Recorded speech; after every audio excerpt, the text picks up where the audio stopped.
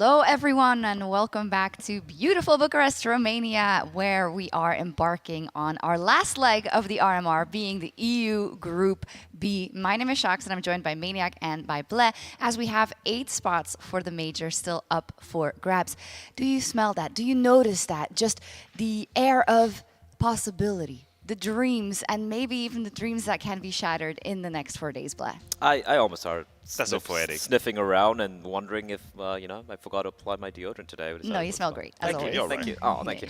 I'm excited. I'm very, very excited. We're talking. Look, it's been fast and furious, these RMRs, right? We had like the NA, we had the Asian, and RMR Group A just done and dusted. We already have so many legends, so many teams already at the major, and now a fresh new bunch of faces, and some old names as well. Why do you need to look at me when you say old I'm older than you I are, take it as a Matthew. personal dig. Is that how we're going to start the I think we're the boomer desk here. You're absolutely correct. It's great to see new teams coming in, new stories. We've had 4 days now where we're looking at Na'Vi, FaZe, but almost made me forget that we also have excellent teams in this event at this RMRB, and it's going to be as feast as the first time. And what we learned is that you can't actually afford to drop your guard when it comes to this RMR, because you might not make it, even if you're a favorite. If you want to make it to the major, you can get the tickets for the wonderful event in Antwerp, Belgium. There's the QR code. Of course, you can also find it online if it's not on screen long enough and you're grabbing your phone. I figured it was kind of fast, actually, sometimes. But I'll keep talking so it stays up. So now, hopefully, you've already taken a picture. We'd love to see you in Antwerp. But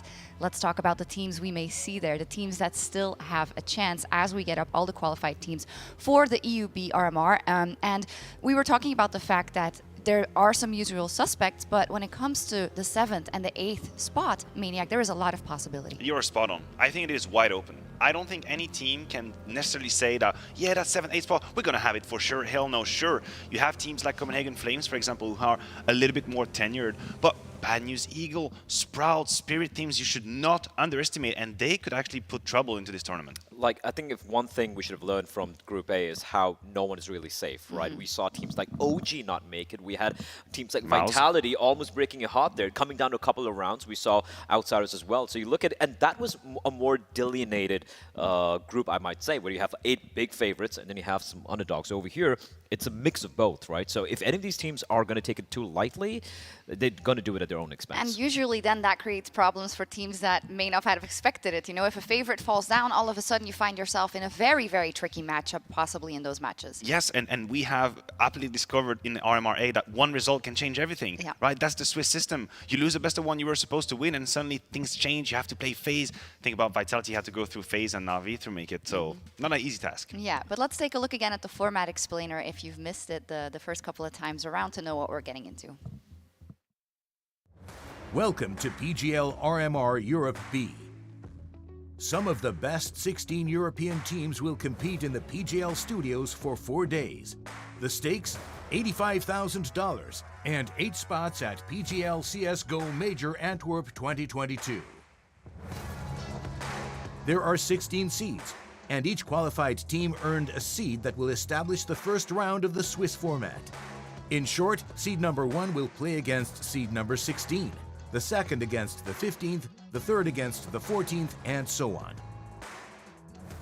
There are 3 essential rules to consider when establishing the mid-stage opponents. First, the current win-loss record in the stage. Second, the difficulty score in the current stage. Third, the initial seeding of the current stage. All elimination and advancement matches will be played in a best-of-3 format. All other games will be played in a best-of-1 format. The teams are not to play the same opponent twice in the same stage if possible. The top 8 teams will qualify for the major. The first 3 places will become legends.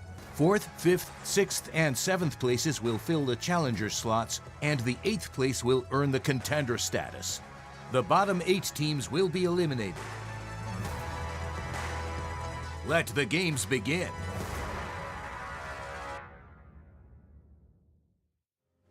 Let the games begin indeed, and let's get the schedule also up, because this is the first day, as you remember from the previous iterations of the RMR. It means that we're going to see a hell of a lot of best of ones today. On the A stream there will be 4 subsequently, as well as on the B stream, and it just kind of shows how it's all going fast and hard on this first day, right? Yeah, you're correct. I mean, the thing about the Swiss system is that the first day can either put you in a horrible position, or you can be 2-0 very comfortably and have 3 chances to qualify. But you can also be 0-2. Call an upset. Where's the upset? Oh, wow, okay.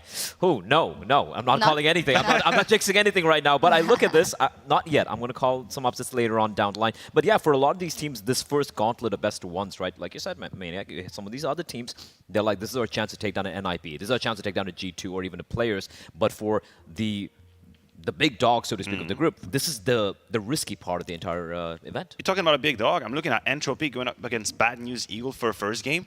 Talk about a sticky situation to start your tournament. A team we don't have a lot of information about, pro FPL players, a lot of skill, very aggressive in how they approach Counter-Strike, and you are trying to figure out how they will eat you. But that's not an easy game. That's really not an easy game. No, it's one of our personal favorites, right? I know, Coming of course. into this RMR, we'll see if they can do any damage. But as this is the start for the run up to the major, and we'll be following the stories of these teams for a couple of weeks, right, culminating in the final. I think we should set the guidelines a little bit in terms of the big hitters. I want to start with NIP. They'll be up in their first match, second game of the day on A-Stream, versus Endpoint. And for NIP, it's all about, I guess, the promise, right, the 3 big signings that they made coming in, but they haven't been able to field the lineup of their dreams yet. This is the first time we're going to be seeing this lineup, right? We obviously had all the drama with Broland leaving Fnatic in a pretty sticky situation of their own. Coming in, you're excited about this team. The thing is, though, we saw them playing Pro League. They had a very deep run, but that was a dead team walking. They had Fozy there as an AWP, and they said we spent most of the time playing with this guy you see on our screen, Broland. Is it going to come to fruition? Because I don't know. You still have no primary opera. Is it going to go back to S-Attack? So many question marks for NIP. Right there. That's the structural issue that we face with NIP right now. Sure, I'm excited to see Broland. I always thought he was a very promising player. He delivered in Fnatic, even though they were going through hard times. I am excited to see this man. But there is a structural issue. Who is going to op? S-Attack can do it, sure. He's a little bit versatile. He's done it in the past on secondary position. But exactly, I mean... He's not even a Fozy, I might That's say. the thing. Who is going to do that job? It's going to be very fascinating to see how they solve that problem. It will indeed, and I think that also brings us to kind of Rez as the talking point, because he does pick it up sometimes, but it's not like he's a dedicated opera there. And I feel like I have a lot of questions about how he is going to be able to elevate this lineup now that the pieces are falling together a bit more, because sometimes he can be a bit inconsistent. Is that fair to say? Yes, it is. And we called him out on multiple events, on multiple occasions, because the highs are so high that we kind of demanded, we expected, we requested. And I think he failed to deliver a few times, but 2022 has actually been much better. Pro League, he reached that status where he was actually carrying games, and I'm just hoping for consistency. That's the key word for It's been one Rez. event, Matthew. It's been a long event. It was like a 5 weeks event. Fine. But they only played 1 week, he didn't right? play 5 weeks. But Like, that's the thing. That's the thing with Rez, right? He was spectacular in Pro League, but you look at the track record he has, this is a guy who used to peak years ago. We had to talk about 2018 and say, like, yeah, that's when he was really, really good. Yeah. It's been forever, right? It's been forever. And now he delivers in Pro League. The question is, I'm still not a believer. I feel like it could have just been him having a throwback event. But if he does deliver, suddenly NIP looks scary. Looks scary. When are we going to see Deva? Now that's the $1 million know. question. Who's Deva?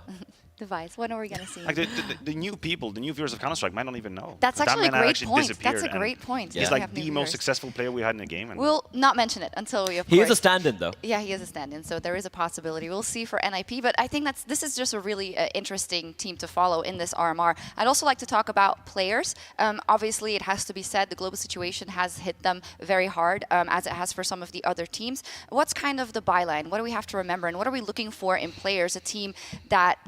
we know they can perform on LAN now, but how good can they do in those most important matches at the biggest stages is kind of what I'm looking at. Based on what we have seen, I have very little doubt about players making it to the major. I think they are a team that definitely have a mental ceiling, and I think FaZe is the team that comes to mind. They've been kicking them out of tournaments time and time again.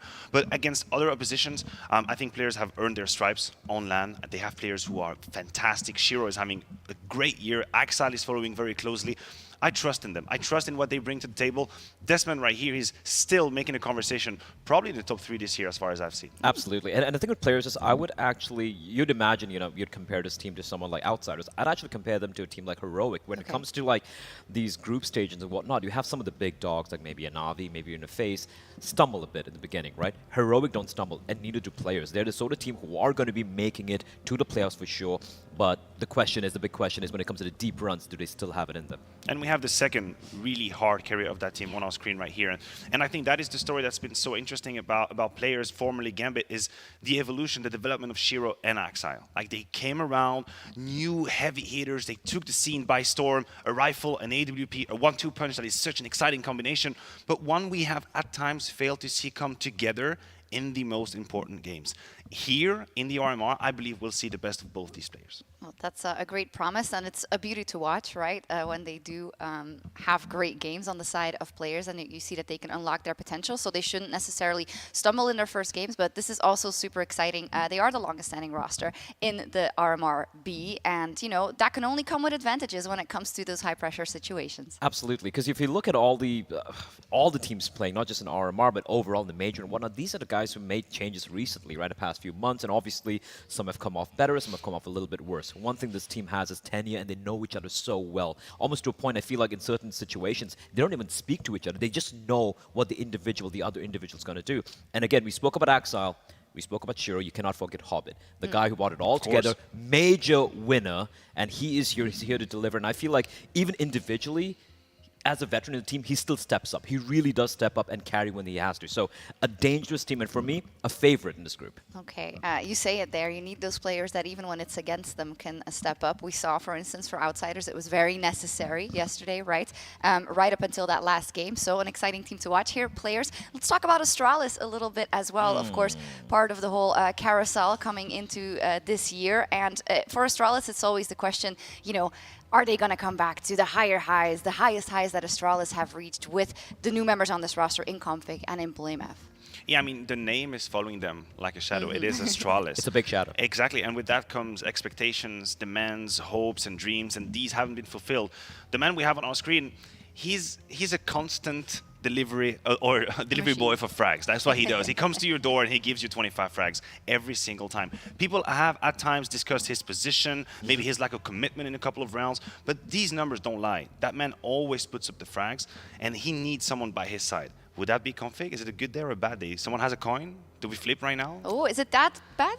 As far as I'm concerned, I'm sorry. Coin flippy, Blair? I'm actually going to disagree a little bit here, because I felt like Config, when even during the Juggernauts tournament Complexity, he was consistently delivering. And then he comes into this event, and then you have like both BlameF and Config. I agree with you, they have been very coin flippy, but recently, ever since they got in Farlig as the primary opera, I feel like Glaive has kind of unlocked that consistency, so to speak. They had a pretty deep run considering his first event with Farlig. This is still a far cry from the Astralis of old, however. I mean, if you look at Config and you look the first event they played together with that lineup, that was in Copenhagen, I remember, in the arena, that was absolutely massive. He was a beast. Yeah. After that, completely disappeared. Yeah. So I agree with you that Pro League was fine, but I feel like we still need that sample size to be bigger and bigger and bigger until I'm ready to say, yeah, okay, now he's a consistent stream of frag. Perfect. On the bright side, I'm so happy they're done with the entire 10-player rotating BS. It seems like they're like, we have these 5 players right now. This is going to be what you're going to be working with, and I'm glad they took some of these hard-hitting decisions like immediately. There's no wishy-washy, Glaive's gonna op and all that BS. Yeah. This is a team who look like they finally figured out what they want to do. And the question is going to be, can they be more than the sum of their parts, I guess? And Glaive comes in there as well. I think it's super exciting also just to follow kind of, you know, this new challenge. You know, how is he going to prove himself again as an IGL with now a difficult puzzle again to solve? I think the whole battle of the IGLs coming into this major is super interesting. We'll talk about Astralis, of course, plenty, if they don't get knocked out, of course. Hopefully not. Hopefully not. We'll see. And I want to touch on ENCE as well. Of course, most recently making the finals of the ESL Pro League. Of course, ran into a strong phase. But where do we land on that team right now, Mathieu? Pivotal moment for ENCE. Pivotal moment. Any team that surprised people, that have a dream run the way they had at Pro League, have their eyes on them for the next tournament. And this is my favorite moment. It's my favorite moment to see what a team is made of. Because the mantle of underdog, maybe unprepared opponents, that won't fly anymore. People will look at you, they will analyze you, and I'm waiting to see their reaction. I've loved this development of ENCE, because when this roster came together last year, I just looked at pieces, I'm like, this doesn't make any sense, right? Because again, you got, no pun intended. No pun intended. But jokes aside, Snappy's impressed me. He has this bunch of youngsters. Then they got Dia in a little bit more they got Madden in as more of an experienced voice in his team. And that's been great. And that's been great. And this kid, this guy, Spinks, I'm just watching him perform online, perform in events. I'm like, at one point it's going to taper off a little bit. No, he has had an astronomical rise individually, and it's synced perfectly with the rise of ENCE. It looks like this team has finally grown up.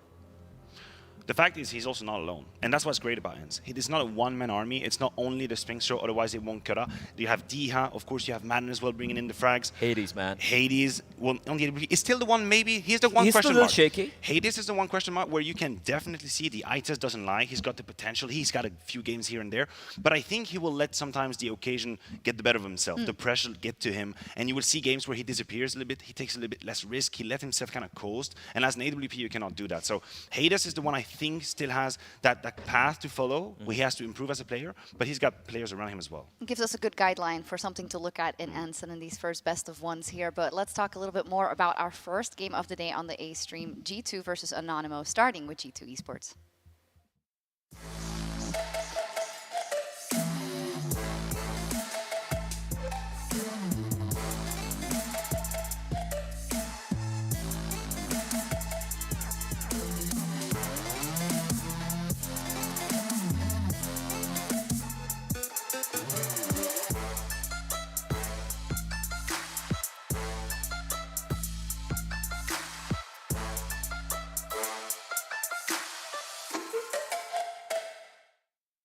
Videos are so fun. Like, they're doing little dances and look very happy. They look a tad more stressed here, and I think that is apt. Never underestimate any of the opponents in the RMR. But let's talk about G2 Esports. One word for 2022 for them: ambition, right? Also with Munzi, who had a fantastic debut on the biggest stages, I think in Katowice, right? Until it stopped working for G2 a little bit. But all of that are very promising factors for this team. His presence, Monacy's presence on the biggest stage was something that caught me completely off guard. Because we built him up so much. Like, he was so promising as a player, and everyone was talking about his skill. He shows up in Katowice, in Spodek. That's a big crowd, and he does exactly what we expected him to do. The 1v3 he pulled off, and when I say the 1v3 he pulled off against Na'Vi, everyone remembers this. Imagine, you're 16 years old and playing your first event That's ever. crazy. First game ever in front of that massive crowd, everyone's roaring, and you're in a 1v3 versus Simple, versus Electronic, and versus Bit, and he doesn't miss a beat. This guy was born for the game. Absolutely. I love that you say that. I think Nico also commented on it as well, right? Lives and breathes Counter-Strike all the time. That does bring us to that other star on that lineup, and it's quite interesting that Munzi is the first person you talk about when you talk about G2, when you think about a player like Nico Black. Absolutely mental, right? You look at his team and you're like, yeah, Monacy is probably the one I want to talk about, obviously because he's so new and young, it's really cool. But Nico, right? Like, this guy, top 3 player on the planet, right? And they made the changes. And as you said, Shocks, ambition is what his team is all about. They get in Monacy, they get in Alexi B, second place in Katowice. Kind of fell apart in Pro League. What are we going to be seeing here today? I know, that's the chip on the shoulder of G2, and I think that's why they have to make a statement here. The whole situation with Alexi B not being able to be here, and Pro League was a little bit complicated. I didn't like that moment, and I would like to forget about it, but that they have to make me forget about it, and they can do it at this event. They have a clean qualification to the major. I'll say, okay, Pro League, by the wayside, and it's all right. This man right here, the best rifle we have in the game, not even close. It is so fascinating to see Nico play. If you're a viewer and you're interested in Counter-Strike, I beg you, analyze how he's playing. See how little mistakes he does, see how clean he is, how pure he is, how he can just completely destructure a situation and always have his cross in the best placement. No one else does it. Maybe Rops has a little bit of a Nico-esque attitude in the game, but he's a one-of-a-kind. He doesn't have to flick, and that's a compliment. You don't flick if your cross is in the right position. Yeah, that's a great point. So when it comes to here, I think this is the kind of roster that, like many of the heavy hitters coming into the RMR, you actually don't want to see them stumble, right? If you think about what lies ahead, being that major, that ambition that they want to fulfill. You're correct. And also remember, not this Pro League season, the one before, they came with a mantle of favorites and they completely fumbled it. 0-5. That was the meme. 0-5 in that group stage. So what it tells me is that at times, if conditions are met, you can have a G2 that actually kind of liquefies and disappears. And this just cannot happen here. As simple as it is, we have a format is unforgiven. You miss this event, you're not at the major. It doesn't matter who you are. And I feel like if you look at Pro League, a lot of the big names actually stumble quite a bit, right? Even FaZe, even though they won the event, they were smacked around the group stage and they scraped their way through. And G2 have to be cognizant of that fact. And yeah, like Matt, you said, you stumble here, it's going to be unforgivable. Can't underestimate anyone, especially not their competitors in this first one. Anonymo.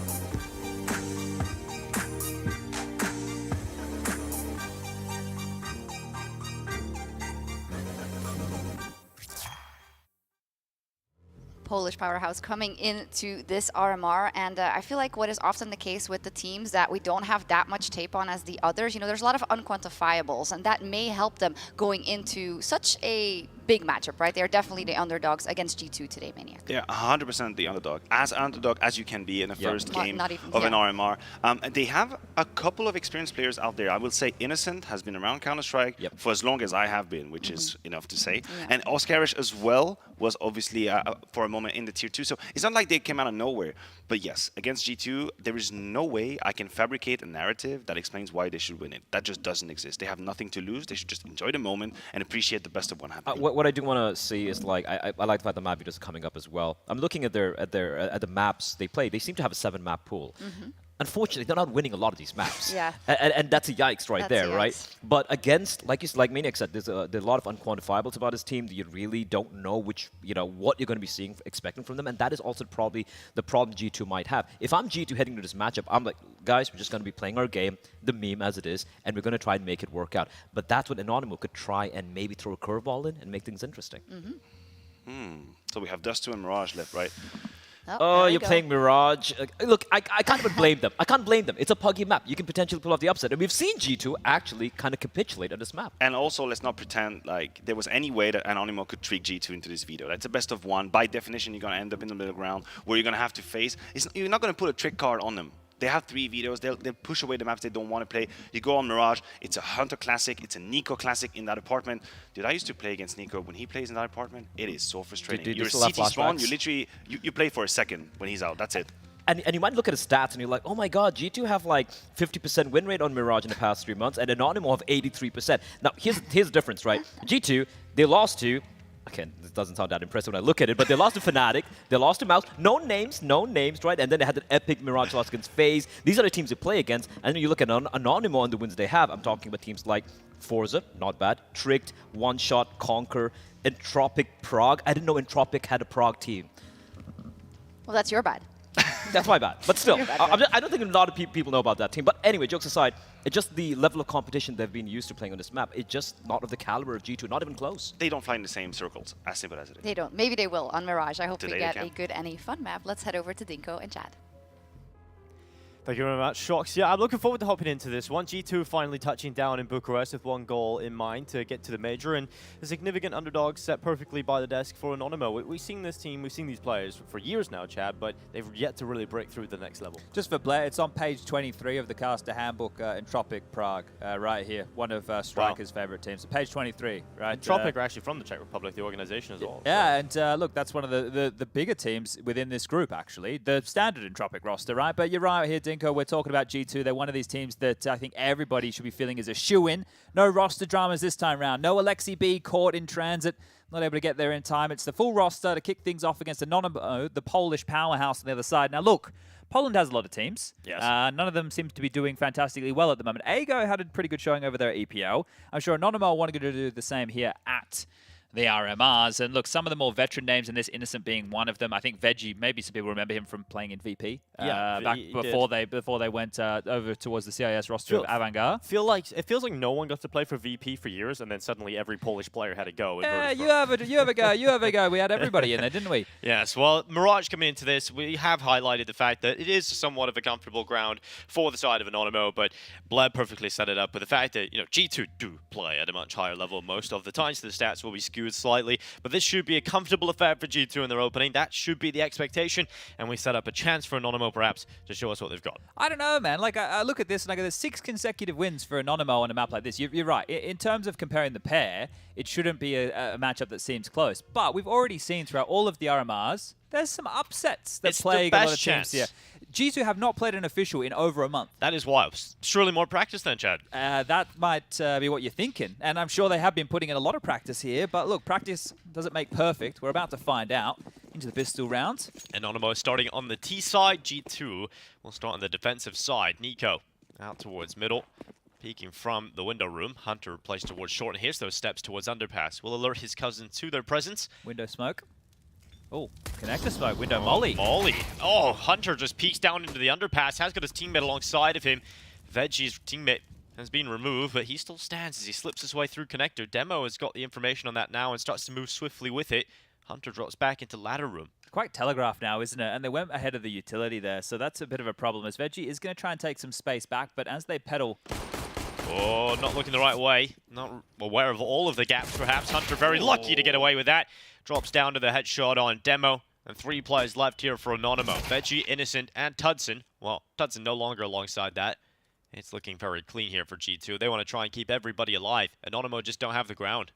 Yeah, 2v5 situation now, and Nico, ooh, not going to land the shot. Veggie will get the better of him, so at least it's a frag on the board right now, but still having to do a lot more. That's a goose at range, and Jax is down too. Maybe a chance now. And is pulling some of the attention away from B. The bomb is trying to use this distraction of Veggie to try and pull away a couple of players. And Veggie! Another one found! It's now Innocent set up with a chance to win the clutch. To pull this pistol back looked unthinkable. But now Innocent, the experienced player here for the Polish side, trying to get them a good start. And the clock immediately takes out Monacy. It's just Hunter looking for his prey. The old Innocent Paul hiding behind the bench. Left to right, can't find him, now has seen him. Positional advantage behind the bench. A little bit of damage taken, but not significant here for Innocent as he begins to dance around the back of the bench. Hunter can't find a shot. Finally, Innocent will close it, and Anonymo, somehow, they pull off the pistol. That's a 2-on-5, right? It was. Absolutely. They were split up, one in the apartments, one in towards jungle, and it was this kill for Veggie that started it all off. It's crazy that they get so much room here, right? We're talking about the territory that they've taken in all of this, and then Innocent, what a shot onto Monacy that one was, and then just dancing around the bench. I thought there's going to be time, it doesn't matter. Alexi B died on towards that B bomb site with the kit, but what a miserable way to kick things off for G2. They had all the advantages in the world, and they just lose out on the fights, and that's where they're meant to be favored in a lot of these scenarios. They're going to force. They're going to get the scout up on Monacy. Bit of a gap in the smoke. He's been gooshed on down to 19. Needs to try and get on out of dodge. And the Deagle in the hands of Nico to find some traction. Alexi B forward here too. Trying to play on the cusp of the smoke. Alexi B holds for the bench. Step up from Demo. He's going to jump spot. Confirms his position. I believe he's seen him now. Certainly will. Demo hops up on the bench. Hunter's in a tough spot here. He has got... Oh! He did have the help of Jax towards the site. Hunter, he might go unchecked here, but he needs to do a lot. He needs to do everything. In fact, 1 denies 2. But now maybe a chance here for Hunter to pull this round off. He looks up. Oh, towards Palace Hunter with the MP9. This is incredible. Out of nowhere, just an explosion. And Hunter wants to go supernova, but won't be able to find the final. So much damage done, though.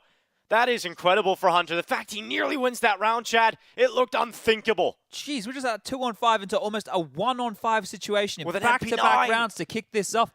He just got 4 kills on the MP9. He could buy an M4. He could buy straight into an M4 here, no dramas whatsoever. Watch this one back. Yeah, 2, okay, it doesn't feel like it's getting out of control. The third comes on through as he just is able to isolate this fight and get away. Huge stuff from Hunter there. What a 1-on-5 that would have been. Oh, that is just unreasonable that Hunter brings it that close. Quick play here for Anonymo down into middle.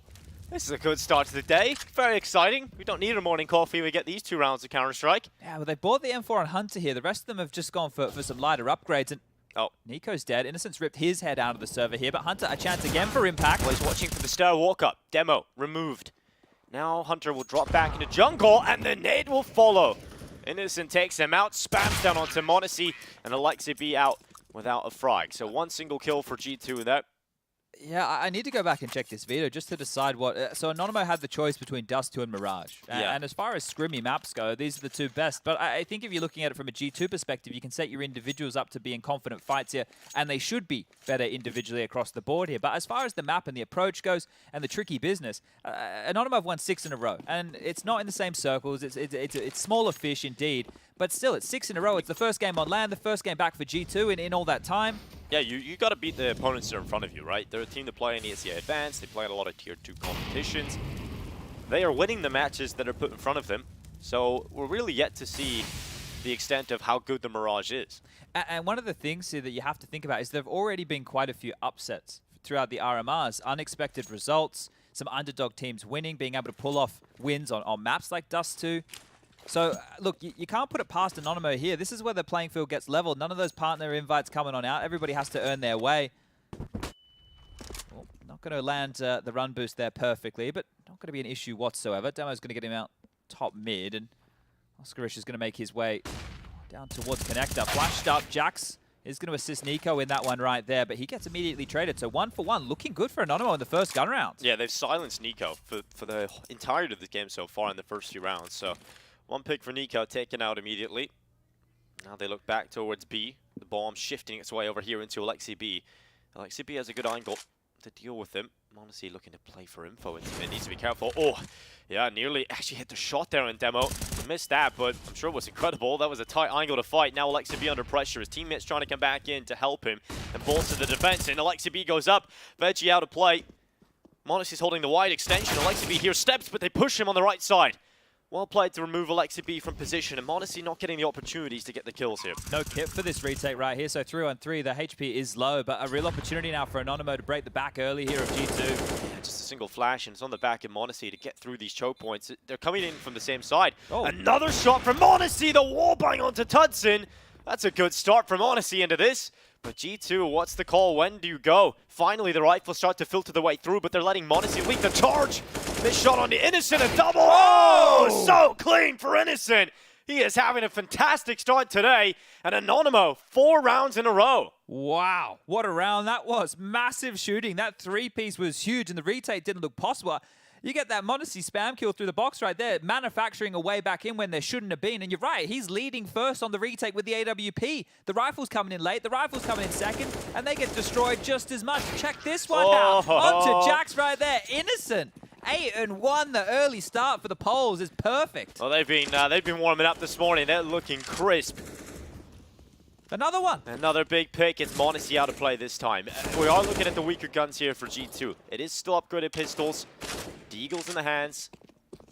But Anonymo should have the advantage with the weapons they brought to the table. What a start this is. You couldn't perfect, ask for right? a better start. If they convert this round right here, they're going to be 5 to the good. This is the T half of Mirage right now. I mean, the fact that the way that they've won the rounds yeah, as well. That's the thing.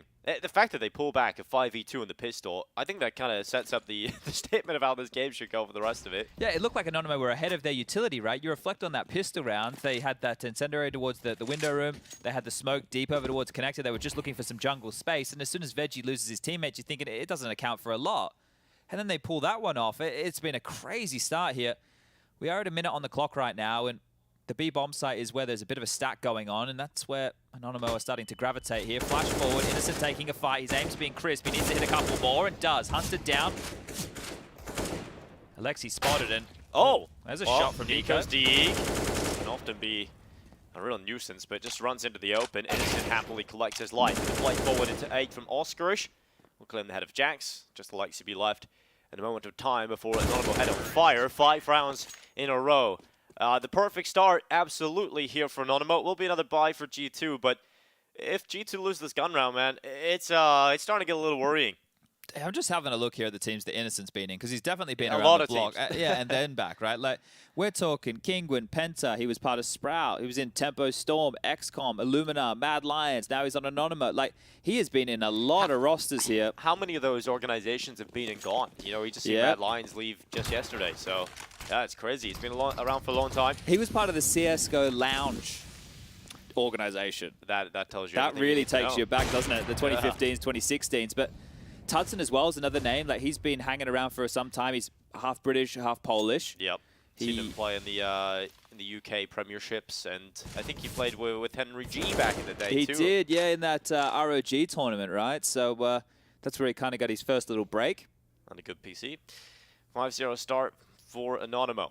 And we now look to G2's bye. They have to get off to a round win here. There's no question about it. They dropped this. I'm starting to feel pretty worried for G2. Jax yet to get a touch of the kills. 0-5 at the moment.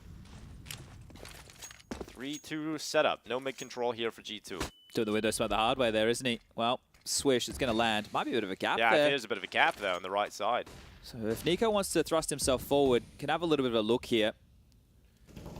But they're still just posturing. 50 seconds left on the clock, starting to regather and retool now. Back over towards A. They're going to relinquish middle. 3 players dipping back through spawn. Tudson leading the charge with that AWP, but the forward man right now is Innocent, and he's just been breaking into these sites time and time again. A good flash for Monesi, and he will be pushed off this line, and it's all onto Jax. Yeah, Jax playing in front of the smokes. Maybe no smokes, maybe just contact Yeah, here. it's going to be an explosion on towards Monesi. Flash is going over the top, pop and go. Monesi Flashed away. Jack still plays from default, yet to really find him yet, and he swings into the open and goes down without a fight. So not a single kill yet for G2. m0NESY needs to pull that back. Absolutely will on the second time of asking. And m0NESY now holds her palace extension. Commitment of the bomb forward. Not enough time now. You have to immediately start planting. And look at this. The setup for Hunter to continue the spray hasn't denied the plant. And so that will go down. And now Hunter's in a 1 versus 2. He's over the top of Ticket. Looks down into the site and tries to fight between 2 positions. Hunter taking damage down to 22. I don't know how we got into this position for G2, but Hunter goes down, and 6 rounds secured for Anonymo. I thought when the bomb got loose there, Chad, that was the round done, but Anonymo somehow pull it out. It was so committed, right? At stairs, fighting jungle. Bomb gets dropped at 10 seconds. Veggie, the bloody superhero, running through that connector smoke, getting the bomb down. It looked like his backside was sticking out there. I don't know if X-Ray kind of fooled us a little bit in that situation. But the AWPer who was trying to bodyguard dies. The spam through the box, it felt like Hunter could see him, but just wasn't able to land those shots. And this is being blanked right now. A clean start from Anonymo. Sure, these rounds have been highly contested, very exciting, but it's 6-0. There's no response. No response whatsoever. Tudson's up to 10 bloody K. Yeah, and we look at that CT round as well. It was so passive. They were just waiting for Anonymo to come to them. 13 seconds. Smoke lands at 13 seconds. That's wild. And they're taking that fight. Tudson gets 2. Oh my lord. Easy fights right now as well. You're just getting these separate 1v1s. Jack's not getting a single kill. Obviously, doesn't help matters on the initial hold. But Anonymo, 6 in a row. G2 back to pistols. Dzień dobry, Poland. It's looking pretty good for you guys right now. This is fantastic. You couldn't have a better start.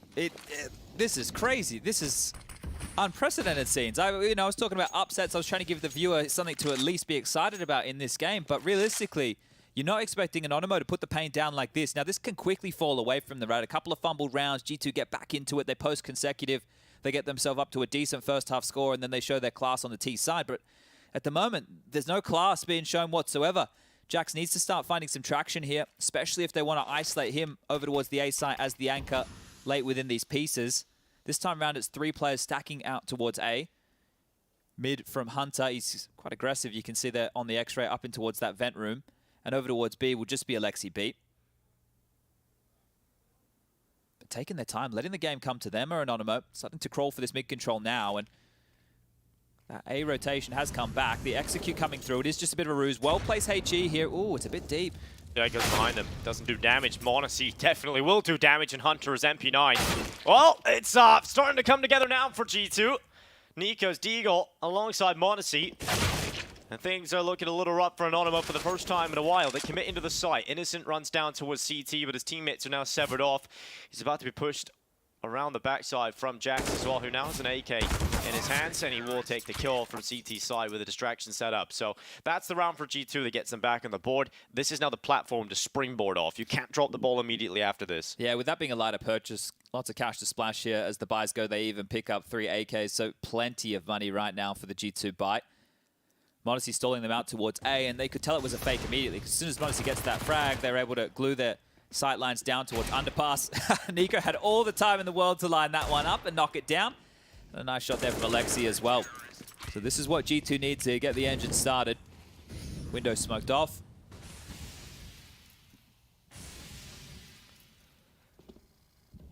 Innocent plays at the edge of the smoke and the ramp. Might try and play with a fade of that.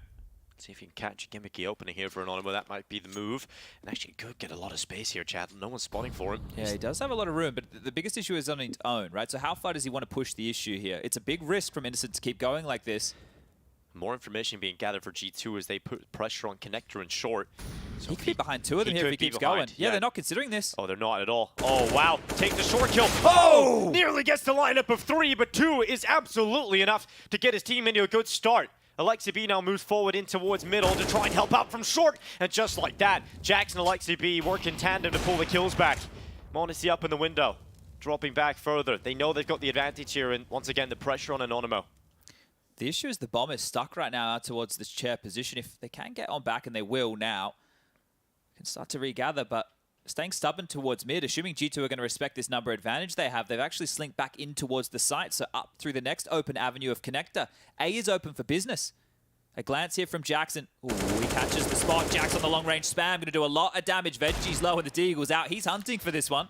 Good discipline from Jax, not peeking into it. Lets the Lexi B take the kill instead. Good communication. G2 finally feel like they're warming up into this. They're more stabilized at the moment. But that little opening there for Innocent, that's something they've got to be aware of now. It was a very heavy CT mid setup, right? You could see they had multiple members over towards shore and connected to clamp down on mid. There was even a one-way smoke dropped in the window, or at least it sounded that way from Monacy to get theirs on the fade, just to get them back that information. But Cash is already strapped. That was 6 consecutive rounds out the gate. Now it's 2 back from G2 and a timeout call from Anonymo. If you're going to win 6 immediate rounds here, you want to grab yourself at least 1 or 2 more within the remainder of this half. You'd hate to go down 9-6. So just want to discuss the finance situation. Multiple members under that 4K mark is only just. It might just be a half buy. They get 2,400 into the next. Can we just look at Innocent's score, Chad, and talk about that? 15-3. It's what a start against G2. We're just going into the start of the 9th round. He's had 15 kills already. I'm sure he'll feel a little bit frustrated about the fact that he does so much in that previous round and they're still unable to win the round. But G2, it gives him a bit of breathing room. And look at the decision here for Anonymo.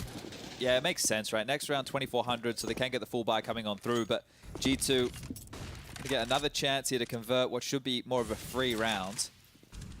Monacy over towards connected with that AWP, and he's just posted up solo mid now. So previously, there was a massive gap found out by Innocent. Now it's just the one man of Monacy to lock this down on his lonesome. First shot found. Handling this, and I think they'll think twice before swinging dry in the future. Maybe a run boost or 2, but even still.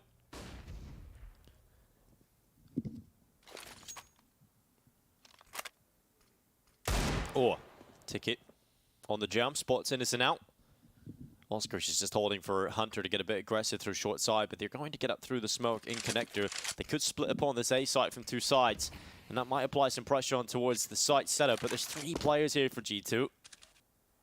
Monacy is a little bit worried about the flank around, so they are aware of their holes and weaknesses, and with the short peek not coming in yet, Nico taking the first kill at ramp, the split potential now weakens, and they can focus and transition to every side, and so the connector play did have a bit of potency, but with the ramp going down, it really was weak. Now Tudson left coming back into ramp, Deagle in hand. If he can find something on the way out the door, that would be good, but it looks unlikely, and it's clean for G2. You can see how much money is now building up for G2. They are looking plump with cash. Yeah, and that's all going to start with that lower buy round that they won, right? It made life a lot easier. They picked up so many AK-47s, and from this point, they're able to keep themselves above water in that department here. But what's the change-up going to be for Anonymo right now? When you consider how they won some of these rounds being close or big impact plays late, it's hard to replicate that type of maneuver. Now, in a best of one, it doesn't really matter, right? We're not looking at long-term patterns, but for the rest of the tournament, you want to see what they can fall back into, what their standard approach towards the map can be. Lexi with some quick hops up and over, calls mid-clear, at least for now, as you can see the util coming in and over, and just standing to deliver. Alexi brave on the fight there. Oh, that nade's going to go in, and thought might get a bit more out of that, but a sprinkle maybe on to Anonymo, but they've got the mid-control, and they're going to go for the boost up into the window. Oops. Oh, Hunter's nade not landing on the other side of the window. Would have done some damage there as well. Right on top of the heads, perhaps, but I think they're just going to leave that player boosted up on the ledge for the meantime. Resmoke window to buy some seconds and maybe make them think there isn't a player up in window, but elsewhere Jax has pulled the first kill. Yeah, well, this is Hunter's turn, and I don't think he's ready for this. Veggie, up close and personal, has been able to make it past that sight line already. Hunter's watching into that light, hoping that he catches a glimpse, but Veggie's already passed, and if Hunter peers back, Veggie should have the advantage here. Hunter might consider it. With that smoke up, there could have been a player that you can see how uncommitted he is to go back in towards window. Has decided now to lean in towards B, but Anonymo want to try and split this A site. They have one player that can cut off rotation setup in jungle now, with the rest going over towards A side. Steps being heard here from Jax. Yeah, now you can see Hunter being drawn back. Oh, Nico taking damage. Here comes the play into Jax's crosshair. The guillotine is rolled out. Jax just gets one, though. Veggie and Tudson pulling a couple of quick kills. Remember, Nico still on default. Not a player that is easy to take out here. With 20 seconds left, Anonymo have to leap to the bomb and then try and deal with Nico, who's still here on the side. He's just peeking out finally. Will go down, but Hunter has now come over to bolster the defense at the final 10-second mark. They need to plunge for the plant. And Monacy he goes in for the headshot immediately, picks it up. The plant will come in for Tudson, but now a big clutch needed. And Monacy with a quick relocation back in towards connector, closes out the round. They were so low, right? That was never going to be their round there. And good play from Monacy to get that one across the line. They're up to 4 once that diffusers come on through. And now starting to level things out at G2. They're back in this game in a big way. Getting the bomb down, at least a positive here for the Poles. It means that they're going to be able to continue forward with a couple of purchases. Yeah, Jax starting to get fired up. Slow start to the game, but Jax is now getting involved with some crucial kills. Yeah, that opener, right? Being able to find opening kills on towards A. If they were just to try and lurk out and pressure him consistently, it might cause some issues. A second timeout called here on the side of things for Anonymo to have a bit of a discussion of how they want to approach this one. We also have the B stream going on at the moment if you want to check out Entropic versus Bad News Eagles. That's over there at PGL_CSGO. Or if you want to search it on YouTube, just search PGL. You can watch it in 4K. They're playing Dust 2, which is a pretty good map for Entropic. Yeah, good start for them, I'm sure, as well over there. 6-4 now. Anonymo had a perfect start, but G2 starting to claw that back, and you can see the score on the top of the board. You can see how the round are distributed. You can see a huge streak of T rounds into now G2 streak. Anonymo look to try and break that. They brought Tech9s and Deagles, and Monacy's looking to peek into them, but Innocent, takes damage, but the headshot is good on Monacy, and now an AWP. Okay. A little bit of a risky round to pull that out, and has given a chance here to Anonymo. Might change the tact as well that they have this AWP, right? You could see all the util bought in for a set piece. That's just being told by the positions on the radar right here and what's being lined up. So they could still follow through with this. Innocent's going to hold on to the big green, low on HP. Setting up the smokes and flashes now, and they rain on over. It's been a rotation for G2 to deal with this. Jax has the help of Nico in sight here. Yeah, Nico playing in front of these smokes. It's going to be a real nuisance for Anonymo to try and deal with. They have to clear him out. They have to be methodical upon this ninja spot. Going to start spamming down, and Nico, instead of waiting for them to come to him, gets a little bit more advanced in his position and has set up a platform for Jax to slip through the smoke and get back in again. Now the smokes fade away. Bomb still yet to go down, and it's loose. It's further towards triple. So Anonymo have a lot of ground they have to run towards to try and get that. And now they have to cross into Hunter, who will come up over the top of the stairway. Decapitation onto Veggie. Tudson meets the same phase as well. And now it's just Innocent cleaned up by Hunter. A nice cleanup on the rotation back to stairs. Okay, well, taking care of business right there. Nico, you can see how worried he can get within that site. He's isolated, so one kill. You feel like he's going to want a little bit more in that situation, but does his job. And Hunter will come on through with the multi to secure the round. Hunter's up to 12 kills. I still can't believe he almost won that 1-on-5 with the MP9. I'm still giddy about that. That would have been absolutely insane. What a way to kick off the day here. Group B, RMRs for Europe, the final RMRs of the cycle. Yeah, it's wild. We've been here for a while, Chad, and just a few more days to go of the RMRs, and we'll have every team locked in for the major. I'll check this out. They're hoping to airstrike Monacy in the window room right there, but nothing's going to land. The AWPer not home. He's actually repositioned right now, keeping the CT setup quite dynamic. He's aggressive towards a ramp, so it was a good idea, but honestly not over towards his usual hidey hole, as they weren't able to get away with the success that they were looking for. Alexi B on the jump spot, open to sound the warning bells if he does spot anything out early. Has Hunter the crossfire here in the site. Well, here they come. Oh, instead of playing for the kill, decides to play for utility upon this position and sets up Alexi B. Now the distractions there, pulled in. Attention drawn towards Alexi B, sets up the rifles for the easy kills, and this is more like it. This is more what we expected to see at the start of the day. Well, look, they had over a month without an official, right? They've just been practicing. Maybe just, you know, getting the cobwebs out. Yeah, look, maybe a bit of spring cleaning required. I mean, the start of the game looked really good for G2. Like, they were a 5v2 position. They should have closed the pistol, and then magic happened for Anonymo to pull that back, and Innocent had a lights-out start of the game. He's had one kill since I pointed out his performance. He was 15-3, now 16-7. And it feels like Anonymo's economy, these gun rounds, I've kind of forgotten what they've done. Every gun round seems to end in a couple of seconds. Mid-play into Nico. Starting to get into that rhythm now, Chad, for G2. You know, G2's expectations, obviously we expect them to make it to the Legend stage, but maybe even a team that make it to the final of the major again. Yeah, it is going to be interesting to see because I feel that there's been a bit more leveling of the playing field in recent times. Yeah. FaZe the #1 team in the world right now. Na'Vi, we can obviously see the stresses. Oh, that's a nice shot from Veggie there. Will be traded out from Jax here, who has definitely pulled up his socks in a big way. Speaking of veggie, did you have your Vegemite breakfast? I did every day, a bit of Vegemite toast. What is Vegemite? What does it taste like, Chad? It's hard to explain the taste. It's just yeast extract, so... Whoa, okay, Modesty having some fun. The knife comes out.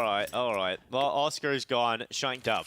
7 rounds now for G2 and an auto sniper. I haven't seen this many auto snipers picked up, Chad. That looked like an accident. He was having a bit of a laugh, and then after he bought it, the hand went to the head right there. So, look, why not? Why Just not? use it. Yeah, it's not a bad gun by any means here. This is quite funny, isn't it? Look at this, getting spammed all through. Honestly, trying to be cheeky.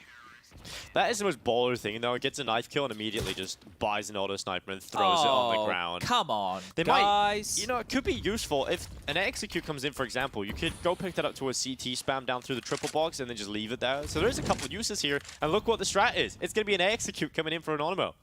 If it comes into play, I'll be impressed. Unfortunately, the miss by not being made the most of here, but out they come.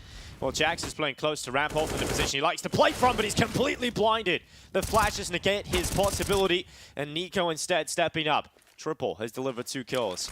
Flash goes over the top for Nico. That allows the reposition back behind the smoke screen at CT, so they'll maintain the advantage here, G2, just about.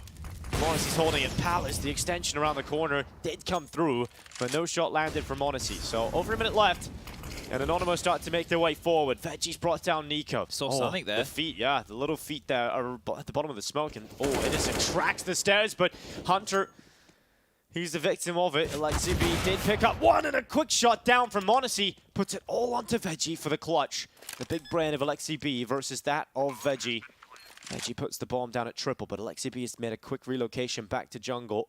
Veggie focuses right now towards CT spawn, but will eventually start to consider jungle. He's got himself in a strong spot here to pick up some info through that gap. And we'll spot Alexi B and bring him down immediately to 28 HP. Flash goes up for Alexi B, trying to cross the stairway. Veggie out of ammo.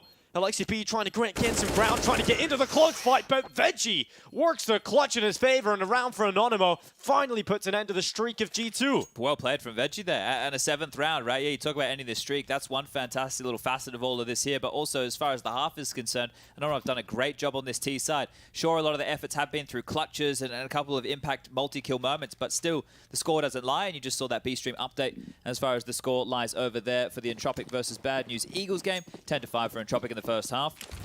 We're almost finishing the first half of play here as well. They play again for Anonymo. Yeah, why not? If it ain't broke.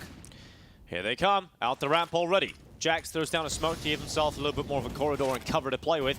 And Nico, a tight angle. Difficult to deal with here for the T side, and Nico gets away with a double. Jax leaps up, finds Tutson in the sight, and down to 2 players almost immediately here for Anonymo. Oh, this one's a shutdown. G2 were ready for the pace that was coming in towards the A side. Oscarish on the Khalil. Whoa, okay. Second kill up towards Ticket. Knows there's a player on the stairway, but he's 2 HP. And Monacy confident swings with the Deagle. Another round picked up for G2 at the way out, but it is important there for Anonymo to get 1 towards the end, Chad. You never want to be in a position where you go 6 rounds up and then don't want any rounds left. You know, it's just impossible to go into that. Yeah, I think that when you look at it, it's a bit of a moral victory if you want to win a single round, right? Because even though you started the game very, very strong and you go into the half getting blanked, you start to feel a bit desperate. The winning ways aren't flowing, but you get that 1 round, it comes through into the clutch, you're a little bit more pumped up and you understand it's a best of 1. So taking a look here at the pistol round for G2, where they're going to have to do some hard, gritty work. It was a good performance in the first half from Nico, 15, and Monacy on 15 there. As you mentioned, confident swing on that final one, and a Hunter up to 13 kills. So this is the workhorses. This is where you expect the frags to come through from G2. But now as we move on towards their T side, going to be some questions about what type of approach they're going to be looking for here off the back of Alexi's calling. Smoke lined up, ready to deploy this one over towards the connected jungle position.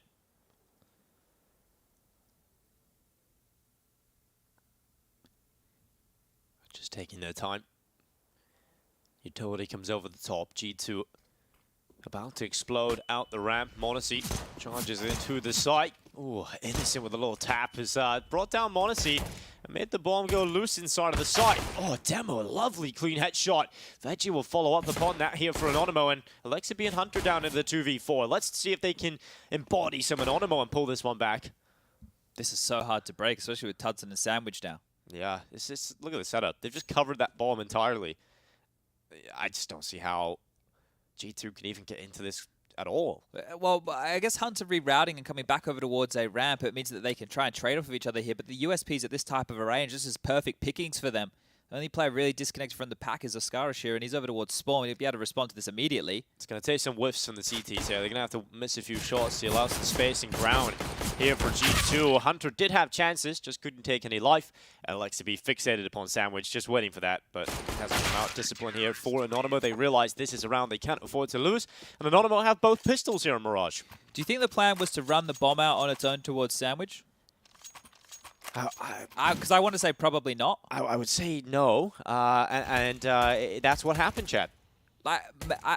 Yeah, I don't know if the hope was to show the bomb on A, maybe get him to tuck in towards Sandwich because he was almost fixated on that exact idea.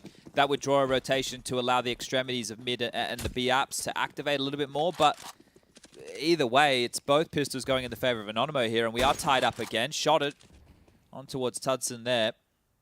Yeah, 30 HP already, softened up. G2 definitely have potency in rounds like this. D-goal for Nico. Oh, a chance, but no shot. Jeez, that just had to land, didn't it? That was a kill. So much pressure, and Tudson, he's definitely under the pump here.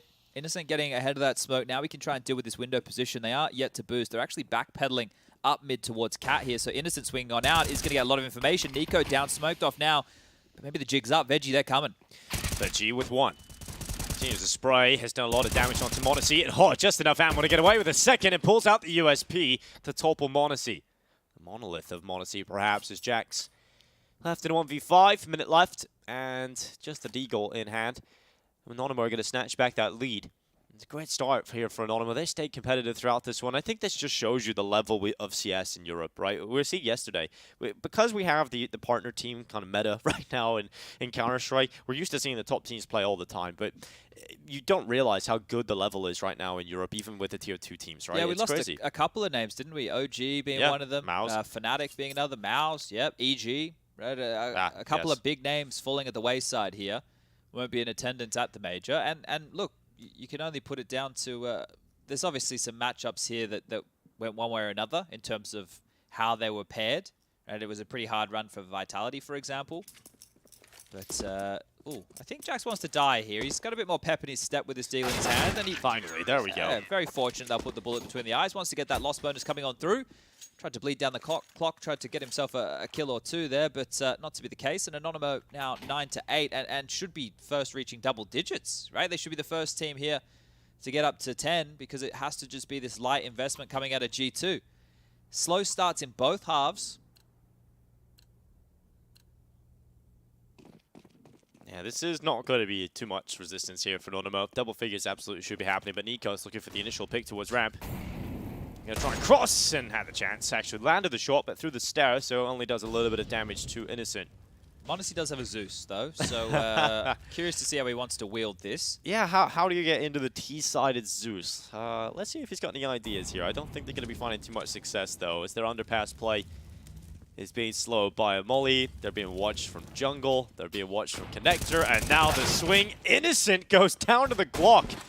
An attempted jump shot down, and the nade will find the kill on towards Jax. Veggie now puts himself in a position from ladder room to try and deal with mid.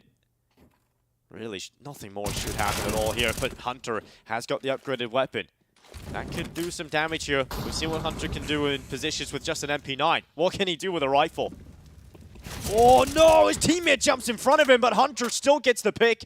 And Chad, it's a 2 versus 2. This is the lowest contributors right now for Anonymo. They've got to make a big round happen. It's the Hunter-Nico combo. We talk time and time again. We've heard Alexi V mention when these two players are in the clutch, the way they can maneuver their way into round wins is impeccable. Oh, they're gambling here as well, over towards the B side. They're giving G2 a lot of chances here, Chad. Yeah, if they just walk up connector over towards this A site, it is open right now.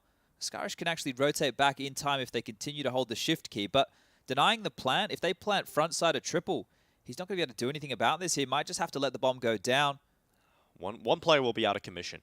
And if it's Hunter on the rifle, that puts the pressure on Nico while this bomb is going down to cover it off. Hunter a little peek towards CT, but we'll commit to the plant on that side of triple. Astralis can't do much about this. Now he has to decide, do I wait on my teammate to come back?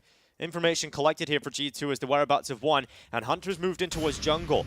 Confirmation that they might double up is certainly going through the head of Hunter right now, and Demo has crossed by. Thought Hunter might want to go on the wrap there, but he's just maintaining position and actually can come around connector. It is planted for this con setup. Nico's there alongside of him. Look towards it. No one on the defuse. Little jump information there for Hunter to try and draw the attention away. Shot is done. Damage landed onto his demo. The kill collected. Now just one. And Hunter closes it out. Oh, that's a nightmare round for Anonymo. But when you let a rifle go into the hands of Hunter, you never know what could happen. That's insane. That is insane. 2 of these massive rounds for G2 have come on these lower buys. Huge impact right there. And that all started off with Innocent just swinging out wide to take that underpass fight. It didn't feel like it was going to amount to a lot, but then you could see Demo and Astralis, they don't have big, they've only got 6 kills apiece right now. The lion's share of the work is being done by Veggie and Innocent, and once both of them get taken out, the positioning that Demo and Astralis both opted to go for there, it didn't give them many options. They knew that they had conceded connected control, they decided to both rotate back and play as a pair, and the problem is the kit was on the player with the M4. So even still, if you wanted the guy on the MP9 to be defusing, you would have had to have dropped the guns across. Just didn't feel like they had their act together. And look, you can't give up these opportunities if you're Anonymo. These are the type you have to be converting. So G2, a massive win for them right there, and a leg up back into this game. If you want to buy your tickets to the PGL Major in Antwerp, you can do so now with the QR code on screen. Use your phone, tablet, anything to get that done. Anonymo, the secret to winning upset games right now, Chad, throughout this competition, everything that you notice, the pattern, is the fact that any underdog team that wins, it's a team effort. Everybody performs. There's no weak link. If there's only 2 players stepping up today for Anonymo, that's not going to be enough long-term to put away G2. Yeah, it's probably not going to be enough of an established base here. Now, there's still time for these individuals to whir into action here on the CT side, but that one looked a little bit ugly, didn't it? Now, oh, well, that's beautiful. That is very nice of a shot there, and he's even able to get away from the stairs position. If they can scoop on up that AK, which they have, now they can actually play out this number advantage situation. Veggie to be mollied, but I don't know how much pressure he's going to be feeling here. Oh, well, a lot of pressure. Actually, he won't feel anything. He's now dead. His nerves no longer work, and Alexa B puts net into him very quickly. But now it's about not giving away another free kill here for Anonymo, right? You still have a 4-on-4. You still have this AK picked up. You kind of want to lull them back towards A. And look where the bomb's down. He's going to get it on the spot here, but needs to keep his head tucked. I don't think Modesty saw him. He does now. The bullets will confirm that. Scar's taking a fight that doesn't really benefit him and has actually given up his position towards Palace. They can clamp down on this now. This should be handled at this juncture of the game. Innocent low. Scarish noted, right? If he played up here and they came back towards A... and he just stayed quiet. Yeah, the thing is, they might have had a good idea that there could have been someone at some point because Nico died up there, right? So they might have still been on high alert regarding that position. Now it's just about saving this AK, I believe. Not a bad idea. G2 don't want to risk throwing anything else away. So likely will be given the mercy to save the AK. I've never seen this 5-7 skin before. It's a real brown combo he's going with here. He's got the brown 5-7 and the rusty knife. He's camouflaged, right? You know, it's hard to see him in the orange maps, yep. Hunter always has a cool skin combo. I think he's got a new one every event, it feels like. You got a pretty cool skin combo, Chad. You were noting some of the skin placebos the other day, feeling a bit slower with the paracord. Yeah, I think like there's certain knives you feel like you move a little bit faster, a bit more slick with.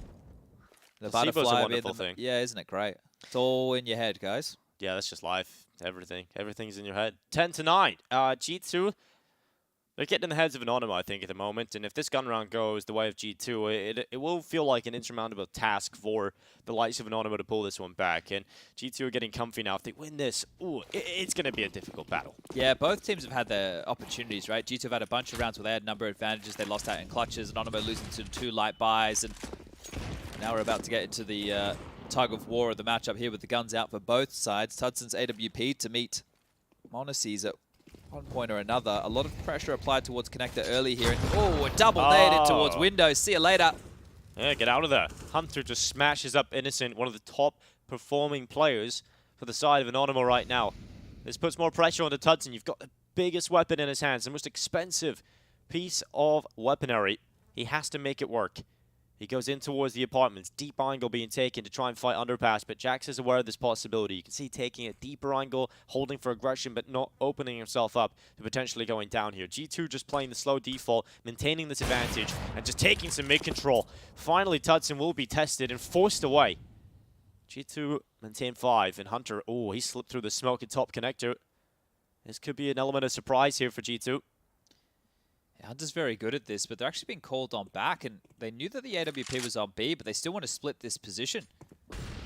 Tudson is going to be rotating back into a bit more of a passive line, and his biggest issue right now might be the split up short. Veggie having to deal with the window crawl.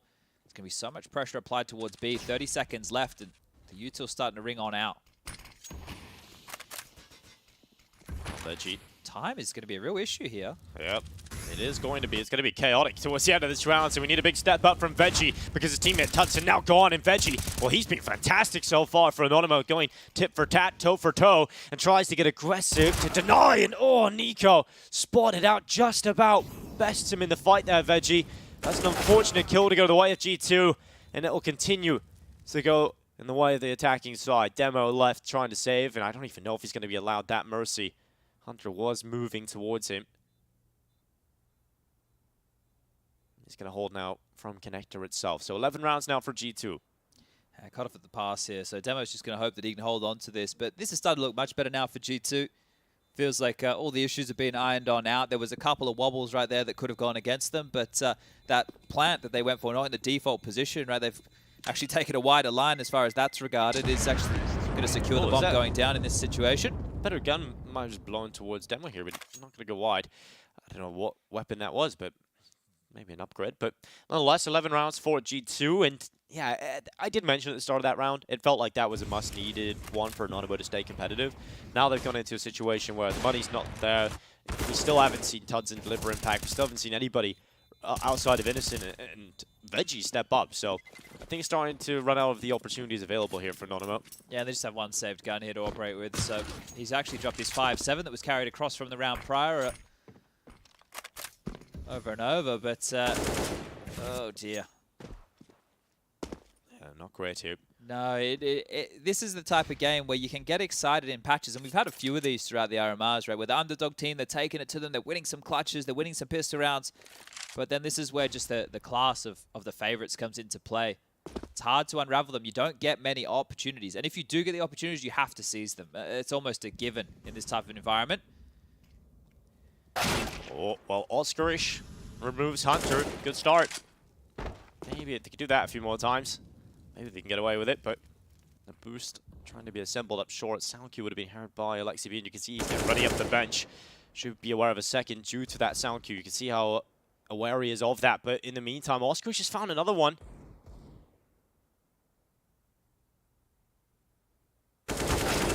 Chopping and changing, and Tudson, oh, he's got aggressive into middle. Alexi caught out, and Howard G2 just down to 2 players against the low buy. This could be the opening back in for Anonymo. Nico now diving out of Palace, starts to get involved in the late round as he moves out with Monacy. 2 deadly weapons still available here for the Samurai. The sharpest katana. Monacy tries to go for the shot, and Nico has to try and fend them off, but he's been pushed from CT in the blind side from Monacy. Oh, nearly down. You never really count him out of those quick positions, but a round for Anonymo picked up on the weaker buy. The pistols, the one saved rifle. Anonymo have 10 rounds off the back of it. They finally get one back, and it's actually impact through the 2 lowest fraggers, or at least they were, right? Oscarish with 2 big deagle kills there. He was only on 6 frags before that round, gets 2 big ones. You catch him back on the replay here. And then Demo doing a good job to mop up the final kills with this silent 7-4. This round, it did fall apart at the seams, didn't it? And I was just as I was talking about seizing opportunities, they make one of their own. So still a chance here from Anonymo and Tudson. He doesn't fire, had a chance, is now going to be flash smoked off, and they're coming quick. Yeah, there's a lot of sting behind, there's a lot of pace behind the mid-take for G2, although Innocent's going to try and play around the smoke at Connector. Doesn't want to go too wide into the fight. Hunter looks up towards short. It will land right on his feet. Follow-up is even deeper. He's down to 28 HP just like that without seeing anybody. It's a frustrating start, I'm sure, for Hunter. We'll now back away into the underpass again, and we now transition our focus to G2's A play. It's getting set up here. Tudson again. Let's see some impact out of this AWP. We have to now. Flash goes up. Tudson plays towards CT. He's behind the ticket box. Not really a position you feel too comfortable about re-peeking into in case Monacy's holding for you on the other side. So you move up. G2 getting a lot of ground here.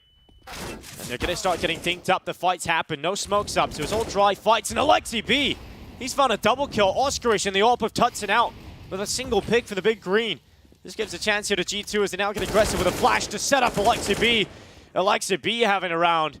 And Modesty helping him out. Demo now alone, and there's no competition on that hold. G2 just scrim them away, and Alexi B is the player with the kills. And Hunter's gone around the world. I was just watching him on the radar the entire time. He takes that nade damage. He's going to jump on down, give his life up. But Hunter there, after all that nade damage, went around over towards B. So even if this one started to get a little bit more out of control, he was going to be there on the flank. But fortunately, Alexi B has a big round. That is some massive impact from him and all of that. And after they do take that flak damage mid, and there's no contact, and as you mentioned, no smokes. It felt like that could have gone really wrong in a lot of different patches there. So hitting some integral headshots to make this one a possibility. Oxygen now being sucked out of the room for Anonymo. You know, they win the lighter buy, and then the guns come out. They have opportunities again, and it does slip through the fingers. 12 to 10 now. 4 more rounds required, and easy as you like. It's not a big celebration over there, as I think they know that there's still a lot of work to do. A timeout has been called. This one is going to be coming out from Anonymo as well. So they've used all 4 timeouts, Anonymo. This might be one of their final looking buy rounds here, unless they're able to profit something. Demo can drop. I think the conversation will be, do they want to give the AWP to Tudson, or do they want to go for a rifle instead? Because he hasn't been having the most of impact here. He only has 8 kills to his name. Veggie and Innocent are now being stalled out as well, just at that 21 and 22 mark. Starting to become a bit more of a team effort over there for G2 as well. So 3 workhorses of Modesty, Nico, and Hunter, all within a couple of frags with each other. But it's Alexi B's impact in that previous that helps them get 12. Look at that comeback from the Bad News Eagles, 14 to 11 right now. Ooh, that is that's looking rough over there from Entropic. Yeah, CT side shutout. They've only given up 1 round on this T side so far from Entropic. So great stuff coming in from the Bad News Eagles. And a lot of people have been talking about them as one of the names to upset, maybe snatch one of these 8 positions. They're not coming into the event as a favorite by any means, but we know that they have that potential. Well, Jax is going to deal with the aggressive play, at least spots it out. Innocent's not stopping. He's still going forward, and his leg spotted. So many G2 players here, and the aggressive maneuver just walks into the stack of players, and G2 collect all of the kills. So that puts them into a 2-man advantage straight away. Might even have to just be the save call. You can see them already tucking tower towards B, but Hunter up in towards the B apartments again. It was the late lurk last time round. He could be the linchpin to hunt down these rifles here, because as they walk on in, they have no bullets coming through smoke, no utility being dropped, no resistance being found whatsoever. G2 can start piecing together that this is already a save call. Hunter's basically condemned them towards the B bomb site with his positioning here. We're a little bit worried about a flank. Maybe there is a mid option available. Just going to peer towards the backlines will be Monacy, but Bomb now has been down for a significant period of time. They should be able to start understanding what is on the other side here, G2. It is it's a rough maneuver to not... In that round specifically, like that could work if it was a slightly different call from G2, right? If they don't have everybody stacked up, maybe you can trade it out, get the ramp control, but the fact that G2 were set up to deal with it, that's got to hurt. 13 rounds for G2.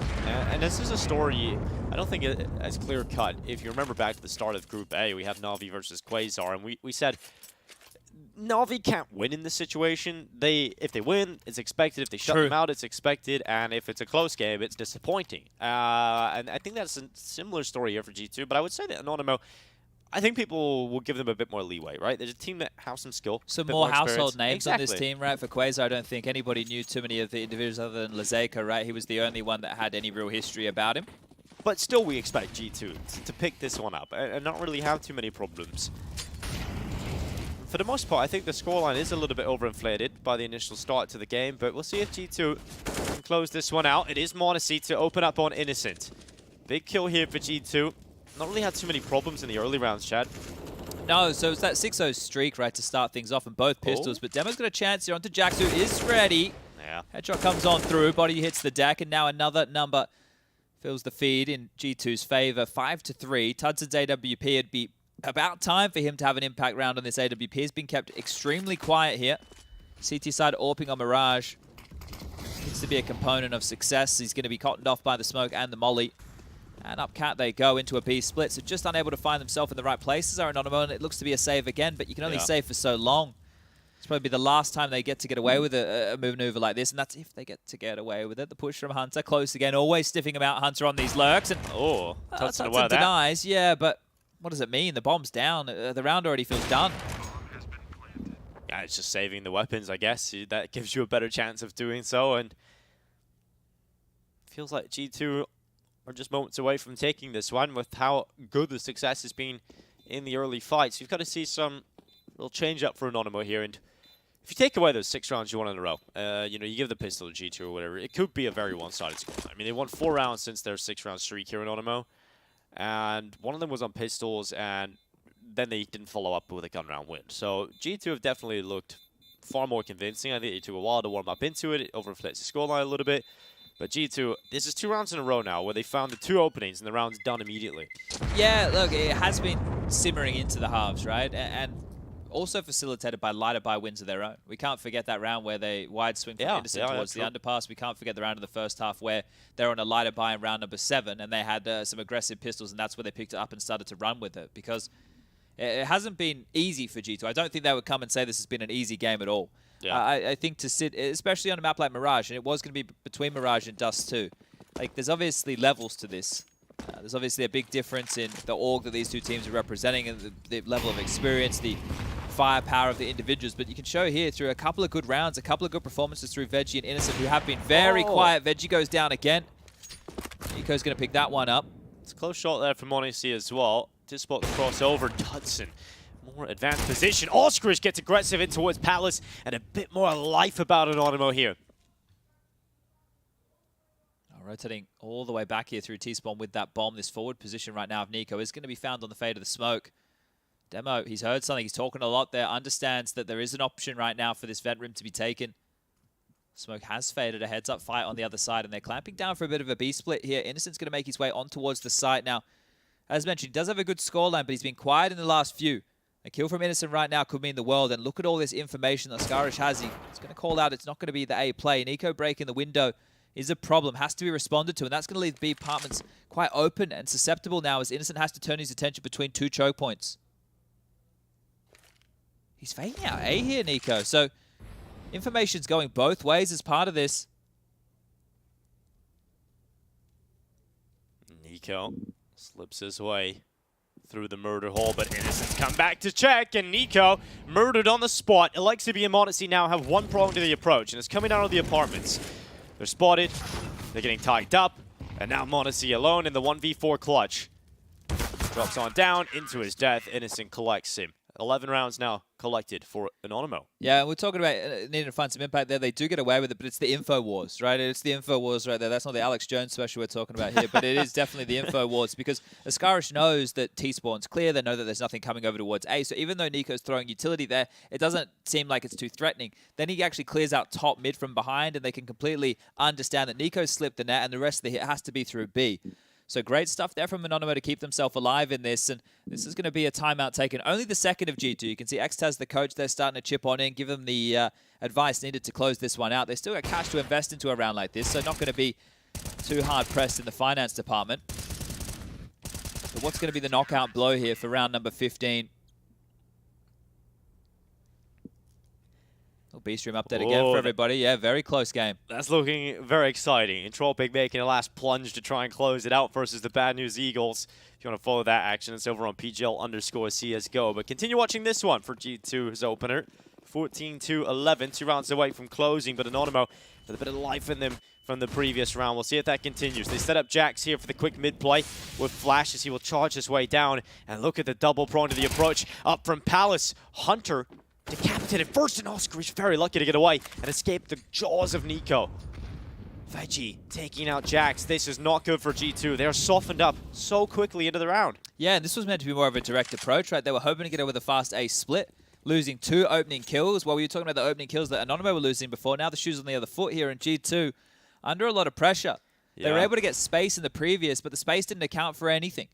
They at least have a heavy lean over towards A, so if they can manipulate these rotations, if Modesty can find a quick flick on this AWP to try and draw at least one back, might be a way back in here for G2. Spotted, flick, not going to land the shot. Molotov through and jumping up to... Oh, I thought jumping up towards window was on the docket here, but that smoke will hold him at bay for now, knowing that other players lie up and towards the window. He's still going up. Oh, he goes with a flash. It's only Modesty that could play like a rifler and try and hop through the window there with a flash, but couldn't come away with a pick. I don't know how the timing worked on that flash either. Saw Veggie in the kill feed, was blinded up, and the bomb will be dropped now. And oh, it's going to be a 1-on-5 situation. And again, Astralis towards T-Spawn. The information gathered. Nico's position soon to be noted as B Halls has actually been pushed as well. So I know where he resides most likely. Well, Nico gone. Money's still there for G2. It's not in a long-term position right now, but you look at Lexi B in that round, and you see when when Hunter dies, when Jax doesn't get up through connector, you just look at his cam. He has a little bit of frustration. You see he's just called it off. Is that the call hasn't worked? And you pointed out the direct call there. Is it hard when you get into those situations? You lose the first 2 players. You're down on 3. You have to just use your individuals, right? Yeah, especially if you're going to expend a lot of utility early for that mid control, and then you can't even retain that mid control. You don't have that territory to work with. It was just honestly jumping around. Bit of a jackrabbit there, looking for what he can. Now, out he is again with the AWP. Couple of different looks here for G2. Flashing Hunter into the underpass. Oh, the flashes have been a little wobbly over the last 2 rounds. Hitting the teammate, not going to pop. Fortunately, won't be punished for that. Yeah, if the player was in underpass, Hunter probably dies that. I swear before in the last round as well, when Astralis got that opening kill on the balcony, he was adjusting his glasses just as they swung around the corner, right? Like, look, it was probably keyboard hand off the mouse so there. Anime mode yeah, on like the glasses. it was very close to him getting caught out of position. So just going to take the pace out of this one, G2. And again, this information play. In terms of frags, he's become more of an issue here on the CT side, but it's the information for Astralis that I think is the key. Definitely the key. Innocent goes for a little bit of a peek into mid. Hasn't seen anything, but there are 3 players positioned around the area. 1 in underpass, 3 towards top mid. 45 seconds left. G2 smoke towards window. Big gap on that right side. Massive gap, in fact, and no look towards connector. No consideration for Innocent, and Monacy just walks into the open, and the kill comes in the favor of Anonymo. 30 seconds left as they try and play in towards the A site. 1 from ramp, 3 from connector, and Tudson's holding with the AWP. If he comes away with 1 here, it's a big player out of contention. Oh, Tudson's gone aggressive. Oh, he's in a tough spot now, but gets the AWP out in time. Removes the Lexi B, but Nico brings him down. Veggie's turn, and again, Oscarish up towards Palos. You can 10 see seconds. G2 are considering it, but they haven't been able to force him out of the spot. And 10 seconds left. The swing out from Innocent, and the bomb will go down, but the round is won. Anonymo claim it. It is now 14-13 as the Polish side are finding their way back in and fighting G2 in the opener of the RMR. Yeah, this T side is looking a bit flat now, isn't it? Unable to get away with any space. And then the util that we've pointed out in multiple rounds has been a bit of an issue. A window smoke missing, a flash towards the underpass, banking off your teammate. The frustration definitely starting to mount over there. That plant was good to at least give G2 a half buy, but as far as a full purchase goes, there's no cash. And it doesn't look like the mood's fantastic over there. We haven't seen G2 celebrating a lot of this.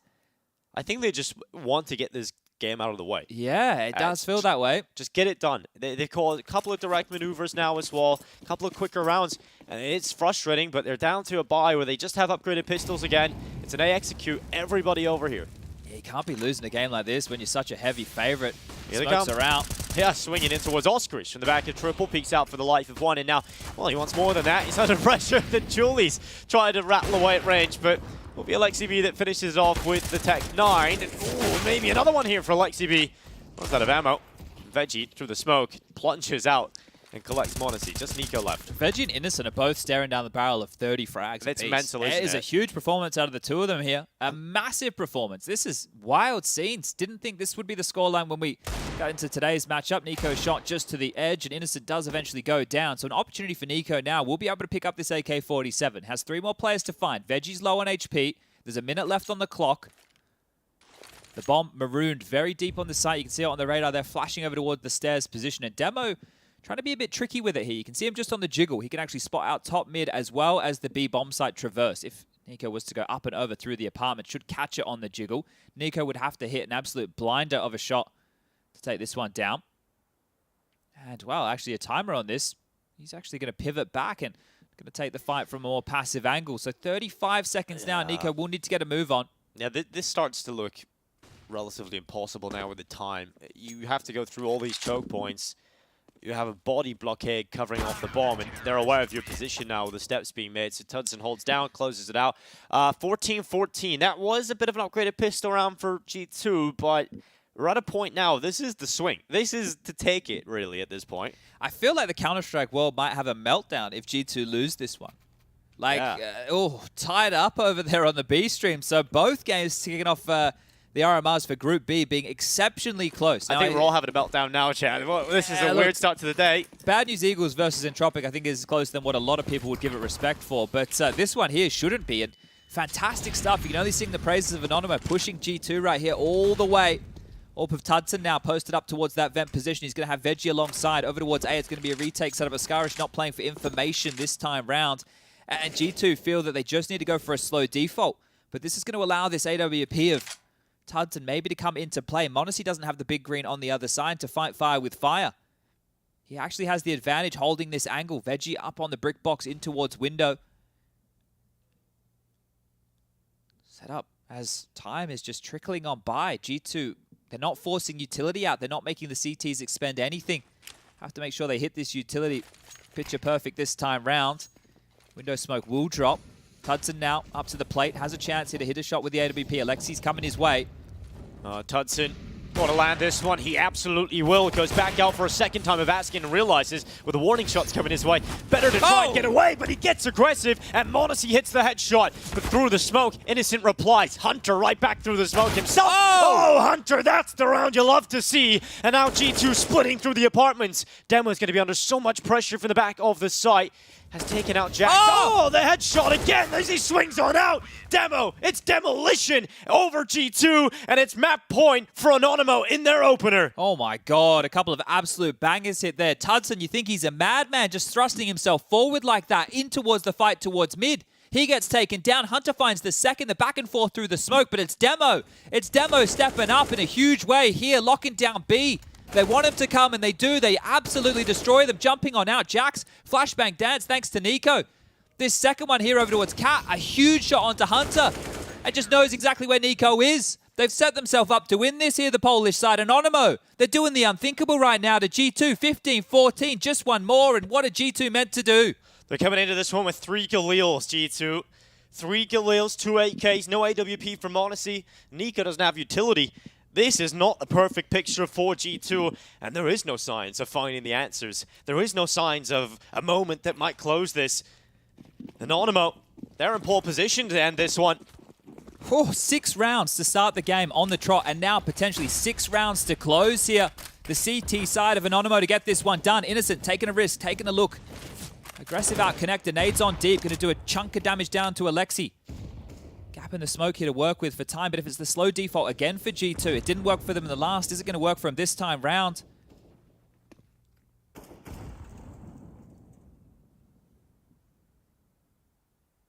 He didn't really believe it was going to happen until we found ourselves at 15-14 in favor of Anonymo here. Yeah. It just felt like this is for G2 to get across the line. Some aggressive flashes over mid. They want to go for the B split again. Here they come to Veggie. Nico has cleared him out. It's looking good here for G2. Nico and m0NESY with the first 2 kills. Demo needs another big round. He's under a lot of pressure. Hunter's cut off the rotation, and of course, it's overtime. G2 will not go down in their opener just yet. They will have to fight the hard way now in Anonymo to try and take out G2. The playing field once again evened out as G2 survived the scare. I think that's exactly what they were looking for in the previous round, wasn't it, G2? But this time they pull it off almost flawlessly.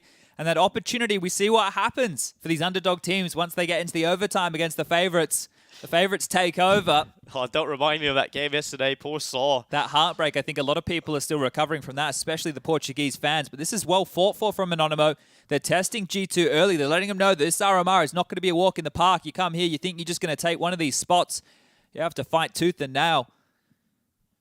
Well, now, m0NESY can get back out his AWP. The full buys are in, but remember, it's 10K.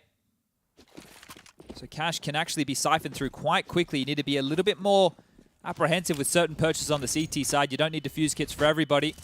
Out mid they go. It looks like I missed window smoke here. It has just dribbled out. Give something for Innocent to work with if he wants to flash and go for a fight. m0NESY creeping up Cat. He's got Alexi with him. Nico's joined the bunch as well. Hunter and Jax over towards the B apartment. So this is looking a bit more direct at the moment over towards mid as far as that's concerned.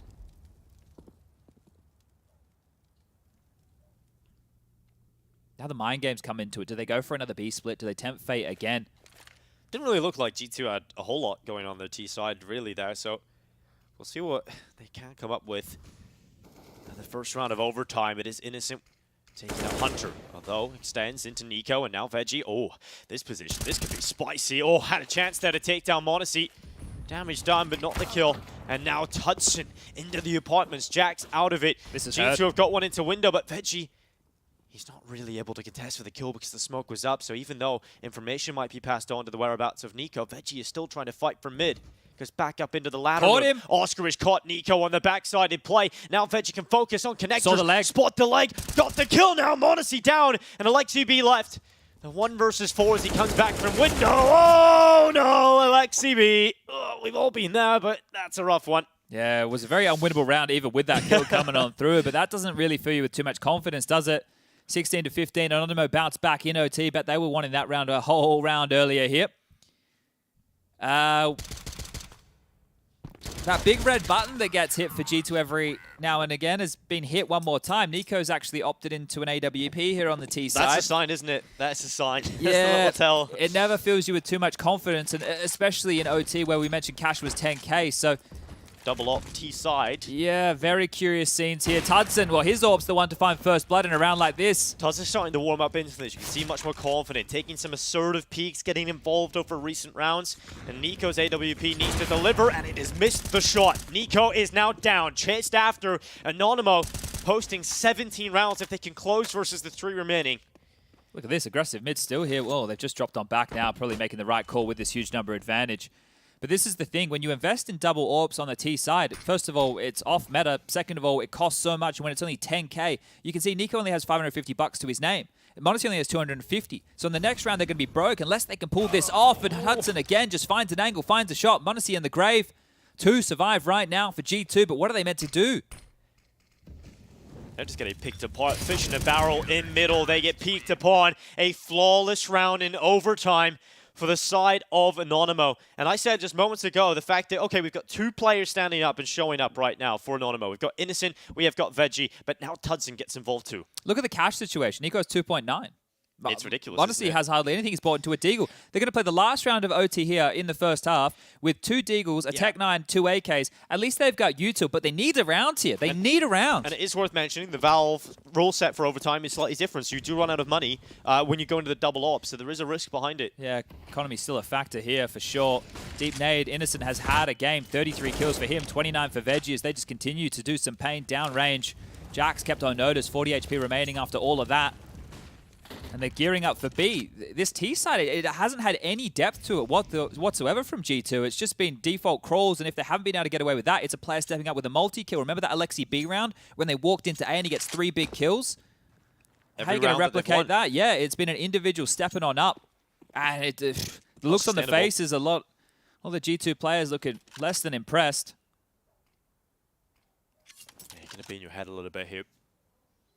Just think of the pressure, the expectations on the shoulders now as well. And to lose your opening best of 1 versus Anonymo doesn't put you in a comfortable position. We have seen some teams have to battle, especially from our first week of European RMR. We've seen some real scary situations. Innocent out towards the window, jumps down and sees some presence in towards the underpass. 40 seconds left.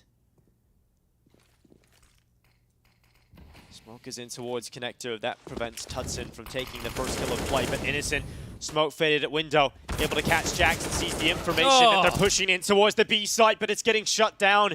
It's just m0NESY and Hunter left, and G2 not competing in these rounds. They haven't got a kill in 2 rounds, and that will continue. 18 to 15, map point yet again for Anonymo. That is absolutely mental scenes. How have they been able to almost blank them?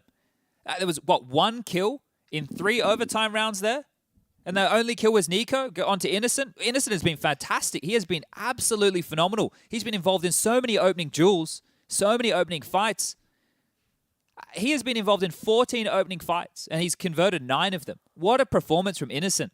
Innocent and Veggie just showing up in buckets and spades right now, and they just need 1 round. 1 little gimmick, 1 little pocket trap. Something that you've been saving for exactly this. Well, reading through the book now, chat, so maybe there's something in there. Everyone trying to get on the same page as they want to close this one out. 18 to 15. A single round needed for Anonymo. They have plenty of chances to close this one versus G2. All picked up from m0NESY. It is the single op setup here for the CT side, and m0NESY Going straight into the underpass. He's going to call this clear, but he's out of position to defend against A. If Anonymo set up for an A execute quite early here, they have 4 players over there. Veggie's on the lurk. They're just going to creep up. They're just going to contact up in towards A right now. Mondese's orb's not here. This could be absolutely perfect. Jump spot from Jax. He missed! Missed shot from Mondese. That could be a massive problem for the rest of this round. Jax is taking damage. Nico playing over towards jungle. Has got Hunter now over to play from Connector and spot towards Palace, but they need to converge in the site. Oh, Alexi B goes for the aggressive maneuver to cut off Veggie. And Anonymo haven't gained too much ground yet. They haven't been able to put the bomb down. They haven't been able to get deep in the site. And they haven't got the kill back yet. They need to get on the site soon. And the flash into Jax, they need the kill here. They absolutely need to find Jax! But Jax somehow, standing strong, gets the double. And this is looking better for G2. Bomb finally goes down for Anonymo. Kills coming in. And now just Oscarish alone. It looks to be a flawless round for G2. Bomb is ticking, but Oscarish in a position where it's impossible to win this. So when he turns back to the headshot on Alexi B, now they just know where he is. And so they should be able to converge and put all the pressure on him. Right time, Jax with the headshot, and G2 will take the round, but there's still plenty of opportunities here for Anonymo, so it has to be more of that from G2. Yeah, and that could have still gone wrong because Jax should have died at ticket there. He should have. He should have gone down, definitely so. It's wobbly at the best for G2 to get across here, and it almost felt like they were allowing Jax to run forward. They knew exactly where the final player was, and Jax was the only one trying to close down space and all this. This double kill from Jax here, I don't know how he gets away with the first. The second, understandable against the AWP, and here on 16 HP, Jax is going to do it all. He's the A defender.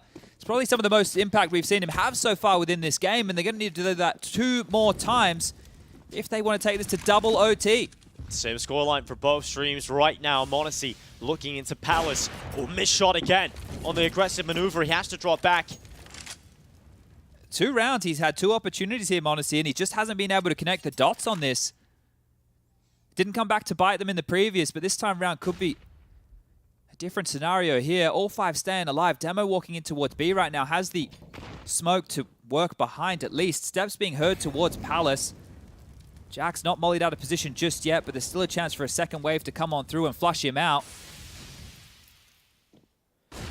Well, they lead off the balcony down in towards Jax. Veggie turns Jax into a vegetable. And now with 1 minute and 4 seconds left, Demo's on the other side of the map. G2 having to play back over towards A, but the bomb is yet to Hunter move out. didn't hear him. And oh, no way. Demo just drops out. Hunter didn't even look. This is starting to become a nightmare for G2. They've got to retake. They're 2 players down, make it 3. This is happening. Anonymo, as long as they can hold on for just a few more moments, they have taken the first win of the RMR over G2. Nico looks up to short, gets into the window. Alexi B pulling one back, but is now taking flat damage from all sides. Nico coming back through jungle. Alexi B desperately trying to get the wallbang to land, but every second that ticks on is a second that makes this round more difficult for G2. Nico comes up the stairway. Alexi B desperately trying to find Oscarish, but they cannot take them down. Anonymo open things up with an upset victory over G2. This is not the start G2 wanted when they touched down in Bucharest this morning. And Anonymo, they've done Poland proud with the opening best of 1. What a way to start the day. What a way to start the day. 6 rounds consecutively to kick off the map. You're thinking, okay, yeah, they're at least showing some face here, but they're able to pick up the win in overtime. The type of rounds that they were winning, the clutches early. Absolutely insane stuff coming out here from the Poles. And what a scalp to take. This is one of the top dogs. This is the top dog within this group. Just being blanked. Just being destroyed here on Mirage. I know it's an OT game, but this is against a team that nobody thought they would have any problems against. Struggling to find answers on the T side, struggling to do a whole lot, Chad, and now this might just mess things up for the whole bracket. Day 1, we knew upsets were a possibility, and we immediately get to see that heading into Group B side of things for Europe. And let's talk about the start for Anonymo. Innocent with massive rounds. The 5v2 pistol. Innocent getting these multi-kills. Massive performances to get them 6 rounds in a row. This was even with Anonymo losing 2 rounds that they probably shouldn't have, right, against these lighter buys. And it's all looking good. G2 start to bring it back. We're expecting the game plan to go the way it should for G2 as they get into it late, but way too late, right? Both of these halves here, just big streaks of rounds from Anonymo to apply so much pressure here.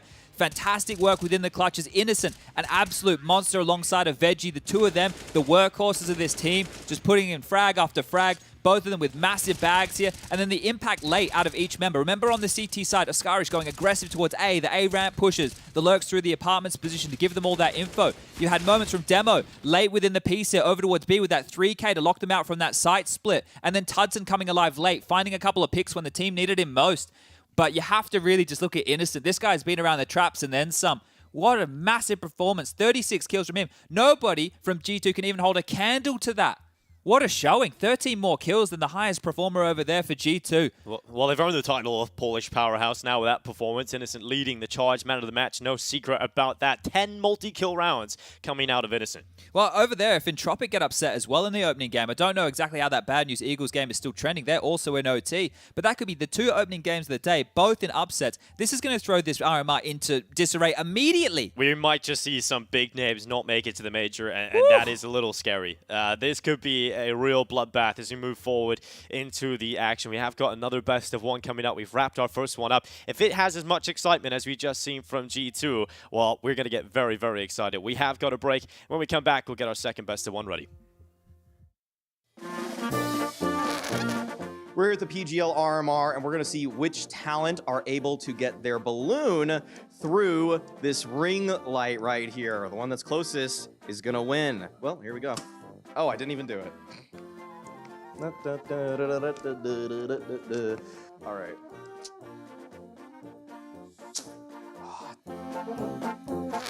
We got Launders up first. He's pumping his up. Oh, pump it up. Pump it up. And then let it go. Let's see if you can get it.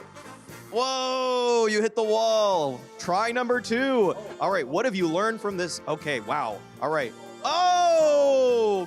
Were you ever a clown? Can't you tell? Okay, Oh, wow, this is really curved. Whoa, oh! Oh! My eye! Oh! Oh! Oh! Oh! Oh! Oh!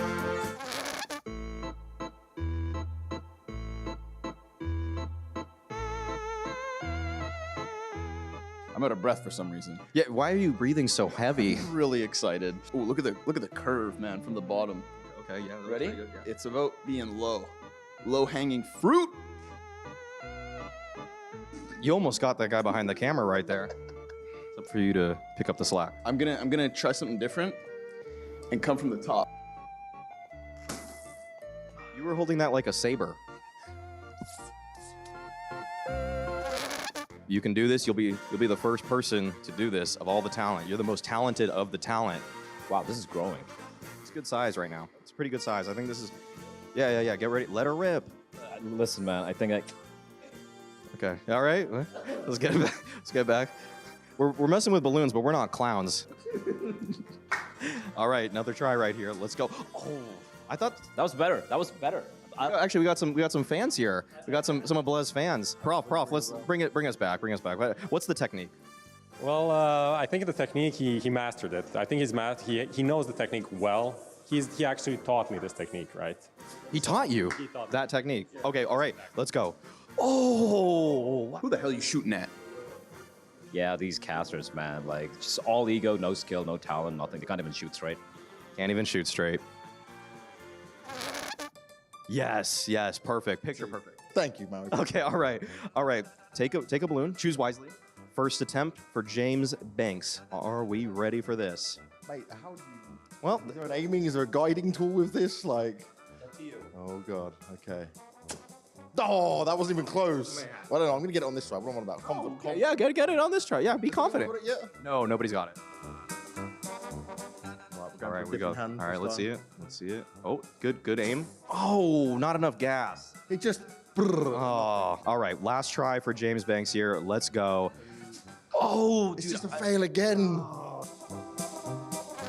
how are you feeling about it, Pim? I think it's going to be pretty easy, man. I'm pretty used to working with balloons. Are you a clown? Some may say.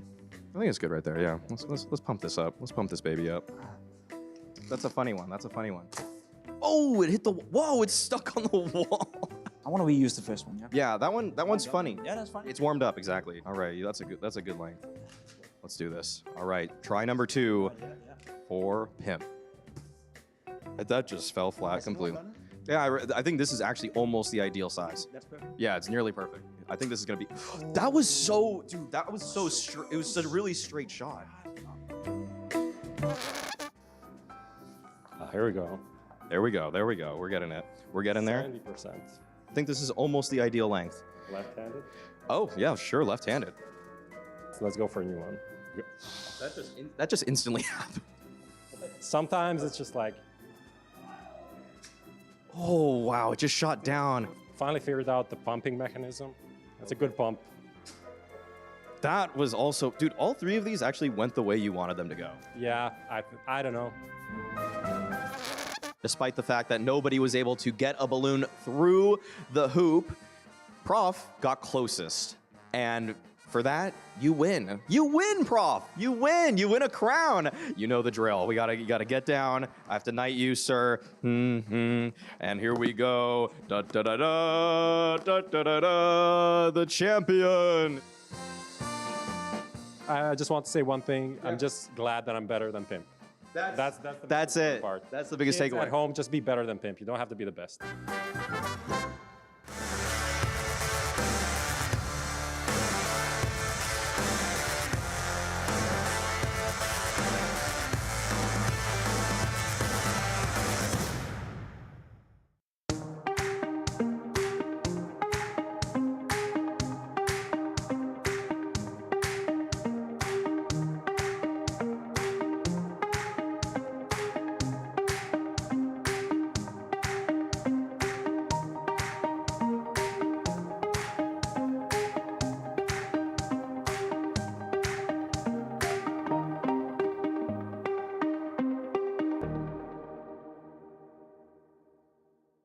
Let's go. Battle is on. Burst RMR views with a double bonus. Get insurance for single and combo bets, both up to €20. Fire up with GGBet. GGBet, this is real.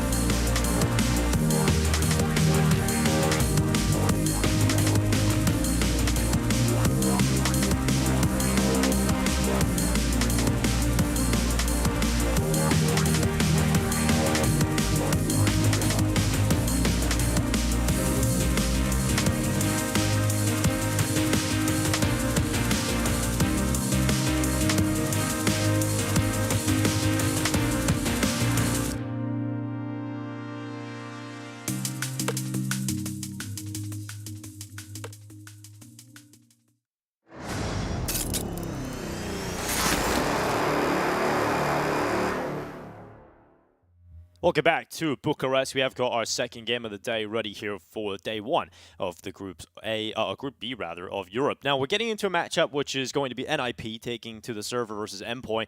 Endpoint's had a different look here and there. I'm interested to see how they're going to perform going up against a roster of NIP, who are now with Brolin. Also with a different look, right? So this will be the debut with NIP with Brolin in the team, at least as far as the official capacity goes. We don't know how they went with the scrimmages. But Endpoint are a curious one, right? I'm interested to see Nertz and Boros. I think the other three we all know a lot about. You know, we've seen them time and time again, that stable core of the team. But it's those two, Boros for me especially. I watched some of the games online from Endpoint. I'm like, okay, yeah, this kid's got something. Now he gets to play on LAN. So I'm curious to see how they're able to fare against NIP, who, as the favorite, I'd be worried right now. I wouldn't want to be the favorites in this tournament at the moment. Yeah, well, the number 7 team has touched down here in Bucharest with one goal in mind, and that is to grab that major spot. Let's bring on NIP.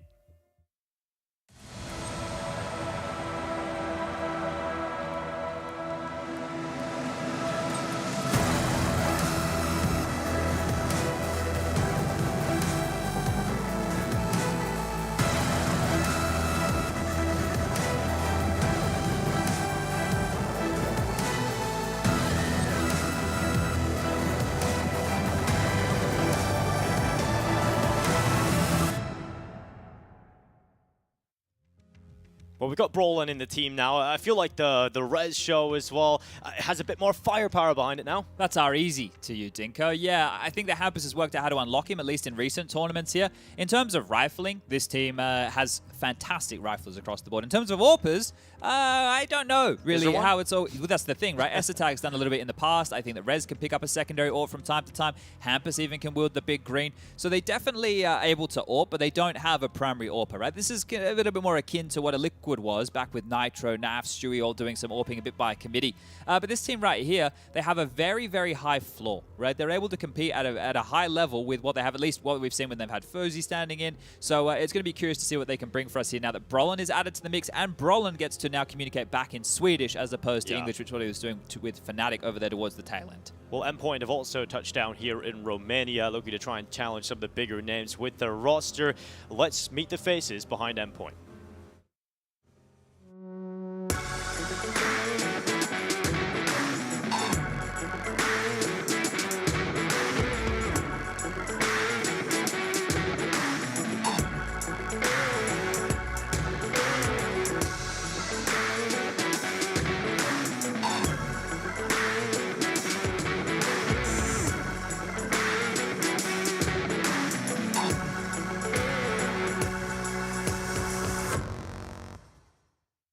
Looks like Mighty Max is eating from Salt Bay's restaurant a little too much, as I think they were trying to indicate there, but I'm looking forward to seeing Endpoint on the server. They got a cool new jersey as well, Chad. It's looking awesome. Mighty Max is the meme lord, right? I love to see his Twitter. So if you want to have a giggle, make sure you follow Max on Twitter here. But taking a look at this team right here, I mentioned that core. You've obviously got Crucial, you got Surreal, and you have Mighty Max, and then player after player tends to get poached from these boys. At the moment, they have Nertz and they have Boros in the team, and as I mentioned, those two names, I'm excited to see how they track things on land. But we do have Alan Hender here, the coach of the team. He's last represented as in the night shift. But we're doing the veto. We're going to take a little bit of a look where this one's going to end. We've got Nuke going out, Overpass removed, Dust 2 gone here, Vertigo as well. Do they want to leave a Mirage in here? That's going to be curious to see what NIP want to take out of the equation. Inferno and Ancient, the final two.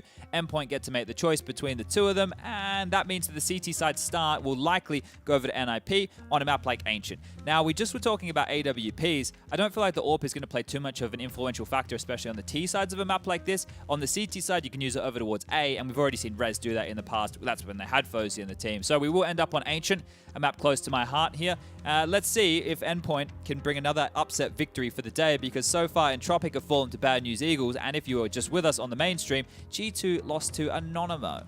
Well, you've brought it to Ancient, and that is the problem I have right now. You know, NIP, very good on Ancient, a team that really made it their home map initially in the pool. So you have a team like Endpoint, they must be feeling pretty confident about what they've prepped against NIP's style of play here in Ancient. Well, that's the thing, right? You mentioned style of play. I'm sure it's going to be similar. You still have DJL and Threat behind the scenes. DJL, the coach here, actively, and Threat there at home doing the more analytical side of this, and then Hampus, the in-game leader. So that brain trust of the team, the trio, is still going to want to approach the game in a similar fashion. But I'm just curious how the roles potentially chop and change now that Brolin is into the team. Are they going to give him a lot of space to activate this kid? He's a very, very good player.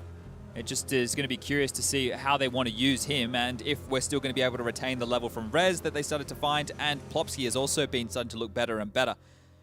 There's a lot of good players in this NIP team, and I'm sure a lot of you at home are asking, where's Device? Well, I don't think you need to ask that question anymore. This is the team they've got right here at the RMRs. This is the team they're hoping to qualify for the major with, and this is the Swedish side kicking off their campaign throughout Group B.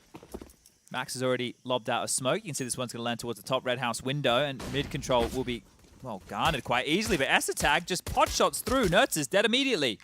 Yeah, good start for Esatag. Nertz out of the round, and they continue to try and barrel their way through Cave and apply some pressure onto the wedding eyes of Brawlin. He's got his teammate over here, and damage is being done onto Plopsky. It's quick here for Endpoint, but Brawlin hasn't gone unchecked. He's still standing in the same position. They're not turning around, but the shots, they're missing every single opportunity. Now they clock in where he's playing from, and Mighty Max has got a triple.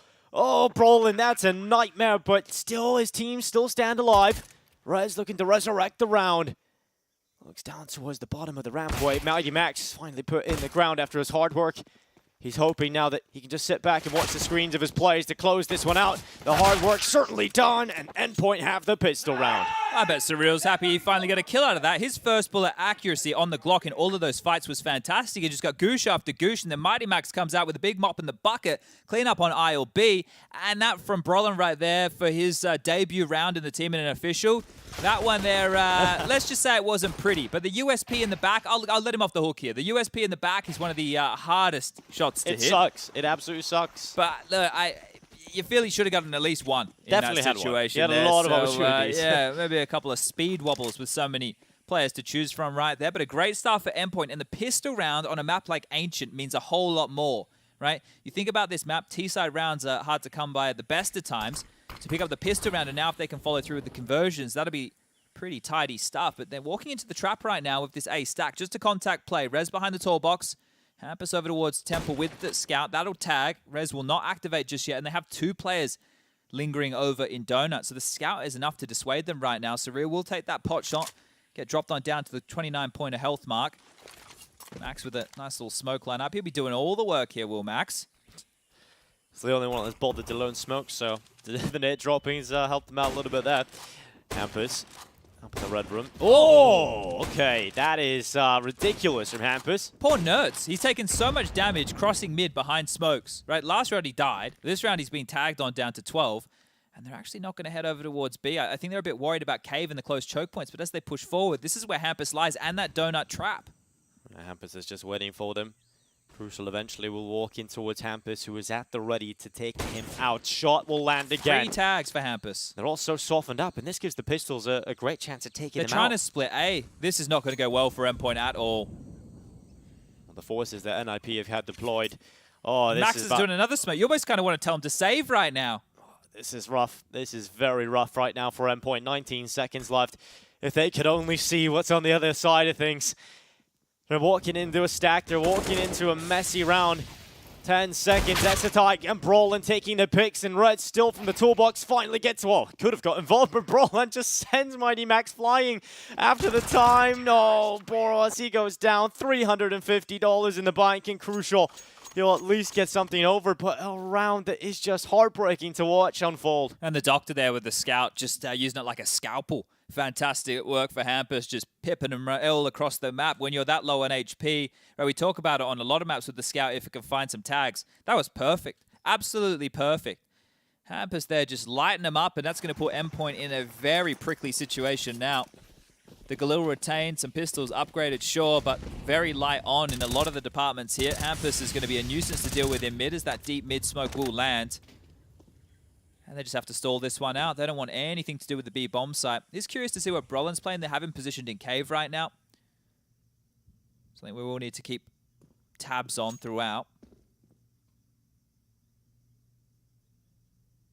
But this is perfect now. Look at this. Galil's, AKs, M4s are very potent looking by. As the Doorry smoke comes on through, they keep that B lane control. And Endpoint are just kind of walking around the map hoping something comes their way. Another deep mid smoke lands. Hampus will retain this control. So they have full map control. There's still obviously over a minute left on the clock, but B lane not a problem, mid not a problem. The biggest question mark is A main, and that's where Rez is currently posted up from Temple. So just waiting out this U-tilt. Endpoint are now going to start to jostle forward and fight for position.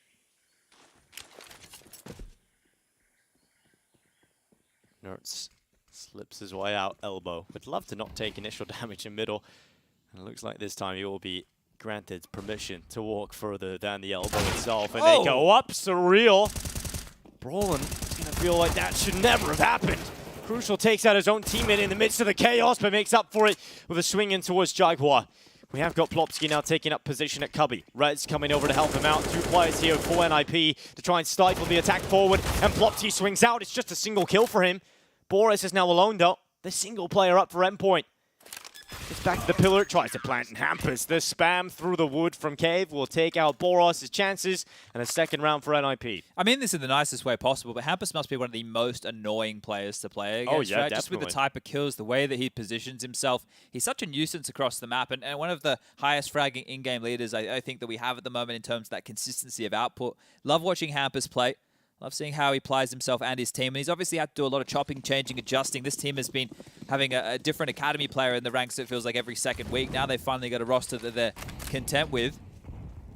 It's going to be interesting to see how far they can push the issue here. But this is stalled Endpoint out. A great pistol conversion. I spoke about how important it was to win that pistol. Well, to get that conversion is feeling even more important now as Endpoint just finding themselves on these Glocks. Some nice shots from Surreal, though, right? I talked about that first bullet accuracy for him on the pistol round. Like, he did so much damage to 3 players on the pistol round that Mighty Max just had to come on through and blow them on over. I believe they call him the K-Man. See if he's able to keep that level up. But in this round, the Glock should blow on over. It is wild to me to see Endpoint in this position. I mean, this is a team that I've watched for years, just play at the UK level and play at amateur league tournaments. And now they've dug deep. There's been so many different faces. The fact they've been poached time and time again, and their players have just been taken away, and we've had so many different looks of Endpoint. I mean, look at the players that come from there. We have Flames, who is now playing for OG. We have Mezzi, who played for Fnatic, Cloud9, etc. So yeah, we've had a lot of chopping and changing at the guard here at Endpoint. Imagine if Endpoint qualified for the major and OG with Flames doesn't. Like, how would that make any sense in any world? Oh, man. Can you imagine? I think the problem is we kind of can now. Yeah, you can imagine. With how crazy this group might be after the early upsets today. That would be wild. Anything's possible, right? That shows just this level. Endpoint have one of the best logos. Look at that. That's such a cool design. It's got End in it. It's pretty cool. It's one of the best rebrands in esports. Crucial, taking a lot of damage. He's down to 14. It's going to be a walk here for NIP towards A. Or rather Endpoint, who now make their way in towards Reds. They've really tried these contact plays towards A. I like what we saw with Quasar doing it the other day against Na'Vi, right? Because to clear out A main, to make sure there's no aggressive moves there, and also to just at least apply a little bit of pressure, because so many teams just fight B. Oh, trying to find their gap through the smoke here. Spam through. Rez finds Surreal. He's out of the picture. Doesn't get a chance to even respond. So well handled by Rez here, and that's going to send them packing. This A crawl immediately stole on out. Look how many components they have over towards B. But the mid util is being dropped right now. Esatag has that AWP, so the first sign seeing him on the big green. Hampus can contribute from ledge, help this out. This nade is going to be perfectly placed. Yep, goes on in, dunks down on Crucial, and another kill for NIP. The bomb loose because Hampus is just pushed at the perfect time. And that's the annoying little play from Hampus yet again. It's closed down, it's NIP with 4. And my worries do start to come through about Ancient. NIP looked clean at the start. That's the thing, right? If you can't get control or put pressure on towards B lane, and then you're just hoping to take mid as that single prong, if the CTs are set up in such powerful positions like that, you can see the potency of the crossfire. Having their elevation, having different angles that you can fight that from, being able to play off of each other, you'll be able to contribute for the B doors fight as well as the mid fight. You can respond to A quite quickly. So if the CTs just keep getting away with that type of play, right, at this point the map becomes very easy for them. Even if you are waiting out a lot of the utility, right, of the CTs, you're making sure we wait out the door smokes, the Molotovs. They still have very good ways to play off of each other, right, off of contact. So going to need to find themselves a little bit more, I want to say an even game plan from Endpoint, right? But you don't want to see them just running into B because they're going to have to run into all the utility. You don't want to see them necessarily just running out mid because you're seeing that utility being expended towards mid as well from NIP. But they are taking a timeout. Alan, the coach, having an opportunity to chime on in. Hashtag night shift. Represent. Deep doors smoke as well. So if this is a component throughout, this is one of the reasons you don't want to necessarily just run on through. Do you respect it? Do you run through to your death? And, speaking of death, Surreal's down again. Can't seem to find a way in here, just poor Surreal. And the nade goes deep. Brolin starts to spam on down through the wood itself, and IP going to have to try and deal with the force on through, and they'll not have any issues with that. Another flawless round for NIP. Okay, well, one of the favorites getting off to a very good start here. That's what you want to see.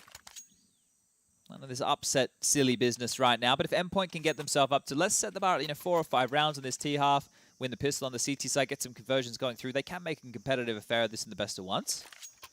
Crucial is going to get out that AWP, so now we might see a bit more of a regular default come across the map. If they've identified they need to put some pressure on this B lane, let's have a look. It is just one man. It is going to be Burrows over towards the babysit of B. The other 4 quite quickly over towards mid and A. Rez is aggressive this time. Rez very aggressive.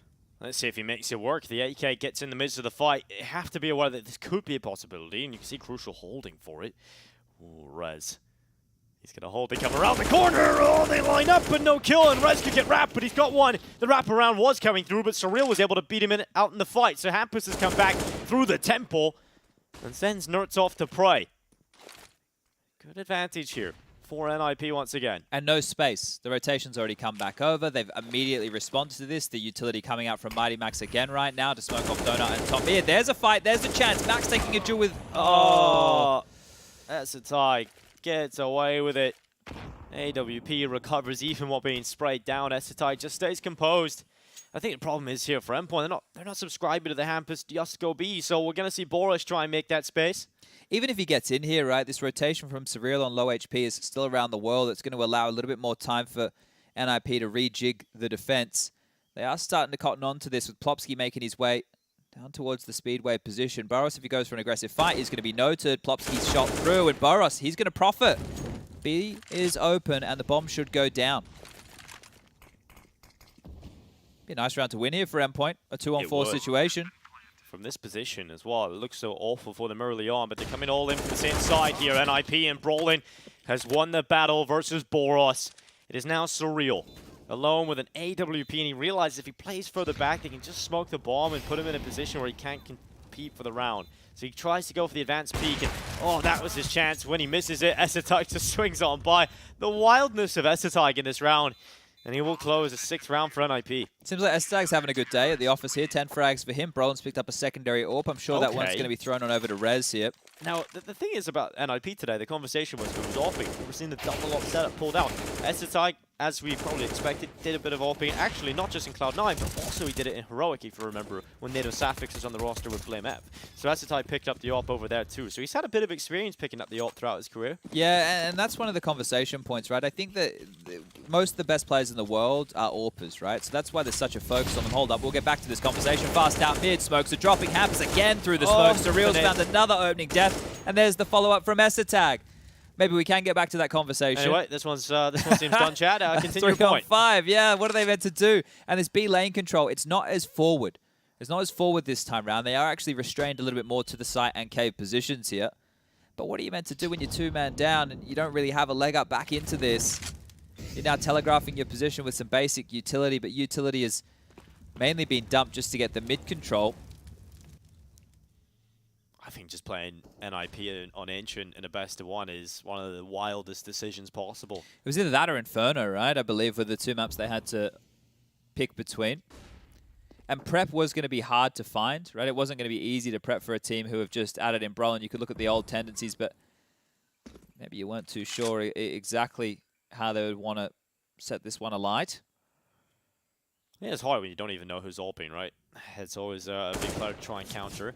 Essetag, throw down a smoke out Donut, just saving utility here at the 42nd mark. NIP are in a very good position. Endpoint all gathered in the Donut. Oh, another kill. This one's a smoke kill. Val don't believe so, but it is. Right through that onto Crucial. It's good to see that Endpoint have at least got Boros over to the RMR. I remember the last time they were playing the RMR at IEM4, they couldn't get Boros over. Oh yeah, didn't Alan have to play? Well, he was meant to. He was meant to, and then they managed to get a stand-in. So that's right. At least we have everybody here that's meant to be here for Endpoint. Mighty Max goes into the fight and takes down Hampus, and that's a tie. 7 seconds left. Mighty Max goes to the plant attempt. But in the open, Rez just comes out of A main, denies even that piece of mercy. And now around for the side of the Ninjas again. Yeah, so much cash for them right now. Every player, well, with the rebuys coming in, you're going to have a couple now below, but there was 10K on most of the players right here, and this is not looking great at all. 7-1 scoreline, trying to take control, just being dictated to, getting absolutely battered across the map. Good stuff. Double AWP again, and they've actually opted to buy this one out. So Rez and Esatag wanting to wield the 2 big greens. That is a clear choice that they're making right now. And as we do have this lighter bike to contend with here, Liquid back in the day, right, when they had Nitro as the AWPer, he was more of a support AWPer. I know that seems like a crazy thing to say, but he wasn't always like finding them the opening kills. It wasn't like he was clutch on the AWP or anything. And then we'd also have Stewie do some AWPing, Nap would do some AWPing. Yeah, just using it where it was applicable. And I feel that NIP are going to go down a similar path here. It's actually the story of the NIP roster of old as well. They struggled to find AWPers at times, would have to throw it on to the riflers, and mainly ran with rifle setups. So perhaps just an element of the NIP. Well, I think if you have a good fundamental base of how you want to approach the game as a team, Plops is going to mop up some mess and Hampers to get the last. If you have a good fundamental understanding of, like, you can be a very good team. Whether or not you can be like the best team, that's a very hard question to answer, and I don't think anybody in history has really done it without Liquid being up there in that conversation. Yeah. But in terms of the best lineages of teams that we've had, or the best players in teams, you know, the Simples of the world, you obviously got Device as well. Like, the conversation is tending to be around AWPers. Oh, look at this. Hampers having a little conversation. Yeah. Nice and chill. Look at that. You could that looked like my school bike, those notes, just all crumpled and thrown in the backpack. Do you think I doubt they have to write their own notes though? Whereas back in school, I'm sure you had to write all of yours. I did, yeah. Handwriting was a thing. We had to get a pen license, Chad. We had to get a license to write in pen. I wonder now if they still have to do that with kids now growing up on all the tablets and all that stuff. Handwriting is an essential skill, surely. Well, to write, I'm sure, but I don't know if we need cursive anymore. No, I don't think so. I think everything in print. The only thing you need to do is find a good signature. If you do a good signature, that's about the only Just draw a line or an X. Use your fingerprint. Get creative with it, guys. Yeah, lick it. Should we point out the fact that Nurse is yet to get a kill? Well, you've done it now, Chad, so there we go. You've done it to him. He's 0 and 9. That's about it. So we'll see if they can get out elbow. Hampus under pressure, forced into the open. And Chad, you've done it. The caster's curse, it works out. That was your intention the whole time. Yes, indeed. I want a bit more of a competitive affair here, so Notes can thank me for that one later. But back towards A, back into this big green of Rez at 4 on the plate right now. Okay, Rez, show us something stylish here. Max is doing all the utility. Look at this, up, overshot, and he can get out of here from Rez, so... He'll get out, but nades will start to be used up. And Endpoint now have to consider, is he still here? Yeah. Is he still here? Exactly, and look how much utility they're going to use to potentially deal with that, and he's just dropped back to more of a passive line. Rez still has 2 flashes, a molly and a nade as well, so he can stall this one out for as long as he likes. Donut smoked off. SSI can't really do much from this donut position for the next 20 seconds, so they can move out into middle. And Nerds has got a good bit of control. They've cleared out close cubby, they've taken mid control, they've smoked out donut and red room, but now the decision needs to be made as to where they want to go. Given the fact that they're leaning towards donut, looks like this A split's about to come in. Oh, Esatag's actually the man over here to deal with this now. So Rez has rotated more passively away from the plate. Well, he's worried about the red room, and Esatag goes into the open. Nerds starting to have a round. Esatag's head no longer attached. And this is not looking good. Boris is coming up on the flank side. They're trying to save this one, but he's looking to take weapons out of their hands. Spotting the barrel is Rez. AWP trying to maintain its life, and Rez will hold on to it for the meantime. Flashes is going towards CT to try and keep brawling up. He's got the AK in his hands. Flash to peek. They're stepping towards the site closer and closer, but really shouldn't be going for this one. Yeah, they have money in the next. Like, it's not a problem as far as the buy goes. I think they were just hoping to do some damage. Just force out some rebuys for Endpoint here, but Nerds, 2 big kills in that one, and finally Endpoint being able to get away with their game plan, right? You get that little bit of early mid control, you find that opening fight, you push back A main, you go for the split, you get that same mid utility coming on through that they've been able to crawl past. I think Mighty Max has thrown that consistently throughout this first half of play. And their second round will be notched on the board. So well handled here from Endpoint, and they know that if they can string a couple of these together, they can break that bank of NIP and start getting a few freebies against the pistols. But double ops again here from NIP, and what's the change-up going to be this time round? Hampus was isolated towards middle and he's lonesome there. Help was not available, and a nice second shot there from Nerds. So Nerds and Boros combined. A big round here for Endpoint. Now back into play. Crucial. It's going to take the AWP and post up on the line. Smoke Will deny the vision, shot on through, and this time Hampus isn't playing ahead of this. Standing with a couple of nades of their own, and wow, if they lob them out, I was going to say delay, they could find some damage on through, but Nertz this time not going to take any damage to all of that. Is sat on back, chilled this one out. Flash is available over the top of mid, and really working on this mid control. So Nertz swinging across towards the mid box here, can jump on up towards Heaven, or it can park the bus. He knows there's a player above him. Has taken that damage from Brolin through the boards.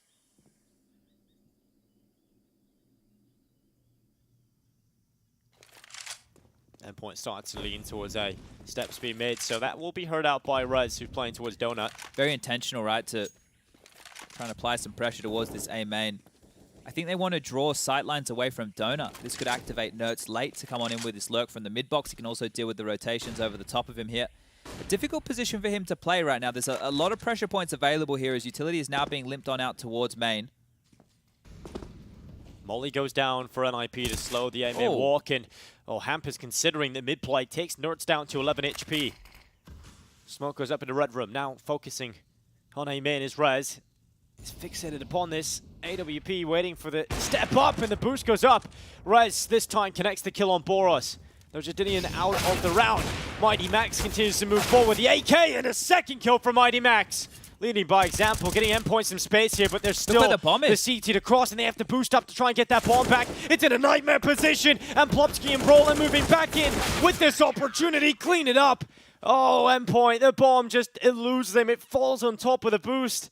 And you have to waste crucial seconds trying to get that back, and you just can't do it. What a miserable way to lose the round right there, having the bomb get thrust up towards the tree boost position. So that's going to be really frustrating. Yeah, because they do the necessary openness to get themselves in. The fact that the bomb gets dropped there, like that really hurts. Yeah, and T rounds, you talked about it earlier, Chad. It's a finite thing here on Inchin. You need as many T rounds as you can get, and that was a great opportunity for one. And to lose out in that fashion, that is frustrating. Crucial kills the shot through the mid smoke, hasn't landed it. Boris is actually pushed quite far up B lane here. He's in that cutout, but he's getting pushed from two sides. He's aware about this possibility and tucks into the cubby, but Brolin ready on the full clearance. They have full B lane control now, NIP, and this might force Endpoint into the quicker play out A. They really have been heavy for these splits on towards the A site. It's been hardly any B maneuvers. And I'm not sure if that's intentional. I'm not sure if that's because they think they can't get past this blue wall that's being established over towards B lane time and time again. And that last round could have been exactly what they needed to start forcing NIP into more heavy A plays, which would have given them more room to go over towards B. But the fact they didn't get away with the consecutive conditioning there, it's going to come back to sting. Now, Esatag ahead of the util, can call mid clear. They're just walking into Rez's domain again. It's got a little gap here to play with on the sign. Strong position, makes it difficult to land the headshot onto. A lot of clipping, those bullets can go through. Flash deep into the site. Surreal walks forward with his teammates at his backside. Rez still at Donut. A very strong position. That's a great screen up, and it's Rez's spot that needs a kill, and it's got it. 1.5 picked up for Rez. Hampus and Brolin now stepping up as well, and it puts Crucial, the Dutchman, into the 1v3. Gets back in towards Temple. No overextension here for NIP. A disciplined side in these moments, realizing they want 10 rounds. They want to maximize this. They likely have seen the result for G2 and realize that taking a 1-0 win can put you very close to walking away, maybe even with a legend spot. So to get through their best of one is essential, and Crucial will tap. The peak from Esatag is in, and 10 rounds for NIP.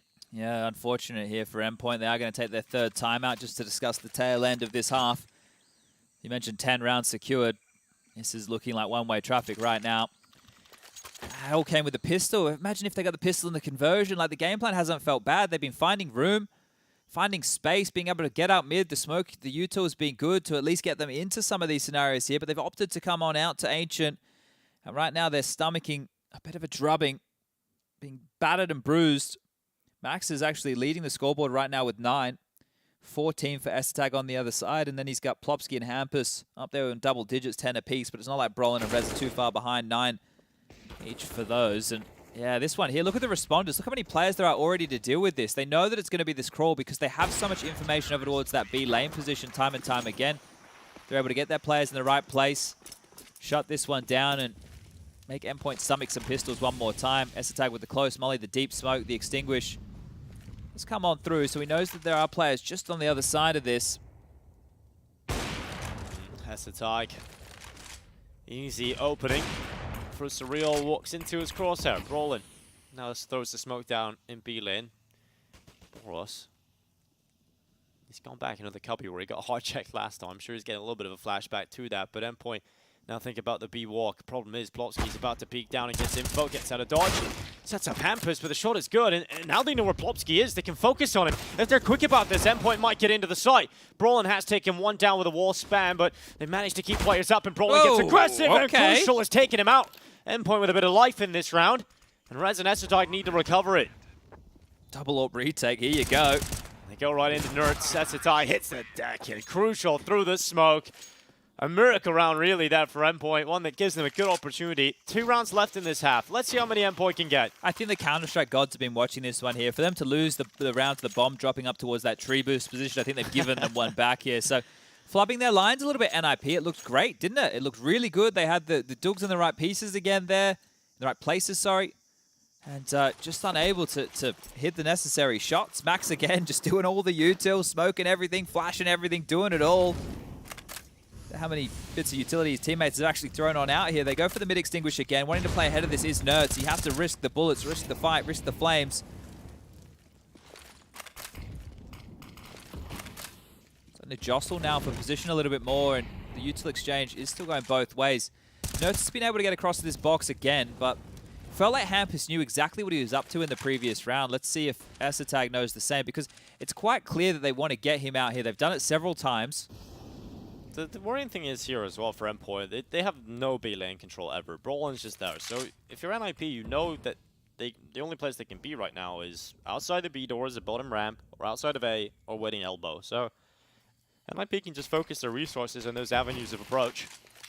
It's that lit mid take coming in here for Endpoint. Expand the utility off the CT side and go into mid a little bit later in the round. Mighty Max has walked up with that deep donut smoke that allows him into the red room. And Notes goes back up towards B lane to try and take control of this. But Brolin and Plotski have moved into Jaguar and have a double setup. This crossfire is so difficult to break apart, but the molly can force you into the open. And Plotski, he's gone down to the op! Oh, crucial! Those are crucial kills. And now they create space towards the B site and accelerate the process forward, but NIP have made the rotation. Shot. Oh, it's quick from Esotide. Under pressure, Surreal's headshot is good enough, and Mighty Max finally comes into play in the late round from the red room. Rez now has to focus on 2 sides of this approach. The smoke will keep him focused on the red room for the time being, but now he starts to take damage through it. Esotide surely gone, and Rez will go out as the last player of the round, rather, and 4 rounds for Endpoint picked up. Yeah, you can start to see this game plan really coming into play. 10-5 is possible here. And imagine if they picked up a few of those earlier rounds, the conversion after the pistol win. This could have actually been a fantastic looking T-half, and I think they will be happy with 5 if they're able to get it here. They've been grinding away. The rinse and the repeat with the U2, being stubborn about getting Nerds into that space. Great showing right now from Endpoint to turn this into a competitive half. The timeout, the conversations being had. Let's try to get this one back underway. This is the first timeout coming in from the side of NIP, right? They understand now that this is quite a threatening score, and it doesn't look that way. But it really is, considering that it is the CT side right now for NIP. 11 is what they're looking for. You're going to take a timeout going into the last round of the first half. You want to walk away with it. The concoctions of nationalities over on Endpoint. 2 Brits, 1 Dutchman. Player from Israel in the form of Nerds, and Boros comes from Jordan. So good mixture here, looking to push up for 5 rounds in this first half. Crucial, the player, the hero of the last round, tries to open it up. Wasn't too far off getting that first pick, but NIP, a statement of intent down into mid, but it is still the lean here towards A from Endpoint. Clear out the pocket. They know that the lane is completely secure now, and how are they going to respond to this util? If you've just taken that timeout, that's the conversation you want to have, right? This same util landing again. Like, I feel that Max has thrown this almost every single round of play when it's been available. It's all being lined up. It's all being flushed on through. The Molotovs are dropping. They get Nerds across again, but they can change the look of this, right? Because traditionally they get it and they just park the bus. Well, now they're going a little bit more aggressive, slinking up top mid. They need to make sure they get ahead of these smokes before the fade. And NIP actually feel like they're pressured, right? Even though they have that B lane control, it doesn't matter. It's all for naught right now. 2 players into the red house with the bomb. This is crazy. This could be a bit of an ace split here. Crucial is going to smoke off for exactly that. This could be a cool round for Endpoint. Brolin looks to try and spoil their party alongside Hampus, who watches for the cross of Crucial, and Crucial is ready for it. Hampus down, and now Brolin's turn, and he'll fall too. Endpoint outmatching NIP on the fragging department in this round in particular. Res into Donut, finally gets a kill back, but they start to move forward. 25 seconds as they go into the fight. Res just holding, trying to cross into... Oh, this flank from Boros could be huge. Yeah, he's coming around again. Boros has been in these positions time and time again, and SSI gets caught. NIP falling flat in the last round of play, and Endpoint find a bit of life in him towards the end of this half, and this gets me excited going into the second half. 5 rounds for Endpoint secured. And 3 consecutive, and they had other chances, right? There was actually a pretty good, well put together half. It wasn't scrimmy. They were actually getting off with some very clean plays. They were conditioning NIP with that utility. They were very well considered here, Endpoint. You could see that they were doing this one by the book. You know, it's Counter-Strike, color by numbers. You know, exactly the space that they wanted to retain. And that mid control that they were taking, it actually applied pressure to B lane without being in B lane, right? Because if you're Brolin, you're playing from cave, you have to consider both sides at some point, right? You can only hang around in that position for so long. So actually quite a good showing from Endpoint. Now they need to continue that. They need to show that they've got the potency here on the CT side, and this is where it's going to be coming down to a little bit more of the individuals here. NIP putting the buy together, a smoke in the hands of Rez, a smoke and a Molotov for Plopsky, and a flash for Esatag as they go for the insta-window smoke. That one's been thrown on out. Maybe a slight gap for Mighty Max, but he's going to spam on through. Does a lick of damage, and they're going to take control quite early from 2 prongs over towards B. And it is, look, a lighter play on this B site. It's crucial to bait on in for Boros. They've actually parked Nerds now aggressively in towards A main, but there's no float back of the 3rd man. Feels like they are playing retake on B here, doesn't it, from Endpoint? Smoke will land, will bloom, and deny the vision. Now, forced into it with the smokes as well. If you did want to fight, and I held behind a great screen, and Hampus tries to fight out towards short side. Brolin. First player to get a pick in the round. That's wild from Hampus. That is mental, and it's gone down. Boris is rubbing his hands together. Thank you very much, Hampus, for that. The flank around the backside from Nerds is starting. I think Endpoint is just waiting for him to get into a position where that flank can be potent. They can. There is a smoke and a kit right now, so there. Oh, it's a chance. Nerds has to convert that one. He does, and gets the second. Plopsky down too. That's big from Nerds, and now he goes in again. Rez is trying to fight him out, but Brolin in the middle, and the Situs has killed everybody else. Oh, we were so fixated upon the door fight that we didn't even realize that it was the fight inside of the site that mattered most. I think we got lulled in by the fact that it said Mighty Max was still alive right there, didn't it? So, oh dear. Mighty Max is eternal. Yeah, a timeout has been called here. I think Max may have even dropped from the server during all that. I think that really does sting a little bit here because damage was already done. The bomb was already down. Yeah, okay. Well, no wonder we were drawn away from the play right there. A little bit unfortunate for Endpoint. We'll have to wait to get him back in the server. That Nerds flank, it got what it needed. It did. But give a bit of a B-stream update. We've tried to bring that up a couple times here, but I do have it available. It's quite the matchup there, Heat versus Sinners. Yeah, 9-5 in favor of Heat. You actually have Forzy, who was the replacement for Oscar, I do believe, leading the charge. I think the Heat side are a team that a lot of people are going to sleep on coming into this. Heat, we got to see them at the start of the year in some of the other Tier 2 events, and I think Heat have just been one of those rosters that are very scary. They play some good Counter-Strike and have a lot of firepower on the team, but just in general, a good team, a good side. Interested to see how they're going to pan out, the Frenchmen. I think the bigger question is LAN for a lot of those players. Like, not so much for Body and Lucky. Yeah. Maybe a bit more of the other 3. But this is an environment that it hasn't been, or has been more few and far between due to the online era. This is quick for Nerds running down with the MP9. Endpoint would love to bite back here, Chad, with a force buy. They can do that. Then sets alight their chances of coming back into contention on Ancient. But if this goes the side of NIP, it's 12 rounds on the board. And this was a 4, so it's likely looking at 13. So quite a lot into this one for Endpoint. What have you made of the Endpoint side so far, Chad? I feel like the pistol round is really unfortunate with how that unfolded. There's nothing you can do about it, I know, but Max going down, it's hard to put it into words, really. Because if they win that pistol, their tail end of that tee off was great. So it's like game of inches essentially, right? It's like you just a little detail gets you so much more. I think the perfect way of looking at it is yesterday, right? You could be a pixel away, saw getting to the major, the stickers, the achievement, everything in your career leading up to it, but just a millisecond can change it all in Counter-Strike, and that's what it's like. Yeah, well, look, when you drop out of the server in a retake on the side, and damage is already done, and the bomb's already down. Yeah, it's unfortunate. Well, Mighty Max stays towards Pillar. Flash going in towards him. AK starting to battle left and right. Actually good here for Boros, and with the setup that Endpoint have on the side, could have got a little bit messy. Still can. Oh, it certainly still can. Mighty Max hasn't had enough pistol action with the timeout in the previous. He gets himself a double and puts Surreal into the 1 versus 2. Hampus is taking damage. Oh, the chance of the brawl in. If Surreal had found that pick, he would have been down to the 1v1, and he would have had plenty of time to focus on that. Oh! What a shot from Surreal, and now looking for the last. Oh, so close, but Brolin denies. 18 points of health for Brolin there. Another one. What a shot on the Hampus that was as well. It was a wall bang. Yeah, and he's hit some big shots, hasn't he? Surreal's had some great moments.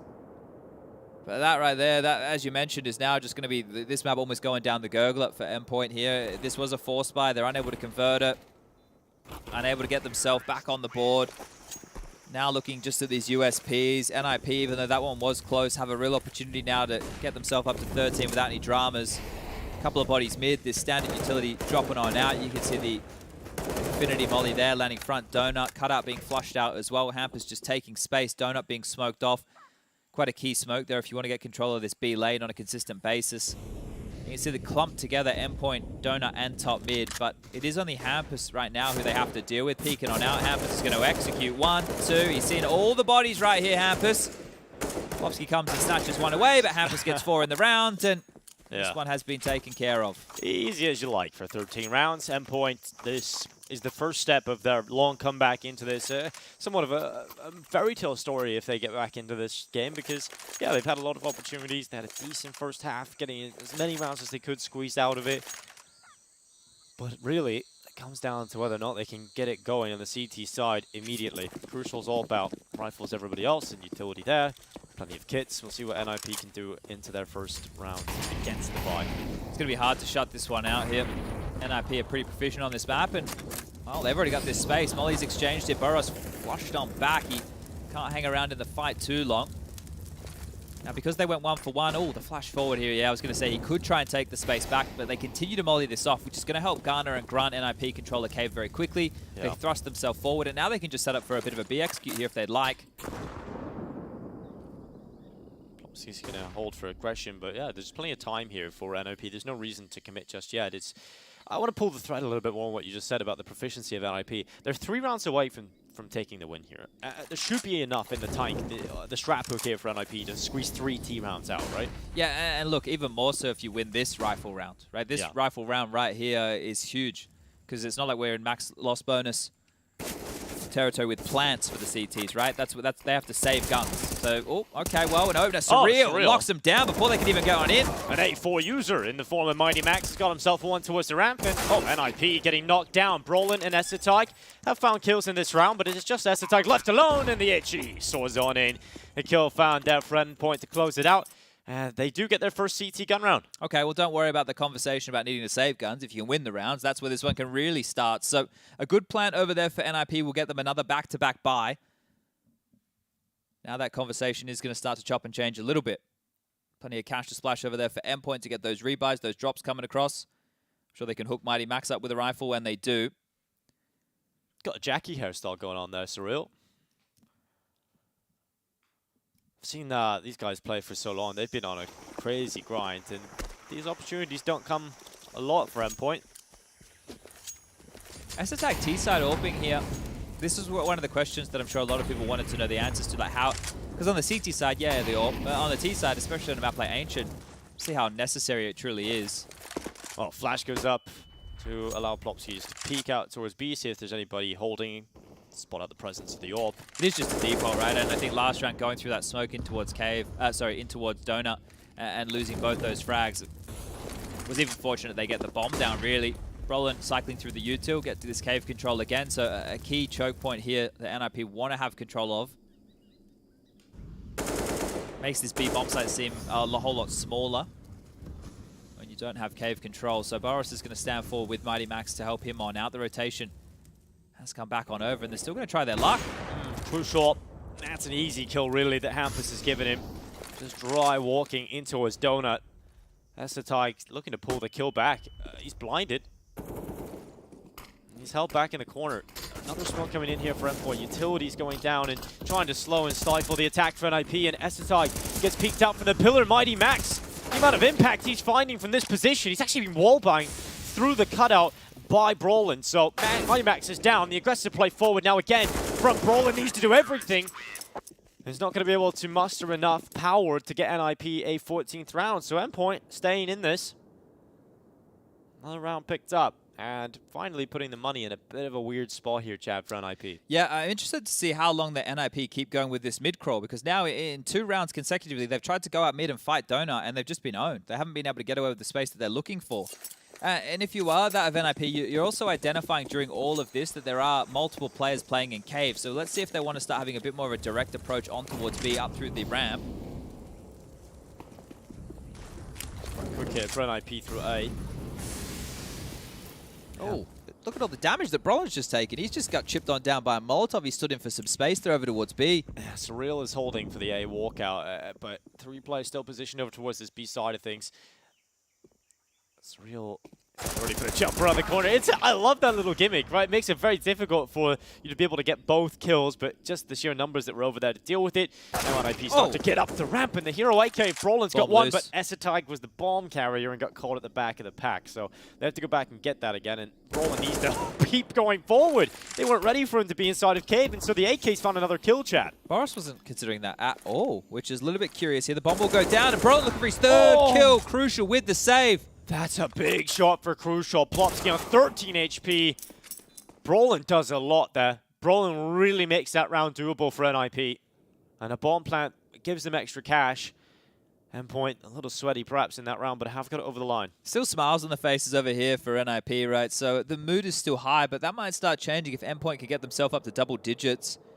Need to have a conversation on how they want to approach this one. Everyone's going to be into the rifles here. Even Brolin going into a Galil as opposed to that AK-47. So prioritizing full util. Every single player on NIP right now has a smoke, a Molotov, and 2 flashes. So lots of flashes to work with. See what type of a maneuver they want to go for here, and Mighty Max praying to the Counter-Strike gods. Been a lot of that, and been cruel, and also giving to him so far on ENCE. I think considering the circumstances, Mighty Max timing out on the pistol round and Endpoint winning the pistol in the first half and losing the follow-up, if they're able to bring this one back, it's going to show a lot of hard work done. And remember their T side, how systematic it was here. Now it's about the CT wall. Brolin faking it out to seem like it's going to be more of this B lean, but we can see 4 players right now congregating around middle. This is the classic.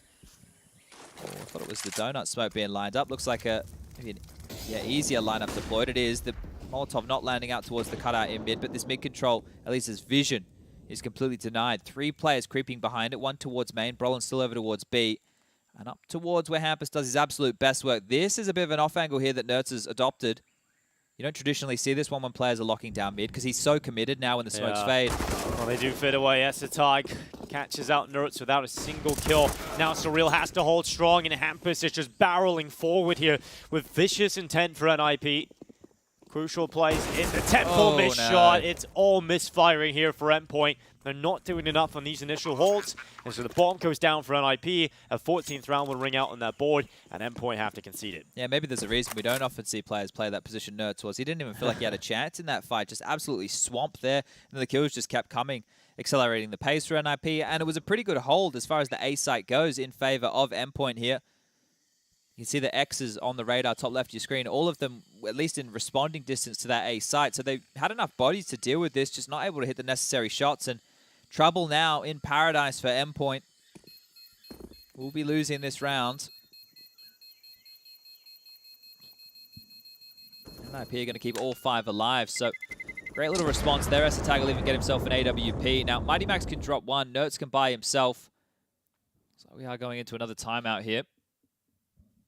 Another T-side timeout called from NIP. 2 more rounds needed for them to get the job done. Maybe considering what Endpoint will bring to this, what different adaptation they'll make to the previous round.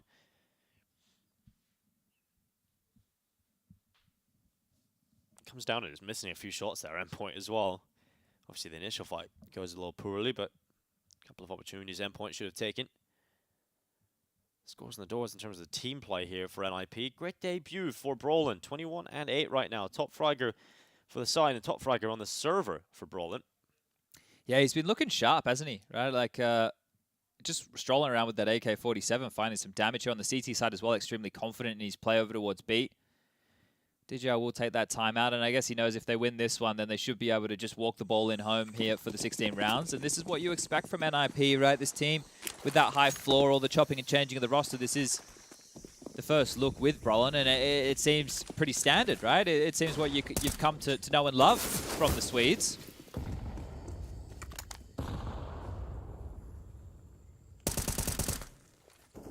Well, Brolin dodges out the HE that was thrown on in to try and dish him down. He throws the molly and sound Q mid on Boros, confirming his close position. He's not actually going to drop back. He can. So he's committed now to Jaguar, at least for the time being.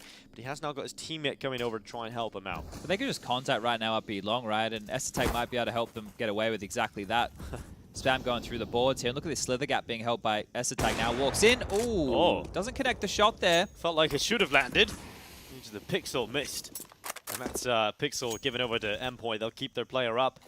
We now hit 1 minute on this timer. It's an adjustment here for Endpoint. They push 2 players through the donut, bolstering that defense. If they try and barrel back into mid here, NIP, they might have a bit of a problem. Hampus is going to be the player dealing with it. First decapitation is served up, and it's Surreal that goes down, and that scares them back. Yeah, you don't want to walk out donut anymore into Hampus's crosshairs. So 40 seconds as NIP set up for the Yusko B strat. Yeah, this should be pretty straightforward here with the smokes that they're lining up right now, and still have a lot of utility left on over on Plopsky as well. That's the first one. Down, Molly to force the Cubby play forward. Mighty Max decides to try and get the flash in to help him out. Mighty Max goes down. He does get 1 pick though. Keeps Endpoint within touching distance for this. But the plant starts to come in for res, and as soon as that goes down, that's the percentage increase here for NIP to take 15. Kit on Boros, but you're right. It almost feels like it has to be the save with how locked out you are, and I think that call has been made. You never want to save when you know that 15 is about to be notched on the board against you here, but what else do you have to do? Loss bonus into the next round, only 1900. They need to hold on to these guns so they have at least something to wield, but NIP look like they have taken care of business in this one. So, yeah, definitely could have been more chances for Endpoint to post a few more rounds on the board, but when you go to ENCE versus NIP, it's hard, and Hampus looks to try and take everything out of their hands. Hampus, he's given a second wind here. Crucial will finally hunt him down. But will he be able to keep the AK? Chance for Plopsky to take it out, but Crucial seems to get away here. He does get around that corner. I mean, we're looking at a situation here where NIP, when you get it onto Ancient, they're not going to feel too sweaty about it. Endpoint definitely made it uncomfortable at times, but it looks like NIP will be one of the teams today that don't drop the ball in their opening best of 1. Yeah, and right there on that B stream right now, Heat versus Sinners, it's just a 2-round game. Heat are up 11-9. We've got players versus Sangal and Astralis versus ASG coming up next in the next round of matches, and then Copenhagen Flames versus Sprout and Spirit versus ENCE. Now for players versus Sangal and Copenhagen Flames versus Sprout, both Sangal and Sprout have stand-ins within their rosters here.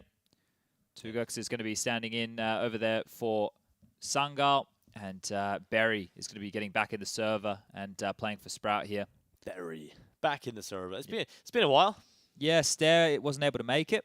And I believe Soulfly was the other one who wasn't able to make it over there for Sangal. So a bit of issues getting over here towards Bucharest for some of those, well, I guess underdog teams. 15-8 now, and we return to the action. NIP look to try and close it out.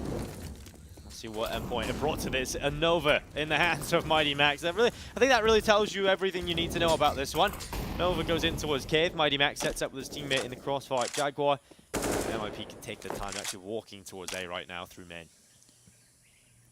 Brolin is just given so much space to operate as he chooses, right? He just has all the leeway in the world to grab all this room, and it's quite nice, I think, if you're Hampus to have a player like this who can just grab this, and you can work with the rest of the pack who are contacting out into Surreal's site.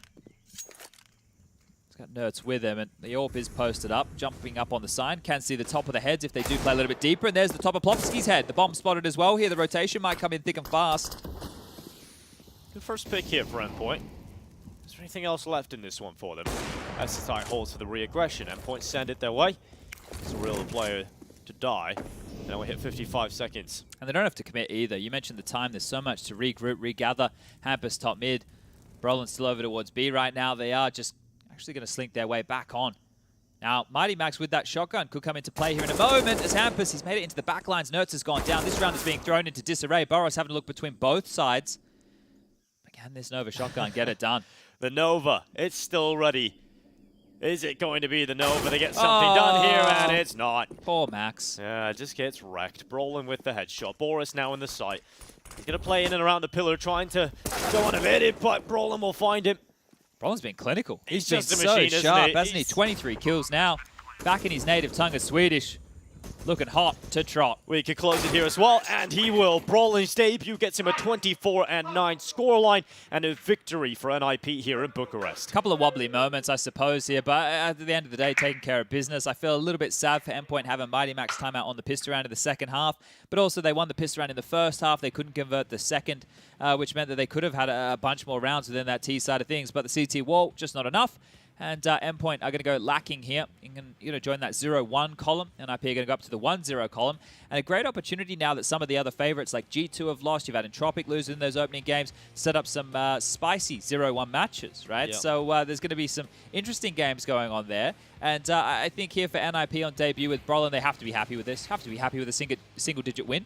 Yeah, it's going to be a map you just seem to slot Brolin in quite nicely on. I like what I was seeing out of Brolin. You know, just the freedom that he gets right now and his capability of not really overstepping, doesn't really give away advantages, mainly gets you advantages. And it's great to see Brolin looking sharp and ready to go. It didn't really feel like either that Esatag was lacking in the AWPing department. He did the job that he needed to do. As mentioned, Rez can pick it up as well. You saw him AWPing on the CT side of this map. So no dramas as far as that goes. Once we get into maps that are a little bit more open, a little bit more of AWP's paradise, then that's when you're going to have questions about NIP and not having an AWP or how proficient Esatag can be on that. But Brolin here, if he can do this on the rifle, maybe they don't need an AWP. Topping the scoreboard right here is Brolin with 24, 20 for Esatag, but actually 111.7 ADR from Hampus, right? Not that he had a quiet game by any means, but great performance from him.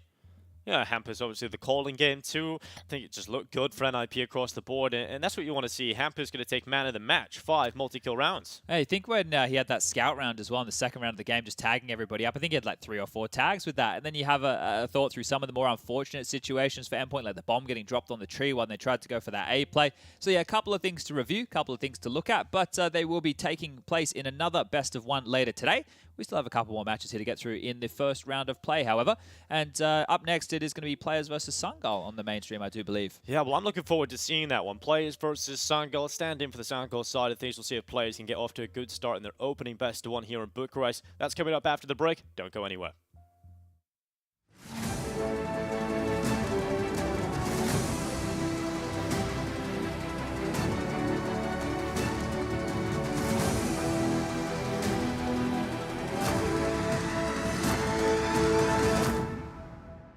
To succeed in this game, you need to invest in yourself. Be daring. Innovate. Calculate. Never hesitate. Follow your instincts. Don't follow the crowd. Back yourself. Bank your wealth. Analyze, strategize, and galvanize. Now is the time. Take your shot. Let's go. Battle is on. Burst RMR views with a double bonus. Get insurance for single and combo bets, both up to 20 euros. Fire up with GGBet. GGBet, this is real.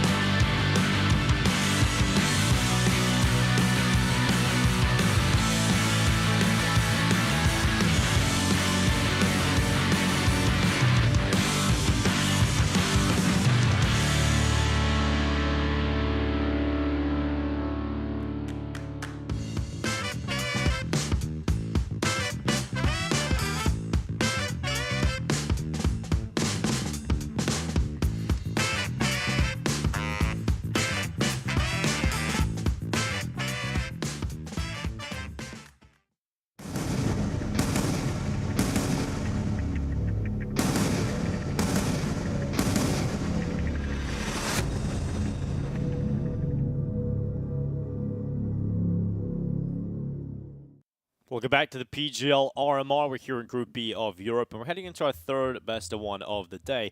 We have now got players entering the arena, Chad. One of the big names coming into this side of the group, and they're going up against Sangal. Yeah, and normally with players, I would say they play to the level of their opponent because they like to grind out their matches a little bit like outsiders do. But I think in this one, because Sangal have this stand-in factor going on of the coach having to play, this should really just be players winning this.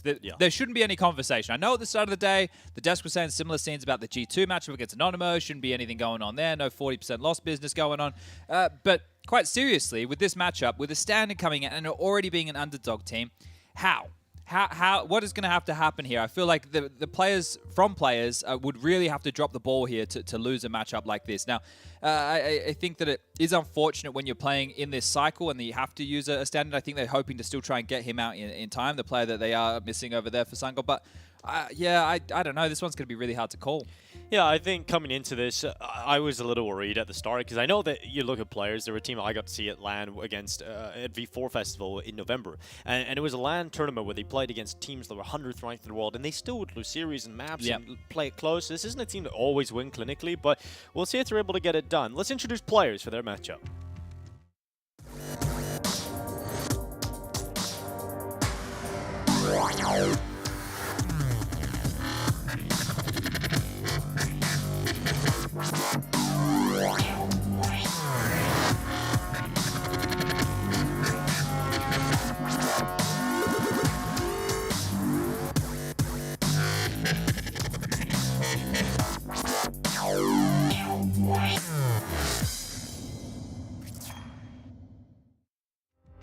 Yeah, great to see the players touchdown in Bucharest. No Spirit Away tattoo on Daphne's arm as well. Good fan of that one. But we are looking forward to seeing how this team are going to perform. Everybody knows these players, Chad. They really need no introduction. Yeah, look, these guys obviously came into power during the online era, but now have been fighting to try and battle off that online tag that people still want to throw at them. But this team clearly can perform on LAN, right? It's now about them having that killer instinct, having the individual step up in those close matches to get them across the line here. Shiro on the screen. Very, very good AWP player for this unit. And look, I think everybody is not super disappointed, only in the naming of the team. I think a lot of people want to know why it's not Nafany's anime squad. But players have a nice little P, so we'll see how that goes. It's really easy. It's players. That's it. But their opponent on the other side of it's not. It's really, really not. But on the other side of things, Sangal, they're their opponents coming into this matchup, and we talk about the Sangal team, Chad, and we think about this roster as significant underdogs. When it comes to the matchup against players, you just look at the disparity. Look how many players are in the top 20 of this side. Yeah, I think this matchup is... I don't even know where to start. Like, you look at the names in the team. Soulfly is the individuals who's missing here for them. They've got QB, Corey, Sensei, and Skrunk. And Skrunk is probably one of the names here which I'm most familiar with. And he's been playing for a very, very long time in this team. So it's hard to really put your finger on them being a threat against a team like players who are household names. Well, let's introduce them. Let's put some faces to those names that you just mentioned of Sangal.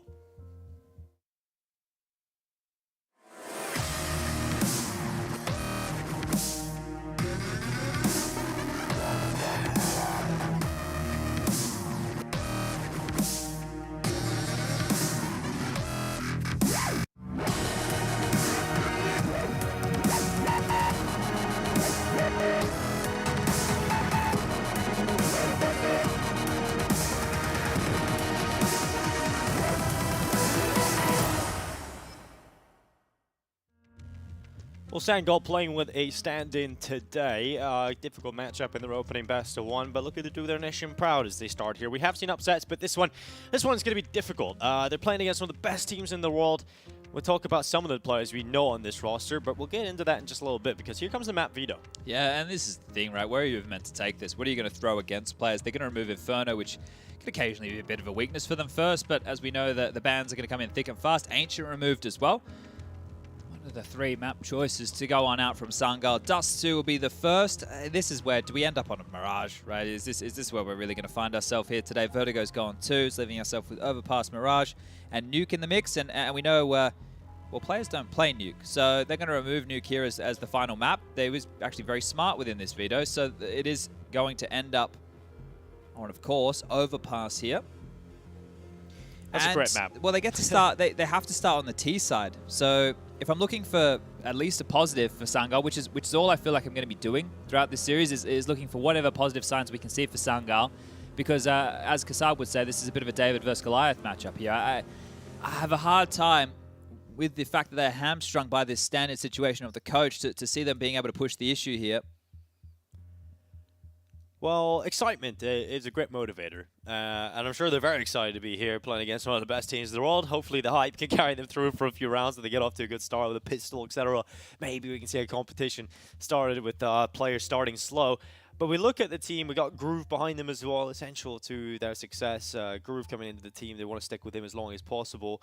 And Nafny at the helm in the calling game. I love to see Nafny getting fired up. But if players get off to a good start, he can often have that effect on them as well. So it's overpass, a comfortable affair for players. A map they're not going to feel too stressed out about. And Shiro, well, we haven't even got into that. He can pick them apart one by one, I reckon. Yeah, and this is the type of matchup where you don't need a closer for players, I don't think, right? They should be able to get it done by playing by the book, and as those rounds start to tally on up, they can, well, that's when they can take a couple more risks, right? So let's take a bit of a gander here and see how this one kicks on off. It's very hard to see how this one goes down, but Sensei's going to take a fight early, get run down, well, very quickly here, and caught by the Glocks, just rooted to the ground. Inters will take him out. Corey with a chance here. A couple of shots floating on by, and, well, speaking of floating on by, they're just going to leave him for Shiro.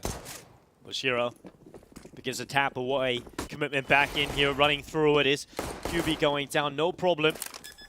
And Hobbit collecting that first. Hugok's coming back up. Alexor's going to swing in towards buying his first kill collected alongside Enters. There's not really a problem here in the pistol. Corey will try his best on the way out the door. Does get at least one to prevent the clean sheet, but players with the T-sided pistol looking to get the job done. Yeah, I think that that right there just shows you how quick and fast in the face that their players can be, right? Traditionally, we're used to them playing nice and slow Counter-Strike here, but in the pistol round, just taking the fight to them. I think that'll be the statement of intent moving forward. Inters against this level can also be very fun to watch. He has great mechanical aim, Inter, so the level of opponent drops a bit. He gets freed up a bit more too. Excited to see how he'll perform today. This is going to be a force play out here from Sangal. Yeah, it is going to have a bit of resistance to it. We'll see if players can survive the scare of the force. If they do, then they should be off to a pretty good start at 3. Hobbit immediately takes out Corey. The fight towards Divider. Actually, Nafny taking a good bit of damage. He's down to 10 HP. Shiro charging in with a Galil. Gets the kill in play for players. And Sensei now blinded, forced away from the angle. Looks like they want to condition this A site early. 2 consecutive rounds. Spotted on the jump right there is Sensei's scout. He does get another tag on a Hobbit. Make it a follow-up. Hobbit goes down, so a number drawn back here for Sangal. Is there anything else left in the tank? Oh, pick up for Sensei. Shot does land, but no kill. 3 players are low, but oof, Axel's just walked into B here. The timing on this, the shot onto QB, and that's going to be the site given on over. The rotation can come back through, or they can just let Tugux, the coach of this one, having to stand on in, rotate out of play, out of position. The A bomb site has been given up and can't land the shots. Axel will take that one down, and Hobbit would be the only one to fall into the grave in round number 2. Now it'll be an eco coming in from Sangal. And if you're watching at home and you want to get involved in the social medias, maybe let us know how you're watching. Send us a bit of a tweet. Use the hashtag PGL RMR. We're going to be in Antwerp in a couple of weeks' time for the major. Did that B-Stream game end up finishing yet? I think it's still going on, Chad. It looked like Sinners extended into the lead there on Vertigo. Sinners won. They've won the map now. Another upset. Okay. 16-11 win for the Sinners. And that was definitely a more contested matchup, I would say. These 1-0 matches are going to be crazy. We're going to have stacked games, right? It's in the losers games, man. They're going to be incredibly filled up. For players, I mean, this is actually a little bit of sweat off their brow, right? Because look at the matchup they got in front of them. There should be players cleaning this up. When you look at the likes of G2 going down early today, that's going to fill you with a bit of happiness, I think. And now, like, when we do talk about this in serious nature, right, the fact that we have had Entropic lose and G2 lose in the opening games, both of those teams would have been in conversation to potentially snatch up a 3-0 scoreline. Not possible anymore. They have to now, you know, at least battle back in the best of ones, get themselves in 1-1. The best they can do is a 3-1. So legend spots are going to be few and far between here. The only favorite teams who have kept themselves in contention for that so far, well, is NIP. Let's see if players, Astralis, Copenhagen Flames, and I think ENCE are favored over the side of Spirit. It's a new look Spirit roster as well. Axel and Inters work in tandem to bring down the pistols. Nice and clean here for players as they go 3-0. For Sangal, it's a bye coming up. The first time we get to see them with a bye. We'll see what their CT side looks like. Sensei bringing out the AWP. Well, this is where the real conversation begins, okay? Because if we've got 3 kills in 3 rounds. That's it for Sangal so far. From the CT side, they're able to at least go toe-to-toe and not just going to get owned by players who can, when they want, turn it up a gear and just show that they are individually very, very skilled. They don't always have to do it by the book. I think we saw that towards the tail end of the EPL groups from them. There it goes in for Corey. Hobbit takes the brunt of it. In fact, Hobbit burns down. So the advantage picked up here for Sangal. Players accelerating. This is a quick look to the players. And it overwhelms Sensei. He's caught in the open, hung out to dry. They are going to keep applying pressure. Utility is immediately coming out of their hands. Just bombarding this A site with nades and now looking to try and crack open the remaining players that stand and defend. Corey getting checked in the gap. He thought he had the advantage there. I did too, but Axile and Nafany, they think better of it. And they've brought down every single player so far that they've seen. Smoke goes in again. QB held behind it. Oh, it takes a little bit of chip damage as well. This is looking very good for the players so far. Might just be one body hitting the deck again here. That nade, not bad. Axile down to 20 points of health, but save is on the cards. And I don't think Shiro wants to allow this. Look at this, he's already cutting off rotations. If they do want to drop all the way back towards T-spawn, a position that they might think is a safe haven right now, they will have to go past the AWP. And this is where the problems have already started to come into fruition. You get that opening kill through the utility, and then you can't stop the bullets. They just keep on flying by. QB and Tugux trying to hold on to these M4s. Now, Shiro isn't going to push past the post here. He has the AWP. He doesn't want to give this one over. He's not going to give that up for free whatsoever. So, will be 2 players staying alive. And a 4-0 scoreline now for the players.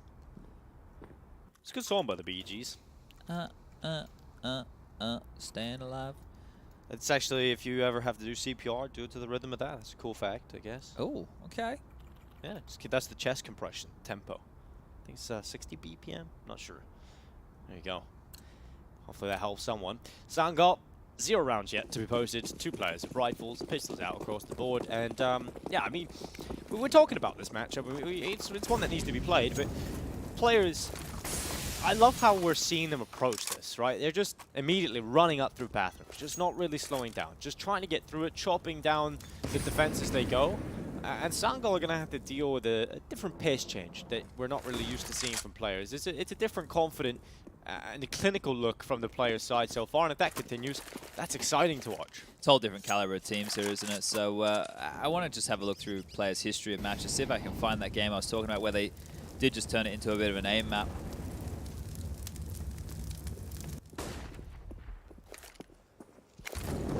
Haven't seen too much of Sangal.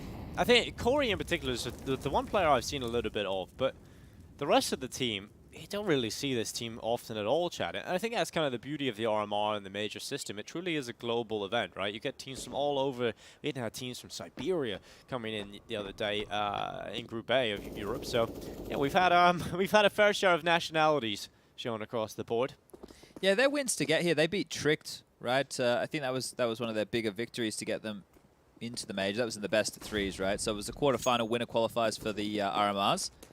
And the loser went down to the 5th place decider. Now, beating Tricked, right? Tricked is a name that we know tends to house a lot of talent over there within Denmark. We've gone 1 for 1 here. Tugux is making himself a frag on the board. But it's maybe some lesser known names, because this Tricked roster was Prime, Iceberg, Larson, Quez, and Kia. So that was the team that they had to beat to get themselves to this point. It's never easy to put away Danish players. So, team they have to put away in front of them. Now the team battering them and bullying them a little bit at the moment as players. Sensei, good kill there on the way out the door. He might actually find a better weapon to get out of this round with, and he will. AK, so it's not too bad at all. An AK into the next round, you will take that. Another one, an M4 picked up, and a kit on the way out here. So not too bad at all. 5-0 start though for players. They are going to need to see a great bit of resistance coming up for Sangal in this round. Otherwise, we are starting to see that story we expect to pan out unfold before our eyes. Yeah, I think at least this is positive signs for players here. This was a similar conversation we've been having with a lot of the favorites. A few of them have tripped up. A few of them have allowed closer matches. A few of them have lost some matches. But you want to make sure that you can get through these type of environments as easy as possible. You want to make sure that you don't have to play extra best of threes. You don't get in those stressful situations like Outsiders were in yesterday, because I think in games like that, Outsiders are taking a couple years off their life when they do that time and time again. But this is a good showing so far, and they're setting up the quad boost here to get the little pick over towards Heaven. Shiro, the last man, the last piece of the puzzle with that AWP, up and over, and hoping to find them on the jump before the train ticket gets punched. And well, they're going to set up the triple boost. Now, this will be... will he catch the barrel? No, looks good in the hood. Yeah, lucky that. They dismount the boost, and a bit of a quieter round for players as the slow start will now fizzle out. Start to stack their forces over towards the B side of things. And luckily for Sangal, this is the side of the map they've got pretty much everybody, and they're holding this triple boost. They're really holding it until the sided players walk into them. Yeah, a bit of cheese here. But the problem is if they just walk through Monster and then they rip the head off of Sensei, then the three of them are going to be condemned there over towards Graffiti. So Sensei has to deliver something here. Needs at least one, but look at the flash. It's so good and allows players all the ground, forces Dior back into the water, and Axel removes his life. Shiro. Oh, they've seen so much here. They've just absolutely seen everything they need to, and all the kills have come in. It's, I mean, this defense doesn't really hold water. It's a flood of players coming through, and now it's Barbecue QB. He's out. So Corey, he's on the other side of the map, and even he looks like he's about to go down because Hobbit is quickly trying to find him. And, oh, nasty Hobbit goes down. 7 points of health remaining.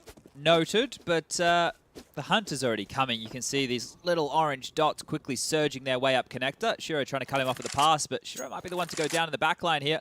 Corey tucked on in up towards the tree position. And, well, I think they are going to sniff him out here. Shiro sees the barrel and gets the kill with the Glock. So all good. Everybody from Sangal there wiped on out. 6-0 is the score, and I think the players are just going to run away with this one. Look at this.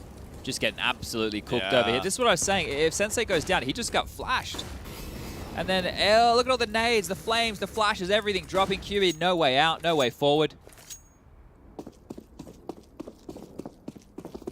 No problem here for the players so far, and it looks like a quicker play again coming in towards the B side of things. Sangal continue to have rifles in their hands, but it's very fast here for players, and Nafny, he actually gets stopped. QB brings him down, so Nafny out, and that has actually stifled the play of players. And they've decided, okay, we'll respect this B setup. We'll drop back into water instead, and might have a different reaction about them here. The first time they've kind of had to change their approach. Yeah, everything else is you just hold W and kind of walk wherever you want. Yeah, when Hobbit went down in that earlier piece towards A, they still continued forward towards the site and had no dramas, no qualms whatsoever. But now, this one has been stalled out. Hello. Hello. I see an awful lot there, says Inter. Scrunk, dead meat, and 4-on-4 now established here. Inter's yet to die, 7-0. The Immortal. Inter's the Immortal. I like that. It sounds like a gladiator name or something. Here they come. Straight through Monster. They're going to send two players out there. Shiro will clear out the barrels. Just being methodical with utility again, but Sensei, oh man, he's just getting flashed every single time. He's not really getting an opportunity to get away with a pick here. And that allows players onto the site to put the bomb down. 4v4. A chance still exists here for Sangal. Chuguk's forced forward by the molly. They're not watching for it, and he actually gets away with a chance. Oh, nearly doubles up. Chuguk goes down. 3v3. Or he comes back to help from heaven. Flash, ooh, could set up the peak in towards Inters. They're not close enough to really capitalize upon that. So now just into the site. Time's ticking. Way over half now as players just hold. They've got such a good setup in the post plant that every fight can find an answer. Corey just dancing with death goes down to Hobbit. 7-0. There's a couple of funny talking points here with player names. You know, we talked about the lack of originality, Chad, with players. We have Nickelback plays for Entropic. Maui Snake was giving a little bit of tidbit out today. He's obviously over there enjoying his time talking to all the players.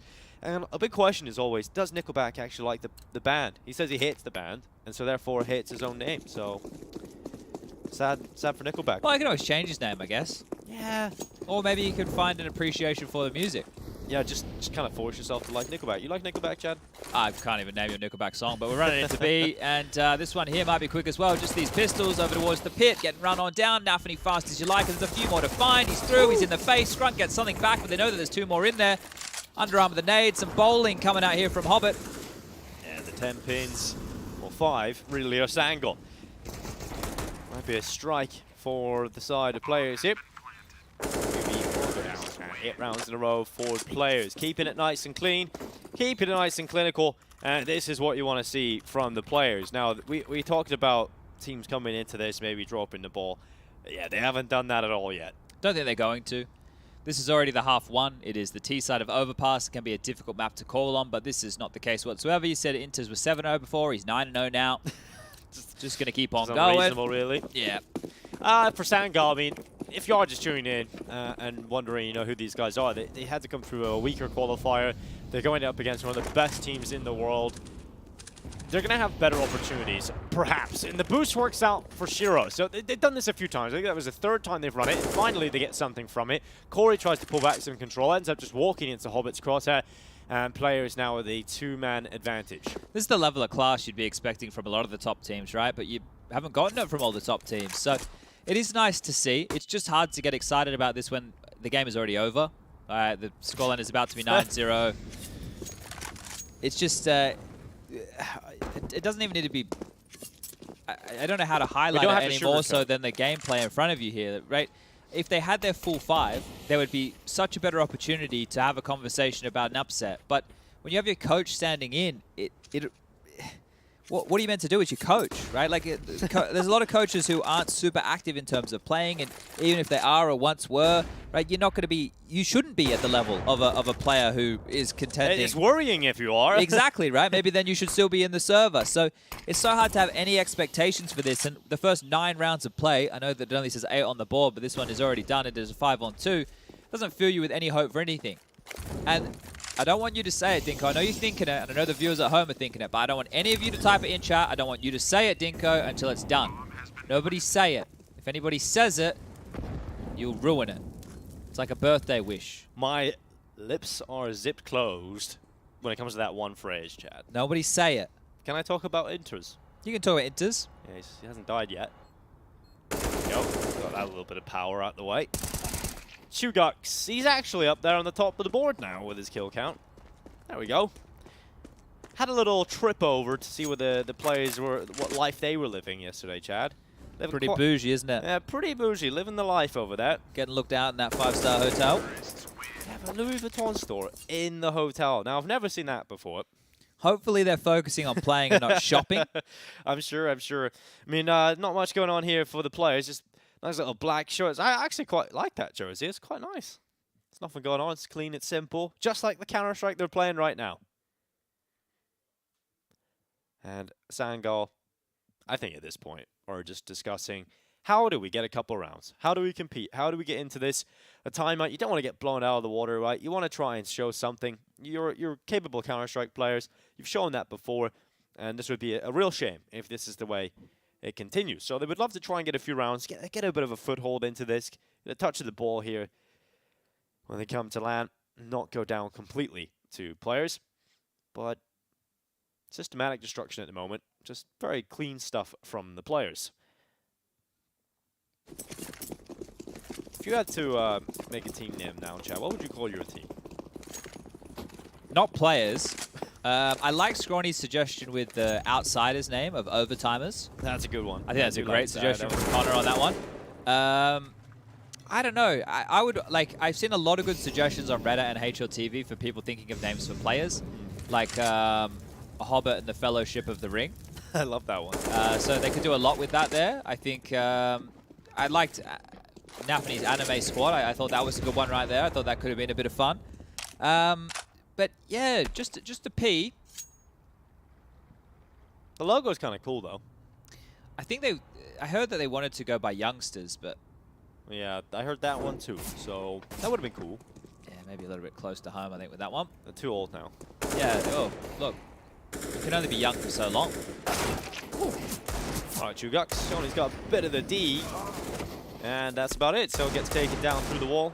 Corey in the House. You watch that show, Chad, Corey in the House? Was that a thing you watched? I think I was a little bit old. Probably. Yeah, I think that's definitely not of my generation. Well, that's a bit unfortunate. Will Inters die? That's the question here on everybody's lips. They've got max money now too, so there's a lot going on. Inter's 49 HP, close to death.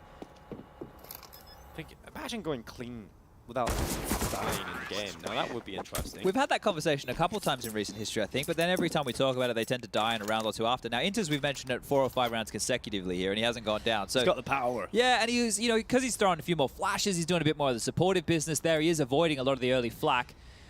Yeah, by the time he gets in, everybody's basically dead already, so it's kind of helping him out a bit here. Buy again for Sangal. That's good. They got it picked up. And good amount of utility. Man, let's just see something wild. If I'm Sangal here, I just rush somewhere. I just play the most frustrating style. Just commit, try and force some awkward fights, do a lot of gimmicky stuff. Just figure out, can you get into the round at all? Now, if you want to check out what's going on in the secondary stream, guys. Oh, here we go. Hold up a second. Not looking. And dead. Another opener. ASG versus Astralis is live on Ancient. And if you're not familiar with some of the players over there on ASG, Waterballs and Sviat are the 2 names that you may have seen. Now, some kills back. Oh, chance here. Shiro fends off his teammates. Inters was about to go down there, but Shiro makes sure that he stays immortal. Chugok's now the only player left, and he's coming back through mid. He's got a weapon somewhere. He's got an AK on his back here. He's just going to save it. Yeah, I mean, all up there as well. So he's got the pickings, the spoils of war, but that was somewhat competitive in the mid-round. Nearly gets a couple of kills there, Chad. So it's a small positive. But I think at least they'll have time for lunch soon. What's the time? It's almost 3 p.m. local here. So maybe a bit of a late lunch situation going on. Have some dinner. Get to bed early, prep for your next game. I mean, we will see Sangal compete more, obviously, with the Swiss system. The low seeds will play against the high seeds in the opening game, and you will get blowouts. It just happens, and this is how it should happen. And this is what we kind of want to see happen as well, in terms of we want to see players show a good face, and you don't want to see the better teams drop the ball. So, good start. This is what should happen. But Sangal, if you're a fan of this team and you're a fan of these players, obviously you're going to be a bit frustrated at the fact that you don't have your full roster out there, but they will have opportunities in some of the weaker games to play against some of the smaller teams. So we'll compete. And this was that chance to take down Inters. They didn't quite get it done. So Buy is consistent here with the lost bonus, the save weapons. They keep carrying over. And eventually, hopefully, they can do something about it. But quick play here for players through Monster. It's called a rush B. It's Chugok's running in. The barrel swing out, coming through for Chugok's. He gets cleared out by Nathany. And QB back into reply. Oh, here we go. This is starting to look a man advantage here. Yeah, looking good. Sangal have the advantage. Can they close it? Inters was about to have a fight and then peeled away just as the peak was about to come around. Okay, well, they should lock this one down, surely. They've got 2 players on the B bomb site, the third up towards the heaven with the AWP, and the rotation back available from A at any given moment here, but stalling this out, starting to take some time off the clock. They're actually starting to play a bit more of a retake setup on this B bomb site, so Inters might get a little bit of room to work with here. They've had very well-placed flashes. The util on Shiro is what is going to be used to enable them. And, well, don't worry, it's not on Shiro anymore. He's actually going to throw that across to Axar, who's now been given the bag. In comes Inters, taking the space. The smoke towards heaven, the flash coming through. Inters swings into the side, no one yet spotted. Commitment to the bomb plant, quite a passive setup, buying some time for the rotation to come down so they have significant numbers for the attempt. And Axel goes over the top. It's just one for Axel. Scrum gets rid of him. Inters playing in and around the smoke, and he's finally died. The first death here for Inters. Should be the round 2 here. Perhaps the first round. Shiro left in the clutch. Now, he is the clutch king. It's an AWP though, and they have a kit. And yeah, that's the problem. They tap, they stick, they hold, they body block, they want the round, and they've got it. They survived the 16-0. I can say it now, Chad. It's not going to happen. Yeah, you can see them celebrating about that as well. So it's great not to get pantsed here. You never want a copper 16-0 loss, and that has now been avoided. So really good stuff here to get on the board and converting a number advantage situation. The first round, does look like Sangal can win, they win. So that's really good. They're going to bring out the double AWP setup. Skrunk's going to be into one along Sensei. And let's see, have they just enraged the beast? Have they just upset players now by winning a single round and now we just go back to the stomp? Or do we actually get a bit more of a competitive tail end of half number 1? Well, Desolation of Smaug, they wake up the Dragon, and the Hobbit wins. So, Chad, that's how that story goes. But we got a quick play here forward from Axel. Up through short, he now peeks down into short, and Skrunk Good opening. Oh, here we go. Starting to get a bit of traction in this now. Still an 11-4 half possible here. Swish little nade lopped on out. That's going to at least try and repel Scrunk from any more information. But he's got a teammate. He's got a buddy. They're happy to hang around there. Happy to stay in limbo here towards this sandbag position. Creeping up long is Hobbit. And those bullets are definitely going to give away that players are still residing in this a bit more upfront and personal scenario on B. Right-hand side of Monster, you can see here. Tugux is sitting and waiting. But regrouping now are players over towards the B bomb site. At least the bomb on the back of Shiro is now going to join the side of Nafany. Do they want to try and activate Hobbit here? Because he will have to go around that long corner to deal with Corey. Well, Nafany goes through, and ooh, the setup is great there. Tugux passes the test of flying colors, and players down to 3 players across the board. Hobbit able to pull one back. Not lost out. They're so separated, and Hobbit gets caught with utility. So they're split up here. They're not playing as the team, and that is giving chances to Sangal to win these individual fights. Well, back towards A they go. Just know it's the AWP on site, so if they're able to slip his guys and get their way up close and personal, Inters could rip this one away. Shiro can then follow through with some nades, but they have to be quick. 20 seconds remaining right now. Here's the flash to facilitate. Sensei should be very blind. Yes, he's just got flashed so many times, but he has actually got back too long before they've seen him, so he can re-peek out. And Shiro now in a 1v4, 7 seconds hiding, saving, and hoping he can get away with this one, and he should be able to do so, although he's made a lot of noise, and Sensei now hunting him, trying to drop him, and it will after the time, but a lot of money for the players, so no real qualms about that. But 2 rounds now for Sangal. They're getting real excited about it, right? And I think the thing here is they understand that they were just getting battered, but anything that they can salvage now, he's looking good, showing off, he's rapping, having a good time. Yeah, Sangal number 1. Things should get easier for them from here, right? And maybe, just maybe Soulfly will be able to make it. I feel that's optimistic of me, but you never know. Yes, well, you want to try and stay alive as long as possible in contention to get him out here. Sure, very frustrating experience for him not being here and limited opportunities, but Sensei starting to come into his own. Got a bit of personality, got a bit of flair, and now a couple of kills being added to the tally too. These opening kills from the AWPs have been nice, and let's see if they can continue that, because you mentioned players being strung out quite individually, so maybe, just maybe, they've all found the similar approach here. Middle throw, smoke, front bathrooms, and a jump peek. See what's going on towards that divider position. Nafany with a little bit of hang time there. And regrouping back towards long will be Scrunk on this AWP. Very, very cautious on the clears of the corners. Knows that they could be lying in wait. Tree now clear. Continuing forward to the rock at range. And just picks on out. Grabs another kill. No trade possible here unless he gives one over. The re-peek was brave. Brave, yes. Flash goes around long. He's going to stay and might even just take out this tight angle. So if they extend around the corner, he is actually in a pretty good position to take them out. So a good start again here for Sangal. You said 4 rounds and a half is available. I tended to not believe that was possible, but now I absolutely am. So Scrunk getting aggressive. Oh, Axel over the flower bed from a 5 versus 3 to a 3v3 in the blink of an eye. And they're so far away on this rotation. They were battening down the hatches for a monster play. All 3 of them tucked around the pillar and deep within the monster canal, but they're rotating back for the retake. And Axel playing close towards Bank. If they come back up into his crosshair, Axel, you gotta favor him in the position to beat out the AWP. Sensei's barrel, the timing. Oh, it works out. Axel's going away. Just focus and stairway. That gives a chance, but Shiro, the clutch king. Can he pull it off this time? This shot from Shiro. QB brings him down. And a little bit of life now for Sangal. Yeah, well, this is looking likely now to be at least the 4 consecutive required. The diffuser's going to come in, the double AWP's retained, and if they can keep finding these openings with the AWPs, they look like they're having fun. Now they're starting to believe that they can go toe-to-toe, take a couple of fights, because in the early stages of this, in that 11-round spread, they were just getting destroyed. It didn't look close at all. There wasn't anything to get excited about, but now they're at least giving us some hope, giving us something to believe in.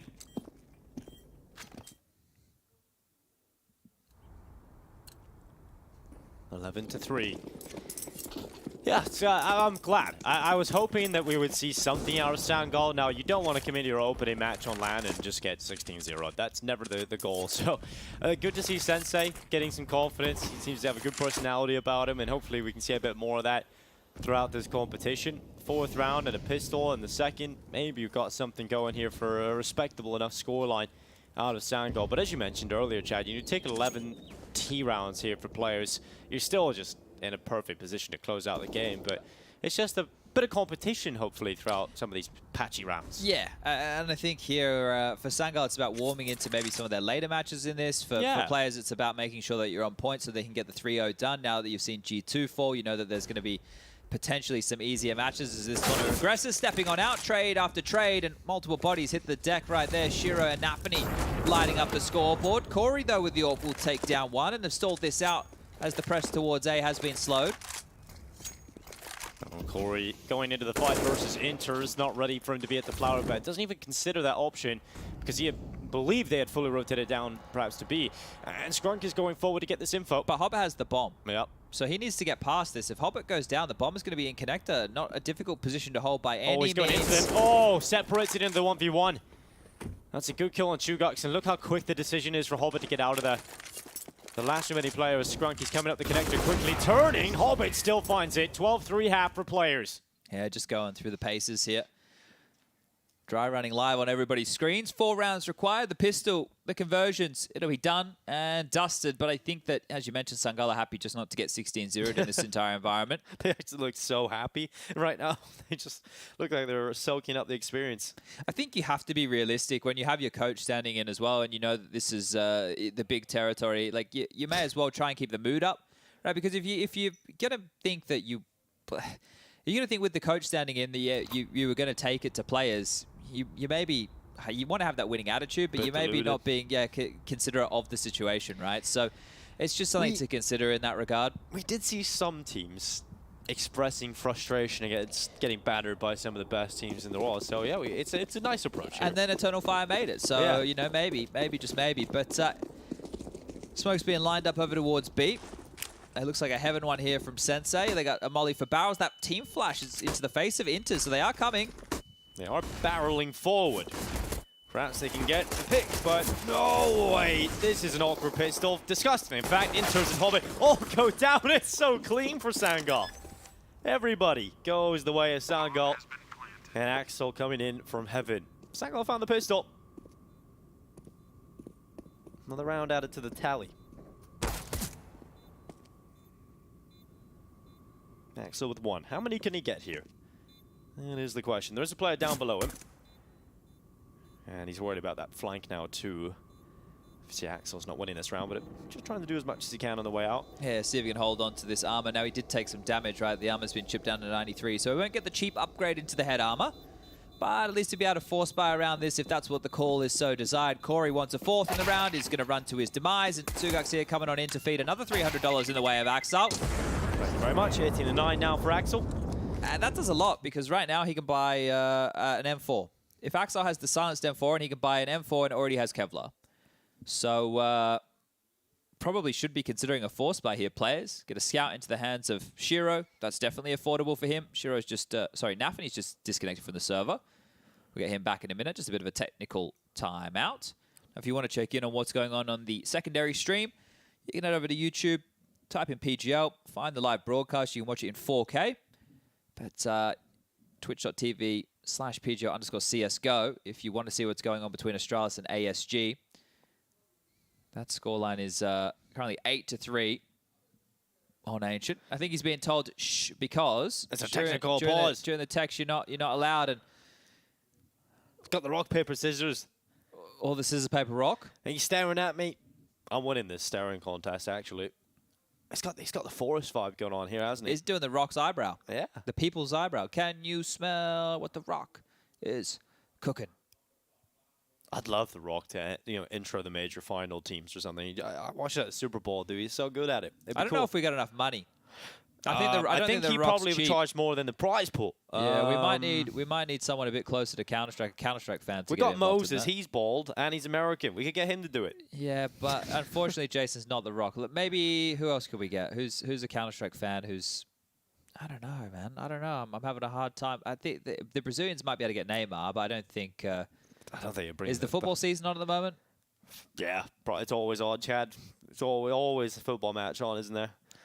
So, I think in the summers when they're off. But, I mean, we could probably get someone cool. I think there's a couple of players now. I think Casemiro had a team when we were in this America's RMR too. So, a couple of big stars coming in.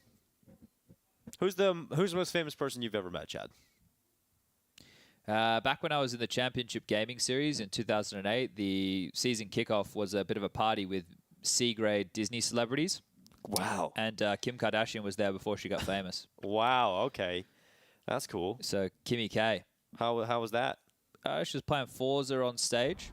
That's just so mental. It was, yeah, Direct TV. I don't even know if the VOD still exists, but That you is guys want so a piece of mental. history, that's part of it. Now, Axel has gotten into this Silenced M4. They have 4 Sport. Shiro hasn't gone for the Scout, though. Well, let's see what he can do with the $700 hand cannon. Well, Axel just swings fighting. Oh, dead. Corey just decapitates him, shreds a hole right through his face, and Axel out of the round. Players down to 4 players already. And a nice little upgrade available here. So if Tugux wants to come back over here, he can grab himself an M4. Skrunk's going to scoop that one up. Going to make sure it is out of the remit right now of players to scoop back up. And Tugux is happy to hear. He's in the connector, wants to clear this one out with the Mackie 10. Just make sure that these close angles he can deal with and maybe find himself a little bit of extra cash money. But at this juncture, it looks like players are gamble stacking B. So if the hit does come in towards A, it might just be the save and have a double dip of this in the next round. They are donating the rifles over the wall right there. So you saw them just lobbing that away so it cannot be found whatsoever. And the B stack, well, that's been called off. Over towards A they go. Now, there is one way that this goes wrong. ENCE has a flash. If ENCE is able to throw this at the perfect moment, these pesky pistols can get stuck in.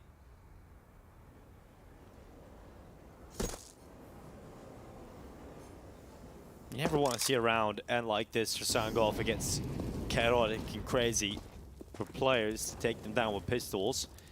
They're going to start walking their way up towards the side. Hubbard's got a flash as well here, but I don't think they're going to use the flashes. It feels like they're just going to sit back on the side, let Hobbit trying to draw the attention. Now they move forward beyond the smokes and get in the mids. This could be chaotic. 10 seconds left. Sangal go into the pistols. Hobbit has taken 1 and 2, knocking them down. Finally, the kills come in, and the plant will come through for Sangal. It is still Shiro alive and kicking in the back. But with a Deke in hand, no kit on his back, Shiro will get taken out. And a 5th round for Sangal. Definitely was a chance there for the players. But a 5th round for Sangal. They're really getting to a point where they can make this scoreline look a bit more respectable on paper. We'll see if players resist in this round. There isn't going to be too much available because they 4-spot into the last. So should be 6 rounds for Sangal. Yeah, very much so. I'm surprised there wasn't like a flash and go setup there that was provided. I think they were expecting a walk in. It just took so long before that util came over the wall. They did keep it very, very late, did Sangal. There was a lot of room for error in a round like that, but I think for players, maybe they were considering as they're sitting there waiting, maybe it will be B. You know, where's this hit? Is it coming? And well, it did eventually, as we got a bit of a tank set up here. P250 in the hands of ENCE, seeing how much they can do. And Axel immediately takes down Skrunk, but think about how much info Skrunk just got. That's going to send the rest of the team high-tailing it in towards the B bomb site. The bomb will get planted, the 40 seconds will get thrust onto the clock, and now it's just about how much more can these pistols do in the damage department, because the round, very, very difficult to win. I would say almost impossible for players to pick this one up, even with a number advantage. This is one you just throw into the wind. Watch it blow away. Sensei. The 8K is good. And Sangal will take 6 rounds. And the punishment beating could continue as we get into the next round. That is the one thing I worry about, is if that just immediately happens. Because players are now going to get some weapons on the ground, actually. Might get away with that AK too. Well, I'll happily take that on the way out the round. And Axel does fall, but Shiro gets the AK over, so that's good. That's on the CT side for the side of players.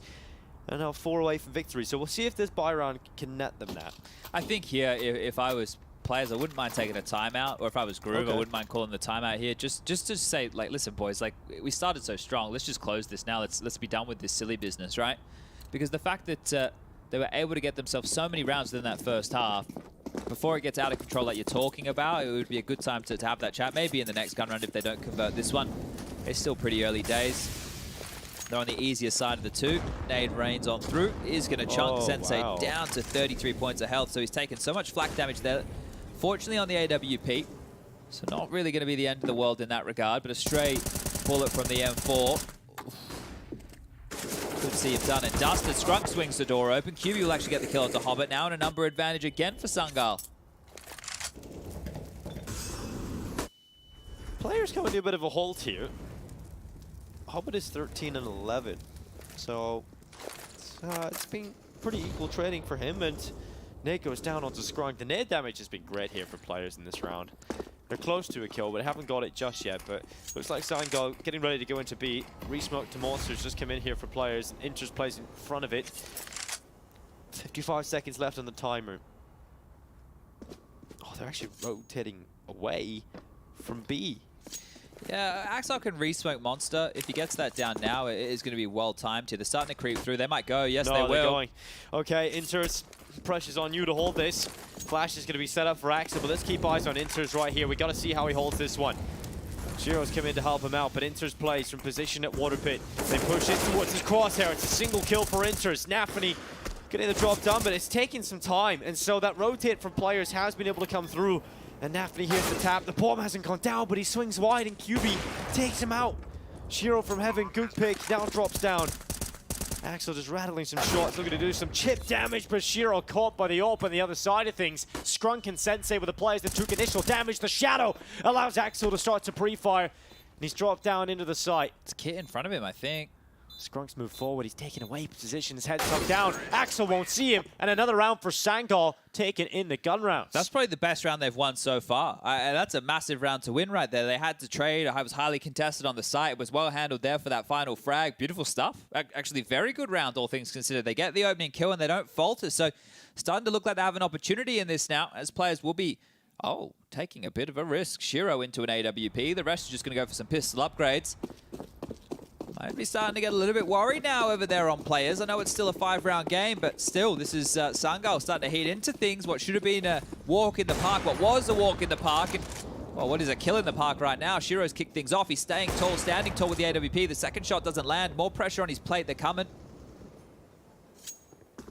He was holding to see if they would quickly charge after him, but they have slowed that play. And Shiro, gets around. They spotted him. He's going to jump. He's still going to fight this. You're wild, Shiro. He realizes he has to make the AWP sing, and so is singing a beautiful song. A song of death.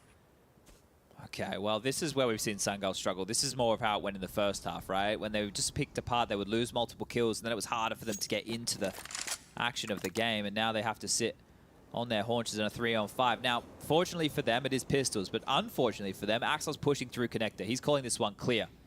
Still just Shiro on the site right now, but the indecision of... Oh, okay. Maybe not just on the site right now. They've completely foregone any of the action on A. If Axel goes to clear B, he's going to waste a lot of time during all of this. There's an AK for him to scoop on up.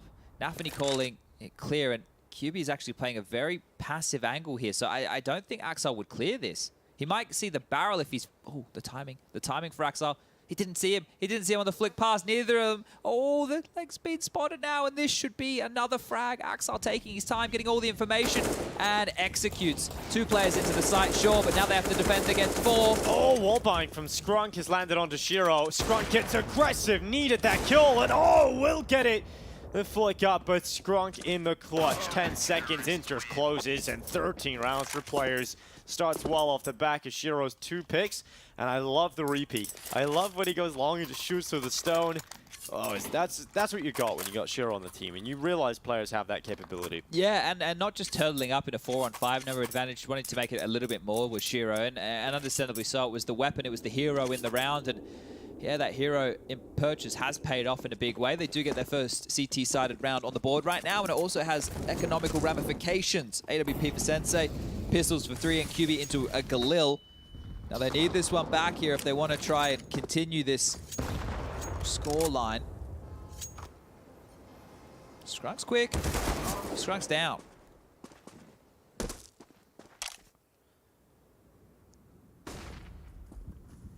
Once again, Sangal give it a difficult start in this round.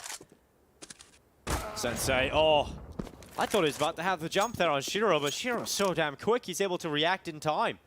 And Shiro now goes back into the middle. Easy pickings here. Sangal 1 by 1, not together. Shiro happily collecting them each in tow. QB and Chugux. And they're going to surely meet the same fate. Shiro just changed his position time and time again. X-ray off to give us the vision of Shiro. And Chugux gets chewed up and spat out. Axel sees the bomb, realizes QB can't go far, tracks him into the corner, executes him. 14 rounds for players, 208 from victory, and they're opening best of 1 here in Bucharest. Blame's having a field day over there on Ancient right now. In that first half, I think he had 23 kills in total. He just absolutely gone bonkers over there. It's a 12-4 scoreline right now for Astralis versus ASG. And if you're wondering what's coming next on the main card, it is going to be Copenhagen Flames taking on Sprout. Last time at the Major, that's where Copenhagen Flames really made a name for themselves. See if they can pick up where they left off, going toe-to-toe against Sprout, who also have a stand-in of their coach, Barry, who will be hitting the server later today.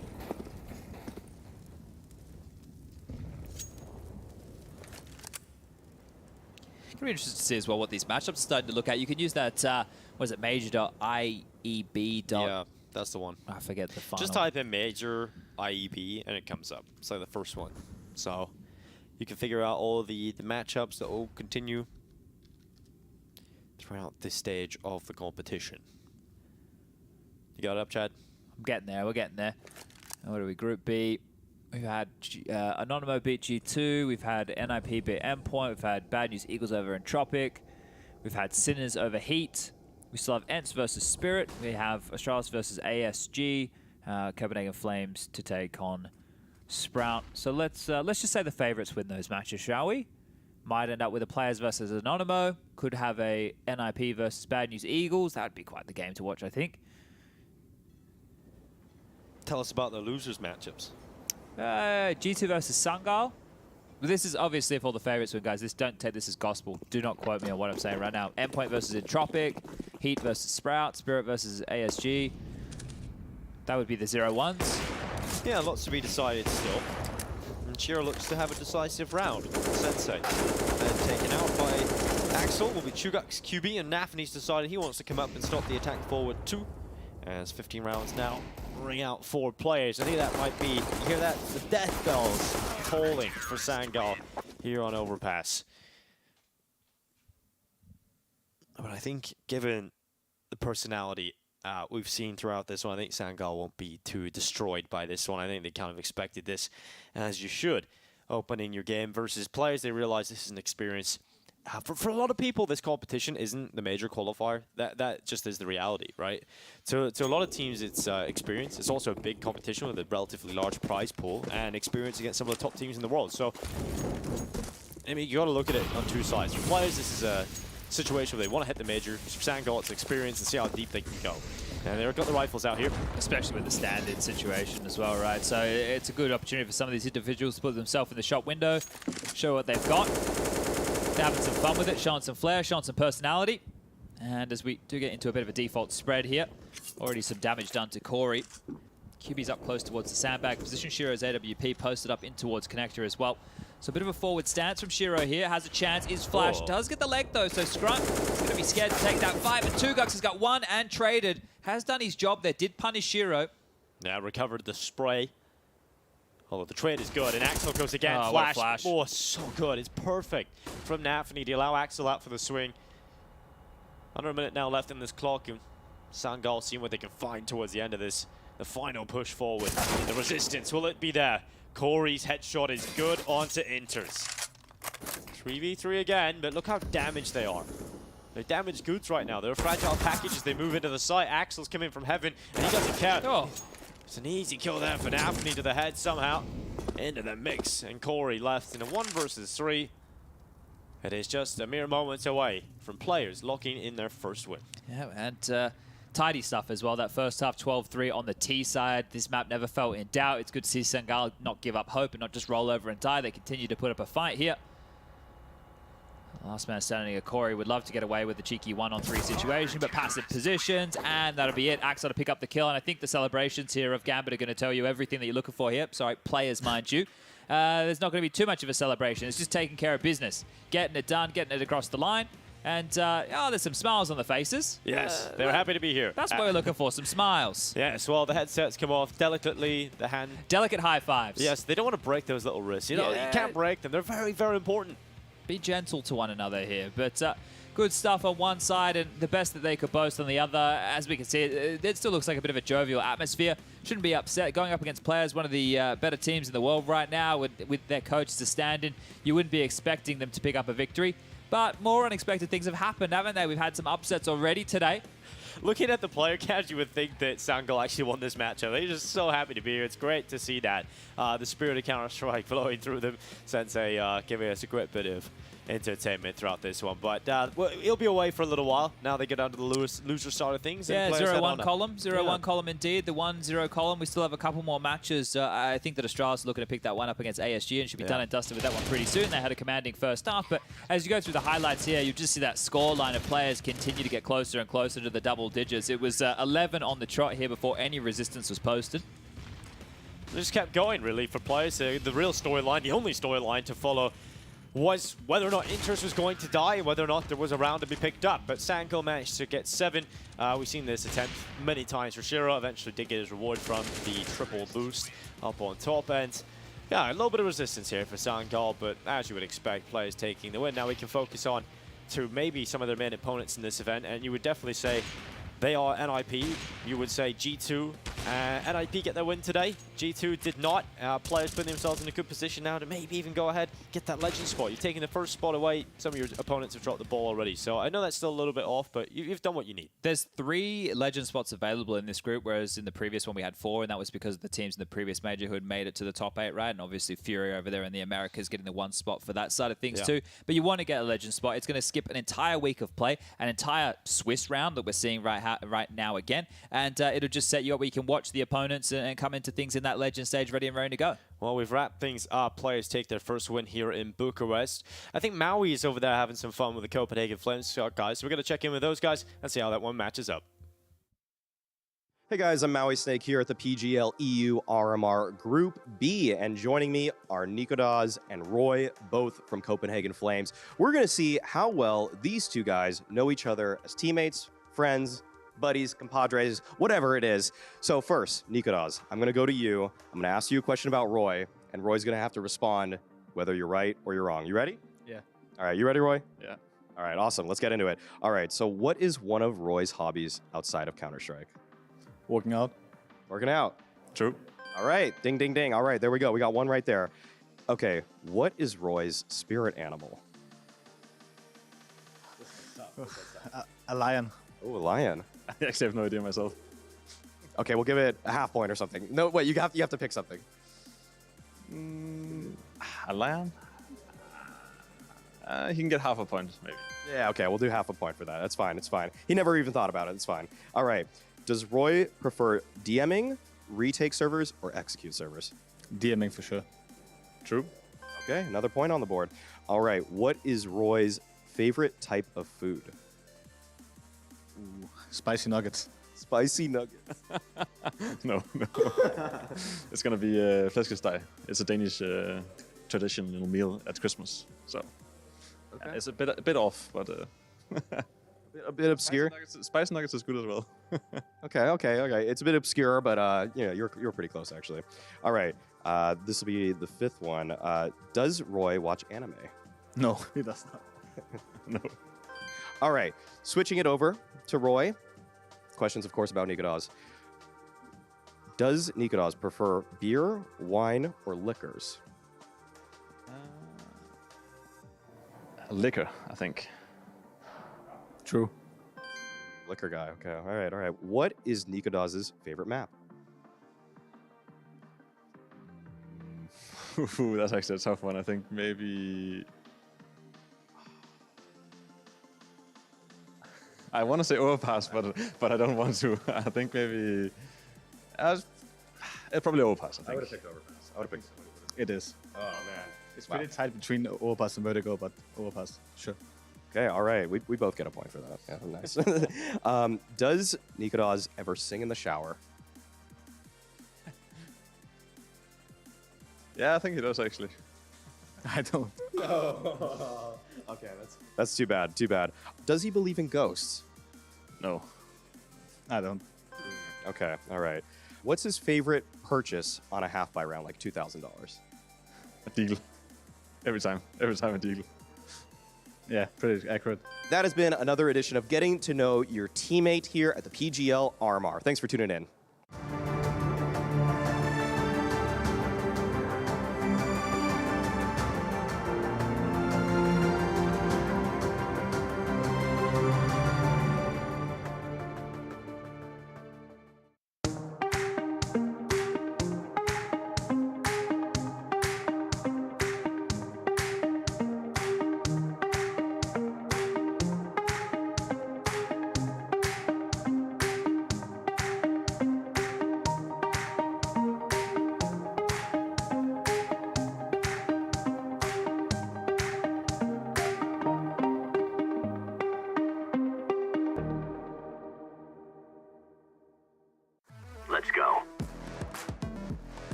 battle is on.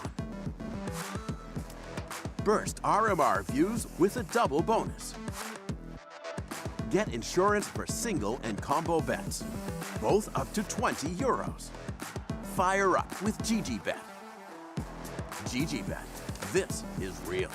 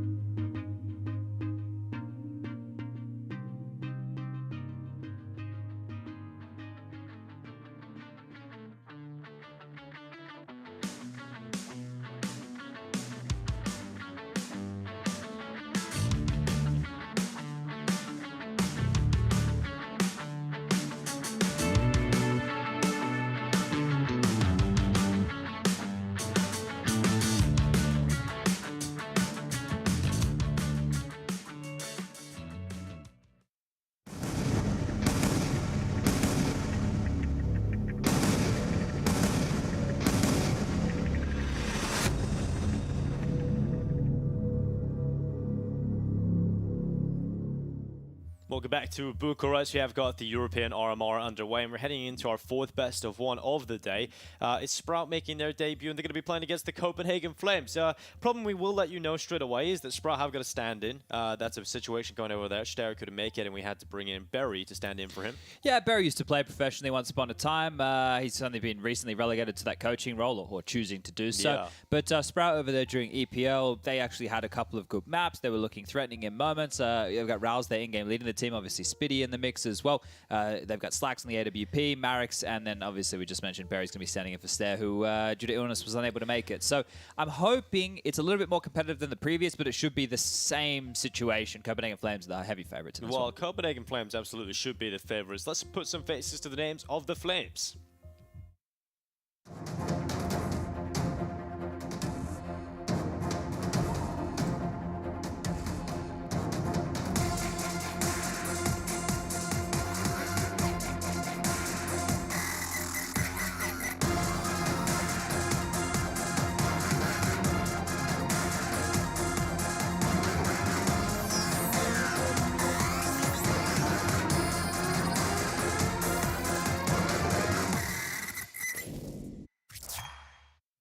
I do love these intro videos, Roy, obviously.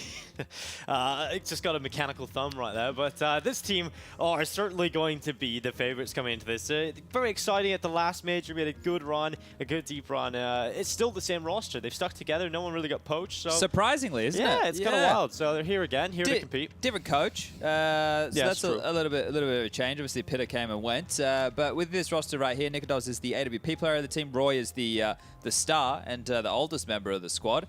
Then you've obviously got the likes of Yabi, you've got Zyphon in there, and Hooksy, the in-game leader. But I'm surprised Roy just didn't smile. I thought he would have just done a little bit of a smile right there to the camera as his intro. But yeah, this time round, as you mentioned, they come in as favourites because, well, last major, this is where they put themselves on the map. Yeah, I mean, we're looking at their opponent of Sprout. Let's bring them on and meet Team Sprout.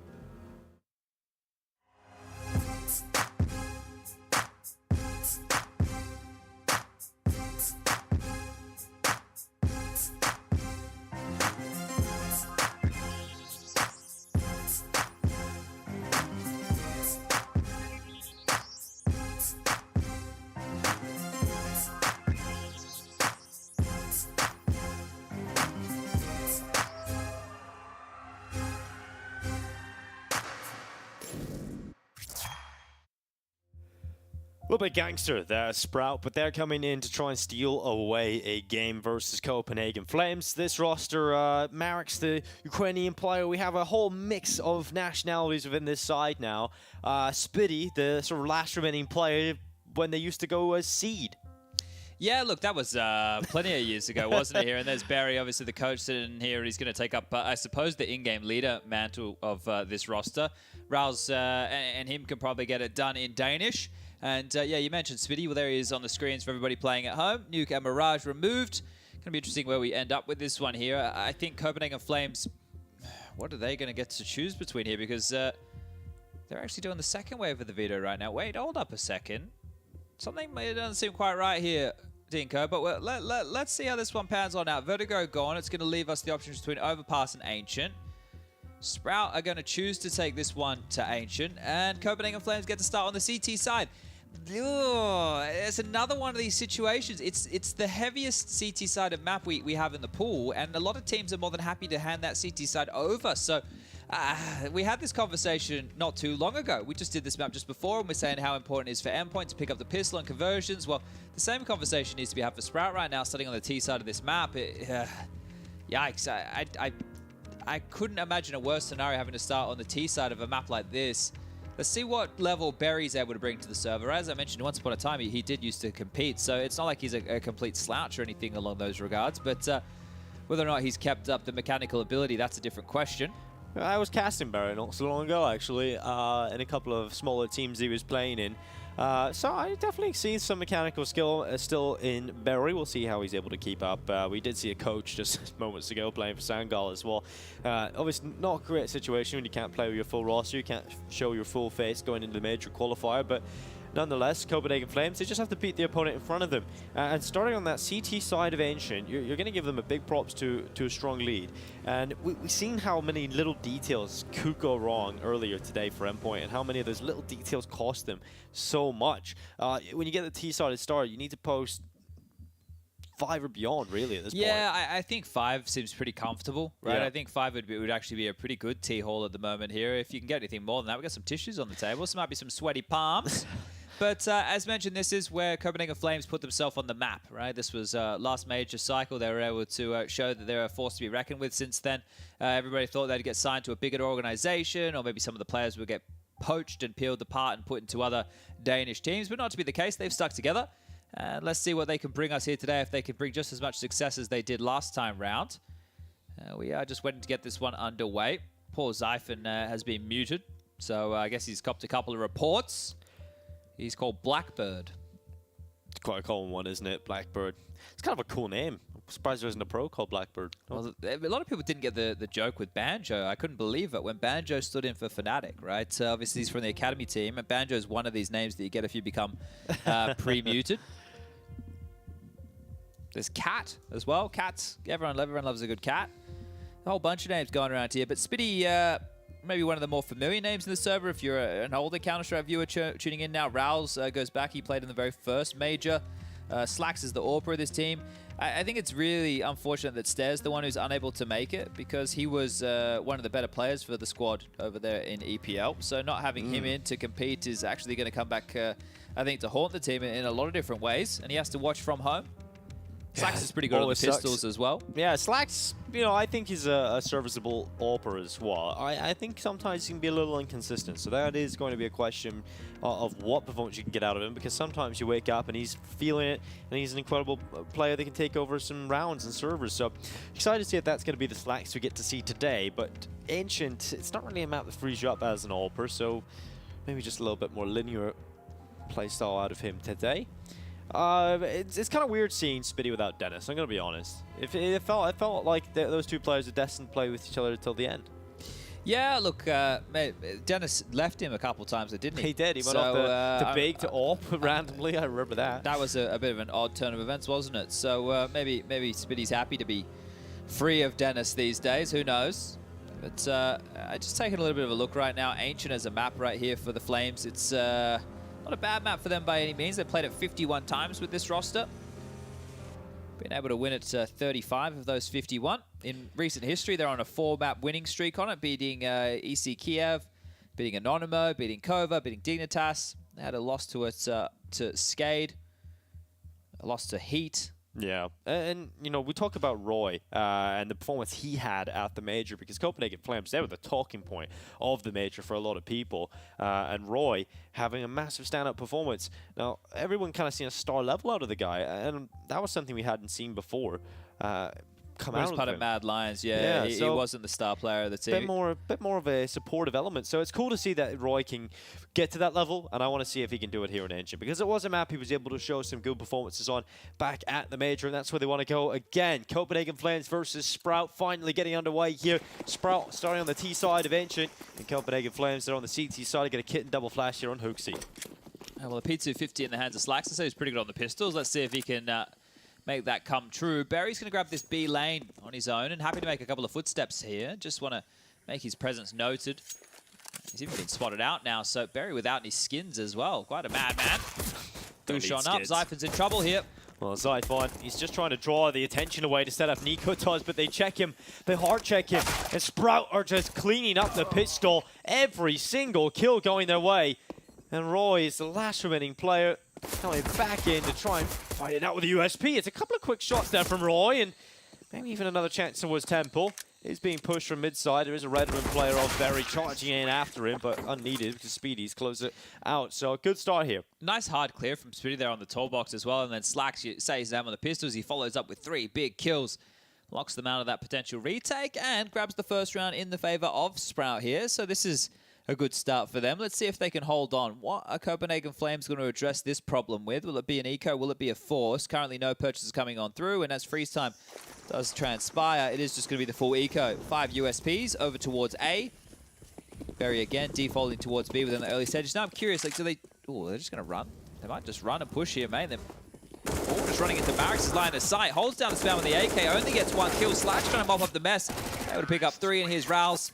He'll get the final kill. Retain one of the AK-47s. And really no dramas. That was a quick eco. Copenhagen Flames made that fast for everybody at home. But now the buyer's coming back on in. The M4A1S is being equipped in full force. And the util alongside of that here. Sprout can find this. They can call that a great start. We talked about 5. They found 2 already. And you talk about the importance of a T-sided pistol win here on ENCE. Well, Sprout got that and doubled it up. So Copenhagen Flames would love to try and shut that down early. Try and smother any potential fire that Sprout could get going. Good utility being thrown down here, but look at the forces of Sprout. They're mainly going towards A right now, and a Krieg in the hands.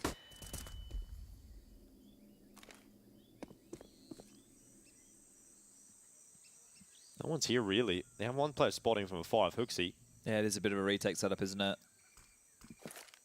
Throw a nade on it. Oh, well placed. Yeah, it's very well placed. Does a bit of damage across 3 players. Not as much as I was anticipating. No secret about their amount of forces being put over here. You can see Copenhagen Flames now pushing down B. Just taking some of this ramp control back. Barry has actually got into the pocket without getting spotted, so I think he's going to be happy with that. And they're rotating around the world here, so bomb back over towards T-spawn. If Barry goes unaccounted for, could be a surprise as they do come through the door, starting to live forward, not clearing his corners. Barry gone, wow. Rouse 2, Yabi handles. Oh, swings into the open though and goes down. He did so much work in those initial 2 kills. Cuts down the forces significantly here with Sprout, and now they have to start backing off. They have to start backtracking and thinking about a possible way into this round again. At the 35-second mark, they leave towards B. Think about going back to A, which is why they started this round, which is why they applied the initial pressure, but now they want to finish that. Well, Nikodos, he's just going to play here behind the big box. 1 kill should be enough to stall this out, but he needs to get something done. He swings out wide. Spitty will take him. A great shot from Spitty here. Oh, 1 HP for Spitty. A single health point. This could be pretty rough for him, but everybody's staying up. Everybody's taking damage though, and finally HooXi coming in and cleaning it up. Easy as you like for HooXi on the final kills.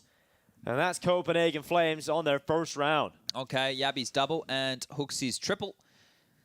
Easy as you like right there. And now that damage on that USP round is being felt because there's a couple of players who don't have enough cash money to buy. It looks like Berry's happy to quite literally just go with a P250 and util here. So they are going to purchase on through. Take 9 for Rouse. Mareks is going to get into a Galil. But you can see Berry's actually doing quite an important job. He's holding all of the B lane on his own at the start. He's allowing the rest of his team to default over towards A main heavy. Berry just goes, drops a Molotov top ramp, a smoke up towards cave, a couple of flashes through, and it's just to make this look like a default. So Berry's not going over there to find kills. He's just going over there to condition this one early. You can see how quick he wants to now join back the pack. Roy has no idea what's on the other side. He's going to use this as a little bit of a cheeky one-way look up and over, but unable to completely confirm it. And here we come in towards A. Zyphon's turn to deliver. Difficult angle, but the flash makes it easier, and he will get spotted out and cleared effectively by Sprout. So they're going to commit to the plan. HooXi, whoa, close to denying, but the spray goes over the top of the head. So Sprout now moving forward, some little intent towards Temple. Mareks is taking the life of Nikodos. Luckily, a kill has come through from Yabi, but look at the amount of Temple control Sprout have into this post plan. Well, that's a big nade towards mid right there, but not going to find a whole lot.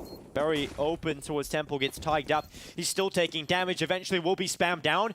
Sprout still have a very good power position for the post plant, but the kills are coming through upon every single peak. Finally, Rouse makes a step forward. It's the double, the defuse inside of the smoke. Rouse makes sure that it is not pulled through, and Sprout with 3 on this attacking side. Oh, they respond with a light buy, and I really like the theory of what they've gone for there. They took full Temple control, which forces that retake through less threatening positions, or at least more predictable ones, and it sets Rouse up for this little swing around the backlines here, using the spawn against them. 2 big kills on the Famous, and their Tech 9 comes out to find the tuck tail of Roy. And back down to the pistols here. Copenhagen Flames are in hot water early. Likely to concede number 4, as it is just 1 deagle for Zyphon.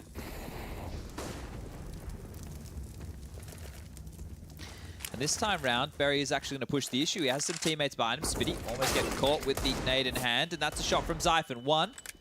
And is it done? Because they're pushing on in. Hooksy's been relieved from middle right now, and they're still pushing the issues. Iphen's Deagle can't find another shot. Oh, it had a lot of opportunities, didn't it? But Berry is cleaning up. The Mac tank going in, and Berry even swings with a Glock. That's going to give him some confidence there. Berry getting a few kills picked up. Now we said 5 rounds, that's not bad. Now they're on 4 already. Berry looks more than handy, right? He doesn't look out of place at all so far, and I really like the way that he's plying himself within this T side so far. Hasn't had any issues selling these kind of B default looks, and then there they actually use that utility he throws other side of the round to apply so much pressure behind. So at least painting this pretty picture, and then we go back into more of the same. Berry, light towards B lane. Slacks to throw out mid util. They're going to push the issues through mid here. ENCE swinging wide. Hooksy blinded, but still effective, and pulls Zyphon in to help him out. So they stop this initial mid push and get Sprout feeling a little rough about it. Look at that, Roy. Oh, looks back. Does he see Berry? Does. His feet. And Berry goes down. Oh, they're starting to look a little rough here for Sprout. They've taken initial damage, and they've lost a couple of players already, too. So the gear shift was mid this time round, not just the A-main crawl. And denied at the door. Hooksy does a good job delivering that. Rouse is very, very low here. The bomb is still under their control, so that's not the end of the world. But we've seen Yabby go for these pushes before, being able to retain a lot of B lane control. Hooksy on the jiggle with the smoke in hand. And Slacks just actually dropped out his Glock here. So I think what he wanted to do with that sound cue was try and signal that the bomb could be over towards B, and maybe, just maybe, it's worked. Hooksy's come up and over. He's trying to investigate, trying to see what is on the other side. There's 50 seconds left. They are running out of options here, Sprout, and well, they didn't have many to begin with only 3 players left alive. Hooksy up on towards ledge. Delivers a simple one there. Converts onto Zyphon, the follow through onto Slacks, and it's just Spitty who does get a trade back, but he's in a 1-on-4 situation. Well, a 1-on-5. Already found the first.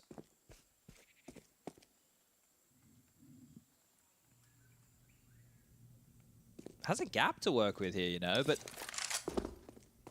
time is a bit of a drama right now, and Zyphon in Donut, he will hear these steps coming, or should hear these steps coming. He's not looking. Oh, that was a chance for Spitty. Could have converted that one to plant. Oh. He's so worried. Tries to draw them into the fight. 10 seconds left. Spitty can still plant. Absolutely does have the time to it, but getting into a position to compete from there is not going to happen. But getting the money, that's a big factor here for Sprout. Yeah, not bad. Not bad whatsoever. Spitty can purchase. Slacks can do the same. I think it's going to be a little bit close on for a few. You can get roused there at 3.8. So they already purchased into a similar scenario like this before, Sprout. Will they do it again? It's still early stages of this game, and so far for Copenhagen Flames, it hasn't been consecutive rounds. So why not keep the foot on the throat? And they are going to start buying on in here. Slacks into the AWP. Mac 10 for Berry again. AK for Rouse and Spitty. And Marix could go Galil one more time. Work for him once. This is going to work for him again here. Deep B doors smoke being thrown out from spawn. We saw that in the NIP matchup too. Yeah, just getting disrespected straight away though. I like that from Sprout. They take control of the bottom of B. The nade goes in, but it doesn't really do a whole lot. Notice the spam here from Roy. Look at this from Copenhagen Flames taking control of ledge. Smoke, the same smoke put up for Roy. Nico Doss is held off. The lurk on the other side by Speedy. That's key. You mentioned lurk from Speedy. Well, he does the lurking role, so they will know that. Oof. Oh, Yabby. Straight away to Marix, and now just at the ready. Just play forward to try and get in. And Berry has traded it out. Zyphon doing a good job, and Roy from the cave is just a power position. The flank was coming in, and as you mentioned, when you find Speedy on the other side of things, you can just completely converge on the B side of the attack. So 3 rounds now for Copenhagen Flames, and Sprout not really getting the bomb down there, puts them in the position where they don't have enough money to get a buy. Yeah, it should be the 4th here for Copenhagen Flames now. Hard to see any type of investment coming through for Sprout in a situation like this. The buy bolstered on the other side. Diffuse kits are plenty. Head armor for everybody. Plenty of util. No emissions in the purchase department. A Deagle and a P250. Berry's actually gone into the Deagle here, so show us what you got, Mr. Berry. He's holding a little bit of a gap on this smoke at the door and actually tries to move alongside of it. Body shot onto Yabby, brings him down to 60 already. Does Berry not have any skins at all? Maybe he sold them all when he went coach and thought, I don't have any need for this. I don't need to play anymore. Yeah, maybe. This guy, he doesn't even have a knife. Like, what's going on here? Everybody knows you play much better if you have a knife. Yeah, don't get much more vanilla than this, but another smoke drop towards the door. I once played against Berry at a Gamescom event. It was when SK Gaming was Danish. Kaden was on the roster. Barry was there. They had Nico, the Nico from G2. Wow. Standing in. Okay, that sounds just like a great tournament to watch back. I mean, Barry's been an integral piece, I think, to Danish Counter-Strike for a long time in terms of he's kind of fostered a few more of the talents coming out of the region. He's gone up against some of these young talents himself now. He's taken a couple of shots here with the Deke in hand. He's held down towards the doorway. And down to 19. Eventually should be taken out of the round, no problem. When the scoreline will be tied up. He's still just walking around. He's got an AK now here, Barry. He's going to run away with that. Thank you very much for that. He's going to run all the way back to spawn. I wonder if he is actually going to try and get the timing onto A here. He's going to get cut off at the pass. Yeah, he's not ready for that knife out. HooXi is ready, though, and will take down Barry, and the scoreline will be tied up. Still, there will be a buy available here to Sprout to get rifles out.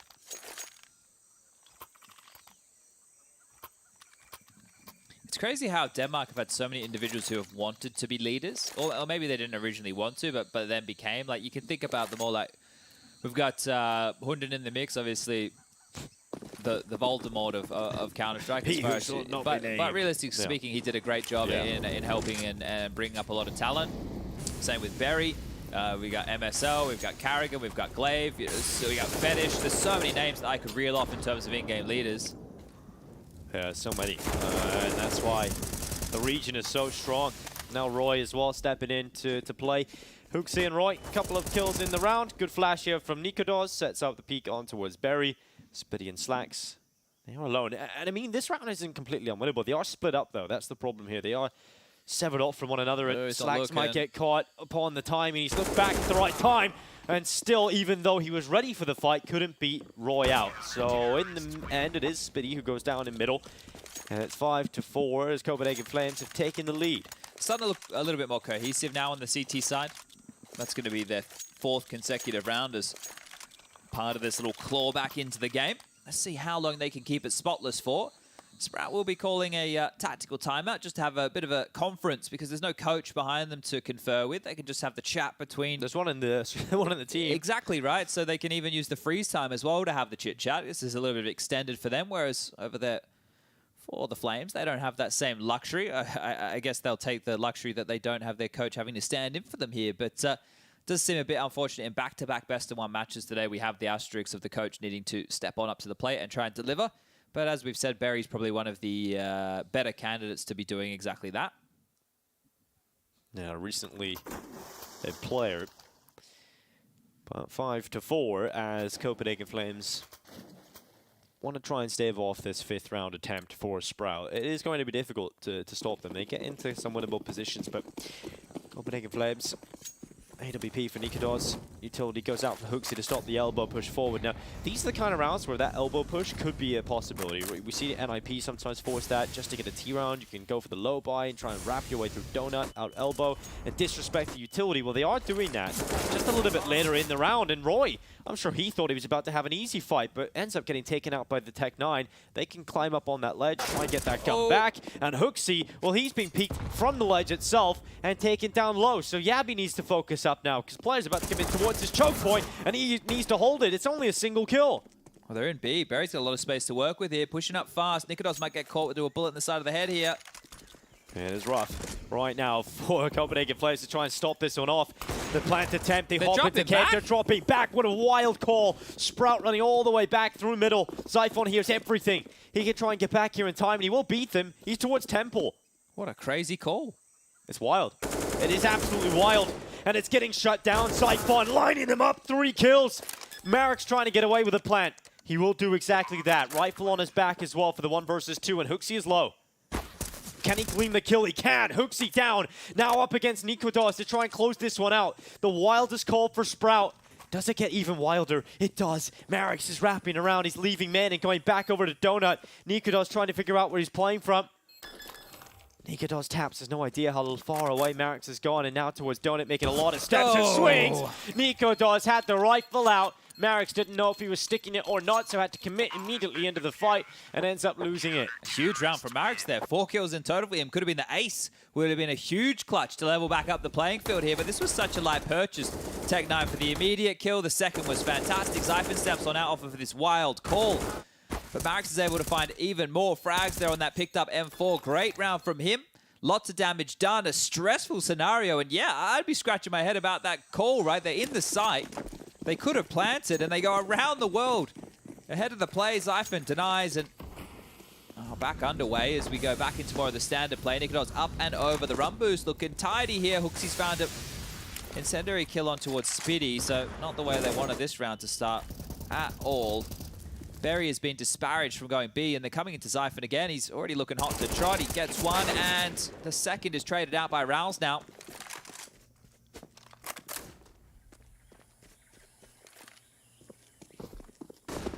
Oh, transition. Berry here's a couple of these steps, but Roy ready for Berry to come out through elbow. Slacks. Oh, that's a bit of more of a deadly weapon to try and peek into. Roy goes down to the AWP. 2 versus 3. Copenhagen Flames maintain the advantage, but there's still a lot of time here for Sprout to maneuver, Chad. What's the call here in your head right now for Sprout? What's the opening? I think they just want to wait and see if any more aggression comes their way here. If they work through mid together, they have a bit of utility available. 2 smokes, a couple of flashes, and a Molotov. And then if you wait, 15, 20 seconds and nothing happens, they need to take some space, but so does Nikodos. He sees the barrel. Oh, send the bullet to the face. Yeah, Rouse, make sure he sees nothing more, but the flank from Hooksy, they're not reading it. They're not ready. Oh, no, that could have been awkward. Luckily, comes away with one. But I think the sheer distraction from Slacks, he's just confused, bewildered in the open. Oh, that is gladly recovered, because that would have been bit of a stinker right there. Yeah, we've had a couple of fluffs today. We had that Lexi B one in window that we witnessed right there, and that one from Hooksy could have been catastrophic. So 7-4, starting to establish a lead now. 3 rounds the difference in the favor of the Flames. But a buy is still available here for Sprout. They're going to purchase back on in. A couple of AKs, an AWP, a Galil. Lighter on util this time round. A bit of a change up. Spitty hoping he doesn't get burnt on out of the round here without having any exchange possible. Berry has a buddy this time, so not just on his lonesome to get this B lane control. A little bit of burnt Berry there because he got tickled by the molly, and so the sound cue is made for Roy, who goes out for the peek. Good flash, though, keeps him back. Berry moving forward, still applying pressure, stepping now, making sound as he goes out towards ledge peek, and Hooksy. Information would have been passed on upon that peek, and he was ready to deal with Berry. Hooksy's been pretty good in that donut position, taking those later, more jarring mid-fights here, just stalling out any of the crawls.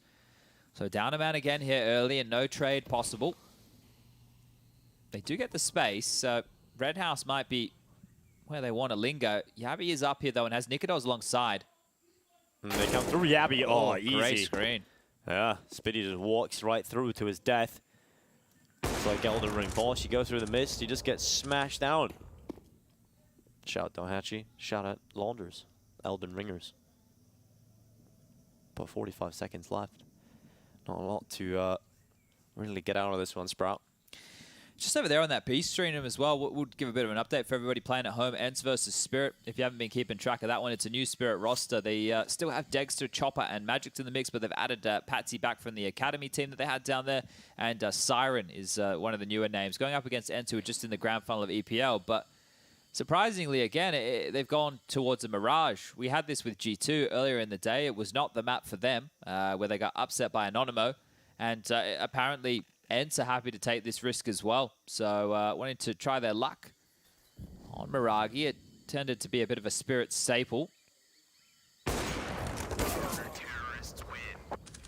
And the round will transpire. Slacks to hold onto the AWP. And yep, he gets the kill onto Roy. So not denied after time. Could have been much worse.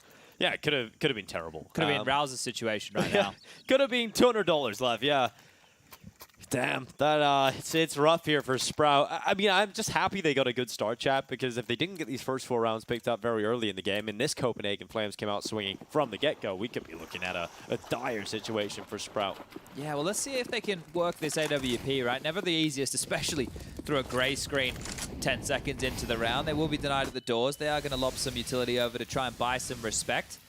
Working on main is just Rouse on this trendy little Glock. He's invested all his kit and caboodle into a flashbang, so I think he wants to try and enable Spitty or be enabled by Spitty here, and that should keep at least one player on A planted. Nikodos is about to be blind. He's about to get pushed. If he dies to the Glock, that could be a big issue. Oh, no scope.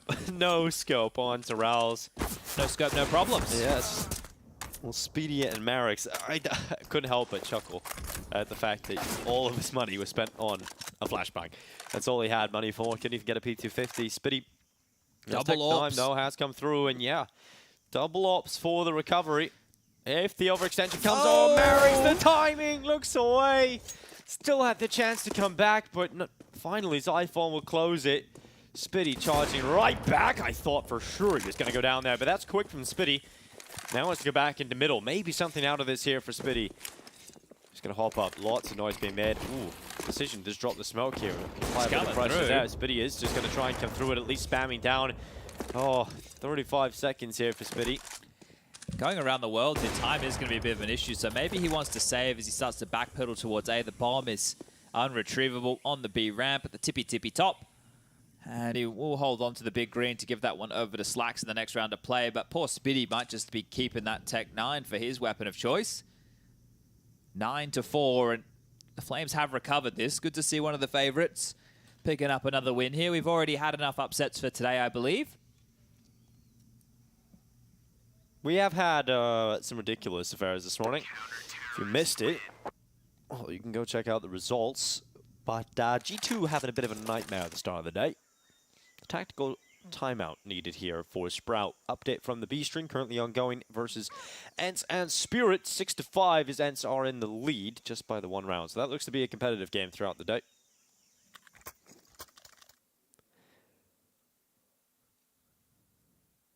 I believe Marix was has been in Warsaw, at least training and practicing a little bit. Not sure if that's the current situation. Obviously here in Bucharest now, but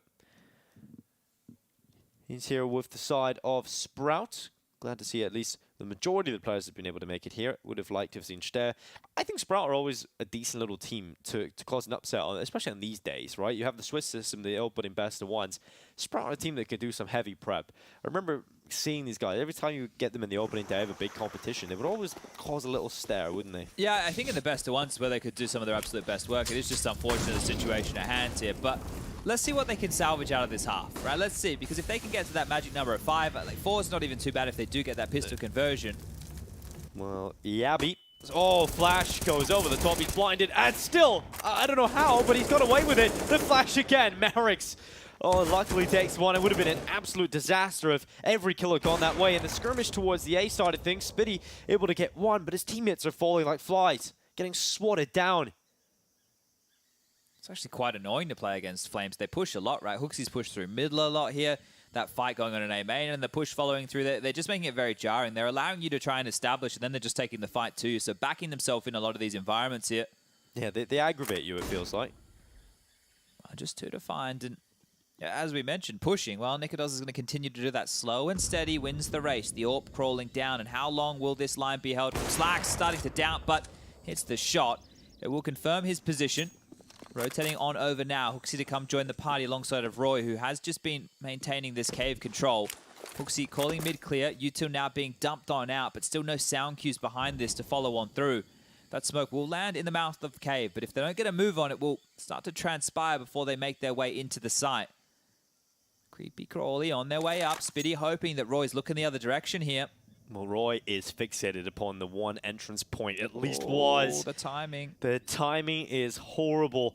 Roy, he's about to go down. Oh no, they missed their chance, and now Roy alerted to it. He's on high alert, calling his teammate back. Roy's going to try and play with a pillar. He can draw them into the cross, and Hooksy, he's got the pick. 7 seconds left. Slacks misses the shots. They had every opportunity there, but Roy gets away with murder. 10 rounds now for Copenhagen Flames. He needs to be counting his lucky stars a little bit right there. It felt like the timing was perfect for him until it wasn't, and then the bullet's just not landing in the back. So an opportunity for Sprout to win out that 2-on-3 situation just slips on by, and they will have to force by into this final round to play here too. Galil's a MAC-10, a Deagle for Slacks, and an AK for Marix. This Spy is going up against the full purchases for the Copenhagen Flames. Can they make it 11-4? 9 rounds consecutively now for this defense. Can they make it 10? Let's see. Argy Barge, Spitty dead. They're into B. Yabby with 1. Yeah, Yabby playing around the pillar, dancing, trying to swivel around it, just gets the 1. They're held back in cave for the time being, and that avenue of approach has been opened up by Marix. Pushed down long side. Flash is coming in, boost over the top. Do they see Marix? They can't spot him right now. Smoke is keeping the screen nice and grey. Nade will do the work. Yeah, gets caught by the nade instead, and Rowls fills up his position instead. He's got the Galil here, and he's going to get hard swung by Zyphon. It puts Slacks into the clutch alone. He's down on the ramp, and oh, Nico does. Just rips his head right off his shoulders. All right, well, that is going to be 10 consecutive rounds here. So Copenhagen Flames mounting quite the defense as part of this one. Slathering up a nice, tasty lead as we turn our attention now to the attacking side of the Flames. And to try and defend this one is going to be Sprout. If you are just joining us, maybe you've missed the little asterisk there is not here. Barry is standing in the coach of the team.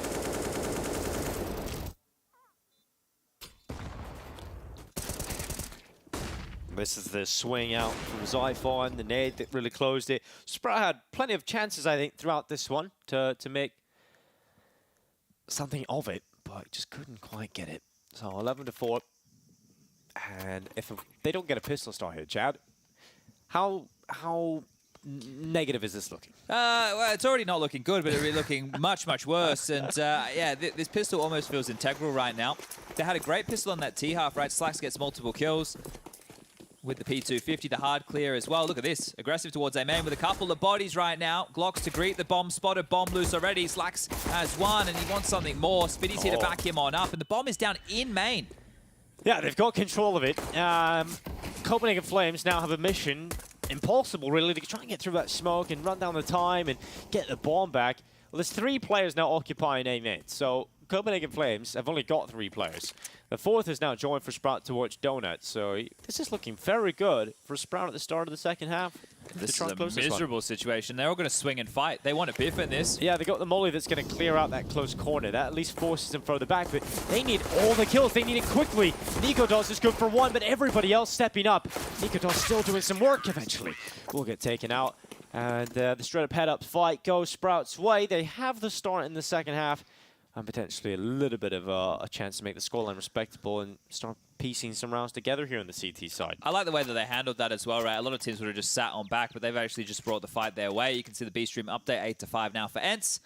Starting to get a little bit of a lead over there on Mirage, and Slacks again with some big impact on the pistol round.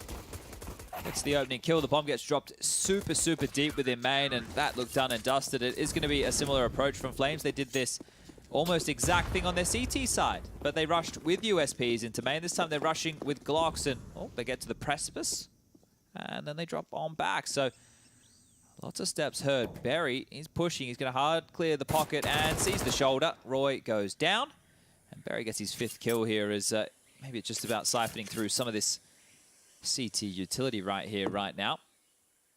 There's head armor on all the players of Sprout, so it won't be easy to make these blocks get anything done. And Barry going aggressive again, gonna pad his stats here. Might even get the ace from Barry. Look, 1 more kill. Barry with the ace. Barry getting his stats up now. That's what you love to see. Firing up the coach, stepping in as a stand-in, getting the ace, making his HLTV run look a little better there. Barry farming up some kills. Sprout, they've got another round picked up. Actually quite important. He gets all those kills and he immediately gets an AWP into the hands of Slacks. That's something they might not have had otherwise here. So that is actually very, very tidy. 5 frags, MP9, lots of money, and a dropped AWP. So that's impact and a half right there from Barry. Let's see how well Slacks can wield that. Zyphon looking for the extinguish. He will get it, but the deeper molly holds them at bay for now, so they can't get a move on if they wanted this mid control. See 3 T-side smokes dispersed, 1 to extinguish, 1 donut, and 1 top mid. So they want to push forward. They want to take control of this. The cutout molly comes on through, and Zyphon is going to get parked towards this mid box on the fade right now. Did Jabby spot him? Jabby has got pressure on it. Slacks has missed the shot, and so Spitty has taken the brunt of the damage, but he's still alive. And so Yabby can't focus on the off. On the stairway, now Yabby's in a pretty uncomfortable position. Rowls is moving out of Donut to try and capitalize upon the distraction, and Rowls has made it work perfectly. 2 kills picked up for Rowls, and a reply now for perhaps Hooksy as he pushes out towards A. Ball has been left back in main. If he gets this Donut kill, perhaps this round is on again. Back to the 3v3. Spitty mortally wounded. And there's still quite a bit of time here. We just move under a minute. It is going to be the play forward for Roy in towards B. Berry's over here. Oh, he might just push into this, Berry. He was flirting with the idea of playing for some info. So dropping back now. Roy can hold on to this. He still has a smoke and a Molotov to work with here. HooXi has no way back, right? HooXi has to stay and deliver and just walks on out. Slacks gets absolutely destroyed. Yeah, absolutely deleted by HooXi. Roy is still on B. They still have all the options available, but that bomb is making its way towards A. It's Spitty. He's got around the backside. HooXi's gone down. Nikador's starting to consider now, what is the move? Roy has found the head of Berry. That draws the last player over towards him, and Spitty is caught off. Oh, the swing out from Roy, the low HP of Spitty. It's a perfect combination for a 12th round. And Copenhagen Flames, they work it. It gets a little close. It gets a little scary at times, but Copenhagen Flames have to thank HooXi for that proactive play out A. Yeah, massive stuff from HooXi there, right? This is the double from Rouse. They wanted them to push top mid, and they get away with it. I cannot believe Spitty survived that long. HooXi taking out Marix. It forces the rotation. That shot onto Slacks was bloody huge. And poor Spitty, he's retaking the wrong bomb site. Doesn't realize he was in the right place at the right time. A force buy in now from the Sprout boys is they try and hold on to this. Couple of M4s, a FAMAS, a P250 in the hands of Berry. Lots of util mid. They want to fight this. I think they want to push on through. They're coming. Yeah, they're sending it right down into Yabby. Ralph has collected the first life, and Zyphon's only managed one. Luckily elsewhere, Roy's done good work, and they find Riles as he tries to retreat behind the smoke. It is unfortunate for Sprout to be down a player again. Marix is pushing towards A. HooXi's aware of it, but Marix still bests him in the duel. And he holds on for Roy's play forward, and now Nico does into the clutch in a 1 versus 2. He's worked out where the gap is here, so he's going to make it all the way mid donut to A. Should be able to get the bomb down before Spitty is able to combine from CT spawn. He's low on HP, so wants to be a little bit sketched out about this. Doesn't want to get a move on too quick, and Marix is running all the way through B. Do they even know which site the bomb is planted at yet? Oh my, it takes them so long to figure it out. Confirmation now. But that's buying a lot of time here for Nikodos and puts a bit more pressure on the Sprout. Smoke goes on to the bomb. Nikodos holds for the donut extension. Tap on the bomb puts pressure now, but no, he sees no one's on it. Smoke isn't good enough. Nikodos just plays the big box and now sees the other victim. Hasn't been able to take the kill. Peek it now. Defuse being stuck. Brings down Spitty. Time is ticking. Time is too low, and Marix has to concede. It's the clutch for Nikodos as he plays it to perfection, drawing the time down. Oh, poor Marix goes down with the bomb there as well. Oh, that's just the worst case scenario. Everything that could have gone wrong has. It's such a scrappy game. There's fights going on all across the map simultaneously here. You saw how many players from Sprout there push through those mid smokes. Rouse again with multiple frags over towards middle. They're trading back and forth, and it ends up in Nikodos 1-on-2 situation. Does pull it across the line, does set his team up for what should be the 14th round. Sprout finding themselves just down to these pistols again. And this is not the place you want to be here. The opening matchup for the Flames looking to go their way. Just 3 more away from doing so here. And one man. Oh, it's a K push. It is a K push indeed. This Mac-10 HooXi might sing on out. They've been stalled. They've been forced back by the utility. They're going to swing anyway. Yabby's taken down that Spitty and Zyphon. It's his turn to make mincemeat in the cave position. 3 frags. Roy wants the, well, 5th and final, but Berry says no. Zyphon will get that one indeed. And 14-6, just 2 more now.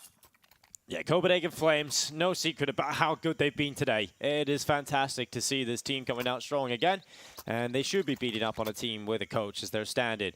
They're looking to book their tickets to the major. And if you want to join them, you can do so now on screen QR code. Scan it with your camera on tablet or phone device. And you can buy your tickets to head to Antwerp in Belgium. Great location, lots of food, I'm sure, lots of beer. Lots of Counter-Strike as well, coming up in just a few weeks' time at that major. But Sprout, they've bought up into some rifles. A lot of utility out here. Roy is committing through the B lane. He's actually going very quick into this, and Spitty gets at least one before going down to Zyphon.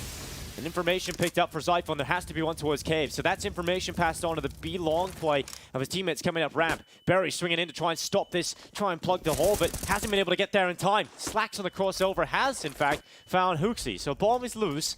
Copenhagen Flames down a player. They should be able to get the bomb down here and start to fortify this into the post plant. This should be a kill for Yabby, but Rouse, fantastic in mid again. The backpedal, the shot, and it's a 2-on-4. Good awareness there from Rouse. Puts Nikodos and Zyphon into a very difficult position. Yes, they've got control of the site, but they're deciding to go aggressive. Nikodos couldn't get it. Slacks will take him out.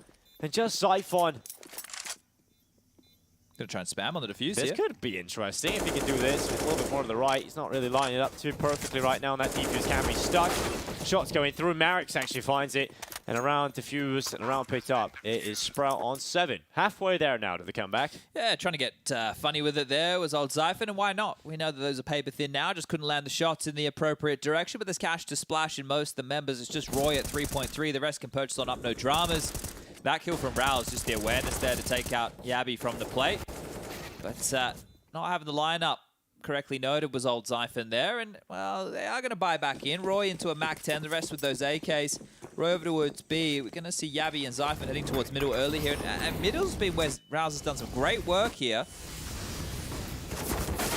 Oh, Yabby creates the opening for Copenhagen Flames, and for Sprout, you've just found your opportunity. You've just got another round on the board. To go down immediately after would feel like a sinking ship. Marix has got Rao's alongside of him in the donut to try and bolster the defense here as Nico does. Starts to play into the close side calls. It's one for Nico does. Most of the kills going Sprout's way, and Nico does continues to be a one-man army towards that area of the map. But so Hooksy, quick. again, just taking control of the tempo. Barry not ready for the sheer speed of it all.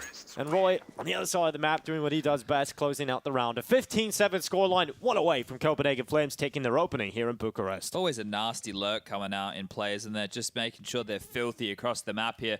An absolute nuisance in all of these lurky boy maneuvers are the Flames. Hard to deal with, hard to stop, hard to account for, and, well, hard to swallow right now. 15-7, one more round required. 5-7 in the hands of Marix here. Rifles for the rest. We do still have the ENCE game going on against Spirit on that secondary stream. If you want to go catch that action when this one is done, the next draw should be coming through shortly. There'll be 4 more best of ones on either stream. That'll be for the 1-0 and 0-1 columns to set teams up for either elimination, progression, or in the 1-1 limbo column here. Barry bides his time, hits the shot. Zyphon down, they've lured them in. He needs another one here, Barry, but just can't steady the aim. Yeah, it could have been great there for Barry. Still good enough. One. Hooksy actually might get slipped around the backside. He goes back and considers the play, but a little bit too late. And Rao's close. I'll take out Hooksy.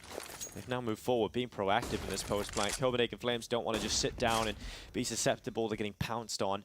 They move and take control. Fluid movement here on this T side, but they've been taken out by the 5-7. There's now Roy and Yabby trying to close against the 4. Oh, Sprout still up. Now just Roy. Has got the bomb planted for him in the headshot. Denied the defuse for the time being, but Spitty quick reactions to push into cave. And defuse will be stuck here from Marix. Hasn't got the kit in his back. He's holding it. He is going to be close here. He's going to pull it down as close as he can get it. And just about on the final tick, it is pulled through for Sprout survival. Yeah, that one right there. If he gets that kill onto the diffuser a second or two later, then the follow-up on the diffuse might have been even further from that. So a little bit unfortunate for Roy on that spam attempt. But covered off indeed. And it's been a team effort so far for the boys from Copenhagen Flames. 18 kills for Zyphon and Roy, 17 apiece for Hooksy and Nikodos, and 16 for Yabby, as they'll take a timeout here on the Copenhagen Flames side of things just to get this one closed on down. They bought into an AWP. Just want to talk this one through. A full buy coming out on the other side. It's been quite good for Sprout on those B retakes. They've been able to get away with it in a couple of rounds here. Looking comfortable. It's been when Hooksy gets that space over towards A that things start to become a bit more of a question mark. And now they do have the few kids coming into the next round. So we won't have to worry about how nail-bitingly close it will be. Or maybe we do. Let's see. Into the freeze time now. Starting to tick on down. And Nikodos is into that AW. You can see that purchased on up. Now, maybe they've taken this time out to discuss what they want to buy around this. Because when you have the AWP in play on the T side, how are you going to set Nikodos up? Where do you want to allow him to search with the AWP? They've got some Mac 10s. They've got some AK-47s and quite light util, so it might be a little bit of a slower approach here. I know that seems counterintuitive with those Mac 10s, but you want to allow the early CT utility to be burnt through. Just contact A here. This is a good position to set up the AWP of Nikodos, but a hard position to clear of Marix unless he oversteps the mark. They can molly him. He's deciding to change up his position and get back into temple. Flash out mid, or smoke rather, of Hooksy. Nico Dawes creeps up closer to the site. The transition from Temple to the big box again for Marix has been undetected. Nico Dawes, oh, whoa, that must have been a quick flick there from Nico Dawes. Back down onto Marix.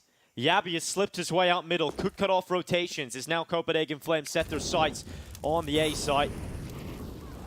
They're worried about Donut for a good reason. There is a player still in here, Rouse, trying to cause some problems. They confirm that now. Hooksy holds the ledge swing out. Slacks is there, but they're not ready. They are absolutely not ready for Yabi. He needs this kill. He needs both. But Barry swings out and is there to the instantaneous trade. They sent the donut play with a bomb in.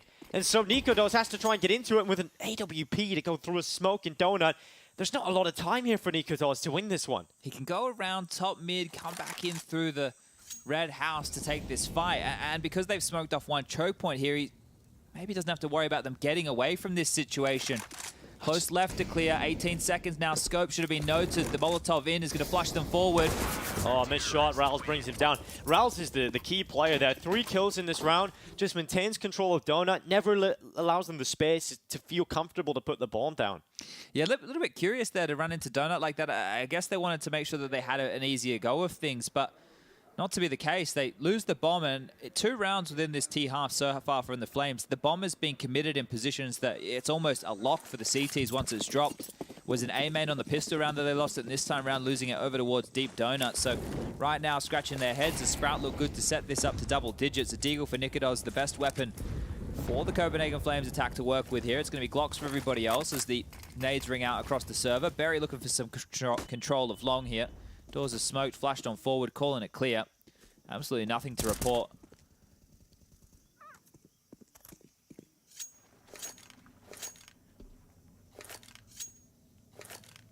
Just taking a slow one here, Copenhagen Flames. They want to close it out as soon as possible.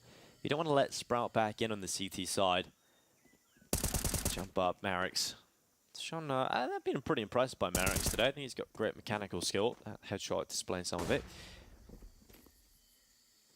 And at this point for Copenhagen Flames, just draw out as much as you can. Drain the economy. See if you can maybe overrun Berry. Now that is a player you might try and counter here, but the problem is, look how many players are right behind him. Yeah, it'd be crazy. If they were to take down Berry, they then have to hit a Scorcher on Spitty and then have to deal with Slack. Berry. So yeah, I don't think that is even going to be on the docket right now. 3 more to find. They will have to go on down. Just trying to play over the top of this door smoke. You can see there the line being picked on up by Nikodos, but he's already passed. He's already close. Another smoke, and they will just have to go through and die. There's the sound cue. How many more can Berry get? Well, Berry lines them up. It's 2 for Berry, runs out of ammo, pulls out the USP, and Berry shuts it down for 4. Great stuff here for Berry, farming up the ecos. Just what you love to see. So far, the best coach performance we've had out of the 2. Yeah, Berry looks like he's having a great time. It looks like he's loving it. I'm sure he didn't think he'd be playing at an RMR anytime soon. It's so much more fun being in the server, and I would say maybe less stressful, because as a coach, you just have to sit there and watch all the decisions going by. As a player in the server, you can maybe put a stop to some of the crazy hijinks that you see going on down, but still, 5 more consecutive rounds required. Yabi's out mid. He's very quick out middle. Yabi quickly removing Spitty's life. The advantage for Copenhagen Flames is to swing into the open. Yabi rattles a couple of shots. Oh, gets caught. Rouse removes Yabi's life, and now we move forward. Roy looking to decapitate a few, but they've got a lot of space down in the site here, Copenhagen Flames. Oh, they're pushing very aggressively here to cut off this rotation. Bomb to get planted now. Swinging to Roy. Oh, just one. Very quick trades here from Sprout. They're keeping it very close indeed, and through the smoke they even find another, and this looked competitive up until the blink of an eye. Now Nico Dawes is stuck back on the ramp, and 3 players still coming back in towards him. How does Nico Dawes stay up with this? They're going to smoke him off as well. Everything that could go wrong for him. Oh, it's deep. Oh, it's very deep. He's in front of it. Okay, this now gives a bit of a chance to Nico Dawes. I think they realize, okay, that smoke's a little off. Let's throw another one.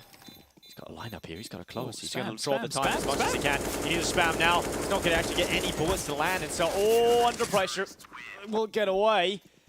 But yeah, it felt like one of those bullets should have landed at least, but very, very quick kills there for Sprout. He doubted his crosshair placement, didn't he? Looked yeah, well and truly on there initially, but then peels it away. And look, I thought he was buying the time to like make sure there was limited time when you get him off the defuse. Yeah, then just doubted himself, but had the right call there. But this is starting to become a bit of an issue now because every time they make it into B and they get the bomb down, it's just a retake coming in from Sprout. They have no issues retaking this side. They've done it a couple of times now. A double AWP setup now being established between Slax and Marix. The scoreline only 4 rounds until we could get this one into overtime. And it would be very curious to see this one go to overtime. Copenhagen Flames have been in control of this game for the majority of it. They obviously lost both pistol rounds. That is a big component of why the scoreline looks like this. But it's been 4 consecutive rounds now for Sprout on this defense. And maybe even a 5th here. Gabby did a good job getting out mid early, but this up close and personal positioning, I thought they would have been able to deal with this rotation point coming on in. It was quite heavy through spawn.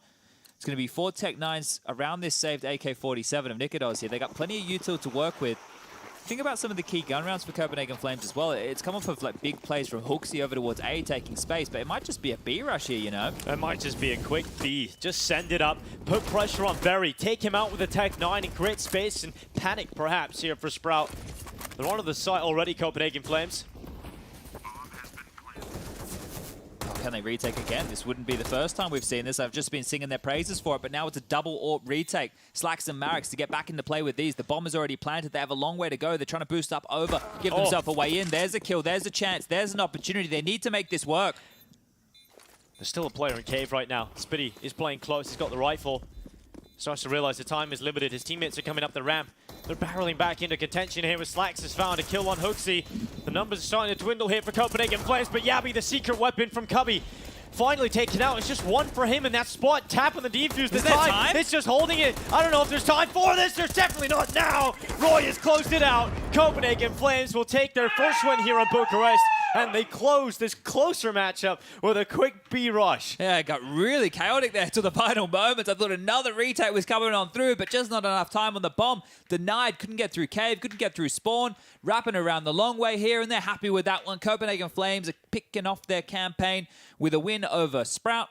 And yeah, they should be content with that. They're now in the 1-0 column, ready and raring to go and take on whoever lies next for their later game of the day. Yeah, well, the majority of the favourites have won today. We've obviously had big upsets to start the day with G2 going down to Anonymo and Tropic losing to the Bad News Eagles as well. But, I mean, coming into this matchup, I would be incredibly surprised today if the teams were stand-ins won again. Yeah, precisely. And if you Sprout, you're thinking, mate, if we had Stair, like, no disrespect to Barry, you did your job, you did great, but you're thinking, if we had our full roster and the coach behind us, we could have even won that game right there. And you're talking about Sprout with some upset potential in the best of ones. I think you've almost seen it come to fruition. Got a bit of Ancient today in the early stages, so that was pretty nice. But guess what? We got the panel standing by. We're going to throw it over to Shox and the boys.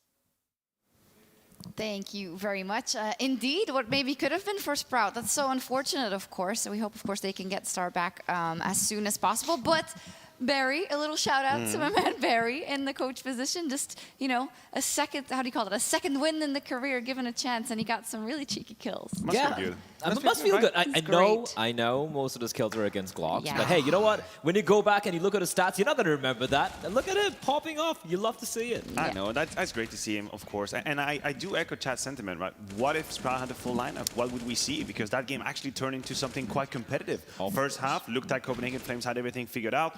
Barry was obviously struggling a little bit on an individual level, but then on the CT side, they started believing in it a little bit more. You started seeing Raus having impact towards middle. He was making plays, taking risks. That was a much better looking Sprout, and they pushed Copenhagen Flames for a little bit. Yeah, how does that then reflect on the Copenhagen Flames, who obviously, yeah, this is an opponent that they should be able to take, and obviously it should be a bit easier because of the stand-in, right, Bless? So how do you look at this result? I'm not going to be too harsh in Copenhagen Flames because at the end they got things done. Although it was a bit messy, I won't lie. And also Ancient, right? Like you might have a fantastic CD side, but closing out the final 2 rounds you need, 1 or 2 on the T side, can be quite hectic, even against a team where you should be winning comfortably on. Yeah, and we also have to consider the fact that when you face an opponent that has a stand-in or coach is in, they might throw things at you they wouldn't. Maybe you have prepared something, that's not what's happening. The protocols aren't the same. They're taking more risks. So that is not always easy to handle. Listen, we've had other teams fail flatly in that first round. So if you're Copenhagen Flames, the job is done. You're moving on to the 1-0 You won your game. You won your game. The job is done for now. The job is done for now. We didn't get that much time to talk about them before, so maybe let's look at the Copenhagen Wolves then. And I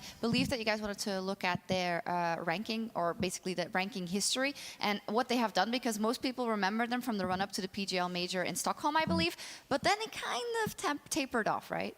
It's primarily because like when you saw them make that kind of fairy tale run in the Copenhagen, sorry, in the major, it was against like it was most of its best ones they were winning on, and everyone's this is like, Barry, by the way. Sorry, we're gonna give him. But we give him the shout out. We're giving him a little shout out. Go ahead. It was so great, right? We just had to show it twice. But but jokes aside, like they kind of tapered off, and there was a period when Complexity was about to pick them up, and they were really struggling against teams they shouldn't be losing against. Albeit the massive caveat here is that most of those games were online, and I feel the Copenhagen Flames, they've shown us thus far they are a LAN team. They're much more comfortable, especially in a studio environment.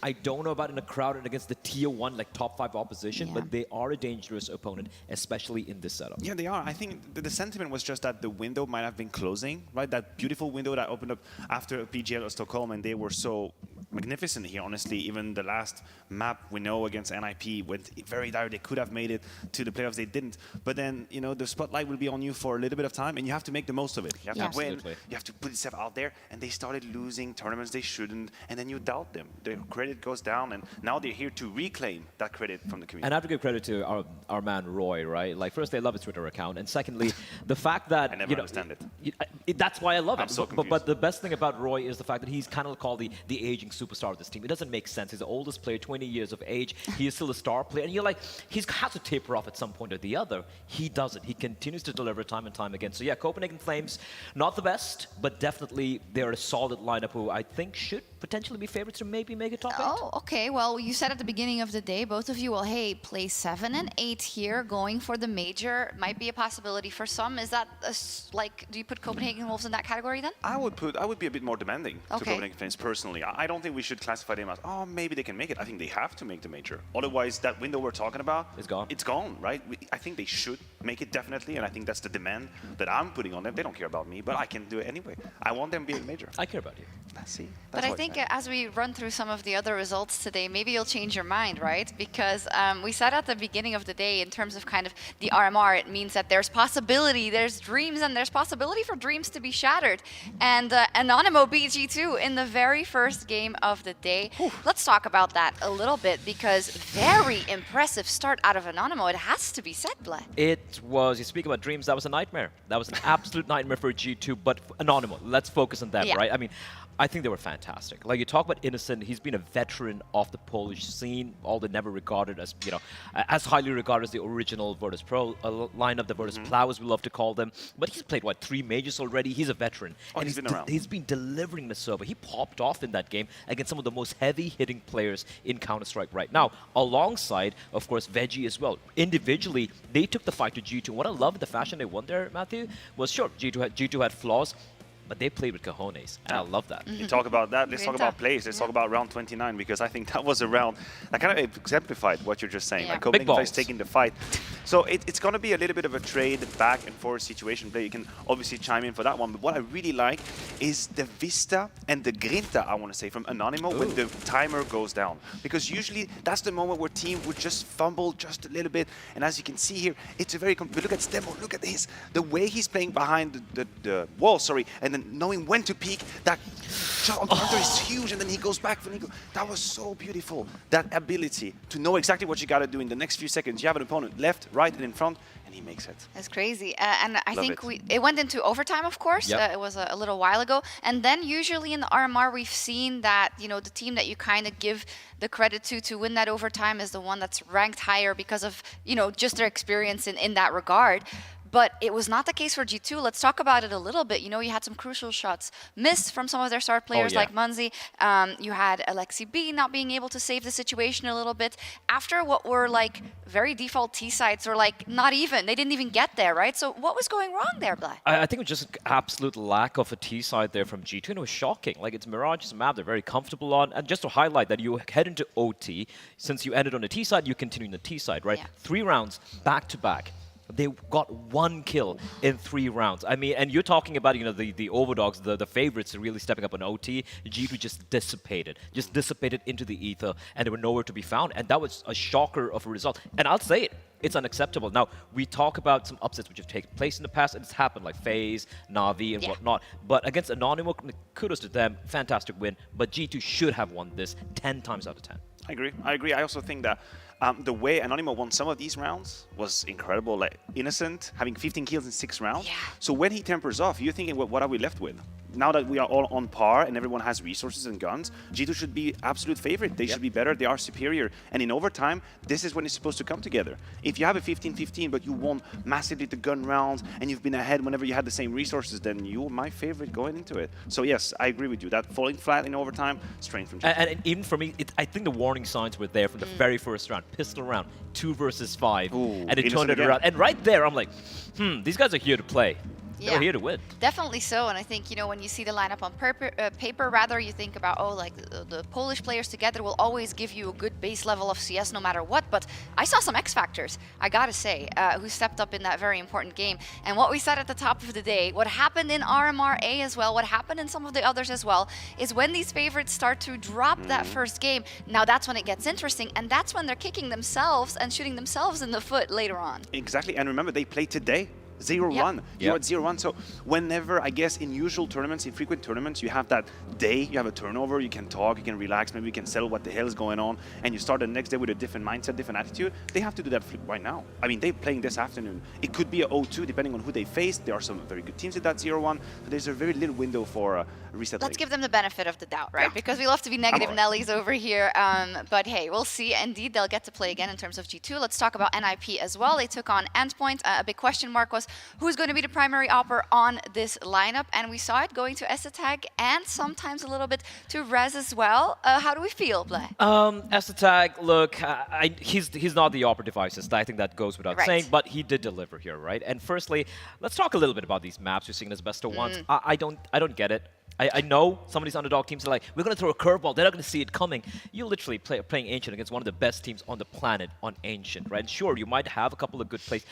I'll give credit to Endpoint. They seem to have a game plan, despite a little bit of a rough start, but they lost so many crucial rounds altogether where it felt like it could be individuals not quite stepping up, could be nerves or whatever. They had a game plan in mind, but I still would have liked them to go with some other map, right, as opposed to NIP. NIP, though, Broland really stepping up. A debut game for the young star. Rez continues to deliver as well. But let's be real. This is against Endpoint. I still want to see this nib being tested a little bit more. No, I agree with you. I think the first signs are relatively positive. The fact that Broland is kicking off his chapter with NIP in such ways is extremely good, and it's a good prospect for the future.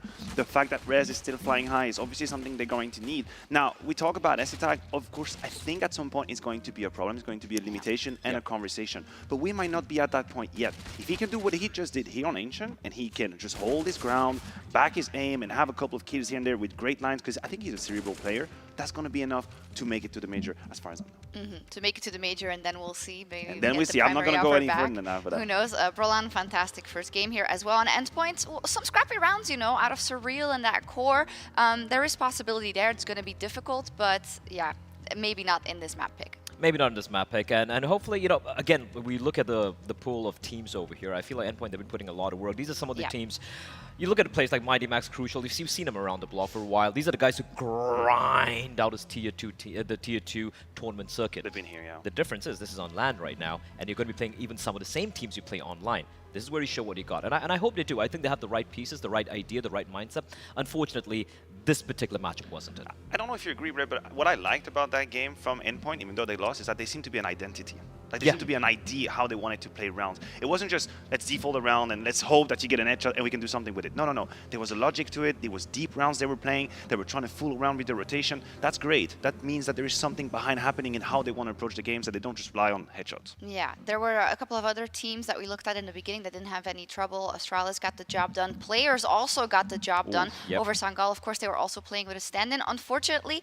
But man, okay, they should beat this team, I think, right, Bla? It's fair to say. But what a flying start out of players. This is what I expected coming in, right? Like, for all the favorite teams, you can talk about your phases, your G2s, and even Navis, and they might have this little bit of teething issues initially, but then you look at this team, and you're like, this team is just going to go flawless. I'm going to call it. They're going to go flawless, and they made sure overpass map coming in, and already we see the towers coming out, already we saw Shiro coming out, and they're just completely demolishing Sangal. That round is exactly what you're talking about. It's players having a plan that works to perfection here. That's another boost they have. So all in one round, they have the quadruple boost, they have the other boost towards Banana, and they have the punish on the boost. They have everything.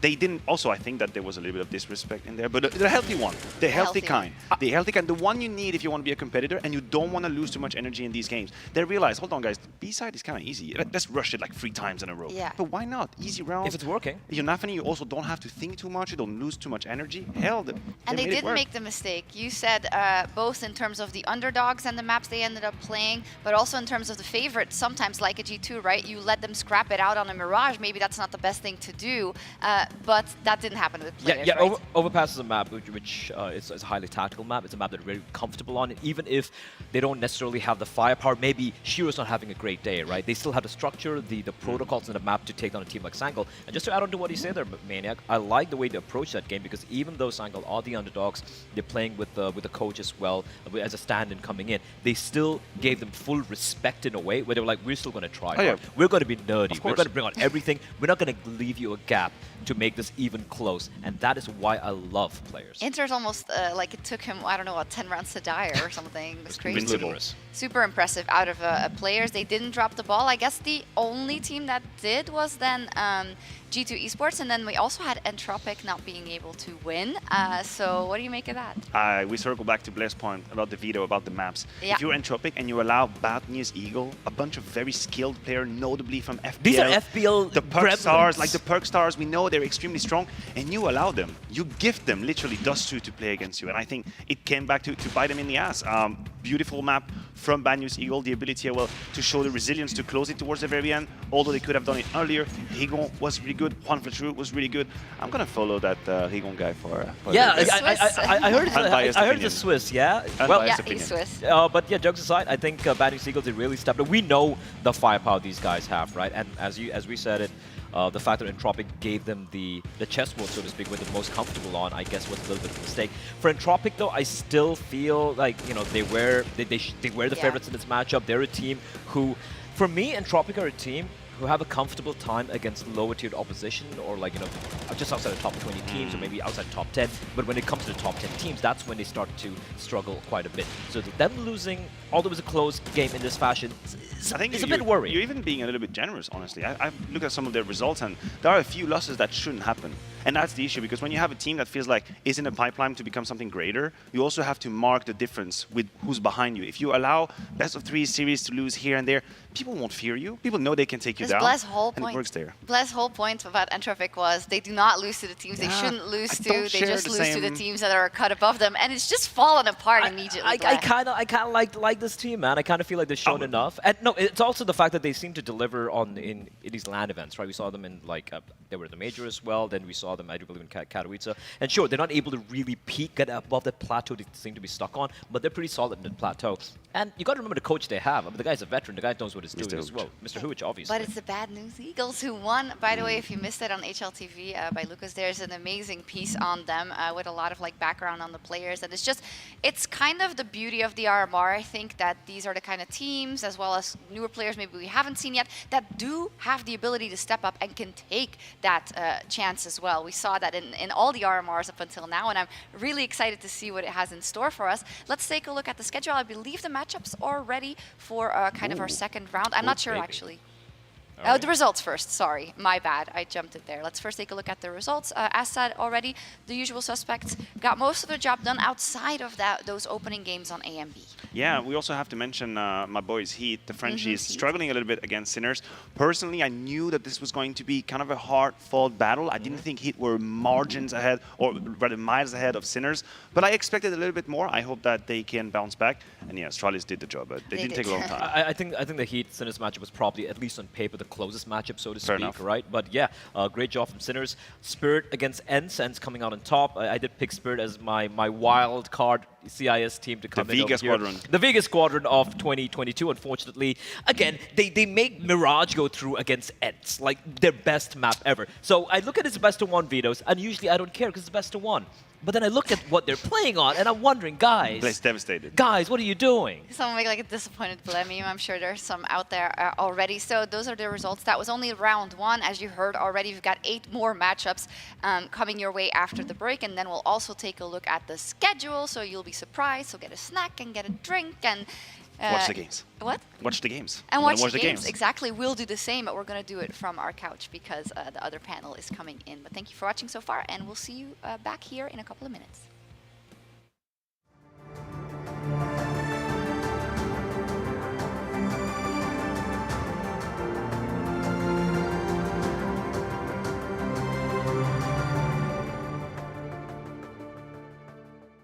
To succeed in this game, you need to invest in yourself.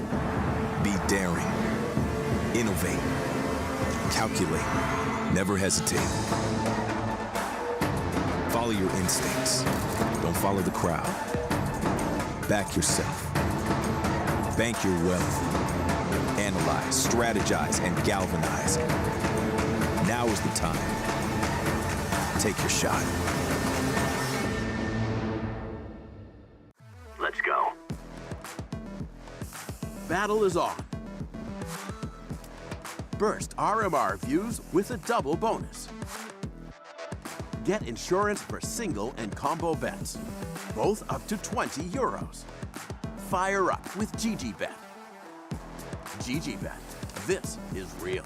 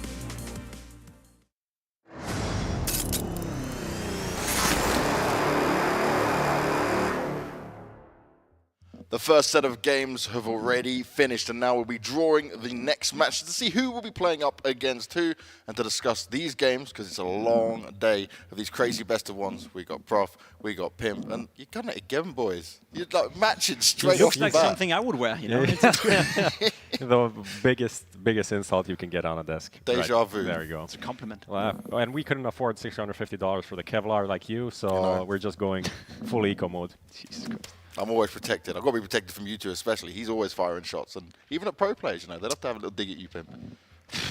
Yeah, noobs. Poor Pimp. Don't worry, we might not be interviewing any players today, so you're safe. Okay. But you've still got to deal with me and Prof, so that's one thing. We're going to take a look at the schedule, though, and show you guys all of the games that are coming up today. And when we talk about these games, there's the ones we're going to be on this A side of things, be looking at the teams that have all won their opening games. Then down on the B stream, it's the ones that have not won one yet. Some teams in there, though, desperately do need a win, considering what we expected. The madness has already started on day one, Prof, and I guess we should just probably start with looking at poor G2. Yeah, I mean, G2 being in the loser game after the Anonymo matchup that they get in the first round, no one expected this. No one. I expected a couple of upsets. Some of these teams are kind of in a similar position. I know maybe, you know, I don't know, Heat is number 20 in the world, and Sinner is number 40, but these teams are close. You can see things going any way, but you don't see a G2 Anonymo like upset coming in the first round. That was a big surprise, especially the way it happened. You know, you go into overtime, you think, okay, G2, they saved themselves from that one, and then Anonymo were the better team. I felt like in that game, specifically talking. Innocent having a great showing, and G2, I guess we can allow ourselves to be a little bit critical. It's a best of one veto. You're going against Anonymo, and the one map I feel you don't want to play against them would be a map like Mirage, but it comes with a two-side story, right? Because I also respect G2 for being like, yeah, we're the better team. We like to play Mirage, so let's do it. We should win anyway, but maybe you should limit your risks just a little bit in the first game of a major qualifier. If anything, they get Sangal in the second round, and if that's not a bounce back, then I don't know. Then we should really be concerned. Them also playing without one of their players, playing with Tours as a coach, 30-year-old. I don't know when is the last time he had an official game, but going back to like the old Space Soldiers days, and Source, the German scene, the Maniac informed me about this. So I used to play against him all the time. Yeah? Yeah. Was he good? Nope. Were you good? No, I was like 14 years of age, but we were equally good back then. So okay, but I mean, yeah, that's a bounce back game. That is it's not a given. I guess no game is a given here at the RMR, but that is a game where they really need to pick up that win and get back towards the qualifying for the major. Yeah, it just wouldn't be good enough, right? Now, another game I want to touch on is NIP going up against Bad News Eagles. I'm a big fan of the Bad News Eagles guys from following them throughout the qualifier, and they actually had to get here in the first place. They're going up against this NIP that's the new style NIP coming in, and we saw old Essetag on the AWP. Yeah, it's a team that actually excites me a little bit, especially. Pardon? Yeah, you said you're excited about NIP? I'm excited. Yeah. Oh my God! Bad News Bears or NIP? NIP excites me. The other team is kind of cool too. They have a lot of support, you know, in the community, and as you said, you know, throughout the online qualifiers, they've done a good job at promoting themselves and play some decent Counter-Strike. But when I look towards, you know, the major and who I expect to be there, then NIP excites me in the sense that bringing in Brolan makes that team on paper at least much better. And we kind of forget about how well they've been playing despite all these circumstances that is going on, right? You bring in Device, you pay, I don't know how much money for him, you know, rumored up to $1 million, and he hasn't really played for you. You then bring in Fusi, right, as an academy player who's doing a decent job, but under all these rough circumstances, NIP has actually been very consistent. Now you take out Fusi, you bring in Brolan, this team should be exciting. And in the first game, Brolan on screen, he had a very good show. Yeah, perfect debut. You can't ask for more. 16-8 against Endpoint. A very interesting decision for Endpoint to go towards Ancient, which seems like, if you think about Ancient, it's NIP and it's they love it. And it's Astralis, and both of these teams got to play Ancient, which I feel like that was kind of a crazy thing. On the other side, Juan Flatero delivering. They are the team, Bad News Eagles, that have this, like, there's something about them, something exciting. One of these are underdogs that you feel like this is their chance to make a run. Is it going to be a run to a major? I feel like that is a kind of an uphill battle. Sure. But at the same time, I feel like it's really possible. And when we get upsets in the first round, that sets you on a nice trajectory to kind of maybe have a run like Force did in the first RMR and not really have to face all of the best teams, but still go through. I'm going to say it because I don't normally give out my thoughts. I let you guys do all this side of things. I do think Bad News Eagles are going to make it to the major. I think they'll be that one sliding their way through. Hopefully they can do it in Star. But you were mentioning Brolan, right? Yeah. Obviously on Fnatic, he was not comfortable. We did not like what was going on with that project. You could see we were not seeing the high heights of him. I love the fact he came into this and you could see he was like, I'm back. I'm doing it the way I want to do it. And he just felt like the old Brolin we've been asking for so long. It must be nice, right? Because he left a team that was a hot mess in Fnatic, and he's coming into a team that at least have the ability to be stable. You have a core of Hampus, Res, and then of course you have Plopsky as well lurking out there as attack. We kind of didn't know, in the rare case that there was a chance for Device to come back, then maybe Plopsky or S-Attack would have been out of the squad. But I think the core and the essence of NIP is very strong. Hampus is, to me, a severely underrated in-game leader. Res is a good rifle player, maybe a bit too inconsistent for many, but the core of NIP is actually strong. Yeah, I mean, the roster management has been rough, but at the same time, they're making the most of it. Putting on all of these academy players, they, as themselves, the players haven't really delivered, but the team has. So that is props to NIP for managing that. Now with the Brolan signing, another bombastic signing, like he is the best Swedish player. I think that is clear. Hampus now in the last year has been stepping up, also being an in-game leader, so that kind of quantifies in a different way. But getting Brolan on NIP, that is the way to being the best Swedish team. Like you want the best Swedish player on the best Swedish team. Do they excite you? If they had Device back, I'd be super excited. Okay. Now they're a team that I feel like are always going to do good. They're going to do better, of course, with Brolan, even though the opping situation is kind of weird. But I don't know. I'm not excited of them because I feel like the Device thing or a different opper, like a real opper, is what they need to be a title contender. To take on the best teams, right? They need to have a dedicated AWPer that's going to be able to flourish in that level for sure. But we'll have to see how it goes for them. We're then going to look at Copenhagen Flames taking on Sinners in this one. Now, Flames, last time around when it came to the major, they had that like dream run. Everyone was very hyped up about them. And then I didn't see them again. What happened? Where did they disappear? You're in Denmark. Did you see them traveling around on your bike or something? Were they on the side of the road? I think people underestimate what they went through in terms of contract negotiations. Not knowing where you're supposed to play in the future is a rough one. As you said, Copenhagen Flames during the major half a year ago, they surprised everyone. They probably should have beaten NIP. They probably should have been in the playoff, and that in itself would have been a massive result for these guys. Then all these rumors, all these roster, speculations came in. Would Cloud9 buy them? Would someone else buy them? Would Copenhagen Flames find enough founding to keep them? Would Roy perhaps go to Liquid? There was all these rumors, and I think Roy to Liquid. That was a rumor as well really? in Denmark. Yeah, apparently, who knows? They reached out, right, and at least was interested in Roy, and for good reason. He's a great player, but I think it's tough for a team to stay focused, and I think especially for a very inexperienced team with a lot of young guys, when all those circumstances all of a sudden ramp up, then for Copenhagen Flames there was just too much to handle. Yeah, I mean, even nowadays, all the coaching situation, Pita left, trying to figure out all of these things while negotiating, and then negotiations not going through, especially if it was, one person asking for more, and because of that, the whole deal falling apart. I can feel like the chemistry within the team can be very destabilized, but they have managed to bounce back slightly, but sure. Can we just quickly talk about that? Peter leaving Copenhagen Flames to go to Dignitas. Like from the outside perspective, obviously I don't know the synergy within the team, right? But you're Peter, you did a good job in Copenhagen Flames. You have a team who always made the major at a playoff, and then you go to Dignitas. With all the respect, Jim, qualifying for a major would be a massive result that no one expected. It's like you're taking a step down just to be together with your friends. And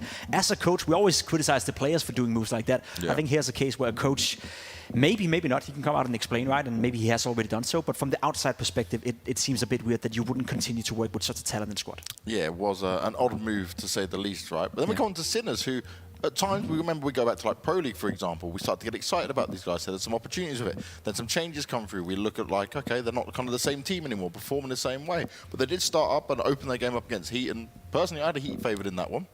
I mean, they're a team that, as you said, back when they still had Oscar, they had some promise. There was like, I felt like if they touched maybe the top 20 somewhere in the rankings, didn't really stick around there. But now Oscar left, which is a cold discussion in its own. Why, how, what's going on with that guy, considering this was the best project he's been on for quite some time. He's now in the wilderness with that crazy ex-Flusha project.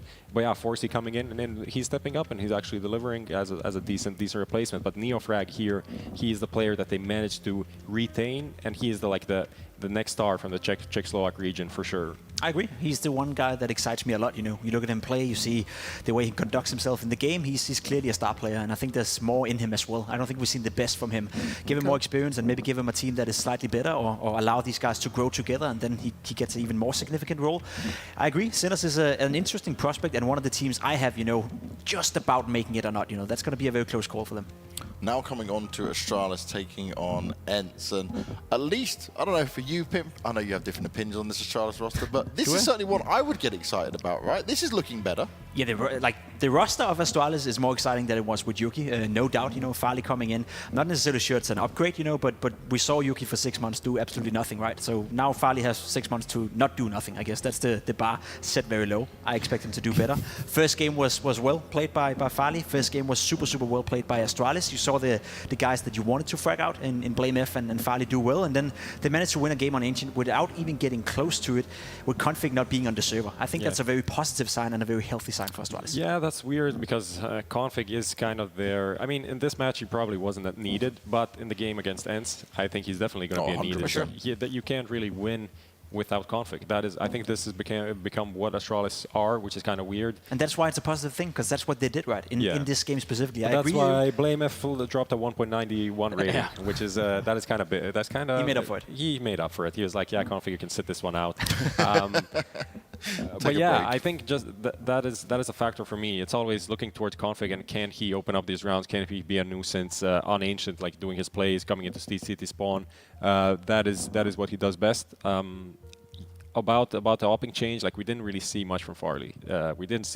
We saw a bit more in terms of, we saw a few highlight moments, we saw a bit more activity, but it still feels like the system that they have for the Opper is very constricting. Or at least from what the players have been performing, what they've been doing as Oppers in this team. But that makes sense in the way that this team is all about Blame F and all about Config. It would be nice if you had an AWP player in Denmark who could come in and maybe demand more respect, demand more space on the team, right? But there's no such AWP player right now in Denmark. There's no one outside of Device who had that, I guess, a dignity and skill level to come into a team like Astralis and demand more. So as long as he can perform okay, given the circumstances he's in, I think that's a step up from Yuki, from Lucky. Lucky, sorry. I mean, they're both very uninspiring Danish players that are Oppers. Good used to be good. Good that you didn't say pimp, so that would also be a one deck. You think I'd do better than those similar guys? Category, I think you could do. I believe in you. I do want to touch on ENCE a little bit though, boys. We talked about this the other day, and Pimp was very confident that he could play on a pro level if he wanted to. We're not going to see that again. We don't want to see that. We'll give him 6 months maybe and just stick to streaming, stick to being with us here on the desk. ENCE though, right now. This is making this a matchup hella exciting. I actually put ENCE as the favourites in this just because of how well they did, right? Going up to the grand final. Okay, it was only a 3-1 scoreline against FaZe, but this is the first time for a long time we've seen an ENCE and go, okay, they've got something to work with here. You know what ENCE got? They got a lot of firepower. Oh, here we go, of course. The classic. Bringing in Madden to this team is a great signing. I didn't think it made enough headlines, when it happened. I thought to myself, that makes an awful lot of sense. He was doing a good job in FPX. Always liked him as a player. He's very aggressive, and he reminds me a bit of Config in a way, when he's on, he's on. He can take over the server, and he can sort of like dictate the game and dictate the pace. So to see ENCE win Pro League, first and foremost, and get into the final right there was very impressive. And I expect them to do well here as well. This is the easier group, so ENCE not qualifying for the major. That'd be a disaster. Yeah, I mean, the Madden signing to me almost didn't make sense role-wise because they're taking out Dodo, who was the passive player, the clutch player, and they're putting in Madden, who's either an entry or a second entry. He's an aggressive guy. So that was like, oh, how's the reshuffle going to happen? And to accommodate for that, everyone had to take like a couple of steps back and on different maps. And this is something that ENCE do quite well. Like they don't really have one guy playing all of the star roles on all of the maps, right? It's kind of mixed out and depending on the side, CTT. So I think it's just a really cool thing that they're not really reliant on just one player to deliver all the time. Although Hades as the Opper needs to be a consistent force, right? Well, let's start our pre-match for the opening game and let's bring on the players.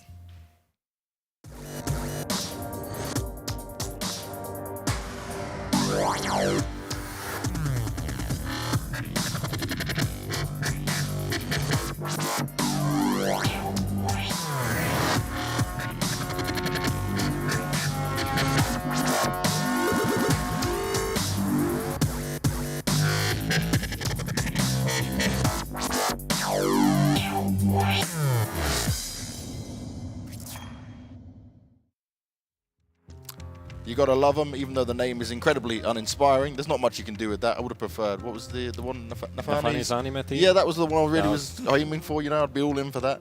But these guys are still doing the damage. They are still clear favourites, and they definitely should be making it to the major. And all in all, right, for the young squad, they're still in this point where we're yet to see them do well when it comes to these big playoff performances. Yeah, but thankfully they're not there yet. The games that they have in front of Thankfully, them. you're so kind. I mean, it just is. I mean, it's not trouble for them at this point and in this match that they don't perform in the playoffs. That is 3-4 weeks away from now. Sure. For now, their focus is just doing what they do best, being this very procedural, safe team that just destroys you individually and tactically. You really have to step up to put them off their game. I agree. They remind me a bit of Heroic in the sense that we constantly talk about Heroic, about being this team that is, especially in group stages, are playing at a very high level. When it gets to the big stage, maybe they miss a couple of those extra percentages that they had during the online era. The same for these guys. We keep saying they're not playing well in big stages. Well, they get there quite often, right? They almost always qualify for the playoff, and they almost make it competitive. But it's like they lack those extra 5-10% they had when they were the best team in the world online. And I guess that's what we hold them up to, right? We had Heroic, we had these guys in players being probably the two best teams. I'm almost going to take my mouthful here and say ever play Counter-Strike, in the sense that online Counter-Strike in that era, they dominated everyone. They were so good. It was so clean. It was so on point. Crisp, yeah. That's the thing. Like, that kind of Counter-Strike doesn't really exist now. Exactly. I feel like there's a lot of more mistakes, a lot more pressure on big stages, and we just won't probably ever have that kind of a clean Counter-Strike ever. I agree. No, we may not. But we're going on to our next team here, who's already managed to take down G2, but can they take down players? It's Anonymo.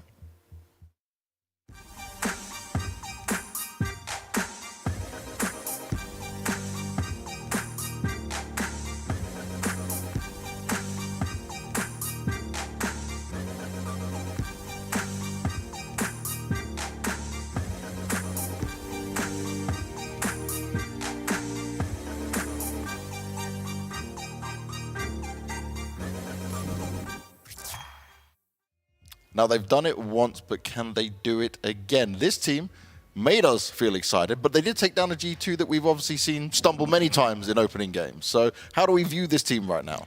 I mean, they're a team that shouldn't be beating G2 for sure. Currently ranked 69th in the world. Polish, kind of I don't want to say ragtag, that kind of maybe sounds disrespectful, but it's not like they have all of the best Polish talent put together and now this is like a Polish super team that is going to finally get them back on the major. It's a combination of players that's been around, some new players, some old players, and we just saw Innocent, and we saw in the game against G2 also dominating, who's been to majors 3 times already, depending on how you look at it, with 3 different teams, and this is like his fourth attempt to do so. He's been around forever. I feel like he started out playing CSGO the same time I started out playing CSGO. Yeah. And he's been there from the start. He's been there from the get-go, and he's never had a big career, right? He was never one of the guys you mentioned when VP back in the old days, needed a new player. It was always Mihu, it was always someone else. But he stuck around, and he did a good job in the first map against G2. They're not allowed to play Mirage. Thank God for that in this one. It makes sense. So we get onto Overpass, and players in Overpass, we talked about them during the online era. We talked about them, playing the picture-perfect Counter-Strike.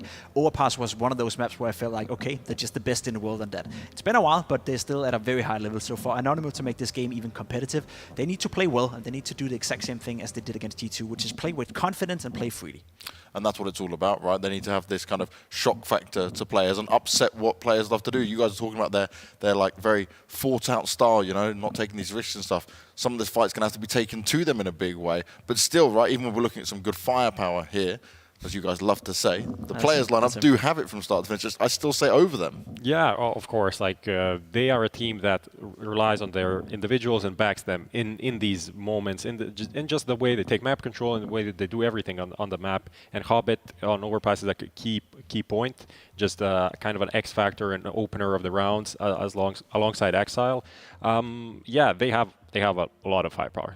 All of these players, except maybe you could think of towards Insters, and maybe he's not the guy that you remember any like superstar moments from, but he is the guy that kind of sets up everyone else and makes the space for Shiro to have those like easy 2Ks with the up. Now we're going to have to get into the game real quick, but what I first want to do is show a quote as well that you picked out here from HLTV. Of course you picked that from HLTV, right? And it says, "It's an amazing feeling that I'm really proud of the boys. For some of them, it's the first international event, so it's wonderful that they kept cool. But we cannot get over our heads. It's only a 1-0. We beat the favorites, yes, but it'll mean nothing if we don't qualify." Yeah. I love that attitude. I just want to say, lost 8 out of 9 games going into the game against G2. They lost to 0-0 Prospects, so the academy team of 0-0 Nation. They lost to them, and even in this interview they say, like, we're losing to academy teams. We needed to take a break, took 5 days off, played World of Warcraft, and now they beat G2. So Let's so go. You're does that telling say me World about of G2? Warcraft Yeah. means success in Counter-Strike. I guess that's the way it goes. We need to get into the game. We need to keep this moving. Let's see how Players versus Anonymo is going to go down with Scrawny and Launders. Yes, that's right. I'm wearing someone's jacket. I'm sorry. Thank you, Prof, or thank you, Pimp. I'm not exactly sure which one it is, but I really appreciate it. It's a little cold in here. We're about to play Overpass. We're about to play Overpass, man. I guess time off in World of Warcraft. That's how Anonymo pull off a G2 upset. If you were a World of Warcraft race, which one would it be? I don't know. Orcs? Or you seem very uncertain. Do you not know your Azeroth races? I played like Warcraft 3, but that's it. I played Dota. I played Dota. I've never played World of Warcraft. Yeah, that's why I don't smell as bad as you. Well, we'll let it slide. All right. We'll let it slide and we'll jump into this. We all play Counter-Strike. That's why we're what's here. Yours? Human? Definitely a gnome. That's a race? Yeah. In World of Warcraft? Yeah. I can see it. You can see it? So can I. Yeah. Anonymo and players, locking horns in a best of one. There is no world in my mind that players don't qualify for the Antwerp Major. I want to get that off my chest very early. And to not see them as legends would also feel just wrong. They very quickly take down Innocent, press up versus this A site, waste no time sprinting in, and you know what? We've got Anonymo wasting no time rotating over either. But that bomb plant still secured for the T side. No flank coming through on Connector. It's just going to have to be a real strong arm of a retake coming out from Dumpster and from back. The flash goes over. Hobbit's going to knock down Demho. And looking for a bit more. He's really locked into this spot, but he's doing a really good job of at least cutting off a little bit of time. Finally dies. Still plenty of time for that defuse, seeing as Oscarish does currently hold on to that kit. But there's this long-range fight that could be the problem. Veggie, dude, 2 headshots. Shiro's looking for the clutch in the 1v3, goes for the diffuser, and they've got it. If he did. That's sick. Yeah, they could have won. What a retake. Veggie. Very nutritious round from Veggie. Love that. Fibrous. And now they're in the green. Okay, dude. It's 1 round in, bro. Very clean 3K. Players, They suck, man. Yeah. Oh, we weren't going to say that? What were we going to say? Not that. Dude, good. I was happy to see players owning earlier. Yeah, a good part of their best of ones is they're going to bring it to a hard map like Overpass. But that one was not supposed to work out. You know, that's some say the ideal pistol run. You get 1 spotting A and then 4B. But then if that A guy dies, you know, all the rotators coming in from the most boring spots. Jump up and bank. And players probably thought, oh, this is over. It was supposed to be easy. Then they got Vegeta. Flash into the site. Axile going to try to lock in onto the Barrels player who was just hoping to hide. Okay. Okay, that felt like they were on an eco, the way how scared they were. Okay. Yeah. Listen, we saw a very nice retake from Anonymo, but the solution to dealing with retakes is make sure everybody's dead before the bomb gets planted. Oh my god, he saw his head jumping up. Oh my god, he could literally see him. Yeah, I feel like somebody just called it off his screen. Yeah. Like, brother, open your eyes. Axile peeks out from water. They can hard swing him. I mean, they know he's here. They could. They could. have a kit. Oh, they're worried about getting a little nervous, huh? Scouted. Seeing as that one player was able to get into heaven, for all they know, he's right there. So this time, looks like players, 2 successful entries on 2 separate rounds. This time they hold on. Shiro gonna ice out those last 2 frags, and the force buy works wonderfully for players. Shiro is an animal. He was owning on the op in their earlier Overpass match. It was really great to see. You know, Poland has always just been such an anomaly to me because so many players, but just no teams. Kind of like Finland a little bit, you know? Sure. Like really hard to get one team together that just owns for a long time. It's happened once or twice with Virtus Pro or like ENCE or whatever, but AGO for a little while. Yeah, but just so many players floating around. And Innocent was definitely at the top of that list. Scuffed flash.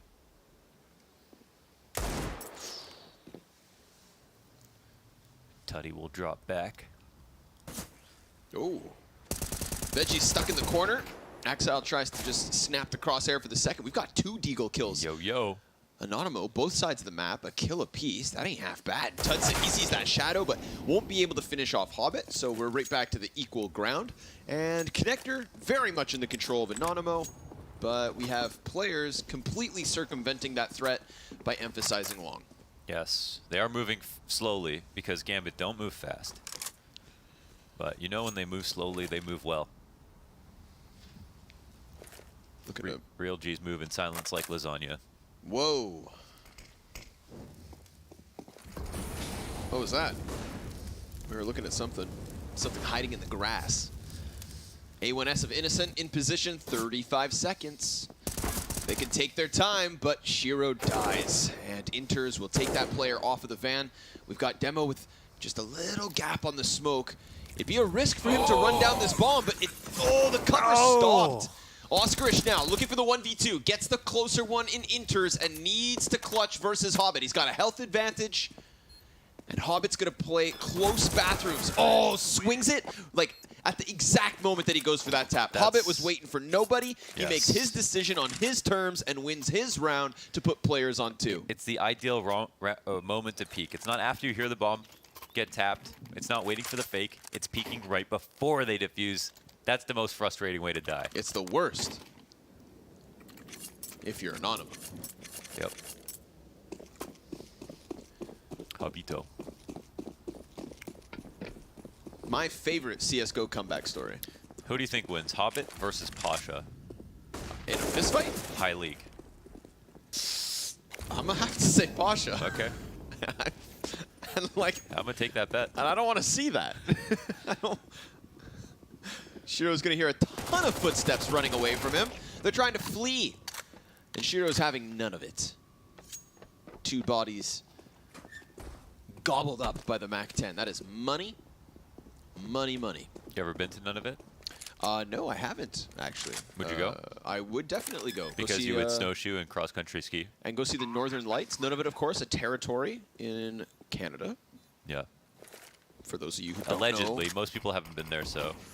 who don't know your Canadian geography. Yeah. What's your favorite province? Quebec. Okay. Boring.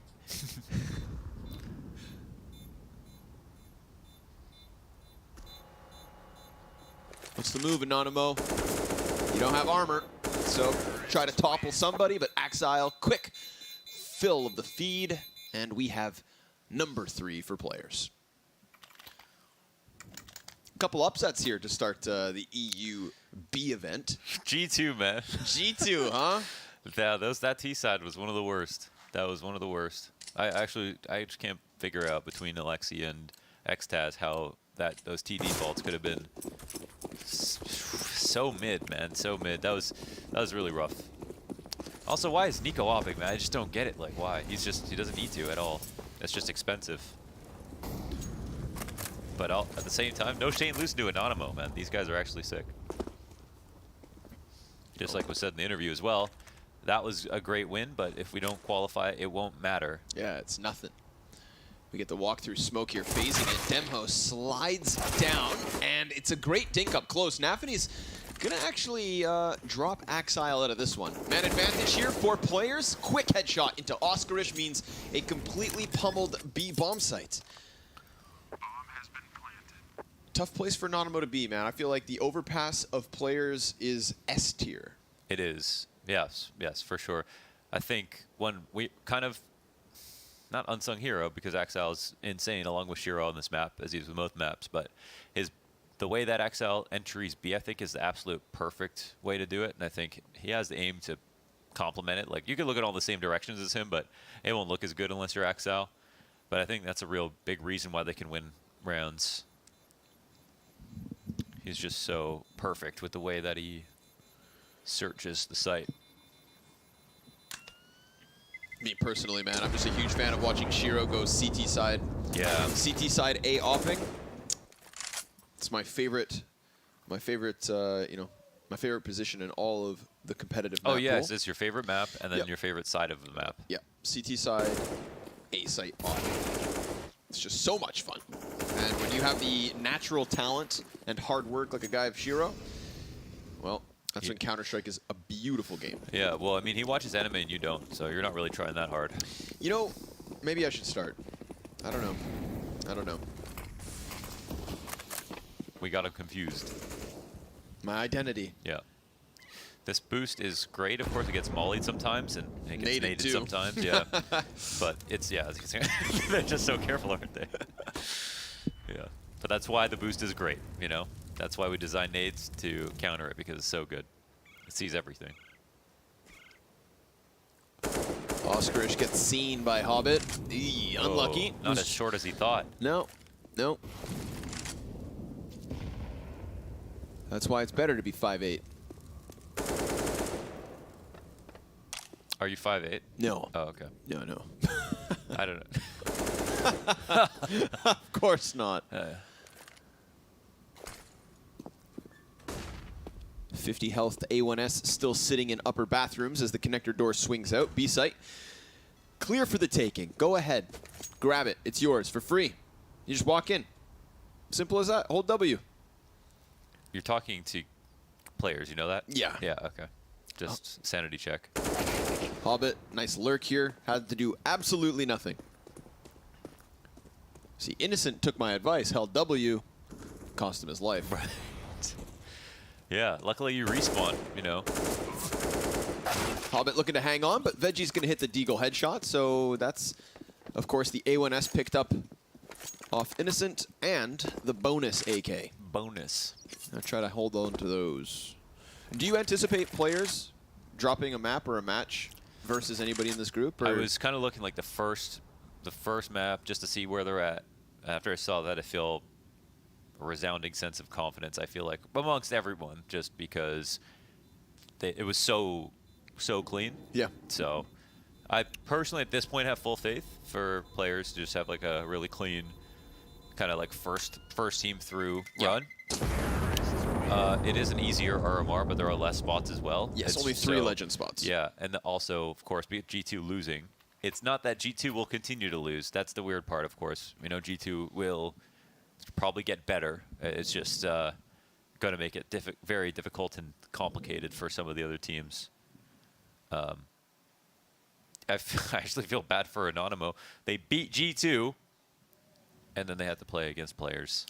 Yeah, this could very well be a bit of a reality check, we'll say. This is the pretty fast T side for one of the slowest playing T side teams on Earth. Yeah, I feel like players very confident in themselves right now. The nades are absolutely perfect so far. Everything is in order. I feel like if you have OCD, players are your favorite team. Just not messy at all. It is pretty satisfying to watch. It is. And you know, they're the kind of team they throw like one nade, and you're like, I know they thought about this nade a lot. Like, I can just copy it. You don't really have to double check it. You know, no one's making anything up. Yep. You're like, this is probably the nade that covers options I'm not even thinking about right now. Players with intent in all of their moves. They go for the airstrike on the jump up, but there's nobody there. The defense instead on this B site is 2 players pressed closely to the monster, and Oskarish. And he's got a little bit of support to. Yeah, he's got one outside of the bathrooms, but it's not the opper in the bathroom. So, Ooh, he's coming back. Shiro could just catch him here, but looks like Tudson's going to escape. But don't forget about Hobbit. He's already finding contact. Long A just got ahead of that corner. The opera looking to peek into it. But they kind of lost track of him. They think he's in the close cubby, and that's actually Hobbit's chance to just jump out and escape. Just the finest timings. You know, Hobbit's just making him nervous. Okay, well, actually good from Anonymo to go for this flank. They still have to worry because, you know, of course, this team defaults for a long time. Ah, man, it's actually really tricky. Of course, we see them going back towards long. You know, this might work out in favor of Anonymo because they're kind of walking into the setup, but the flash, it doesn't go far enough. Not the best. And not going to pick up that duel. Yeah, and they're scared to trade it back because they know an opera is over in the site.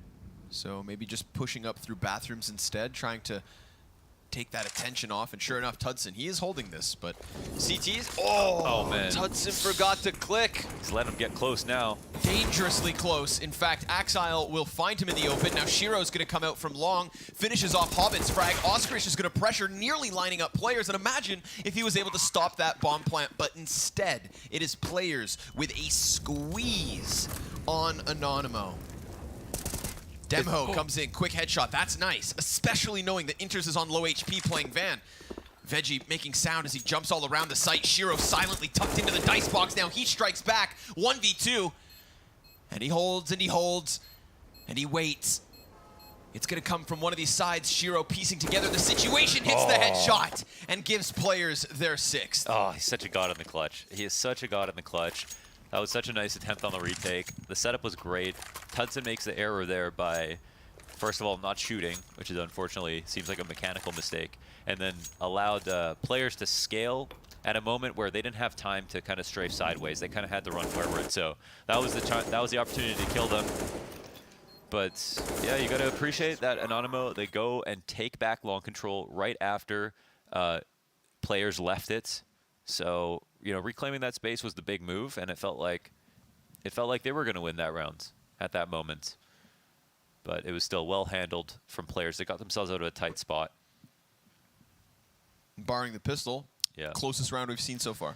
Yeah, and that's not like an irregular occurrence, what we just saw. That's kind of how players will win a lot of rounds. So you'll get one big opportunity. If you don't get that shot in, they are going to totally punish you. And that's pretty much what we just saw.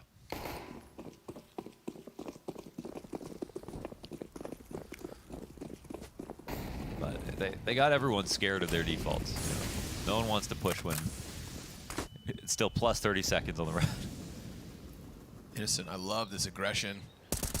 Oh, but Nafany just toys with him, shows him his hands, shows him his gun, and then shows him the door. Innocent, the first to fall here in round 8. Players 5v4. It's just stressful, isn't it? They wanted to try something. Oh, Nafany's such a little tease. I know. Showing his AK. Just slightly. You want a piece of this? Shoot. I dare you. And it costs him. Yeah, what an interesting spot, actually. I mean, they pushed up for long control, plus they got outside Monster, so they're expecting it to be A. The rotations are kind of being cut off. It's crazy because you see players answering all of these different locations from the CTs without even realizing it. But, you know, no action just yet. There can be a flash set from far back at this point. It's not really any incentive for them to walk the whole way, but... Oh, okay, they do it. Nafany not looking like he expects another. Tudson gonna press close. Good trade from Shiro. Hanging on to that man advantage as Veggie just runs way too quick up connector, gets heard from a mile away. And Axile, he thought about the possibility of somebody else bed down there. And of course, that is where Demo currently lives. In the tunnels. Like a dwarf. Or a gnome? I think gnomes actually live in like... Are gnomes alive? Yeah. I mean, they're not real, but... What did you mean by alive? Because, like, gnomes are like a garden gnome. Yeah. So that's why they don't live in, like, tunnels. You know, dwarves live underground, right? But gnomes, they, like, live in, like, the bushes. They make clothes and stuff. Yeah. Yeah. Yeah. They're a cheerful people. Oh. They're people. I think they're kind of like fairies. You know, gnomes and fairies, they get along. Do they have wings? No. They're earthbound. I feel like this might be the difference between like a dragon and a wyvern, you know, you got to be careful, but there are small differences that I don't know. Exactly. You're no expert. I just wanted to know if gnomes had wings, that's all. Trades were looking efficient, dude, as they were getting up long. I thought that two-player push was looking really good. Tudson, you saw him catch. I mean, Nafany completely off guard. No, it wasn't for Shiro with that quick scope. It was good. It was good. Maybe. You know, I almost don't want to be repetitive because it's such a similar situation to what we saw previously. A really strong move from Anonymo in that default to get back some space, and then that same kind of punish from players is they're really careful. Oh, the Deagle betrays him. Inter's running all over. Because like in that spot, they actually naded the second guy even though they didn't see him. So they're anticipating some kind of 2-rifle setup in that position. Ooh, look again. Oh, my. Hobbit. Speaking of dwarves and gnomes. And it's like all the good things you could say about Gambit. And then they only had headshots. Yeah. Right away. Yeah, that is really the next level for them, right? They're coming in, no shakiness, no individual falling behind. Right now, Hobbit is 12-4, so I do love me a good Hobbit hard carry. It's their best D-side player, I think. Axile. Almost looked away from that, but Veggie instead is dead. And the B site belongs to players yet again. That is 8-1 on this T side. I don't know if he changed it, but I think Axel had Mouse Excel on. And 3 cents. That seems a little crazy. Or am I crazy? No, it's pretty high. Unique, it's pretty high with Excel, yeah. I'm not sure if he took it off, but I saw it in his config, like last year. Did Nafany get new tattoos?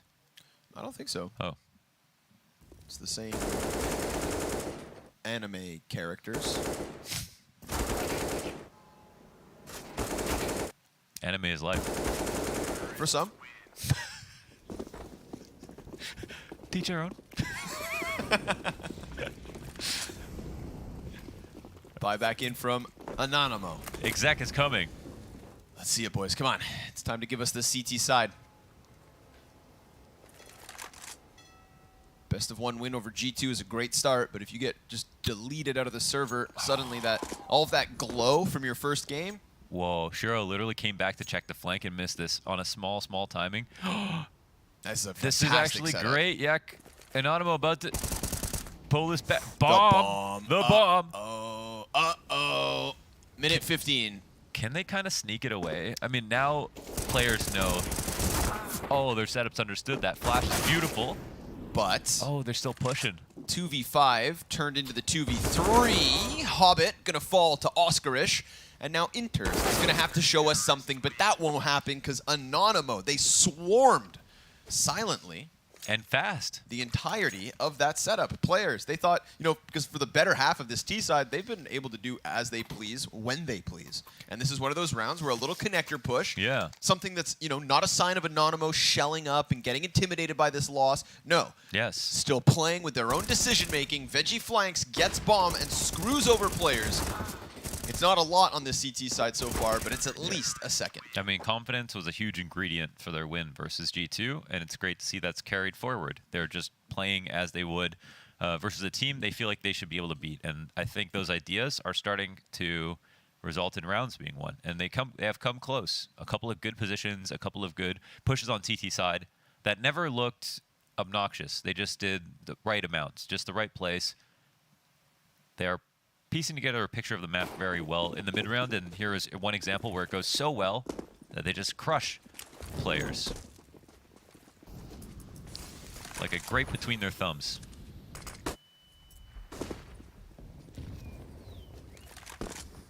Quick fallback with that flash. Tudson not really wanting to take a chance. Got somebody down in connector, but Nafany. His knees were seen by Tudson. And that's also the connector player on an escape route already into bathrooms. Tudson moves his op onto long, very quickly reposting this cannon. Oh, okay. Hobbit taken out of the sky. On the jump spot. On the jump spot. All right, there's something here. Something of a CT side to be had for Anonymo. Double man advantage and enters his sub 70 HP.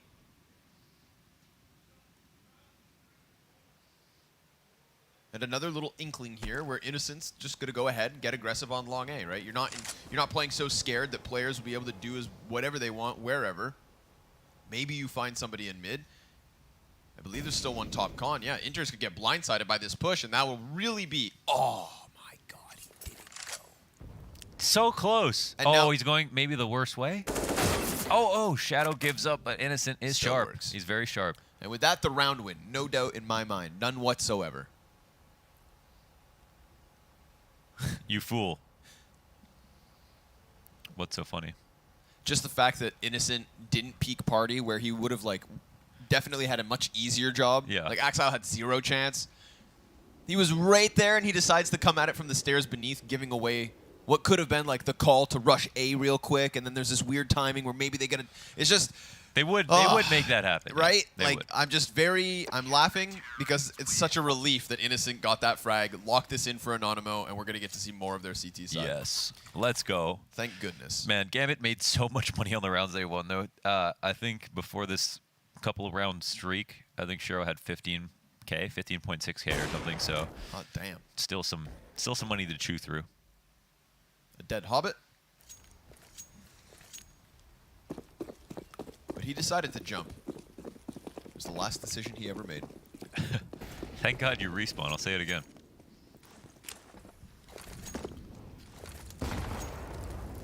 That nade can go further if it doesn't hit the ground, like it just did. I feel like I've seen that nade a lot from Breeze of Evil Geniuses. Little parkour dumpster chuck. Hua!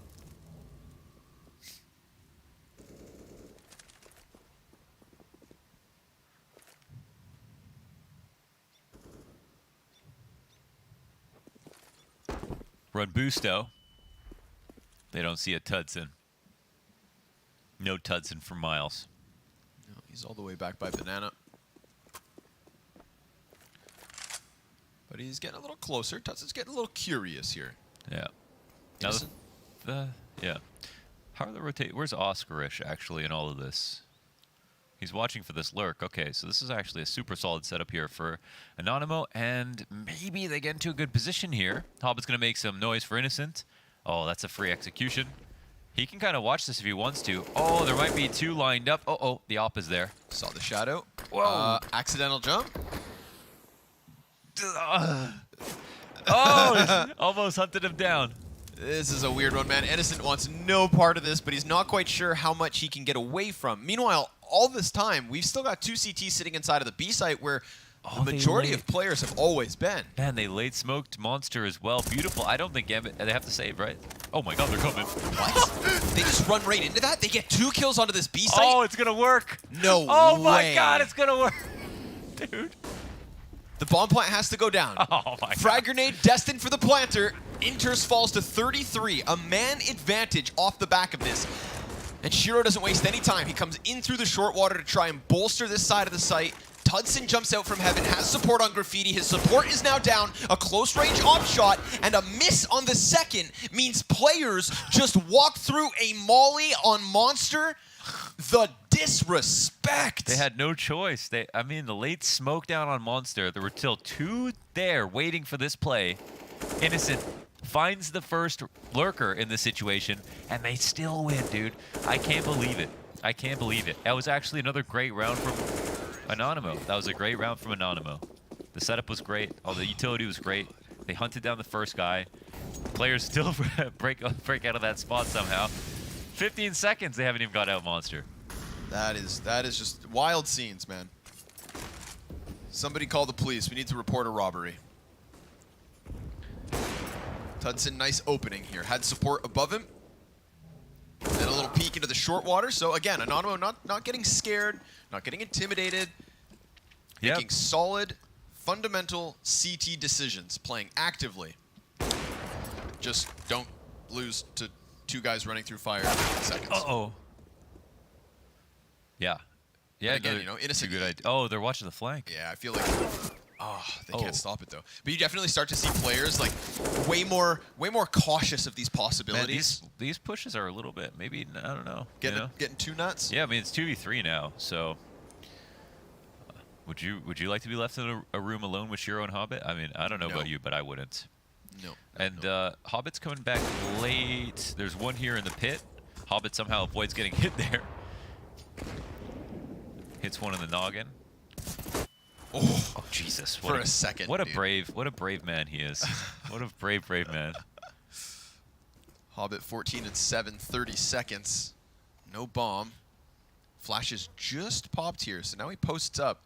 You know, Veggie's thinking a second to go this was clear. But he seems to be playing on high alert. still. If you're Hobbit, you want this first player to be the guy who's on 35 health. He's pushing it a little bit here. Like you know, he could almost just walk out if he doesn't find a fight. Oh. Yep. Okay, he could die before time. Well done. Well done, Anonymo. They put it together, 2 kills in that default, and they're bringing ideas every single time. And you know what? One thing is about Gambit, as scary as their defaults are, and you feel like they're everywhere all the time, and you're probably right, they are somehow covering everything at the same time. They're also spread thin. Usually one player is covering, you know, multiple things at once, and all these pushes seem like great ideas, and they're coming up with these opening kills. You know, in spite players losing or winning some of these rounds without getting these opening kills, doesn't mean you should change the early parts of your game. Those have been great. Pretty impressive to actually see how many different types of pushes they put through as well. You know, nobody doubting that Anonymo have to punch upwards if they plan on taking players down a peg. They got, you know, they took a few jabs to start this half, but now, if only they could have started this CT side. I mean, they did actually with the pistol round win. So it was just that quick spree of victories from players that make this seem so much more lopsided. We get to the tail end of the CT side from Anonymo. Got heavy numbers here on this B site. Oscar is going to try to tuck as Demho kills players through the monster. Nice slide by with the A1S. And again, we've got a counter-terrorist behind enemy lines. Veggie working his way through T-spawn. Shiro anticipating this right side monster peak. It is there for the taking. And Axile has to fall back on 20 health. So Shiro decides to get active, swings out, and then the MP9 very quickly answers. And that's a bomb easily in the eyes of Veggie. Get up! You gotta kill him. Axile dodging frag grenades, but Oscarish will lock it in, and Inters is nowhere to be found as the rest of his team dies. Anonymo, fine 5. Yeah, another solid one. Sick, man. Very, very good stuff. I think game plan wise, I mean, getting onto overpass can be pretty intimidating. The second half will have its own set of issues, and of course, there's still quite a deficit here. Bit of a canyon between 9 and 5 rounds, but it's that 8-round streak, man. That's really the real caveat of this little bit of. I mean, I don't want to say a little bit. This is actually just a solid ending to this first half. But yeah. Yeah, you definitely tossed this up a different way, and like there's a few rounds, maybe 2, maybe even 3 rounds that Anonymo were winning, all the way up until the last few seconds. Yep, Hobbit has a 1vx and Shiro has a 1vx. So at least they can feel good about that. But it kind of goes back to what's in the interview. The contents of what happened is great, but if we don't actually qualify, we don't win. It doesn't matter. And I like that mentality because I feel like, we had this conversation during the Americas Minor where it's like close games don't cut it anymore. And RMRs, I mean, there are other tournaments where, money for a lower tier team could be really relevant. But for the RMRs, it really is just about, well, it's also about the money, the stickers, but but that only comes with an actual win, like an actual qualification.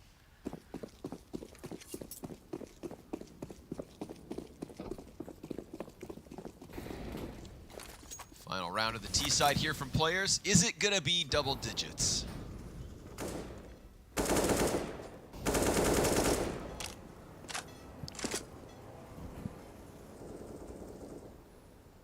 Wow, Innocent in stairs alone again. I feel like his kill matrix is positive versus a few of the Gambit players so far. He's really been like the linchpin of a lot of these pushes too. Yeah. Tudson coming off a very hot 36 kills on Mirage earlier. Could be such a sick pinch. Oh, Tudson, nice shot. Yeah, but he was too close. Look, they have no 8th players. They just killed the op in the front of bathrooms. No 8 players. It's gotta be Innocent to offer us something here. He's got one back turn, sees a second. Axile's gonna kill him. Yep. At least he gets one. There is this additional flank in Veggie. Yeah, they haven't got to the site, actually. No, Veggie could be big. Oh, but he loses the duel to Nafany. And that right there is the open invitation to head down towards this B site. Oscar is going to quickly scramble back through Graffiti, smokes ahead of the short push, which could bode well, but there's nothing stopping Nafany from getting out Monster. Wallbang off the mark. Wow, full respect here from Gambit as they spread out and attempt to just kind of slowly crush the defense. Shadow advantage gives Oscar a great chance. He also put Nafany into such a compromised spot that Demo comes in from heaven with 2. Listen, I'll say that Sick. this is the first round where Gambit looked a little scared. They had A open there for a second. They had B open, but we've seen so many pushes, so many confident moves from Anonymo. I think they actually had respect for their setups to the point that they were slower than they needed to be. They could have actually just taken over both sites really fast. No, I'll give credit where it's due, man. Huge. Not only did we see Innocent, I feel like being like the first lurk in a lot of those, and sometimes in those 3v3, 4v4 type situations, he goes for that kind of solo play, but Veggie more often than not as well was attacking enemies from the back and taking over the connector control in this last round. When the first lurk goes down, it's Veggie who steps in, and he's going to end the half with Oscarish on 10 kills each. A 3-round lead for players seems okay. The fact that they had 8 rounds in a row would, you know, kind of skew things to Anonymo's favor. That was a really good recovery of a half. Solid recovery. You know, unfortunately for them, it's a best of 1. It's here and now. But we'll see if that was enough. Pistol could be essential. Oh, Axile kills Innocent on the short side, turns it onto Tutson, looking for a little bit more. Oscarish ends him. And remember, Nafany was gushed the moment he peeked around that dice box. We've got 2 CTs stacked on side of Truck. Oscarish will finish off what Tudson started. Veggie insta headshot, and there they go. Taking every single CT out of this bomb site. They just get close enough to kill them all with pistols, and Inters will need to clutch. Or this continuation of a comeback moves forward. Oh. Veggie ends it. Chew on that. Anonymo, if they can 3-0 the start of this T side. It's tied. Exactly. That's sick. Things are getting interesting. Nah, that was legit, man. That was legit. First half comeback, a very nice pistol right there.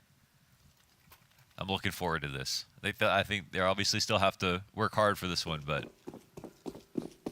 G2 would probably feel better about their loss. They went on to beat players. Wow. See, guys, it's not just us. Very shocked at how strong they're looking. Especially that HLTV interview that Prof is reading about how they played World of Warcraft for a week. I think I've just been playing the wrong MMOs. Yeah. I can't touch those things. Way too addictive of a personality. Yeah, that's why I didn't play WoW. Yep, same. Never touched it. I didn't realize it was directly tied to my success in CS. I was playing Ragnarok in Lineage. Diablo. Sorry. And Neopets. Excuse me. Something go around. Yeah, I don't know. Yeah, sorry. It's all good. Forgot to press the cough button. Innocent wants to make that money. But all of a sudden, they multiply. Like amoebas. Veggie locked into this fight. He's got support. They're all coming over. Tudson, quick scout headshot. Nicely done. Sees a second. Shoots that guy through the side of the wall. And Inters is done for. That's an 8th. And only 1 round separates Anonymo and players. And only one of these teams is walking out of this match with a 2-0 record. Yeah, but why do you love Gambit on Overpass? Why? Because of the Shiro op CT side, personally. Yeah. And that's not going to start in this one, as there is no AWP for players. But soon it will come. If they win.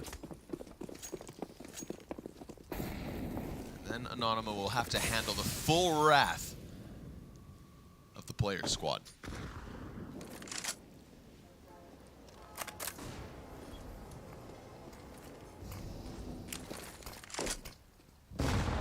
Haven't seen those nades really do much all map long for either team, really. Just take a guess sometimes. Yeah. What else are you going to throw nades at?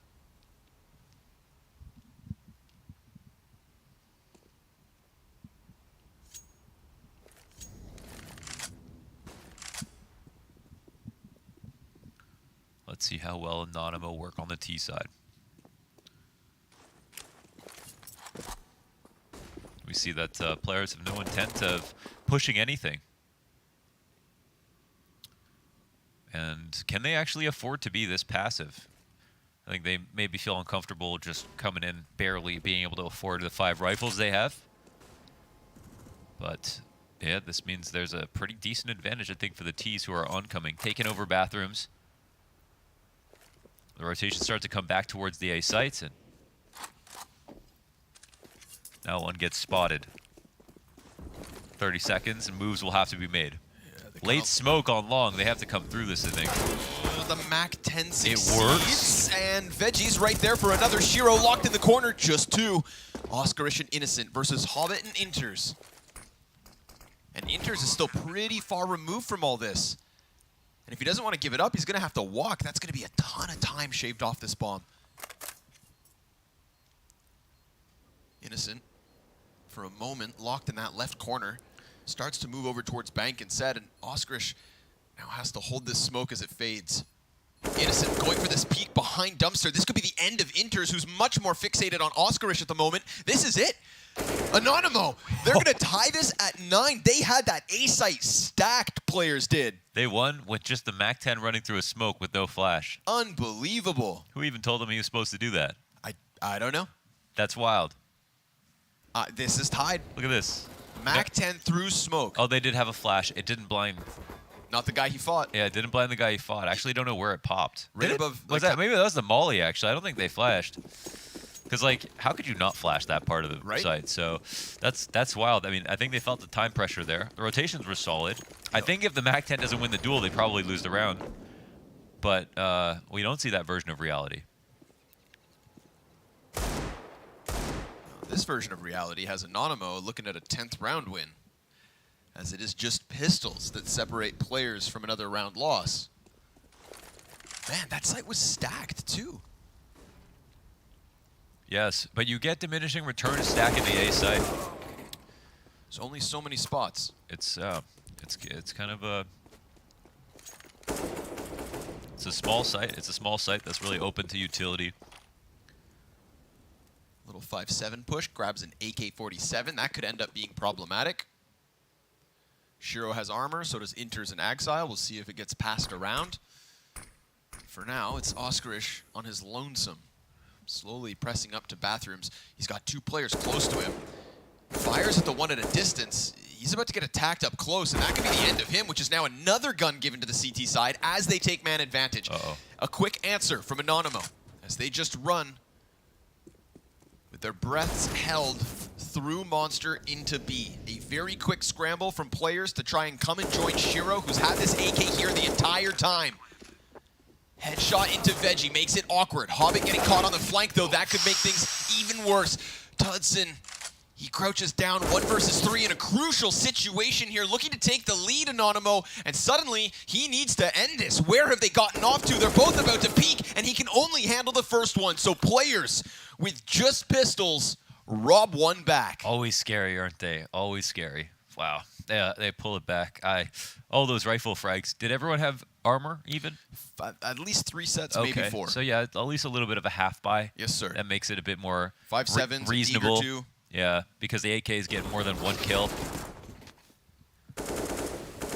Shiro's trade fell back into graffiti. The moment they get that 1 kill outside of Monster, that solo player Monster gives the AK to Shiro, and its impact is felt. And Tudson tapped on that first of 2 players. If he had hit the first one, I think he would have probably figured that clutch out.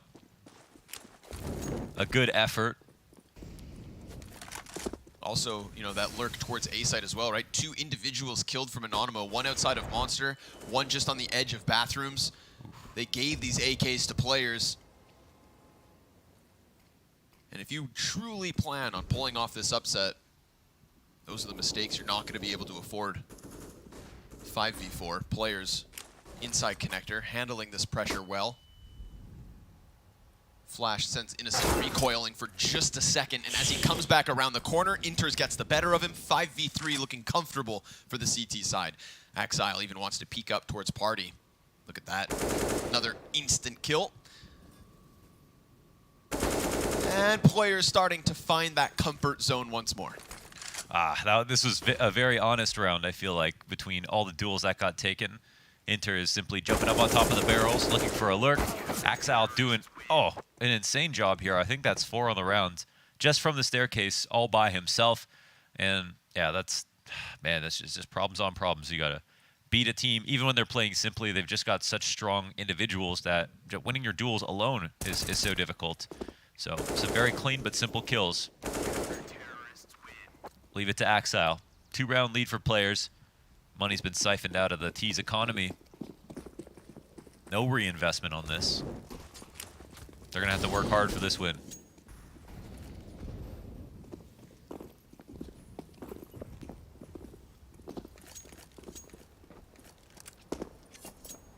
I was firmly believing there for a second. Yeah. And, I mean, with good reason. Anonymo were offering us a showing. Yeah. Convincing.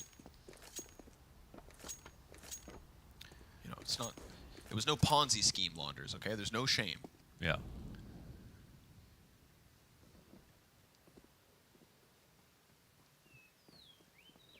But as they powwow this one out, gonna have to start pressing up with just these pistols. Players CT side about to get off to a flying start. Or rather, start flying.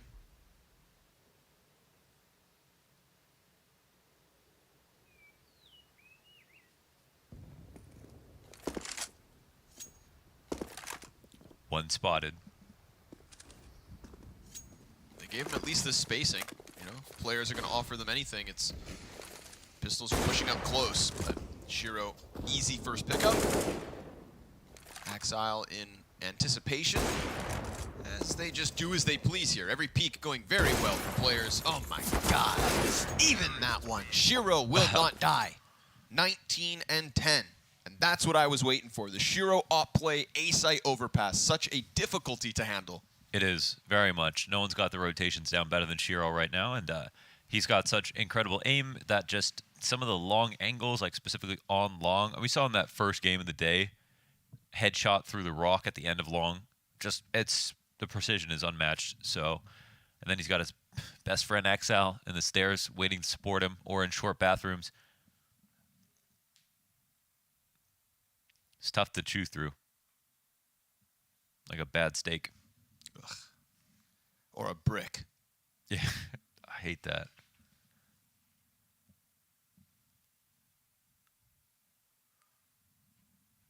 I just don't have that much context for the Anonymo T side to know what they might try to do next here on Overpass. CT side was insanely compelling.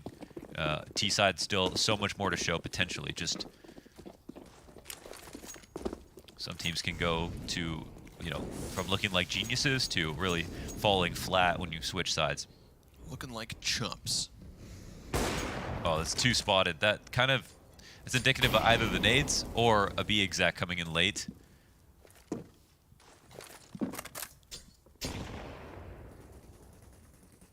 Hobbit feeling adventurous here.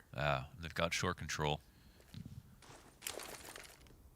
It looks like they might, they don't know that 2 were spotted actually, so it looks like they might continue forward with the full B exec, but they're going into a team that has short control as well as a 3rd player inside the site.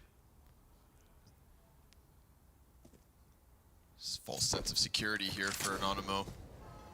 That flashbang, they're going to commit off the back of it. Enters. He misses the smoke. That could be something to work with. Yeah. To Anonymo's favor. Demo gets the first kill. Shiro's here, though. How do you deal with Shiro on short B? He's doing tons of damage. Misses one of those shots. Inters can't manage more than just the one. And we've got an open door here. In fact, we've got no door. Oscarish, he comes out, gets the back of Hobbit. The Lurker finds that cementing frag that should push Anonymo to double digits. Axile, he's got the frag and the smoke and the kit for the retake. Planter's still on site, locked in this position. Of course, it's being held. Veggie down in the water, first to die. Axile very quickly honing in on the guy who just planted bomb. And nicely done from Demo. Stayed tuck as Veggie died, and then came just the same way Hobbit won that 1v1 from bathrooms. Didn't peek once bomb is tapped, but peeks right before it. Yeah, sure. We get the same thing right there. Before Hobbit can exit with his frag grenade, he's dead. That's such a key smoke that was missed on the site, and Anonymo immediately punish it. They run up the right side, they kill Inters in the back of the site because of it. that's unfortunate because you don't even have to be that precise with it, but he wanted to, line it up. So it was just right. And it bounces back into the water. I don't think they'll have to think too hard about it, but that's a bit of leverage as Anonymo now reach double digits. A lot of contributors on this team, everyone over 10 kills. I mean, that's what it's going to take to beat players.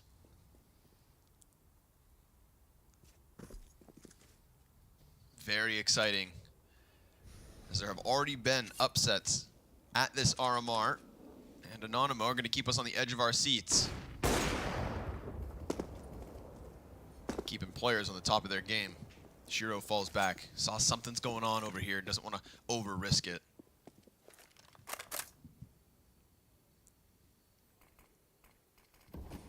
That could unleash Axile to move forward, especially with the smoke front bathrooms. Let's see if this setup pays off across the 45-second mark. Axile's gun's sticking out, but Shiro's covering it.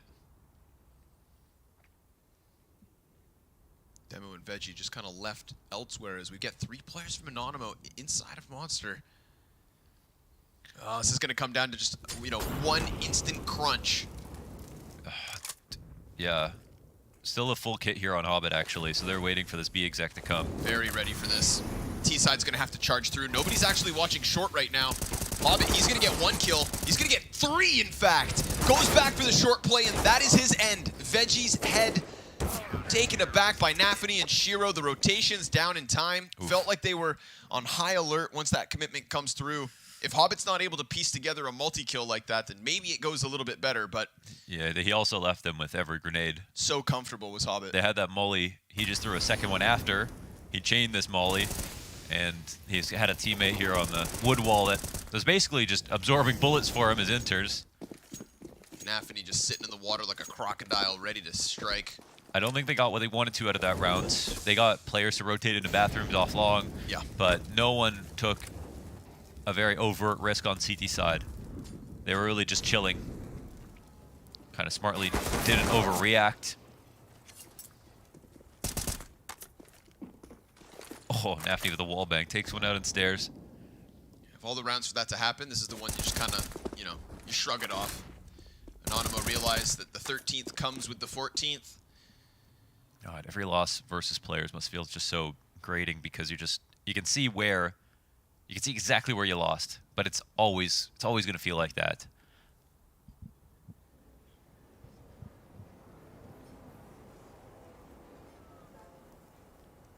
And then all of a sudden, nobody can find them. Hobbit, nice off angle with the op, What an angle. Total shutdown. As they just walk into that B bomb site, walk into their ends, and walk into players' 14th round win. I feel like they have to eat healthy. Who? Players. Like they have to or they choose to? I think they need to for their style. Okay. They need to eat... all the food groups. Carrots, especially. For the eyesight. Eyesight sharp. Yep. I think that's actually a myth, but just because people understand that. There are a lot of myths out there. There are so many. Like Bigfoot. What do you mean myth? Ooh, okay, another attempt on this. Oof, I think it feels like they're gonna go quite fast, but look at how the CTs are organizing. 2 players on the side? Yeah, 2 on the right. Oh, that's 1 each. Demo with a double. Yeah. Rotation's not nearby. It's gotta be Nafany. Oh, and he delivers another couple kills to just shut down the hopes of Anonymo in this one. Oskarish is gonna get that headshot quickly. Has half health left in a 1v3. Damn, if you only had the bomb. 48 HP, they'll start to surround it. Exponentially harder without getting that bomb secured, and Oskarish has the time to do whatever he wants, and it looks like he's going to try to get up into heaven. I don't know if he's just going to save right away off of this one. Maybe if you could have found Shiro, it's an op, but yeah, he's fully going for it. All right. So it's obviously low probability, and players have already taken the risk of getting through Monster, which he's really hoping they would just play this kind of typically and scared. Yeah. But not the case so far. This will be a hard one. I mean, props to Oskarish for at least doing this quickly. So he's giving himself 30 seconds left as he arrives on site. He's going to play for the round win. Falls downwards. I mean, 2 clean headshots, man. That's what separates him. But nah, Shiro with an angle he didn't expect. And that, my friends, is players locking in another. Oh, man. Nafany, huge difference maker as he played press close on short. Yeah, they had him close on short, and they had 2 right side monster. And I don't know exactly what the tell was in this spot. That's the real troubling part. I think for Anonymo, I think they may have just gambled and played 2 Deddy for monster, but they wanted this exact hit to come, and it came like clockwork. They really didn't expect Nafany or anybody else to be that close. Yeah. You could see both players coming in, watching Heaven, expecting maybe Graffiti at best for the CT rotate. Might have been just a sharp read. Yep. And it's not some one-off that players have actually had a 3rd piece down here. So now we'll see what's left of this attempt from Anonymo. Veggie, good trade with the Deagle. Axile comes in from Connector, and Nafany's pinching this perfectly. We do get a response back from Tudson. Oh, but Nafany, he's just going to fight tooth and nail for this victory here versus Anonymo. 16-10. Players go 2-0 over Anonymo. But honestly, an awesome showing from the polls. Yeah, really cool. And of course, in Credit the where it's context due. of the RMR, thinking about their competition, they're probably a bit nervous about playing against Anonymo. They played their own game versus maybe the best team on this side of the RMR. So with that being said, a solid CT side. Ultimately, they still lose by 6 rounds. And even though we saw some excitement out of players, they were kind of comfortably in control at the end. Just some nice notes, I think, to end on. And 2 very hard matches for Anonymo, you know, off of a 1 day of CS. So in terms of the first day of the RMR and this being their results, no shame in what Anonymo are putting forward so far. Yeah. Not at all. And honestly, like, yeah, we get to the end of this map and it feels like players are much more in control of things. We also have to remember this started with an 8-round spree from players. So with that in mind, Anonymo, it was an uphill battle. It was always going to be an uphill battle once we were 10 rounds deep. They knew that, and they still gave it their damnedest. They didn't lose their identity in their gameplay. Their style looked clean. Yeah. It looked decisive. And you know, some losses are really rough because of the matches you're supposed to win. But in this game, you're only trying to figure out if they'll be good enough to beat the teams they're supposed to win. Yes. And players are not one of the teams they're supposed to win. And they can still make it through without beating players. So, yeah, really, I think they got a lot to look forward to when it comes to the rest of their matches. Another team should be very scared of them. Yeah, and nobody can take away what is already that win over G2. Just having a best-of-1 win in your back pocket, knowing that you're only a couple more victories away from qualifying to the major, that is a positive, a net positive on the day for Anonymo, no doubt. And meanwhile, players, one of the teams that I'd say most people expect to take the cleanest road to legend status. Yes, they do. So here they have it. Final scoreboard of this game, we've got Axile and Hobbit at 21 kills each, and Shiro, his second half, I think really kind of springboarded him forward, dying very rarely on the CT side as well, just omnipresent in the defense, and ultimately a key piece to their victory. But man of the match will be Axile, 3 multi-kill rounds, solid stuff from him, as you come to expect when you're talking about players. Yeah, seriously. And XL, I think, has really recovered its form in a big way. Where there were some spots in 2021 where it just kind of started to dip a bit, and we're wondering if XL was starting to fall off slightly. Don't think that's the case. And they're all so young. There's so many. They're not even. None of them are at their peak yet. There's still so many more years to go before we see what these individuals are really capable of. So it's pretty scary, the level at which they play and the consistency at which they play. 2 real enigmas. I think if most people could figure out, you know, I don't know, where everyone would be tied for first. Yeah. You know. So next up, folks, we've got another upset potential because Bad News Eagles, not the Bad News Bears, the Bad News Eagles have already caused some ripples in the water of this RMR. It is the Ninjas in Pajamas versus the Bad News Eagles after this one. You guys aren't going to want to miss it. We'll see you after a brief break. I'm Maui Snake here at the PGL EU RMR Group B, and joining me is Hampus from NIP. Pleasure to have you, Hampus. Hello, man. Nice to be here. So what we're going to be doing is we're going to be playing a finish the phrase game. So for everybody at home, I'm just going to start the sentence. He's going to finish it with his answer. So here we go. First one is, I got my username by... Being creative. Okay, that's all it is. All right. My favorite map is... I don't have a favorite map. Oh, okay, all right. I don't like any map at the moment. You're just hater on everything.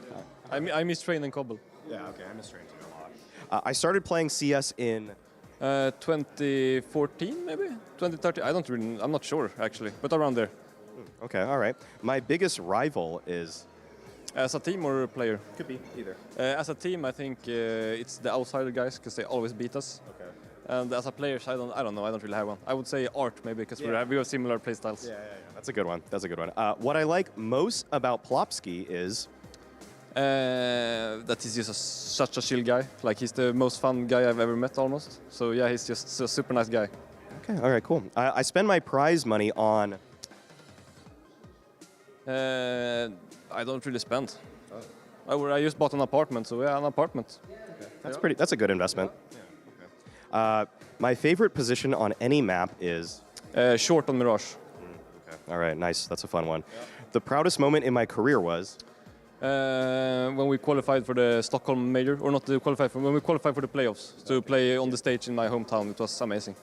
That's a great moment. If I could delete one map from CS:GO, it would be. Dust 2. Okay. When I'm not playing CS, I love to. Watch football, just chill with my friends, things like this. Nice. YouTube loves showing me videos about. Food. Nice, yum. I couldn't go on a plane ride without. My headphones. You need to have this noise cancelling, on the flights. That's it. Thanks a lot, Hampus. Appreciate it. Yeah, no problem. Okay, thanks.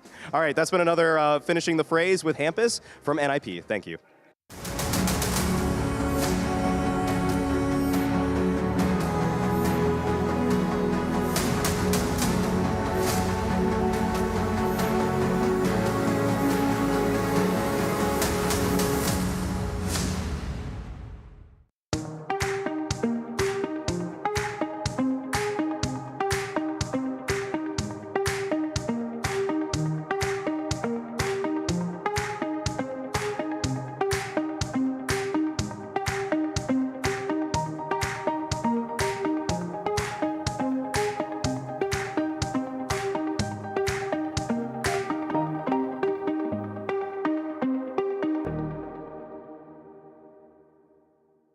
Let's go.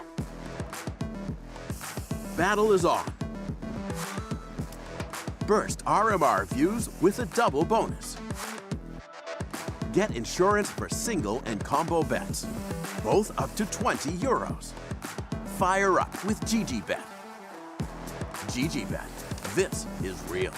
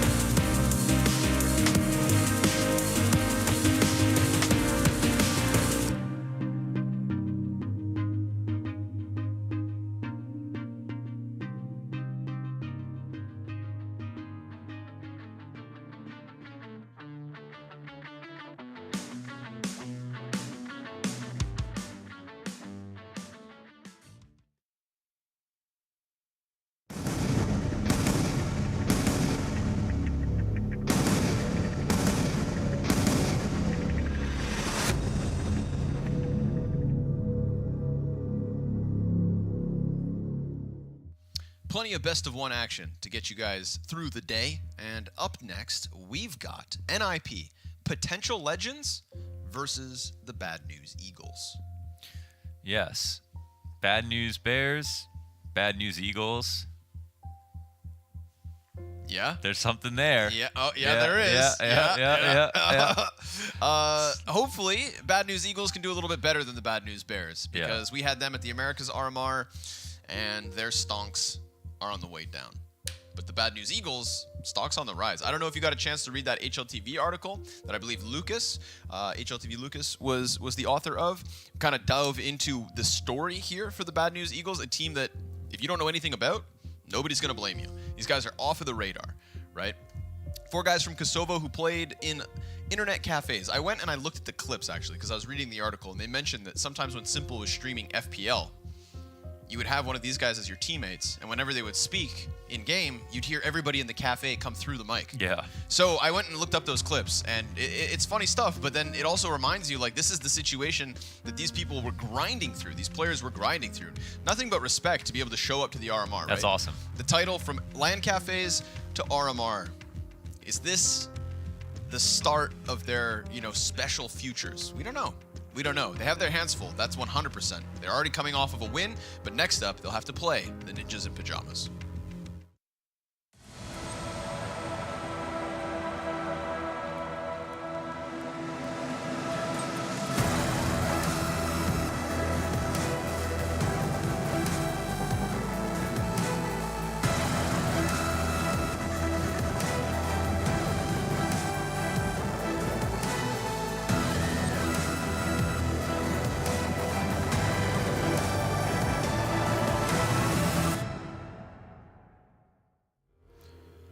We've got a new ninja, Brolin, in action.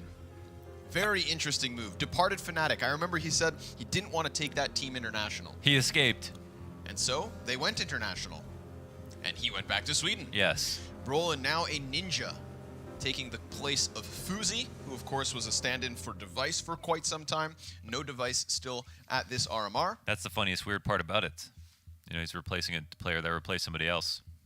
Rotating door. Yes. NIP at the moment. But with Device still there somewhere. Somewhere out there. Somewhere out there. Hopefully in a better place. Hopefully feeling good. And hopefully coming back sooner rather than later. Well, when he comes back, who's he coming back for? I don't know, man. I don't know. But he's not here to face what could be an upset potential. Who is the upset team? Of course, it's the Bad News Eagles.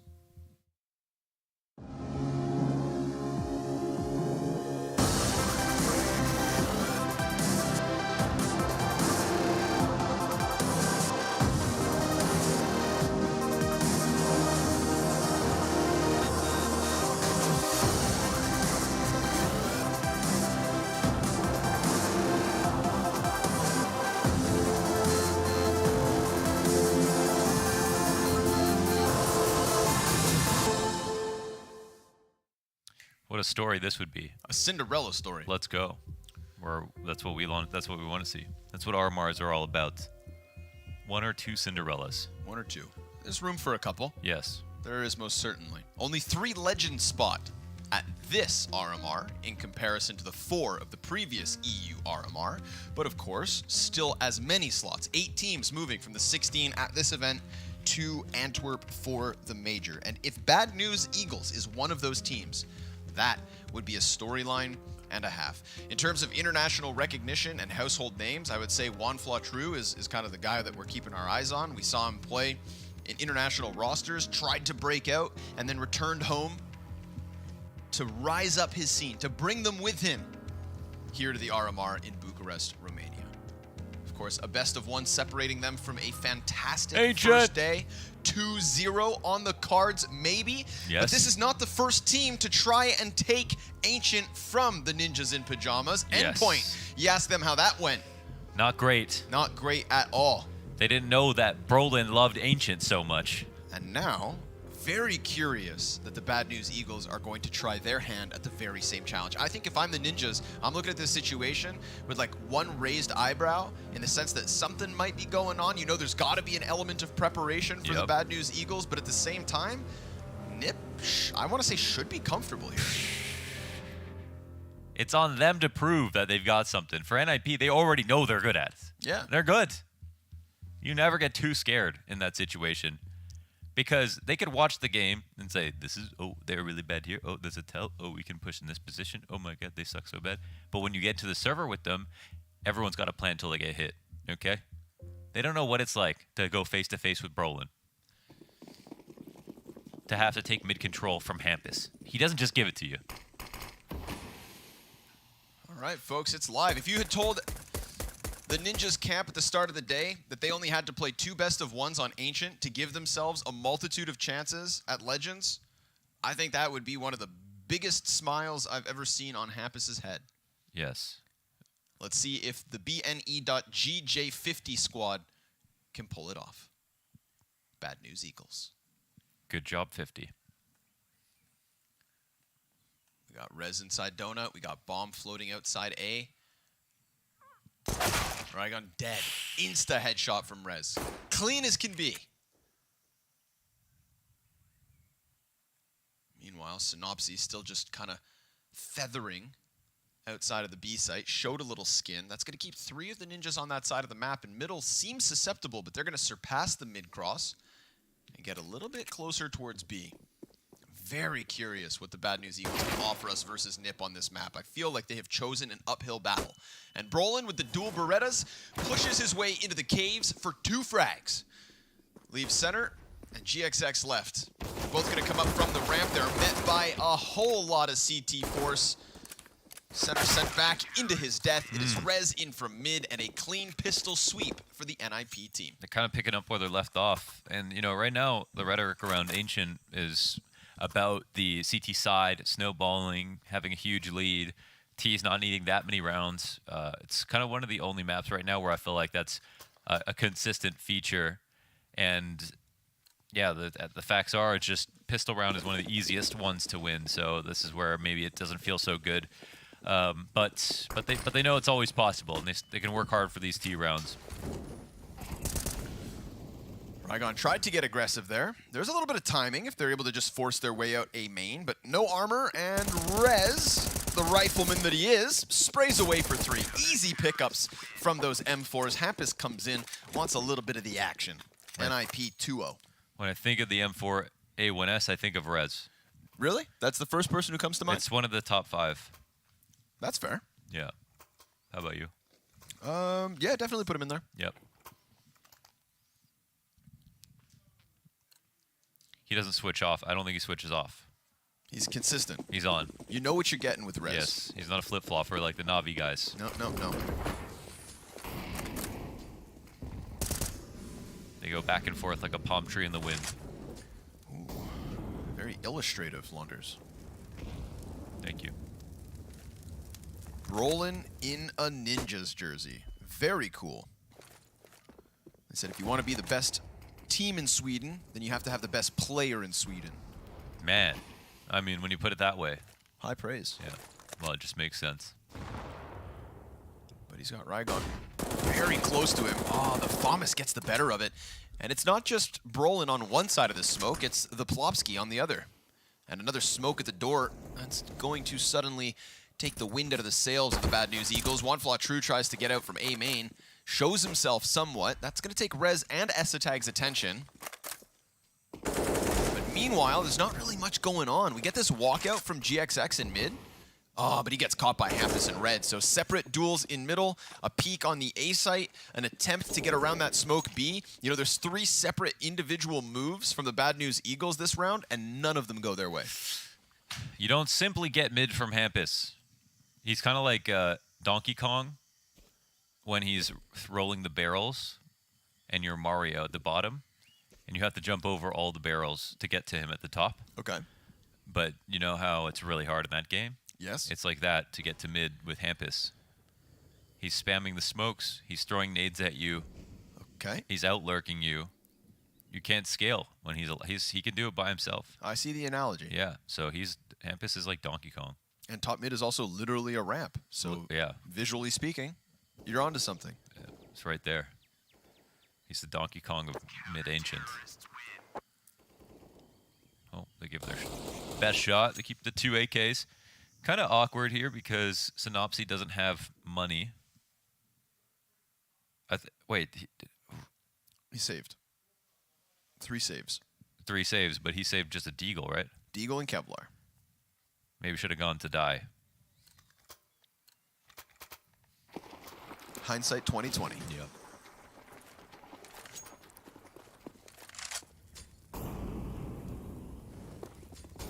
This is looking quick.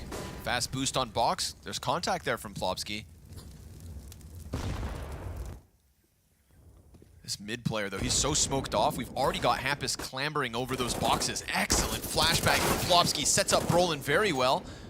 His frag grenade lands on Rygon. Esatag able to lock in the mid control, and they got everything they wanted from the Bad News Eagles. Yeah, that's it. They won bottom B control real easily. Nice Just countered. nades. Just so countered. Yeah. Every little bit goes their way. And that's that right there, okay? That is the round that those are the kinds of rounds that I'm envisioning when I think, oh, you're gonna challenge Nip on Ancient? It was brave. It was bold. I mean, it was provocative. It got the people going. They're all excited. Frothing at the mouths. As the Bad News Eagles silently walk around. Oh, they're silent on one side. A little bit of noise actually opens up a kill. Synopsy getting Brolin through the smoke is something to work with. We have no flank, but Plopsky finds the head of GXX. 39 health in the 1v3. And a flashbang lands right in front of him. In terms of utility, there's still an incendiary. That would be Esatag to have to throw it. Instead, he completely blinds Synopsy.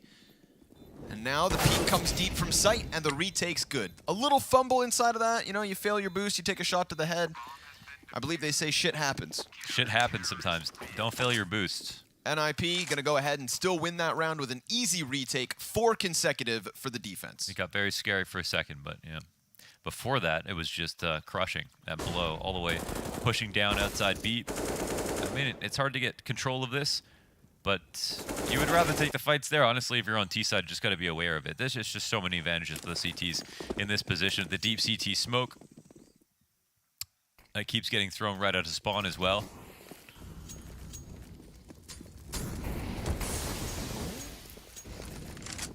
Not able to get past. Yeah, they use this to run to mid. They actually get a great AG off. So fast. Wow. I mean, it could have gone better, but at the same time, it's what they wanted. Hey, I mean, they win mid. It's 1 for 1. They took a little bit more damage than they probably like to, but... Big A play. Yeah, there's a Rez, timing. So crisp. Doesn't know one crossed, however. Yeah, that should be the trade back. So there's still a little life left on this one as Rez gets attacked from the side. GXX gonna try and really leverage this timing. Wastes 0 seconds going deep into the temple. Plopsky's gonna rotate in, but GXX, he kind of gives him a warning sign by shooting too soon. And Esatag's op turns around to clear him from that bomb site. Man advantage established by Nip. There is this walkout through mid. Bomb itself is stopped on main. And maybe Synopsy gets this back into control because the bomb could just run B for free. But if Synopsy, with only 10 health, dies towards CT spawn, then it's NIP right back in control. And he could have just locked in that spot. He could have just sat there and waited, especially with the bomb leaving. Instead, he offers the kill back, and Wanflaw True is just in an awful position. They didn't know, well, he didn't know that everyone rotated, right? No. So that's the only thing. So he might have felt like he needed to do a bit more to help secure the B site. And Wanflaw will be able to plant at least if he... No, maybe not. He's just going to get crouch swung upon 5 rounds in a row for NIP real easily. And a bit of indecision on that lurk. When they traded out Rez, they got into a good spot, but they jumped up, and I don't know if his finger got a bit heavy. Yeah, or he heard Plopsky running in. He might have tried to like perfect pre-fire that, yeah. Yep. I think GXX, he could have done one of 2 things and just sat there and took the fight, or you know, crossed back and not crossed again, but he kind of just assumed Donut was wide open for that entire time. Now an unfortunate spot for the Bad News Eagles. They'll be down into the armored pistols. I will say I did like that quick sprint past the caves last round where they threw that perfect deep T-nade. There was a little life, you know, I definitely see the identity in these rounds, but Rez, as he's falling off of Hampus's head. Everything going swimmingly. Rygod's going to try and pressure top mid deep to the CT spawn. Essetai can just tuck back. He knows that he's surrounded. Nice Deagle headshot, but that's all she wrote for the Eagles in this 7th. We'll move forward. 6-0 for NIP. I feel like NIP are just they're quite happy with the style of play right now coming out of Bad News Eagles. Every single attempt in the opening round to take control of something or go for a rush, to find themselves in pretty strong spots. So, okay, let's see if they can come up with anything new.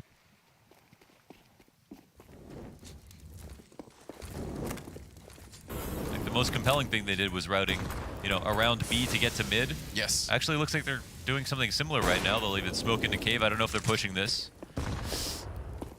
They'll eat some util in response. Brolin having to take the fight. I think the Molotov covered him quite well. Yeah, easy pickup there for the CT side.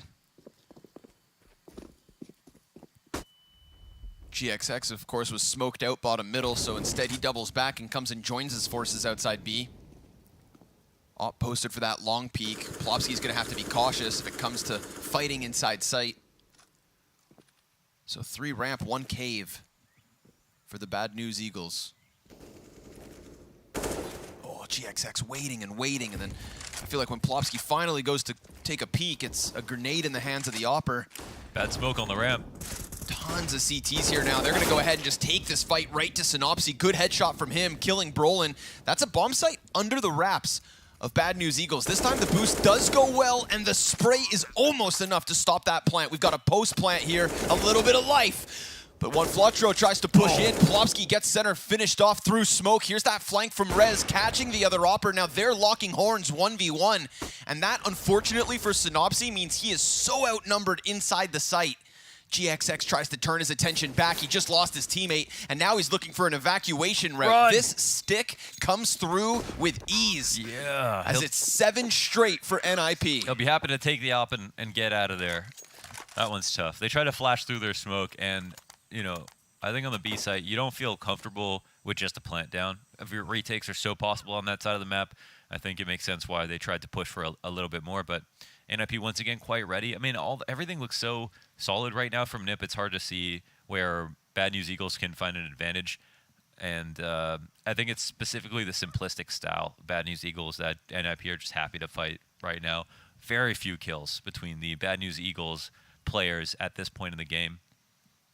And they'll take attack to talk about things, but I don't mind them trying to keep it simple and look for the 5v4 as quickly as they can, whether it's running through some utility to get to mid, just to catch Hampus off guard, or get the cave to catch Brolin off guard. I think those kinds of ideas are probably better than playing a really, really slow, drawn-out round based on map control to its finality, because NIP are going to be better than them. But right now, I don't really know what they could do better, unfortunately.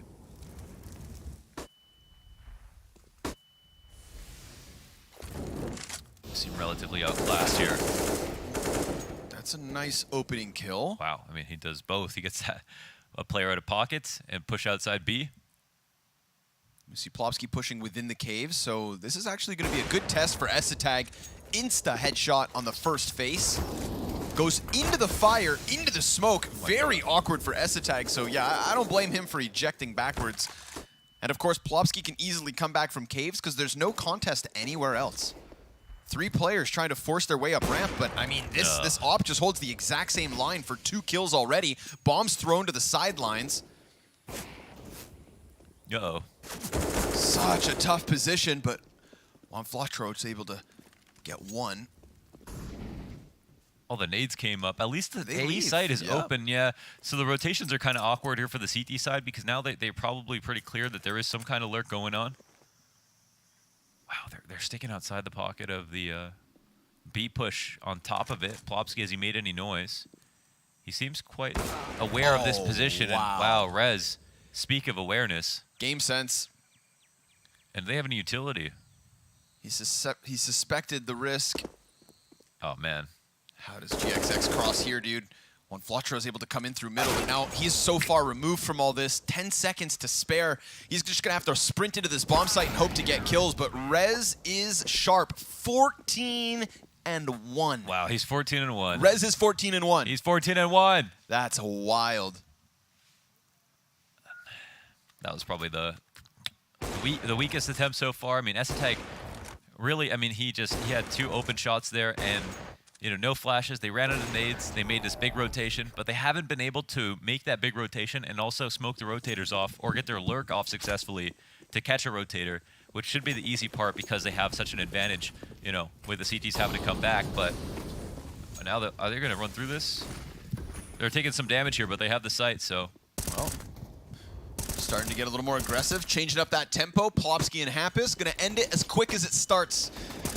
Oh, desperate Tech 9 spam, not going to happen. GXX, his 2nd kill so far this map in a 1 versus 5 turned 1v4. No bomb control, no teammates, no chance. Are you going to say it? Nope. Nope.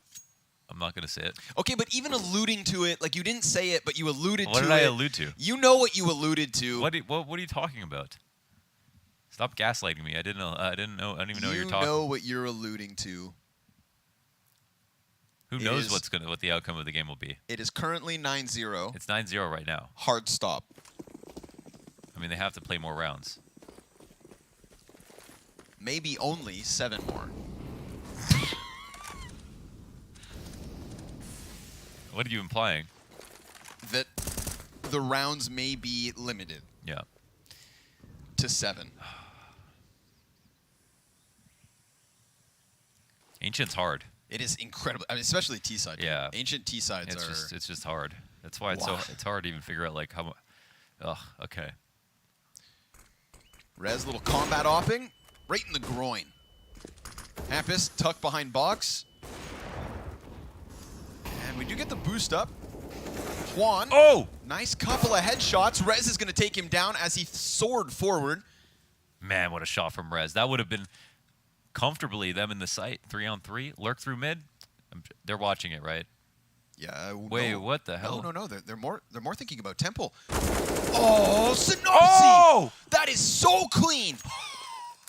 He just smacks Plopsky, and we've got A site open. Man, Rez can't even go for this. He's going for. I told you. You What were you alluded to saying? it. What were you saying? What were you alluded to saying? it. What were you saying? You alluded to the 16-0, and now it's not going to happen. This is your fault. There might only be 7 more rounds. This is your fault, dude.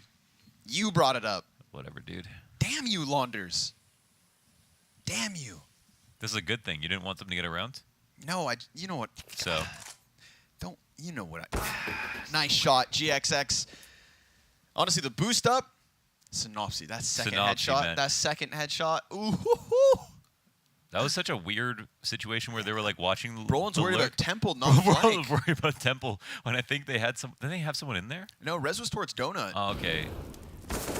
I guess that kind of makes sense then. That he was looking in the weird, in a weird spot. Wow. Insta snap, dude. Instantly. Nasty. Good entries too. First one's the hardest.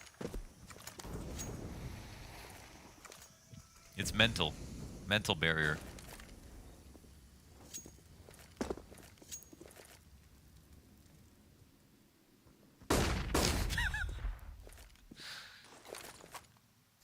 You really jinxed it, man.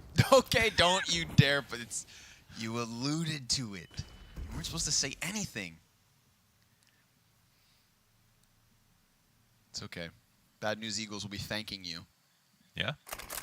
See if they can continue with this success, all right? It's 1.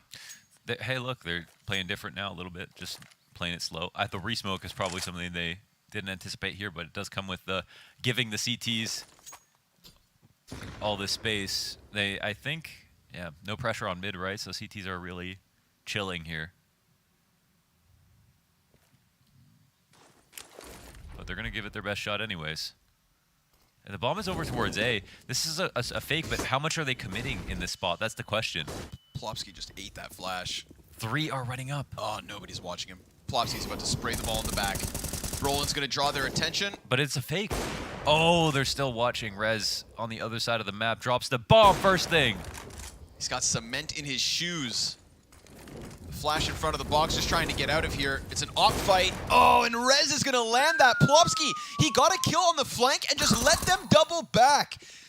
Dude, it's like he Homer Simpsons into the hedges. Just becomes a part of the walls. Yeah. Synopsy's going to be tucked down in the bottom of middle. 1v3 attempt, 8 seconds. Nothing he can do to stop this because Rez is an opping god. I know. Since when is Rez just opping? 19-2. Yeah, he's hitting everything. It's kind of crazy. I really want to look at those grenades because I feel like that was like a brand new strat. I've never seen someone do that before, where they fake in that way with 2 walking outs, with a 3 monster or the 3 banana exec, and they managed to keep all 3 players alive even though the CTs have deep banana control. They only got killed kind of falling back. I just wanted to know how it would play out in its ideal form, if they would have gone through CT spawn or tried to back out through banana like they did and just couldn't make it happen. Oh man, trying to strong arm their way through middle. Good spam damage from Hampus. That's 2 players tagged up. Rez sweeps one of them away, and now they're going to get kind of stagnant at those boxes with Brolin, who has been breathing down their neck almost every round on this B site. And if it's not Brolin, then we saw it last round with Plopsky. Yeah. Throwing himself into all these little cubbies. Bad News Eagles have not been given any space to breathe. And yet at the minute 15 mark, with 2 players tagged up to half, they've at least got caves to work with. Synopsy trying to just play contact on A site. Brolin going to be caught with grenades in his hand, but doesn't even die. He drops the smoke and survives. That's wild. And then they eat nades. Oh. They're trying to go for a boost here. Poor center. Down to 7. Brolin gets flashed into that. Oh no! Oh no! Juan Flatro kills his teammate. A team kill makes things awkward. Hampus now inside of that smoke gets killed from atop the box. Bomb is shown, and he starts to run back out, and they have mid control, so this is what can shake up the rotations a tiny bit. Donut's getting overtaken, but it's just like, do you want to go into res right now? Oh, yeah, you do. He misses. Synopsy is nuts. Yeah, he finally misses a shot. Can you believe it? History was made. Res misses.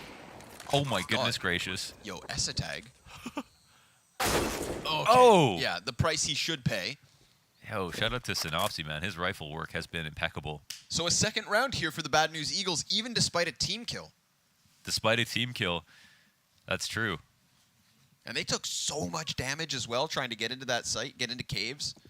Yeah, I mean, I don't know if it was a lucky shot because the flash looked very potent as they pushed through. But that could have been, NIP grabbing 2 kills. But maybe they didn't need to flash retake it. I genuinely didn't know you could stand behind that tree.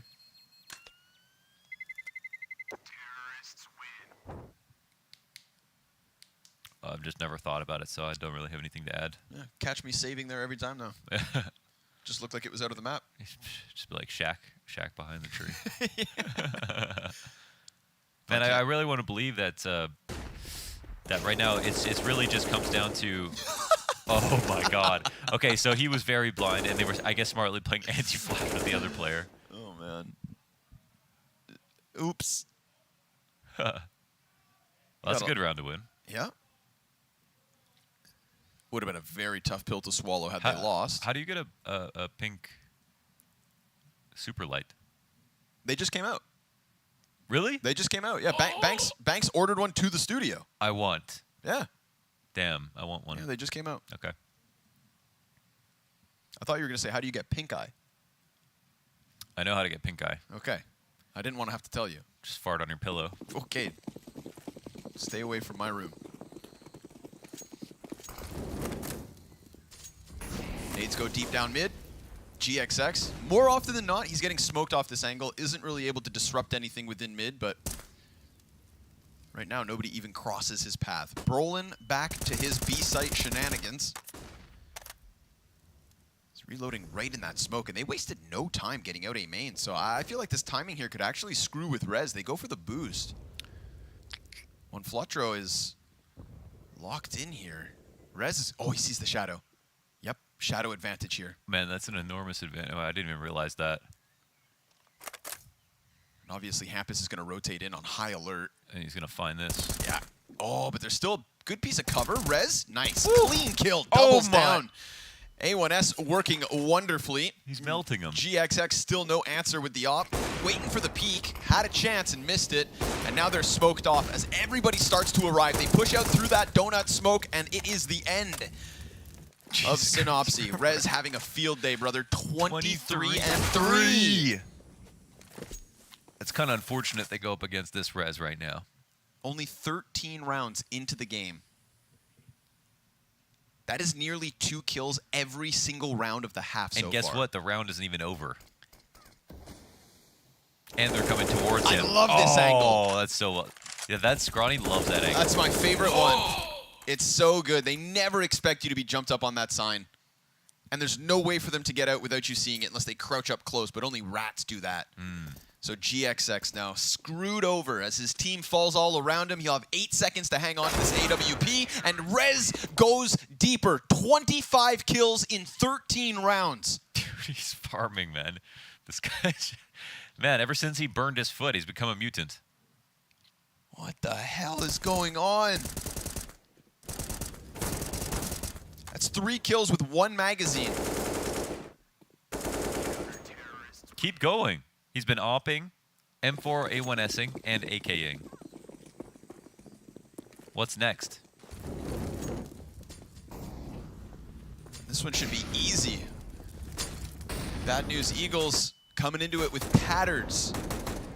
Single AK on one Flotro. Pistols surrounding him.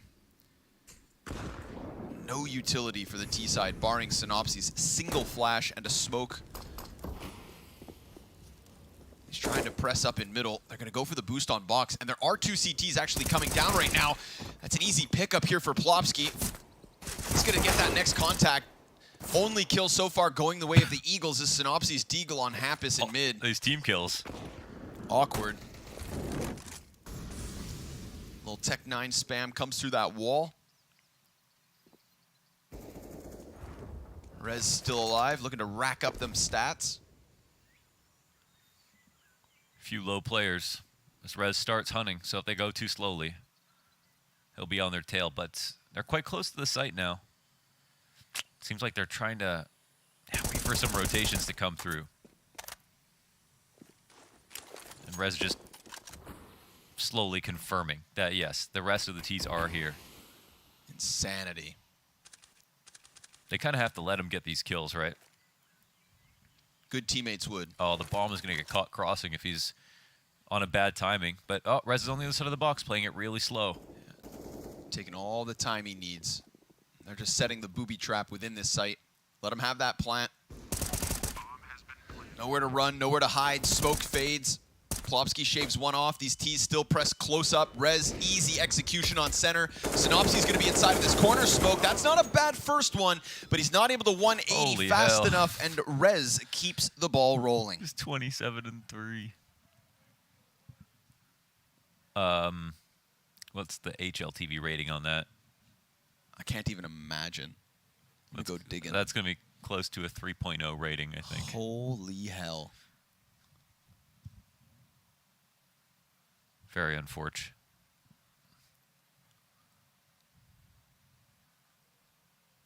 They've been. It's hard. It's just hard to figure out. You know, it's them. They're also playing well. Bad News Eagles definitely. I think they started out a little bit weak. And Rez is in God mode all at the same time. Like, I think all these conditions are just happening simultaneously. Yeah. Perfect storm for the ninjas in pajamas. Wallbangs from Brolin off the mark. I mean, there are so many ninjas swarming around this B site, but they actually peel off of middle, so the numbers will be thinned on both sides, in fact. Brolin finding the headshot to GXX. Cheeky kill. Plopsky, he lets a player go past, shoots one Flotro in the back. Brolin still within those caves. He is the troll that just ends this every step of the way. Center will answer, at the very least, with a single kill here in round 15. 3 T-side rounds, best case scenario for the Bad News Eagles, and it's going to have to come in from a 1 versus 4. This is a masterclass of a CT side. It indeed is. It indeed is. Now, they aren't the bar. They aren't the bar, so that's the unfortunate part, is that it wasn't the best T side either. There were definitely some real issues there. Overly simplistic. Yeah, just not enough layers. Inadequate responses, not really the aim to keep up. So that was just a very hardest version of NIP to go up against. And hey, listen, they're the ones who wanted Ancient, so they left it in. They needed to be prepared for it, and they really weren't on the same level. The bright side is CT side coming up.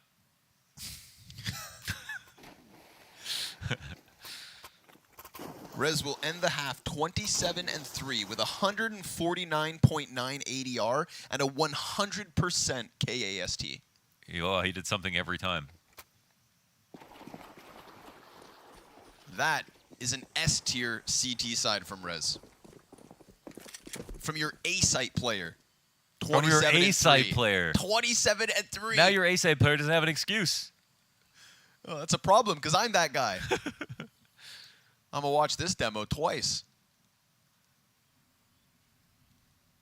Nip will have an easy dealing of the Bad News Eagles if they can just win this pistol, but they're already man down. Caves held by Synopsy. Hides in the corner with those Berettas. Nice headshot from center. Oh! Pistol Headshot. Wall bang. And a body shot. That's Not crazy. every day you get yourselves one of those. The 2v5 attempt begins inside this B site. We've already got the flank from Synopsy at the base of the ramp, and these T's are going to get grinded, or they're supposed to be. Plopsky with a little bit of life left in him to survive for the Bad News Eagles. And if, like you said, CT side. Okay? CT side. T-side Ancient is a fickle mistress. It sucks. And you know who sucks on T side? Nip. Really? Always. They suck. Terrible.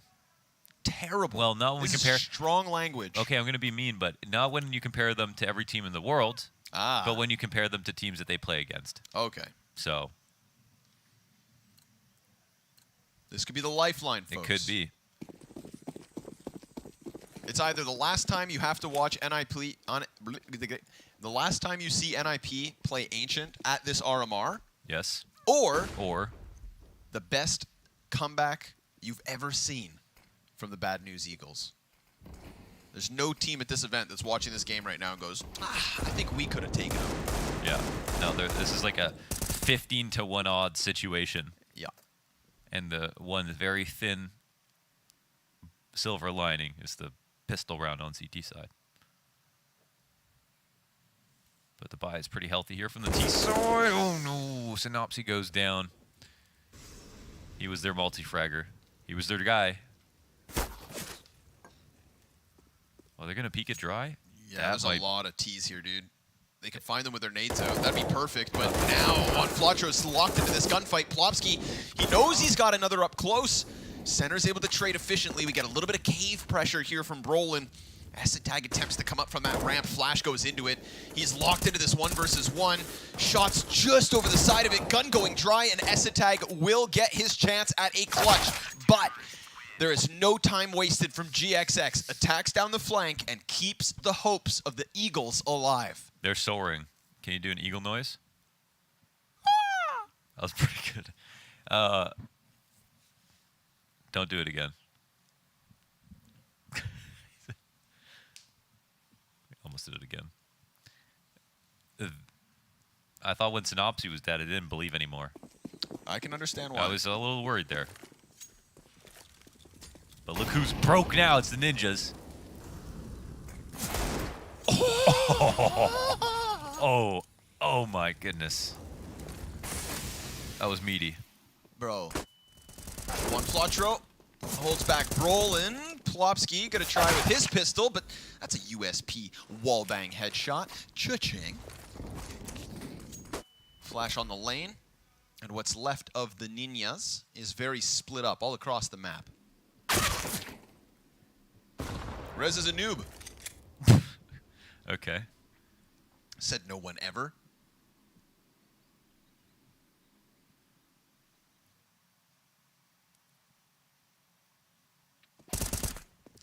Nice headshot. Yeah. Keeps this one clean, minimizes those losses. They baited the attention away from Tag. And now the clutch begins. 26 health. Oh. Health. They just avoided this target. I didn't voice crack. Get him. No pistol kill back for Ninjas in Pajamas. That's an 8-round lead. And an 8-round lead on the CT side of Ancient. That's like nothing. doesn't seem too insurmountable. No, I mean, I would rather be Bad News Eagles right now. That seems like an exaggeration. I mean, you might be. All I did was challenge the exact same thing that you said. I just put it differently, and you got worried. It was your delivery. Yeah. And suddenly, Nip have a delivery of weapons. A box of Kalashnikovs. They tried B, they tried mid, now they try A. Synopsy looking to kill Happus here in mid. The A players actually come up towards Donut. This is. They're walking all the way, aren't they? Oh, they're just walking. Good call. Oh, good they're just call. going for a stroll, and no, Donut is not even. Okay, they're starting to peel back. They're getting a little bit worried. A leisurely. The lurks are coming out. They're running out through Temple. Synopsy, will he see this? Walk in the park. 3 right there. Synopsy. He's got fire on his feet. Can't take anybody with him. Happus with the quick kill. Raygon. Oh, they line up for him. And he gets back through that smoke. They let him live. Few more shots go through it. Rez is going to push up close. Plopsky insta headshot on GXX, who tries to come around that corner. Now these Ts have an advantage, and they don't need many rounds. Flotro comes out from Temple, gets an answer. There's another one off the back of the FAMAS. Now Center's into the mix, and Brolin, he is nowhere to be found. He's on a lurk. They're so worried about it, but Center actually doubles back. Brolin's thinking about the site, gets that headshot. Defuse coming through, and the Eagles soar forward with at least a 6. Let's go. They actually pulled it off. The communication was so rough there from Ninjas. As they flew out of Temple, like, by himself. And nobody watched it. They let him go. And a couple of very clean kills, and they just made it so chaotic. I think it was Juan Flotro who came out first. From Temple with the FAMAS. And then the guy wrapping around default just, like, didn't have that calm at all. Oh, Ninjas, they almost just walked across the finish line. That was close.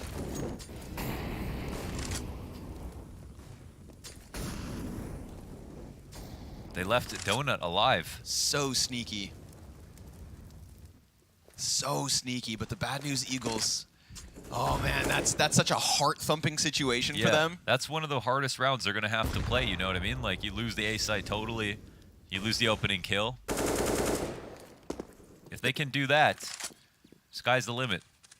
Ladies and gentlemen, this CT side has a pulse. Rez, dead. Dead. Clean as a whistle. And an immediate readjustment here as that smoke lands top mid. We've got a commitment inside Donut and a second player back within the A site. Rygon's going to play this very safe. Oh, gets shot at though.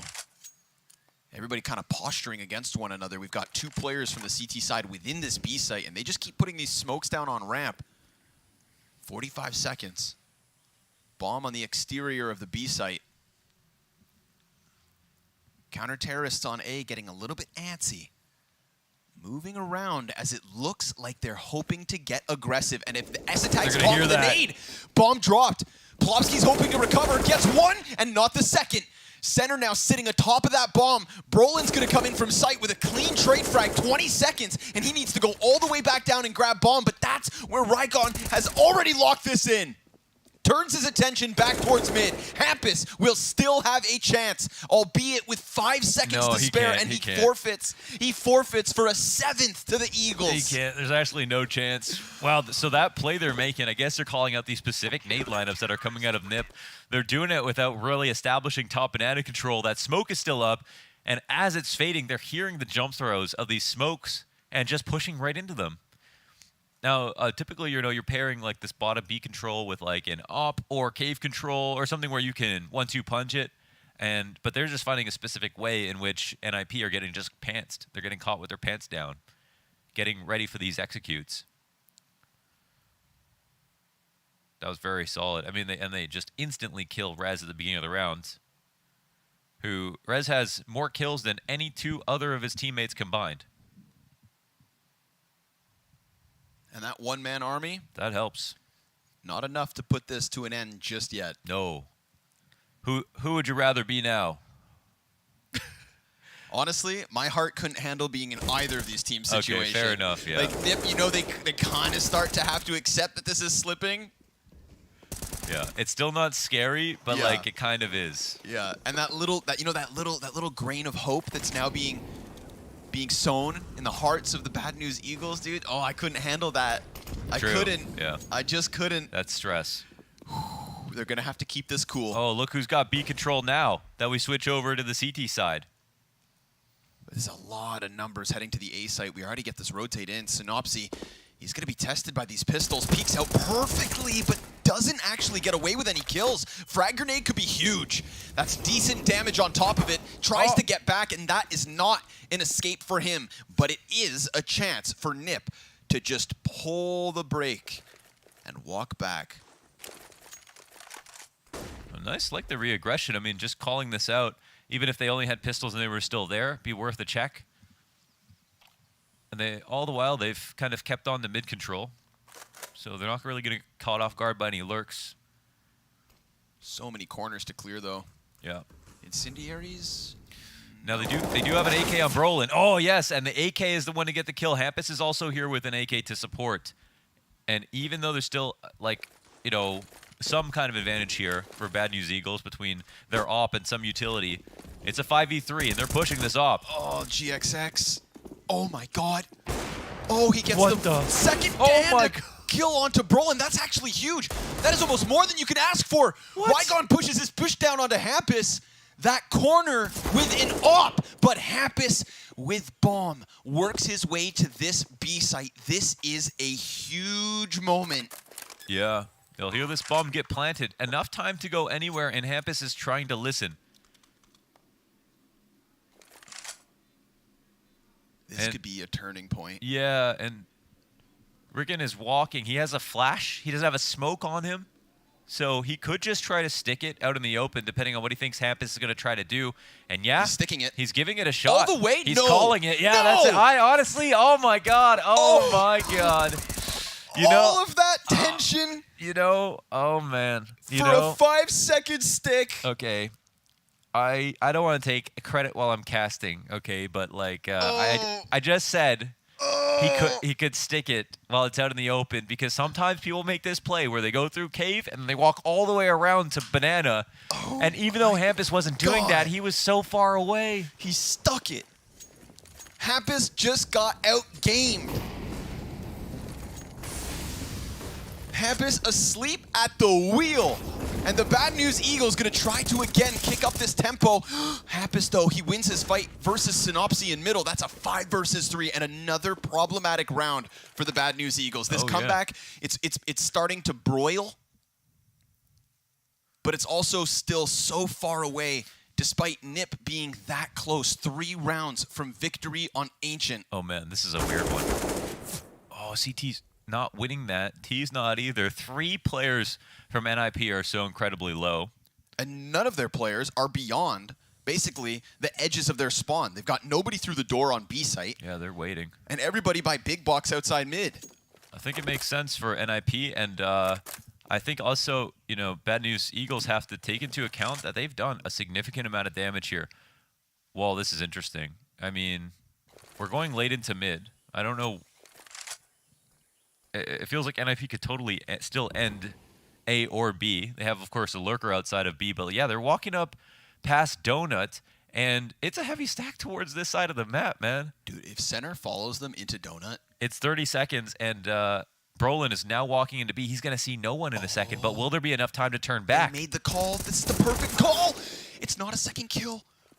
Wygon, he hears everything, and just like GXX last round, he needs to do it on his own. There's the bomb. Oh, he peeks, but he can't get 2. Oh my God. Plopsky dodging bullets inside sight will give Nip 14. Jesus, he had no health too. That would have been really scary. Now there's still 2 more players left up from NIP in that position, but they went right into the stack. They went right into the stack, and there was a chance that that could have all fallen apart. That was very close, but instead we have NIP on 14.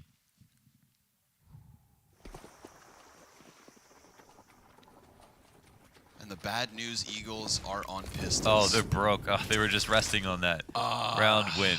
Ladies and gentlemen, the dream feels dead.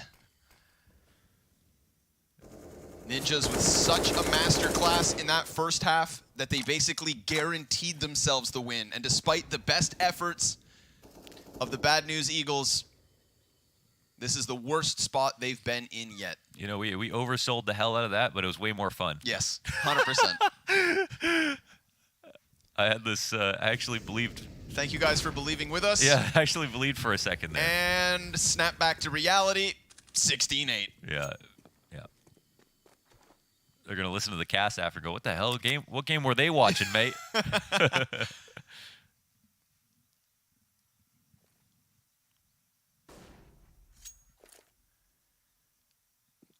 It was fun while it lasted. Yes.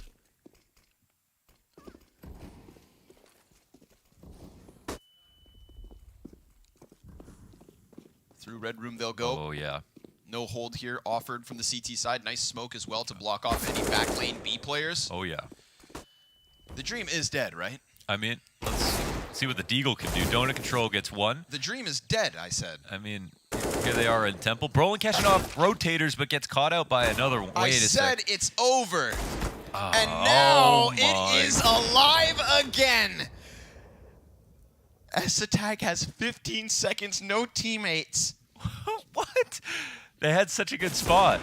They actually had such a good spot. I mean, there was no one in middle. They ran right through middle. The A split was perfect. They had 2 players there. They only had Deagles on the sites. I mean, that was the... Like, even if you had X-Ray on and you were on the T side, that was, like, the correct strategy. So they just got Deagled. You can't go back to selling it. I mean, we just... I know. Okay. But we can all just remember how it felt for a second. Yeah. Because surely it's, you know, still over. Yeah. Everybody knows that. Yeah, well, both outcomes are in superposition of each other, so, you know, it's not wrong to say one thing will happen or the other. It's more like a 98 times out of 100, but how lucky are you today? What a roller coaster this one's been. Not for the first half. That wasn't a roller coaster. That was a good old-fashioned whooping. Yeah. Ninjas, of course, probably beating themselves up a little bit, knowing how close they were to just securing an easy one. Back in the trenches. How's their bye going to look? Very good. They're healthy. It's an awesome buy. Plopsky 21-10, so definitely adding his name to the frag distribution. 51 frags between him and Rez. That's crazy.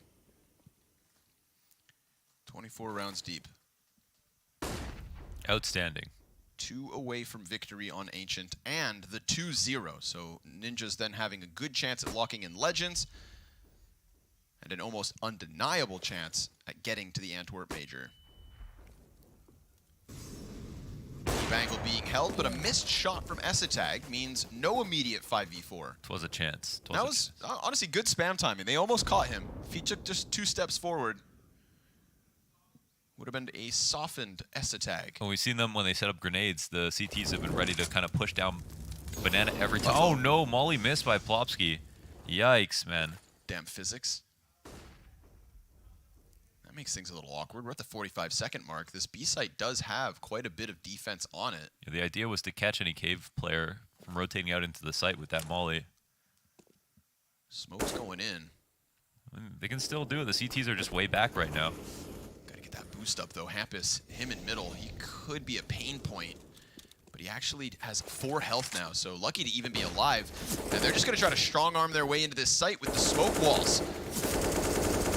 Spray goes through from one Flautro, and GXX, 36 health. Plopsky plays that close smoke. It's a one-and-done trade. Bomb planted in the middle. A little bit of a T-side scramble as 2 of them dive into the caves and hold for that flank. Brolin not able to pick up that kill. Synopsy with the double. Rez comes around from ramp. 2 kills back for him, and where has Hampus got off to?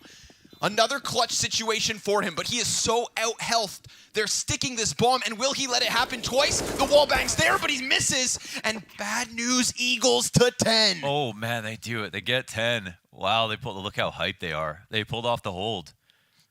They did that from rotator spots. They had some good info. The attack wasn't perfect from NIP. A fourth pause will be called here for NIP. Fourth and final.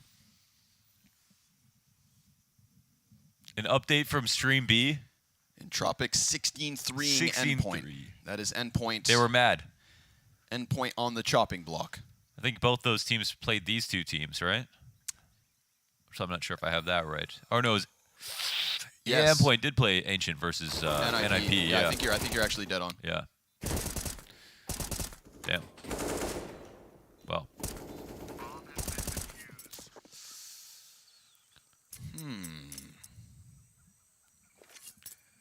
Not a perfect attack. It wasn't a perfect attack.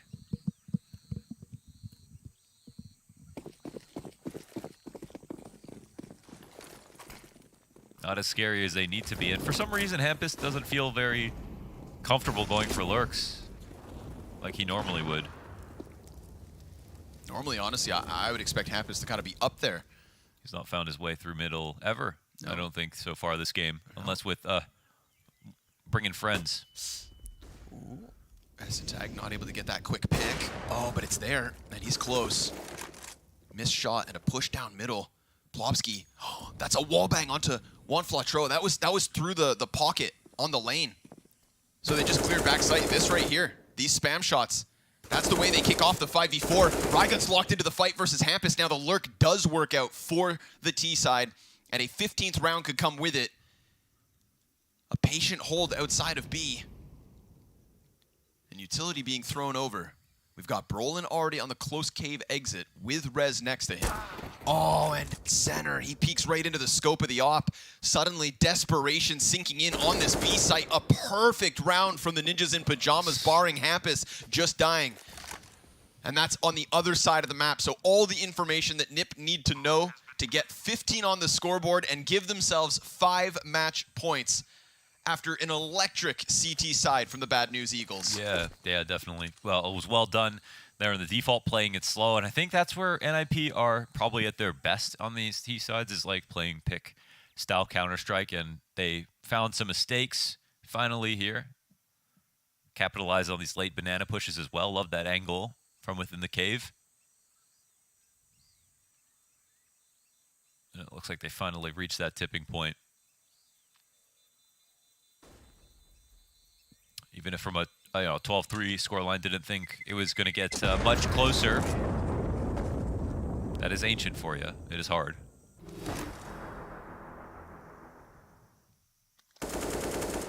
That right here. That's big. Yep. It's always a risk if you start there. You know, if you're Juan Flatro in the site and you haven't taken bottom B control, it's a great spot to stand, but it's always a risk. It's got to be a frustrating way to die when the pressure's on like this. You know, players like Nexa would always kind of float into that position later on. Sure. Instead of playing there early. Maybe once cave and ramp are kind of right, taken. Right before you think the execute's coming, or mid-round 3v3 low grenades type thing. Oh, the triple boost. 1, 2, 3. Oh, he's up there. Oh, Brolin could fall victim to this, but meanwhile, almost everybody's over on the A site. Oh, almost. Maybe. Dude, Brolin. There it is. And he misses. Then, oh, you hit him. 91 damage. It had to be a wall bang. And A site at this point is just open for the taking. Ninja's on high alert, but it's only a Desert Eagle inside a donut. Look at this scramble back from the CT side. We've already seen a near miraculous retake happen. Can BNE do it yet again? One Flatro drops the bomb. Rez is already trying to challenge within this temple. This is going to be carnage. Carnage and chaos. One Flatro's going to get a second. GXX's op also finds a target. Remember, Brolin tagged so early on. Tag hoping to bring this back for NIP. He flashes his counter-opper off this angle. The pistol of Synopsy will push close, and Bomb is still down in the dirt. Brolin dodging those deagle shots, as Synopsy just can't get his name on anything yet. 20 seconds to spare. Oh, the op is here to cover Donut, and we'll see that Brolin has entered onto the site. Tag playing in the cover. GXX nails it.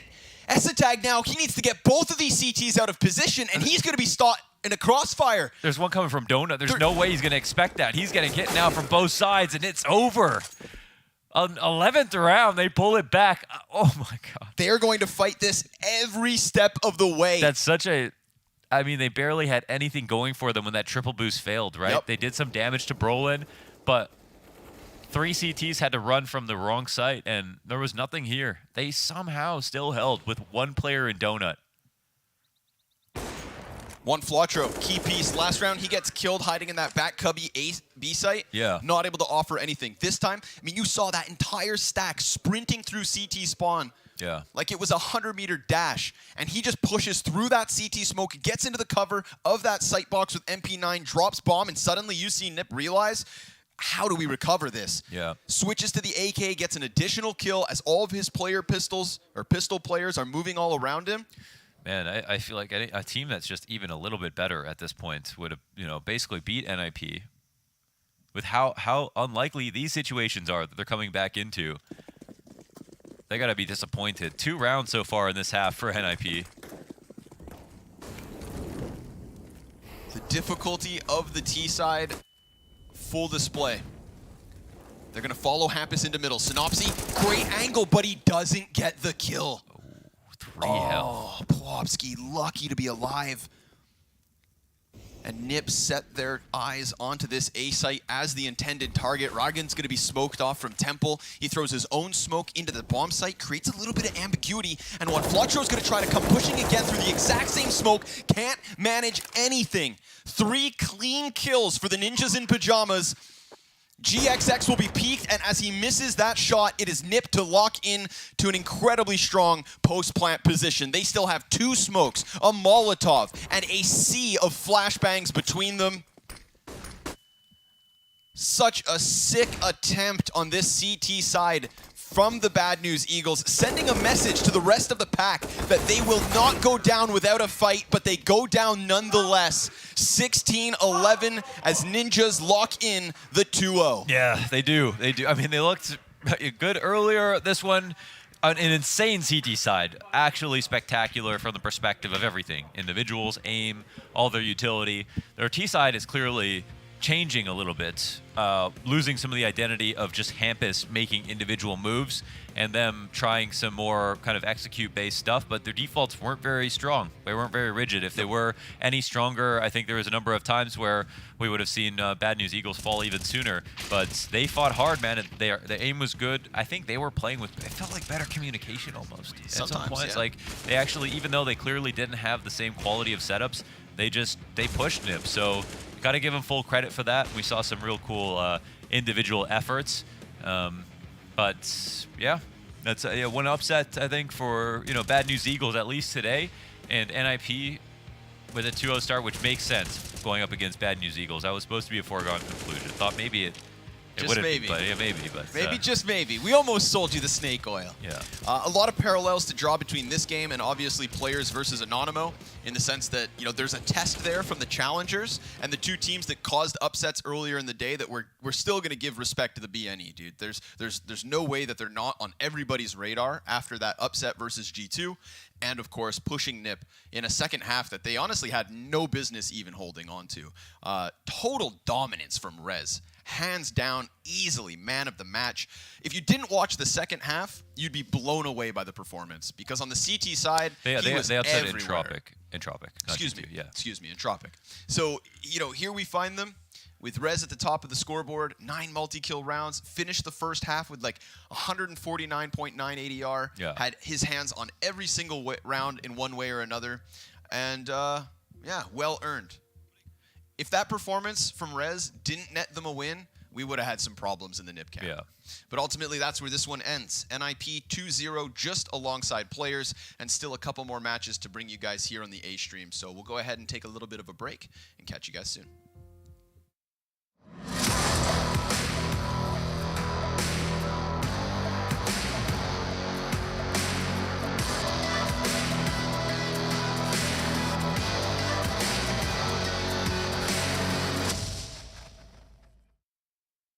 To succeed in this game, you need to invest in yourself. Be daring. Innovate. Calculate. Never hesitate. Follow your instincts. Don't follow the crowd. Back yourself. Bank your wealth. Analyze, strategize, and galvanize. Now is the time. Take your shot. Let's go. Battle is on. Burst RMR views with a double bonus. Get insurance for single and combo bets, both up to 20 euros. Fire up with GGBet. GGBet, this is real.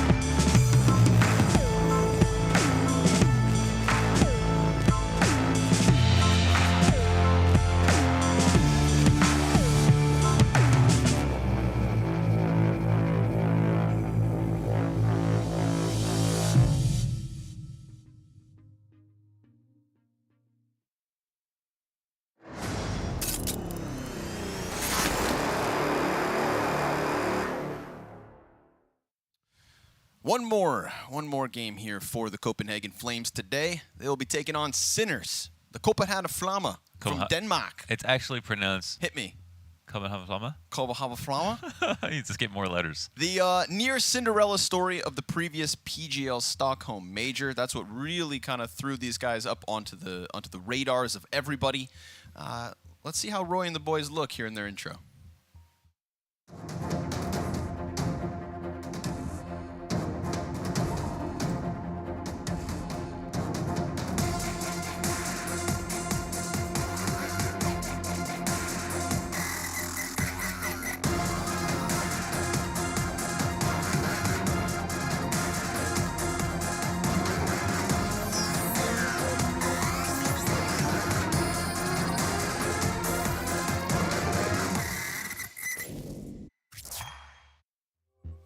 A team that stuck together after the Stockholm run. Sometimes you see, you know, those little miraculous type moments happen and then a star player gets pulled out of the core or they change organizations. And there were rumors that this was going to be the new Complexity squad. We were kind of all waiting for that. And honestly, Copenhagen Flames took a massive dip in performance following their major. Yes. And they've since gone on record to say, well, yeah, we were dealing with potential contracts. We had all these things on our minds. We weren't able to just sit down and play CS like they were in Stockholm when they were beating opponents that everybody thought would you know, just be too much to handle. Yeah. So really cool to see that the Copenhagen Flames are the same Copenhagen Flames as that we got in Stockholm. This is no longer their first miraculous major run. This, of course, will be their second attempt. They were eliminated at the Legend stage. A grueling Ancient loss versus so NIP. close. That P250 from LNZ, baby. Oh, it ended them. It crushed them. And it sent them packing. Obviously, they can still be incredibly proud of what they accomplished in Stockholm. 100%. But here's the one thing. Because of that, I would say now that the expectations that they set for themselves and those that the fans and the, you know, the critics have are definitely, you know, 2-3 layers higher. This is a team that isn't experiencing this for the first time. This is a team that is supposed to be able to achieve the exact same place, if not more. Who stands in their way today from that 2-0 opening day? It's the Sinners.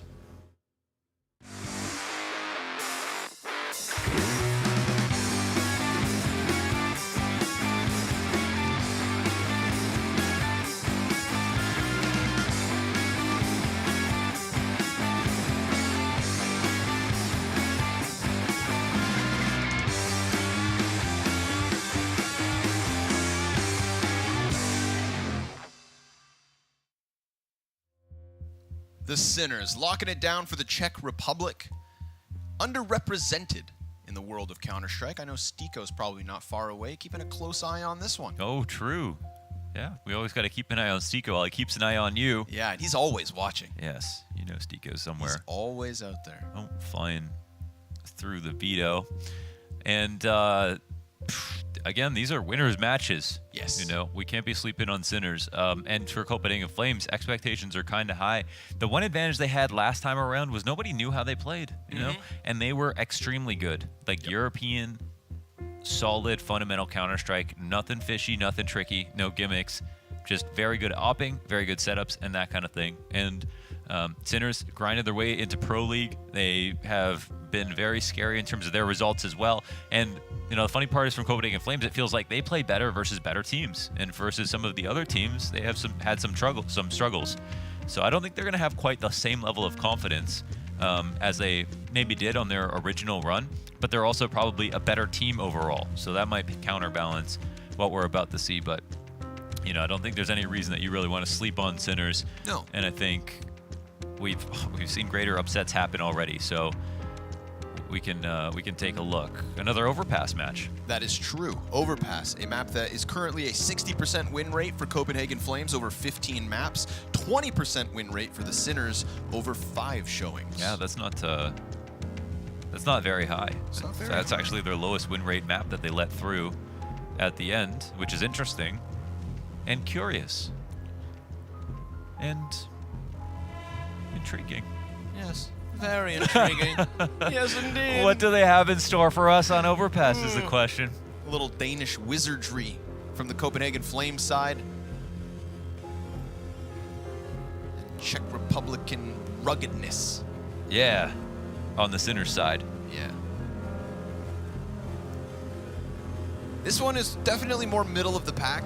We had 2 games back-to-back where we have obviously players and NIP, and I don't know about you, but I personally would put players and NIP both within my expected legends when it comes to the B EU RMR. I will hold off on NIP personally. Yeah? I don't know, man. You're Like gonna hold I off? know they're good enough. Okay. I just don't know that they're always good enough. Sure. That's all. No, that's I fair. love the Roland pickup. I think it's That's fair. amazing. I mean, I think they really did pick up, basically the best Swedish player. I think that actually might be true, and that's great. But it's never really been the individuals on NIP that I've had a problem with. It's pretty much just the system, the lack of leadership. It feels like Hamp is learning everything for himself, and then being a great IGL, but still having to do everything alone and all that stuff. And it feels, and they're like behind on T sides, all these different little things. I think they can be good enough for sure, but I don't think they're always good enough. Well, speaking of Hampus for NIP, what do you make of the in-game leadership of Copenhagen Flames? Dude, I mean, that was just startling how good they were. Just even a few months ago. And of course, there was like a moment where they almost got picked up by Complexity. Yeah. But then there were some issues. Maybe they kind of put their stock a little bit too high and then ended up having a couple of rougher results, losing to teams such as Blue Jays and other teams you may not have heard of. And that was like, wow, maybe they aren't going to be consistently insane for the next 6 months in a row. And there will be a period of time where they become very studied and have to learn how to get back up and stuff like that. So this will be proving that basically it wasn't a fluke. That's kind of like their story this major, proving they're just really strong and they can put it together. And I think based on what we've seen, they have a sustainable system. They have really, really smart moves and strong players and an upper that people have talked a lot about in Nikodas. Yabi, who I think a lot of people view as one of the top up-and-coming riflers of the region as well. Oh, well, you said his name and he died. Yabi gets caught by Zedco, Neofrag, and Zedco, both with 2 kills each. It's Hooksy in the 1v4. Very strong start to the T-side pistol of Sinners.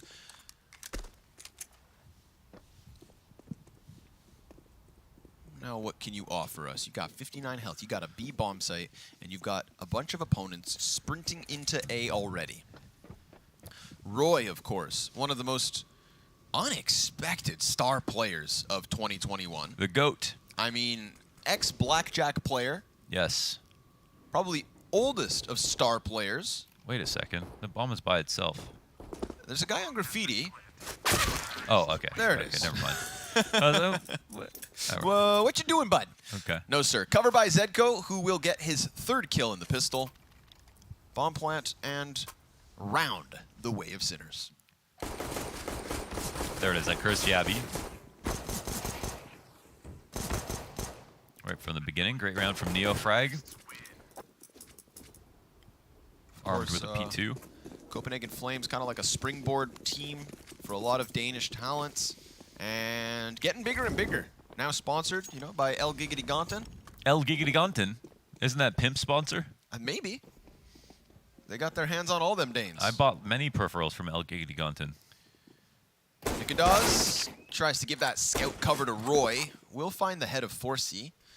And then everybody's hiding behind the rock. The big old boulder will keep you safe until you push up and Hooksy rocks your world.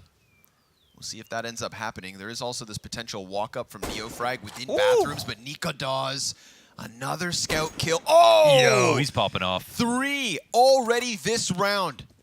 Just consumes this T. Oh! Nikodas with 4. They cannot get past him. And as he gets attacked from long, it's an ace. 5 scout headshots. Didn't miss a bullet. Nikodas. Sharper than an X-Acto knife. What was that? Oh, man. Brown people and scouts, Connor. Yeah.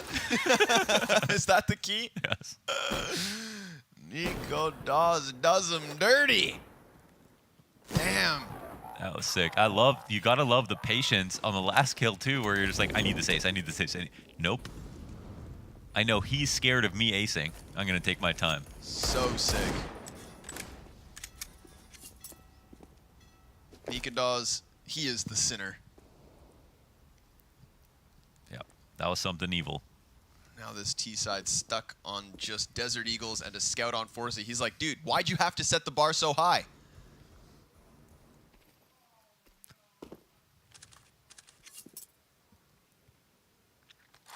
Wow. That one will be reverberating in the heads of Sinners for a round or two. That was dirty, man. That was dirty. Is that best ace so far? Kinda. Kinda? Do coach aces count? Barry! Barry! Barry! Barry! Nice slow one here from the Sinners, dude. They're so scared. Yeah.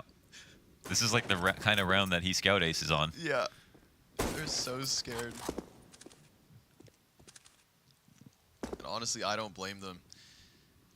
AK saved by Nikodas, so that's a fun little freebie. Connector control still under wraps, but B-Stick is in there, and look how close they are to Nikodas. Oh, Neo-Frag! And then B-Stick with the deagle! Wow, on 15 seconds, and they are making good time. They can get to the site, it's open. It's clean. Oh, the force buy right back. Bombs on Dice. An inevitable plant. Zyphon looking to find his way outwards. He just got tagged by the scout, but only for 12 damage. So maybe it was one of the pistols. Zyphon 2 kills. I think Easy. they know one fell back long as well. And I mean, he's on 1 HP. Yabby's flanking the other, and he's heard outside bathrooms. Oh! Well, now this is known as well, I think.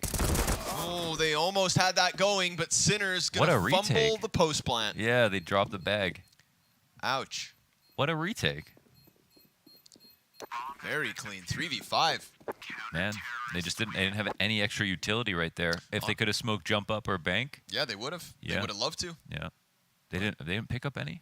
Fizzles out. Man, they actually didn't come across any utility either. Unfortunate. Very curious. On Luco. Go next. They shall. Copenhagen Flames 2-1 lead on this CT side.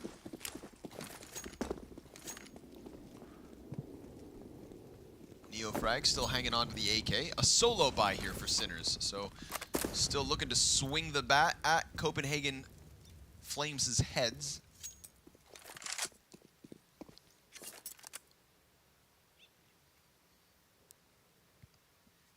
So cool that Roy has this like completely different story, right? Like there's a lot of new generation players that are trying to follow in the footsteps of the likes of Rops, the FPL into, you know, big team type vibe.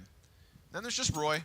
Yeah, I who think just wakes up one day and decides, I'm gonna be one of the best pros. You know, it is weird, like, yeah, because it's kind of a survivor bias for the team, for the people who make it through, you know, FPL, because it's basically that's really good at finding out prodigies, but most pro players are not prodigies.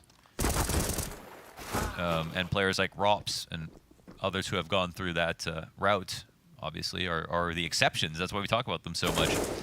So it is really cool just to have a player believe in themselves, kind of despite how long they've been playing or when they started or whatever, and just play. Neo-Frag's AK, just 1 kill so far in round 4.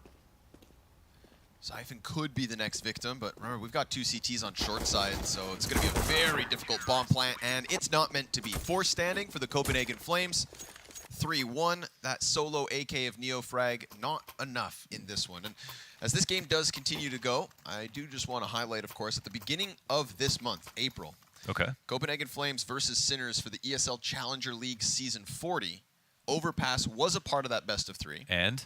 Copenhagen Flames won the best of 3 2-0 and won Overpass 16-11. 11. So that is the precedent that we're coming into this BO1 with. Yeah, and BO1, so, you know, 2 bans each to start things out. But it's like Sinners basically just, they left it. They left it in. And obviously pretty recent, just a couple of weeks ago. Yeah, true. And Deep position here from Playground Roy. Yeah, he sees the legs. Very easy wall bang. Yeah, he's going to be hard to catch leaving as well. Ooh, very he's smart. Yeah, that's actually so important to crouch there, specifically for this angle, for the opper, in safety. They missed the molly as well on his fallback. That'll be frustrating because now he can stand in a really strong spot with a teammate here on the stairs. And another one coming from long. I wonder if they try to re-molly when they're closer, but Roy feeling adventurous here. Neofrag's going to back right up into... Oh, my... Oh, you didn't see him technically. The timings? Oh, my goodness That's gracious. Unreal. You kind of wanted to give it to Roy anyways because he went back to check that. Right? So... Still, that's crazy. It is crazy. I feel so bad for Sinners on that one. That could have at least been a kill in this round. Well, they shouldn't have missed their molly. Sure. Mistakes should be punished. Yeah. That was just... Like, would have been actually a whole different round, right? Roy would have gone somewhere else. Deep smoke falls into Monster as Zedko peels himself off of it, and this is looking like a save. So conceding a 4th round win to the CT side of the Copenhagen Flames. Sinners hoping to get the ball rolling with the op in the AK in the next. Map already feels small enough when things go right. When things go wrong, better believe they're not going to give you any space at all. Aggressive mid-opening. And Roy, the blackjack dealer turned Counter-Strike pro.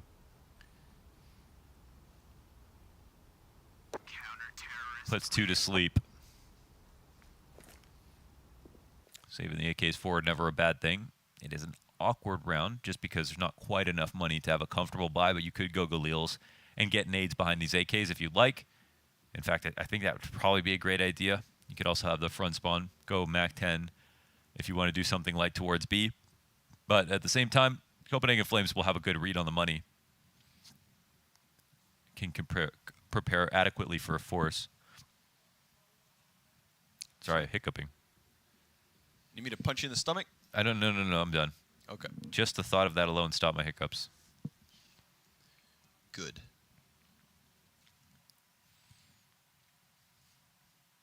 What do we got? A little bit of utility here. 2 smokes. Stream B right now.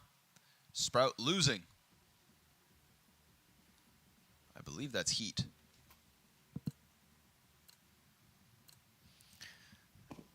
Barry's going to bounce back. All right, Sinners, let's see it. Still just what was saved in the last one. A few deagles sprinkled in.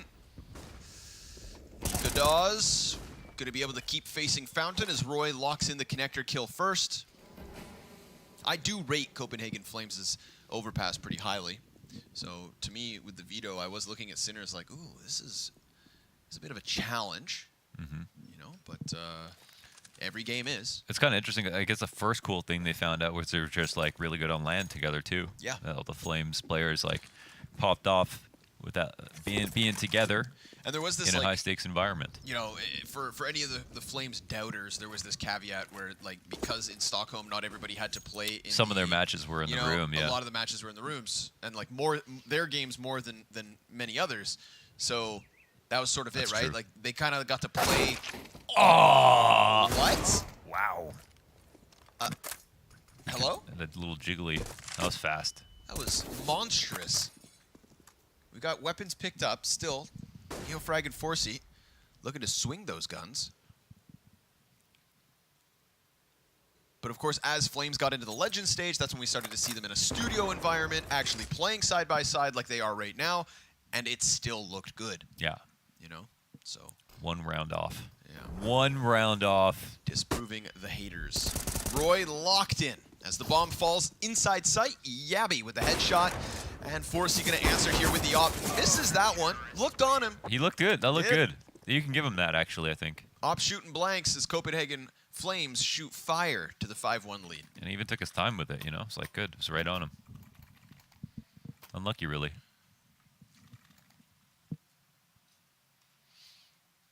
Hot start. Very, very strong stuff. Siphon looking good, 5-1. Nikadaz, that scout round. Holy hell. And then a 3v5 retake the next round. They haven't looked back. We've had these, you know, kind of misfit moments from Sinners. 1 AK, AK op save. Now we've got a full-fledged gun round from them, and Zyphon's already disrespecting the aggression on Monster, extends his way onto the T side of the tunnel.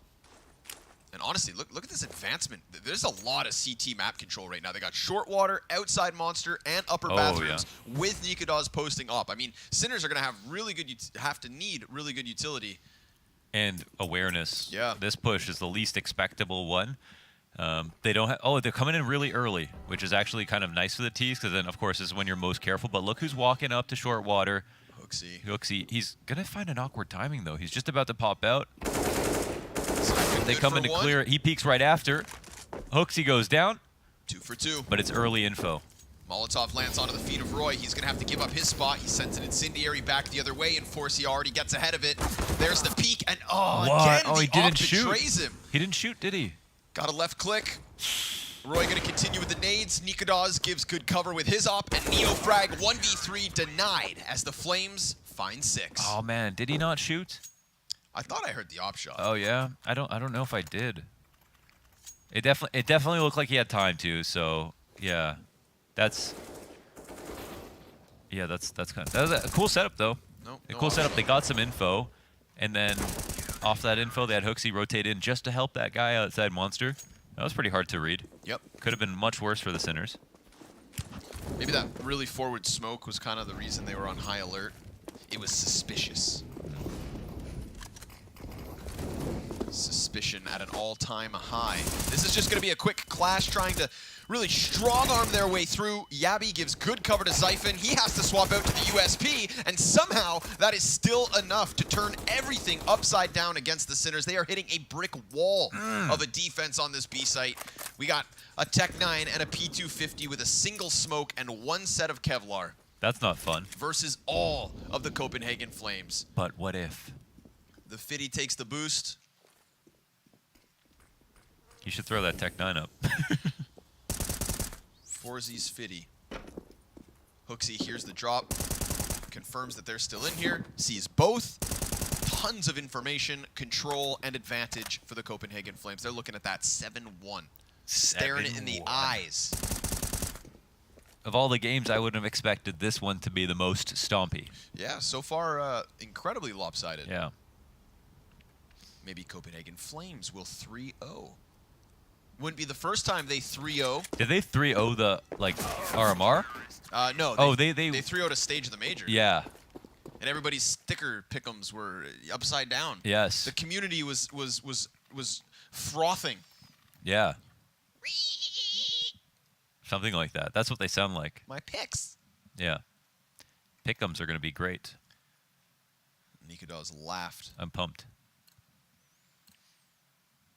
Here we go. Buy-in from the Sinners. I feel like eventually... What is this? Oh my god, is this the...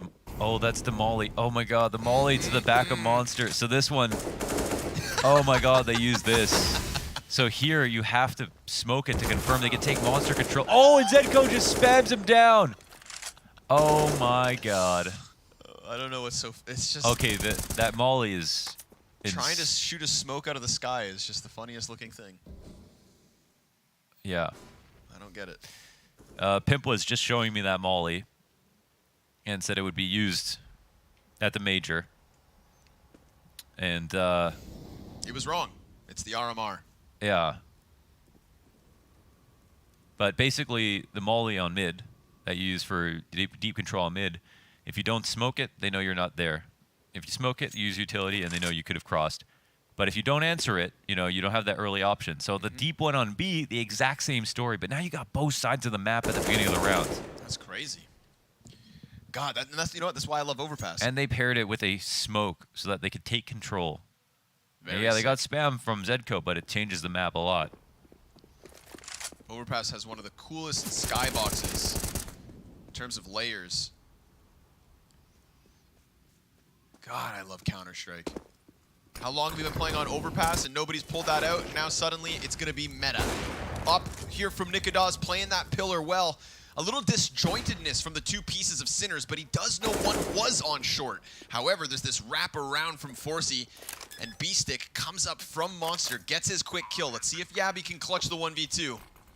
He sees the op jump back beyond Monster. Feels like he was just spotted. Goes for the repeat, kills it. Oh, it's close. 16 health for B-Stick to make the difference and give Sinners a second. Wow, they finally stopped it. They put the flame out a little bit.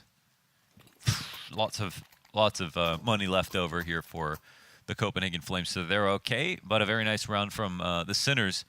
And again, I don't know if they were caught off guard by that Molly. I also don't know if any other team has used it so far. Apparently it's new, and I haven't even seen it before yet, so... So Danish. They'll probably... Yeah. They'll probably have to think about that one.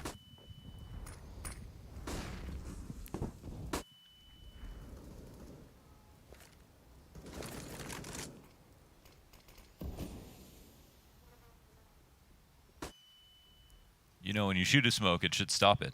It should. Yeah. Or it should explode in the sky.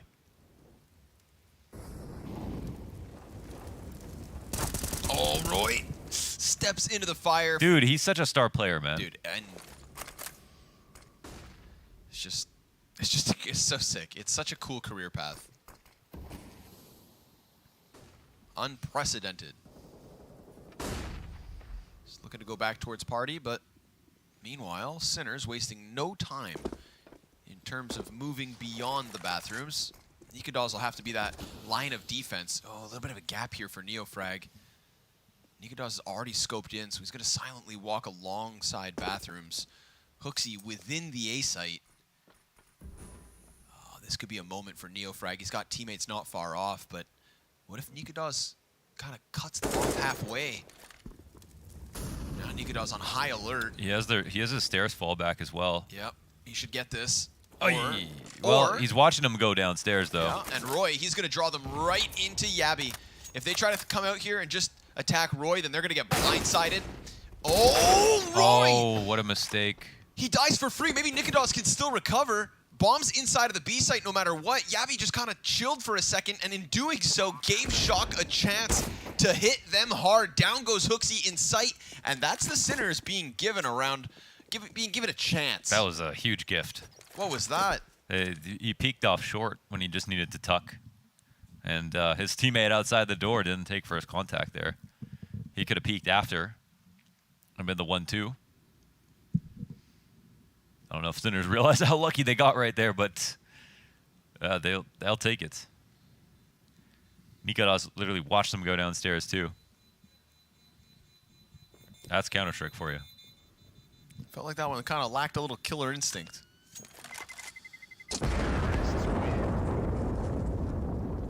They goofed it. Hooksy aiming a little too long. Aim less, shoot more. Attack pause called for the Copenhagen Flames. Was it Flames. Hooksy outside the door on short? That was Yeah. Oh, so he just let him cross but didn't see Yeah. the second guy? So he didn't want to shoot Or too like, early? yeah, like kind of looked like he looked at Yeah. the first one who wasn't watching him because he went for the deep peek versus Roy. Yeah. But then by the time he went to shoot, the guy in the back had then noticed him on the on the railing. Oh, they hit him with a late flash, I think. Yeah. Somehow. I It don't was even know just- why they would flash that late when they're already out. It was. It was.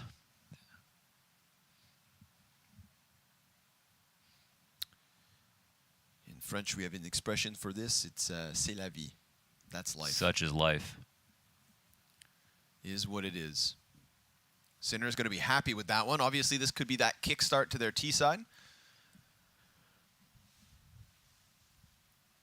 Roy thought he could just draw them into his teammate. I think Roy did the right thing. Yeah? His teammate did. Teammate. Yeah. Call him out, Launders. I did. Why do you hate Hooksy? Oh, Nikodos just over the wall. It's a decent trade, but obviously they know there's more players here. Nikodos is taking a risk. Might as well take this while the smoke is up because there's no additional peek, and now they could just fall back entirely. But look what Nikodos does. He sticks around and goes one better. And because that door swings wide, he wants to go into the water, but now he's biting off more than he can chew. We'll call that one ambitious. But he already killed 3. And now the Opera shoots him with the bomb. So that's confirmed inside the stairs. The CTs just be running around now. Reorganizing. CTs be sprinting. They're content to just go all in on this B site, but there's 50 seconds, and we see Forsey kind of clearing out playground and whatnot. They're not going to play hyper-passive. They get aggressive in short and catch Zedko. Crosshair was kind of off the mark. Really didn't expect them to come peeking into him like that. A little crouchy peeky? A little hoo-hoo. And now Forsey, 30 seconds. Do you want to chance this? We've seen this affinity for saves. Do it. He has so much utility, and obviously there's a very low chance just with this op, but I just wanted. Oh, okay, there was a chance. But there's a guy on truck. Okay, it's worth it. I want it. It's good. I would have. I like how ready you are to react. I probably would have done the exact same. Miss, and then run into the site. And die. Guys, I was so close. So close, guys.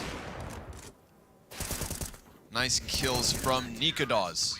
Took that entire round by storm. He said, it's mine. Can't believe he went down into connector. Uh-oh. What? He didn't throw the malt. Oh, I guess his teammate was? He comes out. Sometimes they throw two. So sometimes you throw the one that also goes towards balloons. Mm-hmm. But here they only throw the one. So Op fight. Yeah. Well, you thought. Gonna fall off it. Walkout monster. Oh my god. He actually, yeah, he's onto something. Yeah, Zedko sniffing this out. Zyphon's going to move back. May not anticipate somebody being this close. Flash. If Zedko had sprayed. Oh, but Zyphon jumps over. What you doing, bud? What you doing, bud? He jumps that. It's like he didn't even realize it was smoked. And he didn't know the guy was up close. But he didn't know it was even smoked, maybe the back of tunnels or something. Yeah, I think he's going to regret that one. Maybe Yabi can still pick up pieces. He's on 67 health. Neofrag walks in. Clean headshot. Yes, sir.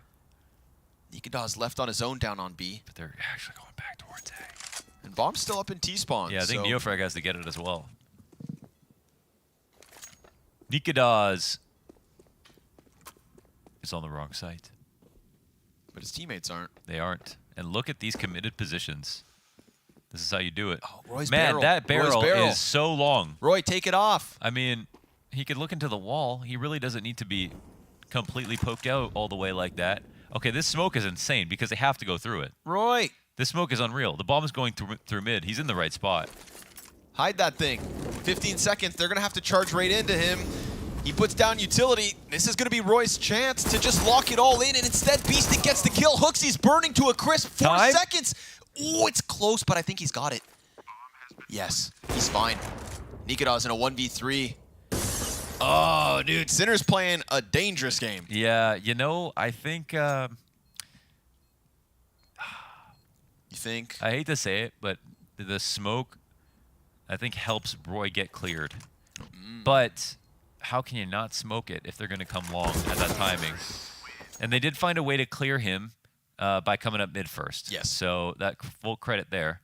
Yep. But I think he kind of felt like it was now understood that he could be there because everyone knew it was going to be an A finish. So he threw his molly like from up close behind the smoke anyways, maybe to try to separate these two engagements, like thinking one step ahead. So whole thing wasn't quite as OP as he'd want it to be, but if he won that first duel, oh man, I mean, he probably would have just farmed from there. Now we start to see the economic issues for the Flames sink in. That was a tough puzzle to resolve. Still have the op on Nikodas, despite not being able to save it last round. He'll get run boost across the monster. Nobody holding this. Nobody close up, that is. Looks like they're just going to maybe try long, treat it like an anti-eco. Not a bad call, not one bit.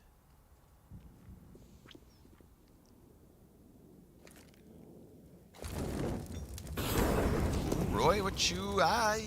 Wow. He's nuts. His Roy is actually crazy. Will his bravery be rewarded? It will. Wow. Oh that's cool, man. I mean, he got a little extra there. Yep. And then immediately, of course, Neofrag trades him. Shock gets one in bathrooms. And maybe Yabi's just going to throw that MP9 up close. Hope to take somebody down with him. You wouldn't think that the multi-kill potential is too big here for Yabi. But it is for Nikodas, right? Mm-hmm. Further back with his op inside A site, where we know he does good work. Oh, look and at the flanky flank. All the while, we have to keep one set of eyes on Zyphon. Oh, Forsey just saw the gun barrel. He's on super high alert. Yeah, but now if they slow down 30 seconds and Zyphon is coming. He's coming. This is good. He sees the Opper, sprays that one down first. Neofrag immediately turning his head. Yabi still inside smoke. 3 kills.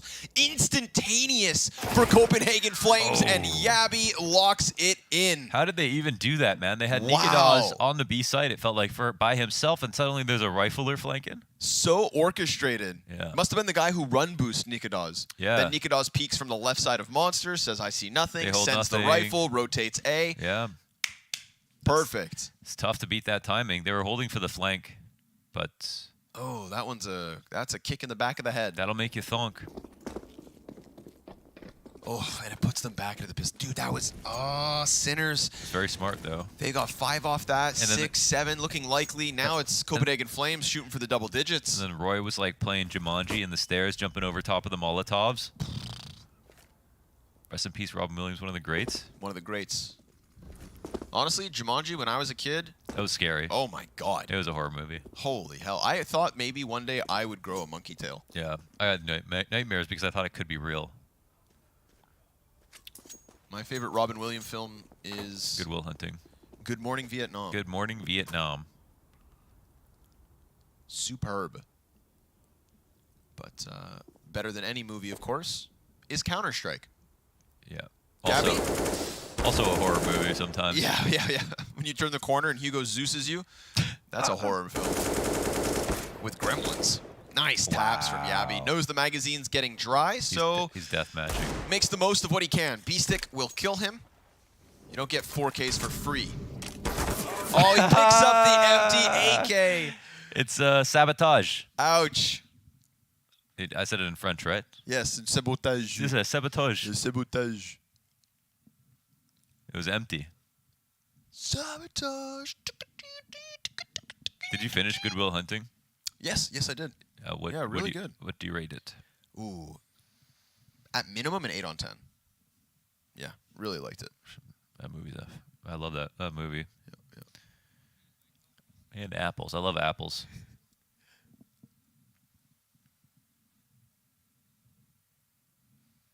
All right, man. An 11th. You think Flames have it in them? This is now statistically, mathematically. I mean, okay, actually, I take that back. Okay. I was going to say the most lopsided game yet, but then I remembered that Ninja's 13-2'd versus the Bad News Eagles. That was only the first half. It actually got way closer. I guess I have to wait for the end. But Yabi, 4 bullets, taps 2. They're playing so good. He left him an empty AK.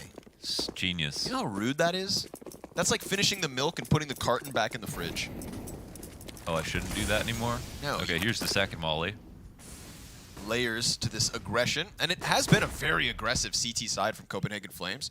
Lots of flexing going on in terms of peeking up towards Fountain, and Sinners have had to really fight for map control in the rounds that they even get close to bomb sites. See how funnily, like, he can watch the door, but doesn't have to be super worried about it because the CTs can blow this door open, and then it's a T's responsibility to actually smoke it so they can walk up. And it allows him to make sure that doors are swung open, he gets cleared, and he can watch from far back and just fight into short tunnel. Oh. Yeah, you better hide. Yeah. Remember last time they tried to hide it behind this rock? Nikadas gets that scout ace, all headshots. That was bonkies. Oh, we got Siphon sitting in the short water. Yabi looking to help him from short itself, but there's nothing down there barring B-Stick. Oh, and Yabi picks that one up for free. No damage goes back the other way, but Sinners will go the other way, all the way. Returning to the T-spawn. They got to go fast, and they have, what do they have, 1 molly? Yeah, man, this is, let's call it sketchy, to be polite. Yabi and Zyphon just going to have to hit some clean shots. Counter flash, peeks in. Nice spray. Yabi deagles out. Come on now. 1 more. It's an ace. 2 aces for the Copenhagen Flames on the very first half of this overpass map. I still give my vote to Nikadas. To Nikadas. But yeah, what a spray. Yabi's got a contender. What a spray. And the first kill was very cute, too. I mean, this little annoying angle. What a pest. Look, but I mean, when you're coming in with no utility, they had what, 1 Molotov for the hit? They set him up for perfection. Yeah. Yabi keeps it clinical. Where did all their utility go? I don't know, man. Yeah. I don't know. I don't know. Sometimes it falls through the floor. Where do things go when the round ends and all the guns disappear? Nobody knows, man. Whoa. Copenhagen Flames with a very successful CT side. They will be happy with that one. Yabby, 21-7. Any yabbers? Where my yabbies at?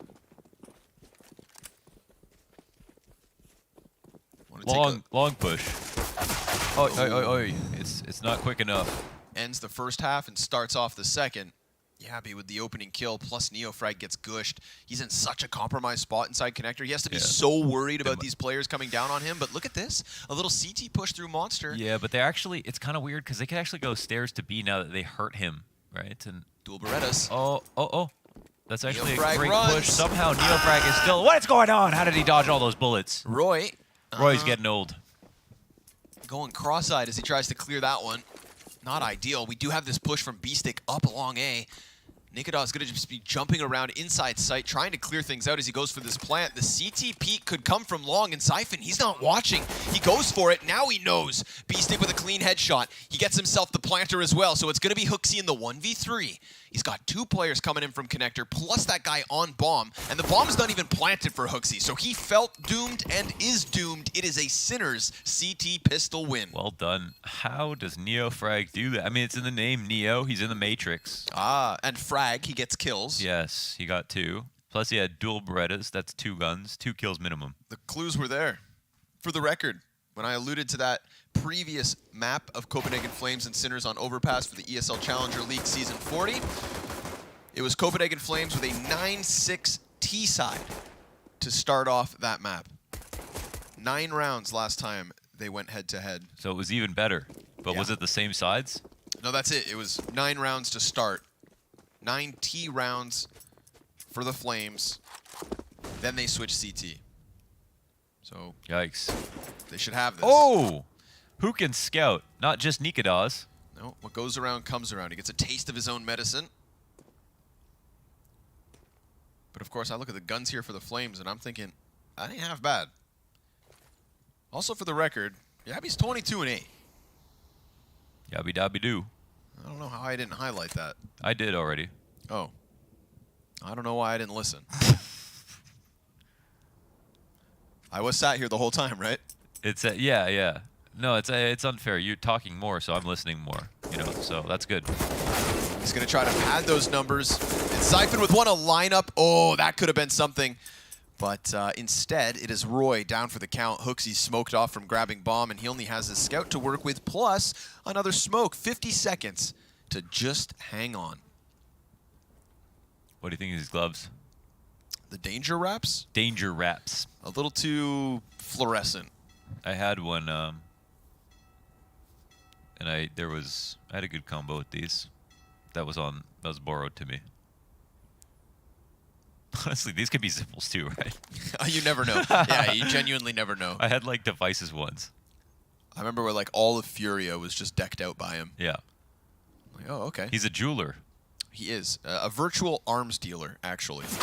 Yeah. No Deagle Juans for Hooksy. He's going to be dropped here by Sinners. Sinners are going to be happy to start a CT side early on. Let's see it. Let's see it. It's Copenhagen Flames back to the economic dumps. But you said that Copenhagen Flames were going to get 9 rounds minimum, which would put them at nearly 20. Stream B. Ooh. Wow. Okay, the heat is on. Yes, it is. Sprout have been lit on fire. I mean, if it is going to be a battle between Charmeleon and Bulbasaur, who's going to win? Everyone knows. Not everybody knows, but most people do. 4C. Easy does it. 2 frags as they tried to push around the long. The flash was there, but it's just Glocks, man. Yo. Yabby. Yeah! Money in the bank. Zedko gives him an MP9 to die, but more importantly, gives him 1,500 smackas. AK from Shock, free weapon, free round. Sinners close the gap. Classic. The patience and the knife kill. And the money's big. It's huge. They could opt just for fun now on 2 guys. It's always the unsuspecting ones that end up being the axe murderers. Yeah. Yabby. I'd do it. I have no doubts. In a video game. For money. Let's see it. Op in for Nikodas. And a quick challenge. Look at the parkour nade. Oh, he gets caught. He gets caught entirely. Forsey can't get away through smoke. Roy just hunts him like a dog. What the hell? He just ran up middle.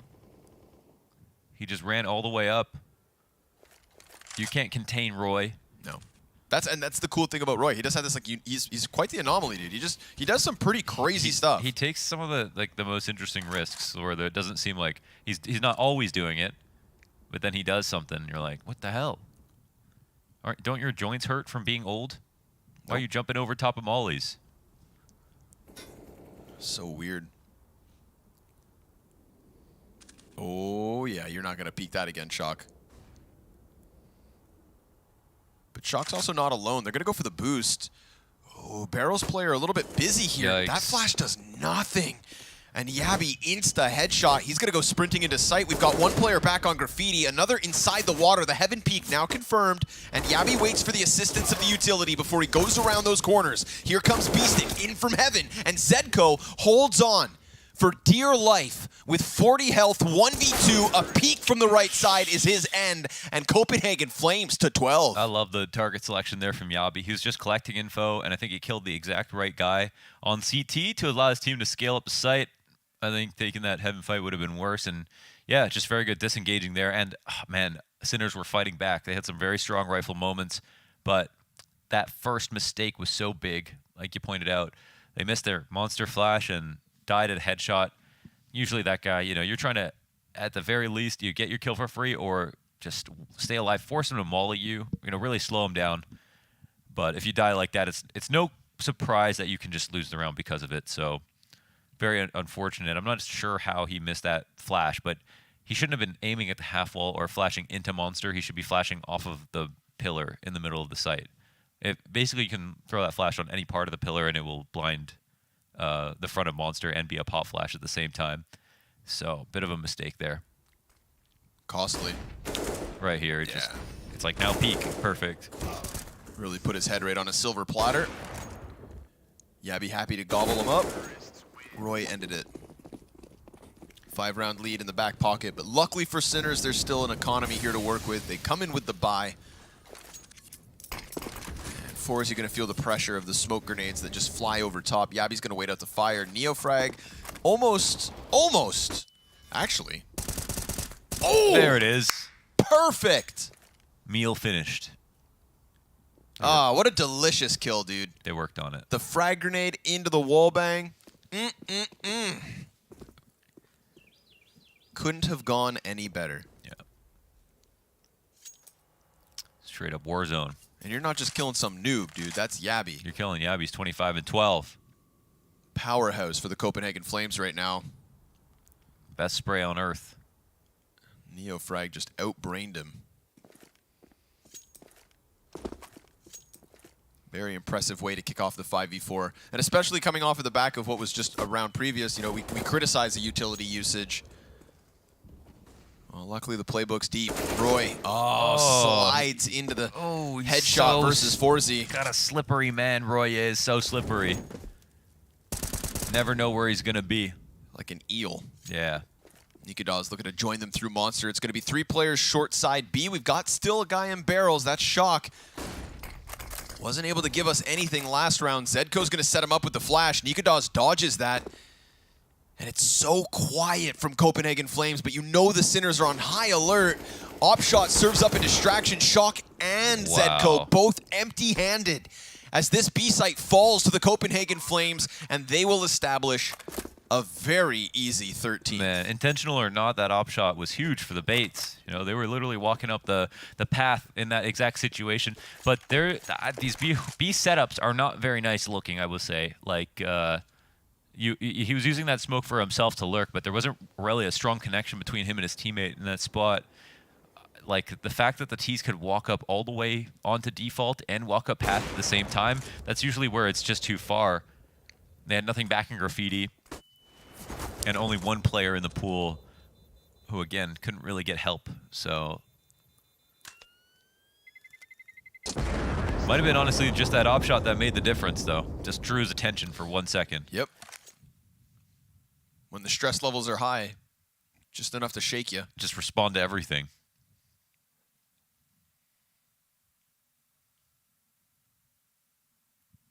Sinners, I can't remember them taking any pauses yet. It's been a little while. Let's go, coach. Let's go, coach. Straighten him up. I'm a coach. Coach Lau. Yep. Oh, this is going to be a quick one, huh? Oh, Yabby. super fast. Let's see it. Oh, poor Shock. This is going to be 3 rounds in a row that this poor guy just dies on barrels. He's being bullied. The op. That's something. He's keeping his eyes up. Fire at his feet, forces him backwards. Of course, Neofrag also has the A1S. It's the entirety of what's left of Sinners here in heaven, and another piece of utility lands right ahead of them. And it feels to me like that's got to be the call for the save. It's tough. They don't have any kits, do they? No way in.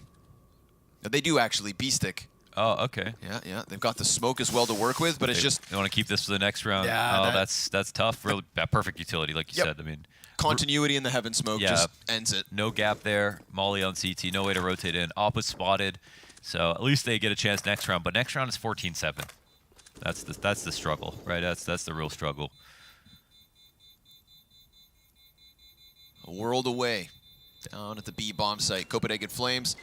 They keep coming for Shock. 3 rounds in a row. They won his head. He is just... He's getting bullied. Wasn't even having a bad game until the CT side. And not having a bad game, but he's having a bad time. Bad time, not fun. We've been there. Sometimes you play headshot and get headshotted. It's supposed to be where you deliver headshots, but sometimes it's you. Damn. Yeah. Run down by a Mac 10 as well. Yeah. Well, he did have just a USP this round. That's true. So, El Giganten. It's a good temperature in there. Is it? I like it usually. Oh, speaking of which, I should turn on the AC for Harry and Hugo. Oh, you don't want them to burn? Well, I've been turning it off and on to keep the balance. Yin yang? It's a power thing. Oh, okay. There. They'll be more comfortable now. Uncomfortable, of course, is Sinners. I just heard them cheer. Cheered for the AC.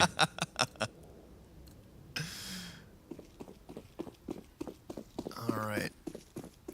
Man, it's like you said. I mean, it's looking bad for Sinners. Yeah. I mean, again, they're the ones that actually took it here. They decided to give Overpass another go. They left it in. I think next time they won't.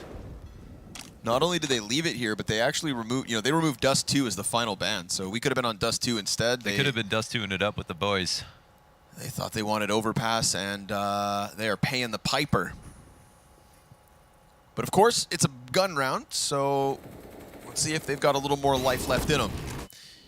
Molotov on the money. Zedco down to 20, and Hooksy. They got called out so bad. Oh, does that do any damage? A little bit. It looked close. It's the thought that counts. They're scared of it now. They're going to boost one up. Oh, and that's enough to get Hooksy. Very well done here. Good answer from Sinners. Yeah, that was clean. If this smoke is up and you feel like someone's behind it, then at least just start going for the boosts. Get those eyes over top. Pry a player off. And we are right into the 4v4. Forsey looks away. Zyphon now starting to peel away from sandbags. And man, he actually gets out. Yeah, he escapes. Very lucky there. Oh my God, B-Stick's in a weird spot. I mean, we just saw a lot of B action, so maybe they won't expect this. Rifler's floating around. Once he gets confirmation, they'll know where it is. Nikados, will he clear this properly? No, he gets instantly deleted by B-Stick, and B-Stick cannot be traded back, but there's still an attack going on the B site. Bomb is in the middle of the 2. This is weird. Walking up middle, and Zyphon is just holding their attention. They have to, I think they have to respond to this, but B-Stick is flanking the bathrooms. And he could think it's connector. They can plant. Are they going to plant back site? B-Stick is literally walking towards B now. He understands what's going on. He can't stop. He's so confused. He's looking for the rotator. Zyphon's going to die. That's a clear cut from B-Stick. Remember, still damage done here for the majority of Sinners. It's Yabby and Roy, two people you would really want to be standing in this clutch, and Bomb is halfway gone by the time these CTs even get here. Shock, beauty of a little pre-fire there, calls out the position from Roy. Yabby still looking for that flank, but it's 0 kills in the post plant, despite 3 players being up for Flames. Sinners secure an 8th. Beautiful round from B-Stick. The accuracy just to kill out Nikadas, who did go for that clear on long, and then to float around perfectly. I mean, I don't think B-Stick even took any damage until that last fight, so got to appreciate that. Mopped him up. Still weird, man. And a nice Very pre-fire weird. from Shock. Yeah, that was a very, very hard position to read. I mean, they had Zyphon literally entering B at the same time they were walking up A. They lost an Opera at long. I think all those moments are the moments that Copenhagen Flames were looking for, but they were losing all their battles in the process. A couple of those rotators were low, but Zyphon couldn't even finish one of the players on B. Not that would have made a difference. Oh. Drone strike. Nothing. We haven't seen one person die to that today. Yeah. I feel like I've watched it 15 times. We've seen it 3 times. And, you know, it's a lottery. Can't win if you don't buy a ticket. That's true. Can't lose either. Ticket's $900, though. Oh, 4C. My God, the timings. Roy is just... Yep. He's an anomaly. He is. Is he going to? Oh, my God. Look at this.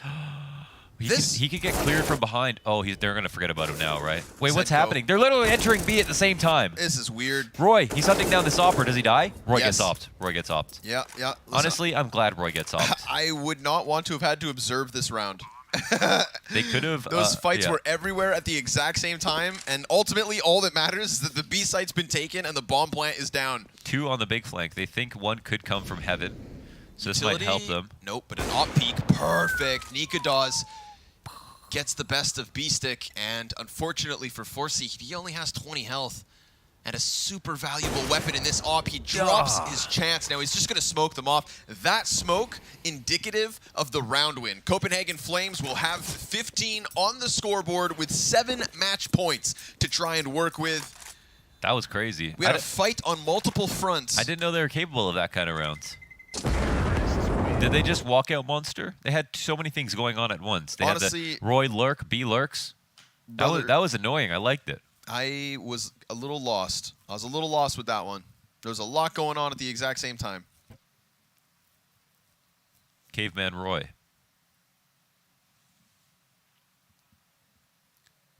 That was fun. It was. That was exciting. Unfortunately for Sinners, it's not them who come out on top, but they will still have a bye to try and hold on. 7 match points.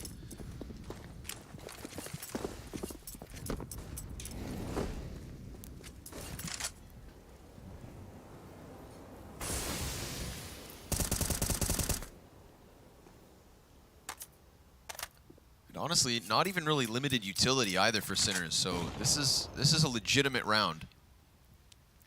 Neofrag thinking about going to peak, and that would be Yabby's chance at the headshot. Neofrag. Oh, the switch, Yabbies! Never gonna quick switch again after that. Why? You can't blame anyone but yourself. Why would he do that? Because that's what people do. That's what people do. They buy cool knives, they start quick switching. Should have seen Yabby with a butterfly knife, he would have died 3 times. Why would he do that? That's what they do. You know what it is? It's a nade check for your quick switch. That's the real reason. You're trying to figure out what gun or what you have. But you should remember, okay? And Roy would remember, because when you're sitting at a poker table, you have to remember your cards when you look at them once. You can check twice, but you're an idiot if you do that. No offense to Yabby, that's not what I meant. But what I'm saying is that professional poker players remember what cards they have. They check once, they remember.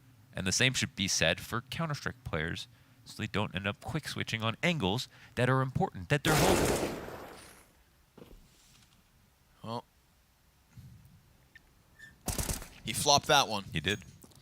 But And they're still B-Stick going to win. Swings open the door. A-Site is still very compromised, so... Did they get up here? Yeah. Okay, yeah. Tough cross. And a second. 4C very nicely done. Drops bomb, locks this 9th one in for Sinners. Let's go. Headshot. And a round win for for the CT side. Let's go. Off the 10? He QQ'd. He QQ'd, and now he got QQ'd. ZZZ'd. Oh, okay.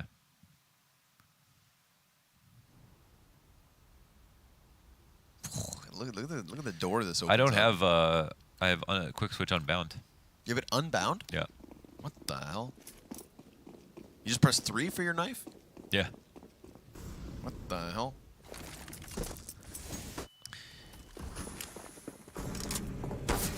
Oh, nice peek. I love that. Yabi shoots 35 bullets back through the window and will find the trade, oddly enough. Such an accurate, actually Khalil spray, honestly. Roy, dude, he's always hugging this wall. Yeah, this guy. Look at him. Oh, he's found another timing. Dude, how does he do it? I'm telling you. He's in tune. He's in the game. I'm telling you, he's like phased out. You know, he's not even a solid matter. He's just Roy. Yeah. It's like gas, But liquid, he's still, solid Roy. He's still gonna get caught here, right? We'll you know, see. he's at the top of bathrooms. He got op last round. Surely they give him a smoke. He wants the smoke so he can lurk. Yeah, he'll do something weird with it. Ooh, Forsey fires.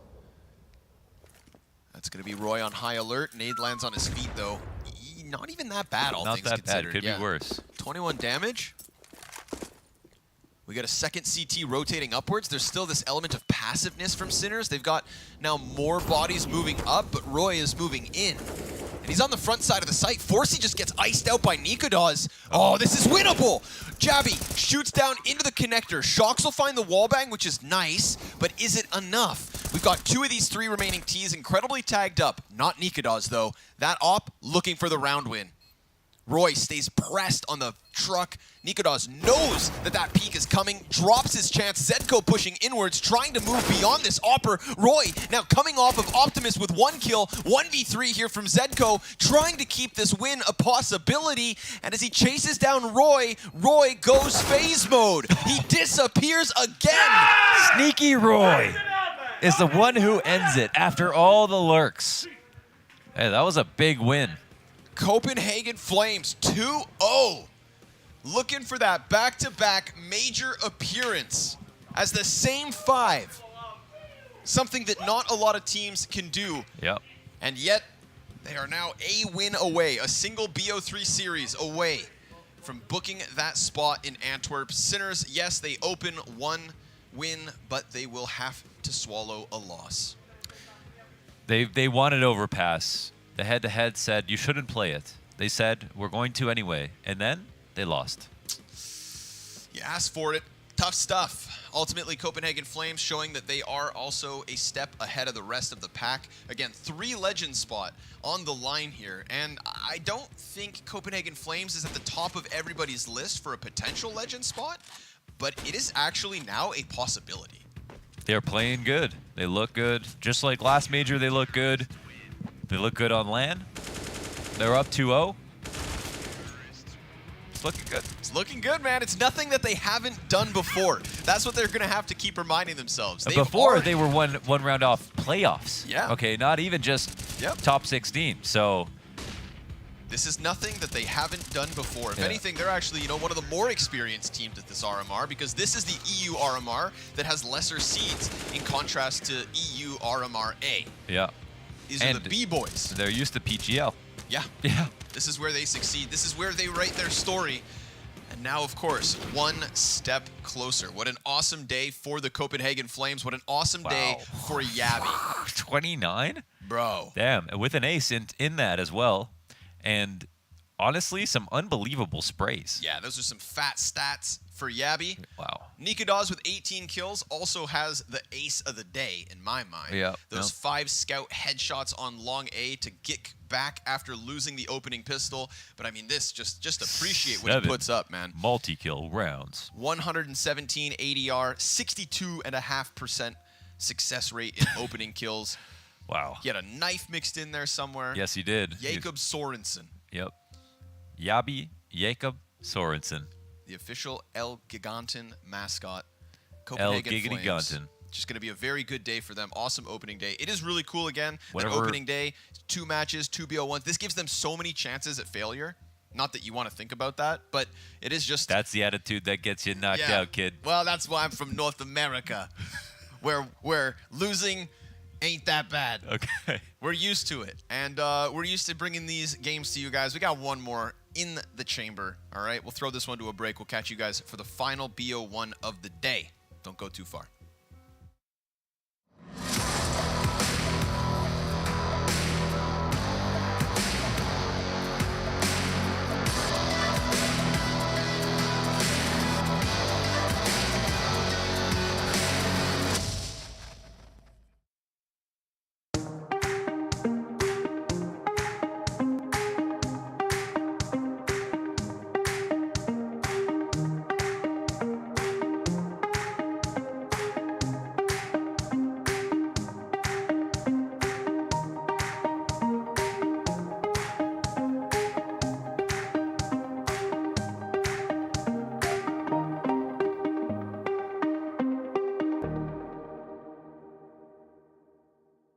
Let's go. Battle is on. Burst RMR views with a double bonus. Get insurance for single and combo bets, both up to 20 euros. Fire up with GGBet. GGBet, this is real.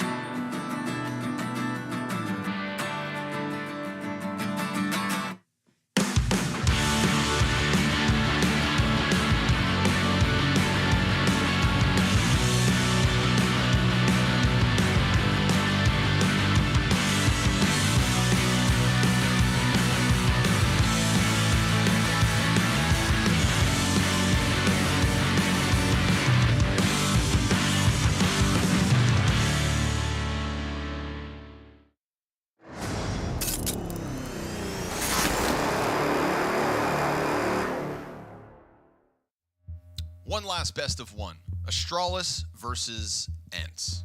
This One of these two teams made Pro League finals. This could be sick. Yeah. I think this could be a bad sign for Astralis, or I would say like a very legitimate victory. It is just the best of one, so Yeah. I'm not sat here criticizing map pools. And there's no doubt in my mind that the likes of Config and BlameF can just go crazy and win a BO1. If today is the day that they decide to go hard, then I think ENCE could genuinely have their hands full. But obviously, like you just said, Pro League finals for ENCE. It's a huge game, this one. Both these teams should be at the major. Should be. Of course, first up, check out Astralis.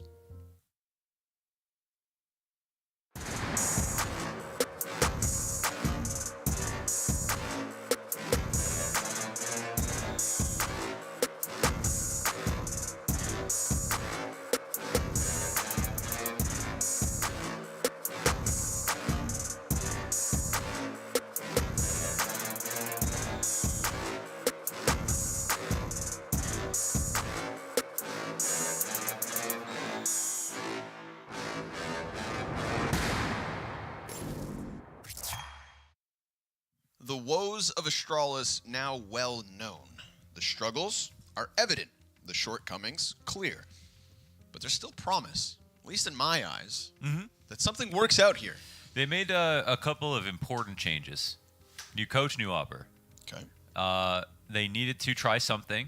It wasn't clear exactly what was going wrong. I'm sure if it was clear, they would have made that change sooner. It's a bit of a mystery. I think when you're for teams that have played at this level and for this long, sometimes you'd be losing and you just don't know why.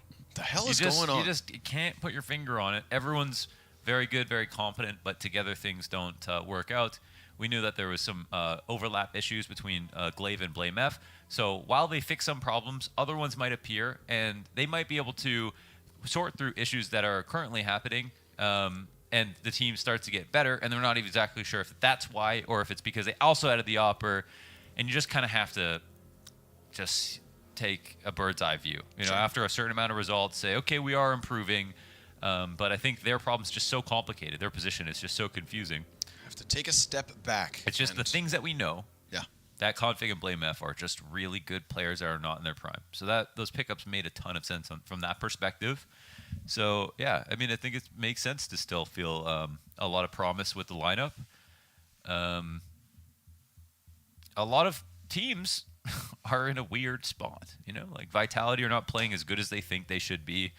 Everyone's like, oh, it's actually, this coach is a fraud. No, this coach is a fraud. It's Xtaz. How come he's not calling, how come their teams are not that great? How come Zonic's not that great? And everyone's trying to give the right guy credit and point blame at the other guy. And they're all frauds, apparently, because nobody's figuring it out right now.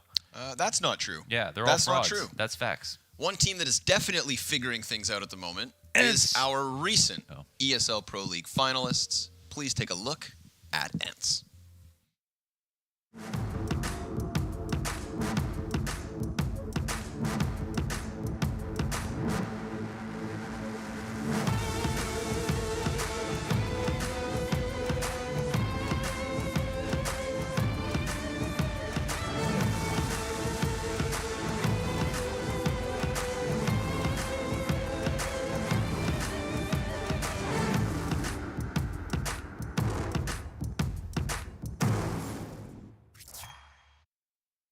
I've had a lot of people say, Launders, when is the Spinks demo coming? But then I've also had a lot of people say, Launders, was the Pro League run a fluke? Is that run going to translate into a qualification? Is it going to translate into a deep run of the major? Are they as good as they were? And with ENCE, it always seems to be streaky. Good for a significant amount of time, bad for a significant amount of time. Up and down. Like a teeter-totter on a roller coaster.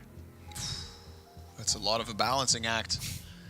And obviously, ENCE going to have to balance some expectations because they're riding a high, led by Snappy. I once read Snappy said, if a rush doesn't work, next time rush faster. This is a team with a very electric style for Counter-Strike. And this teeter-tottered roller coaster of a veto ends up on Overpass. We're going back. Nothing wrong with that. What the hell is going on? I love me a little overpass. What if do you get 3 overpasses in a row? We got like, I guess we got overpass, ancient, overpass. I'm down. Sign I'm down. me up. I'm actually down because it's better than getting, remember that Dust 2 day? Oh my god, I hated it. It felt like yesterday. And slightly favored. That's fair. Obviously, definitely more recent success. Yeah, Astralis, you don't know what you're going to get. I mean, you don't know what you're going to get. These 2 teams, you don't know. Overpass in particular. Sometimes maybe good, sometimes maybe shit. It happens. It happens. I think Farley's been good. When we look at Astralis in terms of their overpass play during the most recent Pro League season, they've got a loss versus Heroic in overtime, a 16-8 win over Evil Geniuses, and a 16-14 victory over Entropic. They will now look to add ENCE to the list of teams they've beat. Wow. The final best of 1 of the opening day of RMR EUB. AKA the last RMR. The final RMR before the actual Antwerp Major. There are 8 spots left, 3 of them legends. And if we were sat here saying maybe Copenhagen Flames could be in that spot, Copenhagen Flames? I think these teams could be too. Absolutely. It's up to them to show us. That's the best USB skin.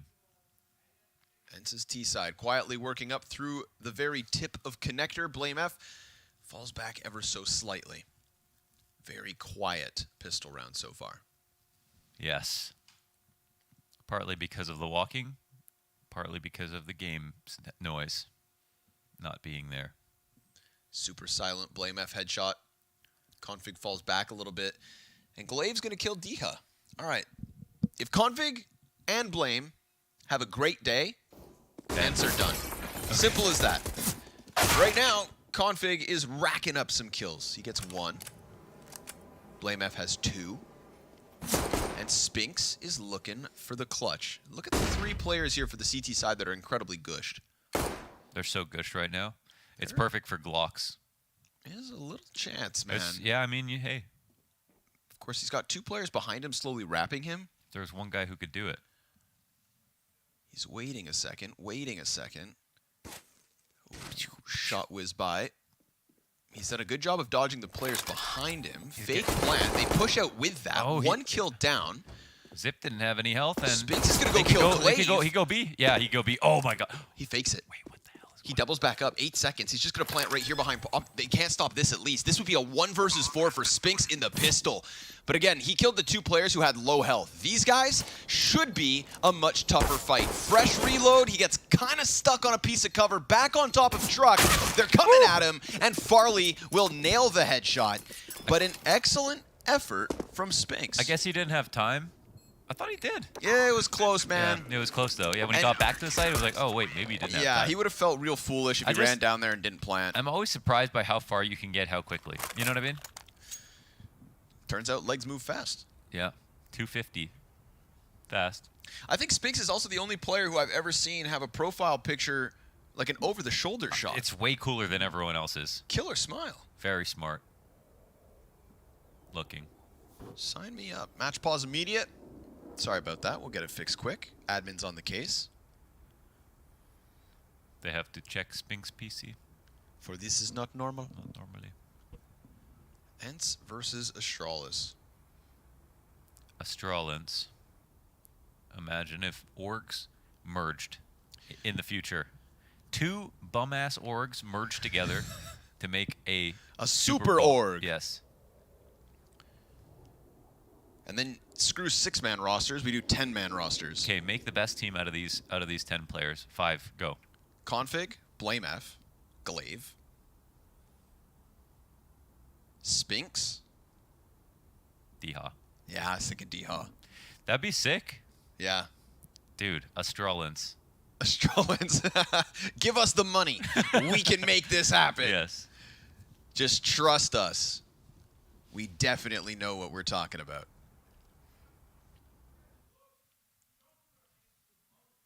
Yep. I think that roster would poon.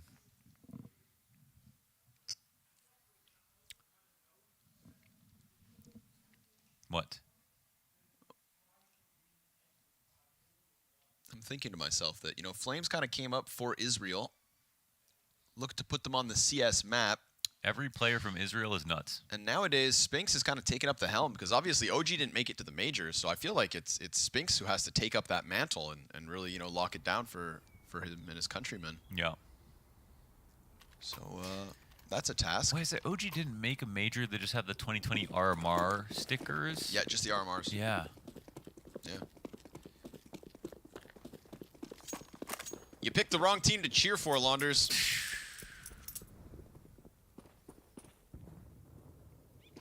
Game back underway. AK is down. Spinks dead to the hands of Farley and Blame F going for that long peek. There's still the Galil, of course. And armor for Snappy. Madden senses an opportunity. Dia looks to come join him. Blame F does get back to the site. That was a long run. They went all the way forward, all the way back. Dude. Cardio day for Blame F. Oh, yeah. Madden's going to swing out from bathrooms. The Galil softened up, but so is Farley.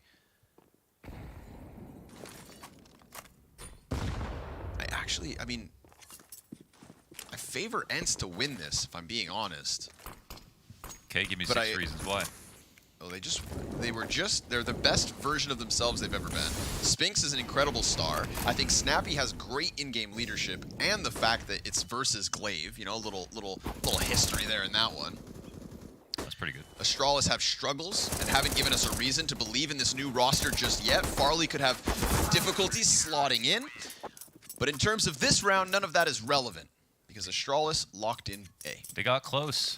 Even though there was 5 alive for Astralis, I mean, ENCE did sometimes just one kill. That can ruin everything. So they didn't give up that one kill, and then they just stood tall like a Danish wall. I think that's the first time you've asked for 6 reasons, and I've actually given you them. That was pretty good. I may have just peaked. Kind It's of all low downhill peak, from but, here. Yeah. And what a brick wall on that A side, huh? Yeah. They got close, they think they have a chance, and then all of Astralis just hold the line. Vikings with arms intertwined.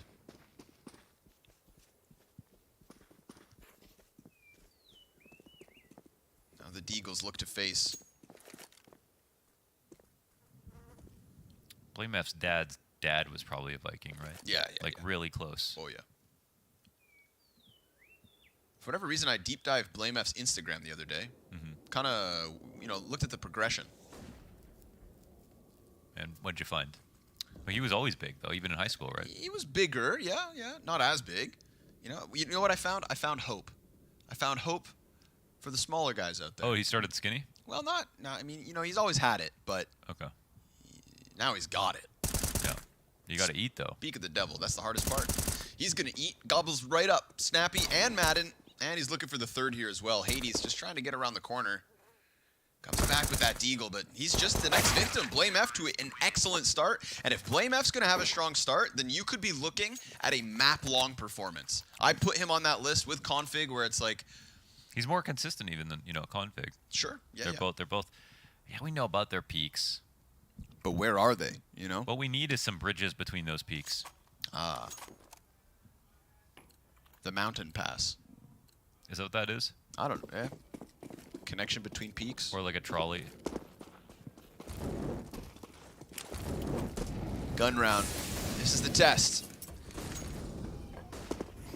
How much do ENCE have to offer? Pro League finalists. Was it a fluke?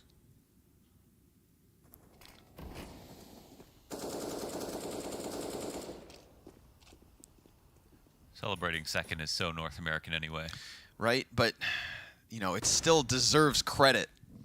Yeah. It's true. Because it's the best we've seen ENCE in some time. You know, and I remember the Finnish glory days. Oh, those days. Gets there. Had to work hard on that spray. Yabi would have got it in 2 less seconds. Not sure what Hades had to offer us there. Weren't many bullets flying back Farley's direction. That's true. Farley 5-0. You know, if it looked bad from that side, what did it look from the other end? He did have a tree and a rock protecting him, though. Fair is fair. Snappy, nice smoke kill. Finds Zippix on the other end of Monster. Oh! Doubles down. Snappy. All right. Let's go. All right. Throws a curveball at Astralis' B-site defense. Farley's going to try to press close up. Then it's Madden over the Monster edge to come in with another kill. Config can't manage more than just the first one. And we have Blame F on the other side of the map. The two FAMAS players, victims of the smoke spam. Is that the type of play that makes you believe in Snappy and ENCE? Or do we just chalk this up to a little bit of lady luck? They're kind of just floating, you know. What you doing there? You know, sometimes don't float too much. I remember a long time ago, Sean Garrett yelled at Nothing, actually, for floating in front of smokes too much. Because he kept getting spammed. Sean Garrett's not and the he's type like, to oh, yell. I just got spammed through the smoke. He's like, well, stop floating. It's like, oh, true. Pick a spot.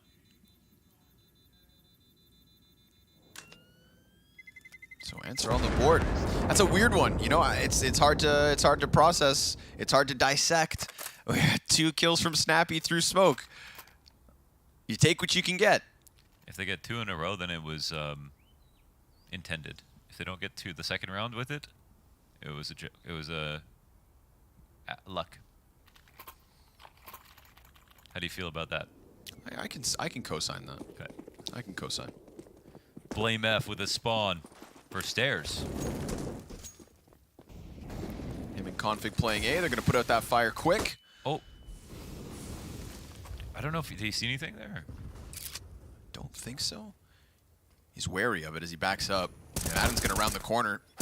Ooh, goes around, no flash, no teammate right there immediately. Huh. Luckily, Snappy picks up the trade frag without taking any damage back the other way. Diha comes through connector. That was interesting. Quite a bit of A presence already here for ENCE. But don't forget about Config. Oh! Farley gets rocked as he stays posted up on short. And just like last round, suddenly Monster looks like an intended target. Zippix is going to have to give us something. Uh-oh. Starts firing, hits barely anything. Only Spinks for a quarter HP. Glaive, headshotted by Dia on an individual level. ENCE are on one. It was on purpose. I mean, it was not by accident. We are bringing Farber here, Lieben.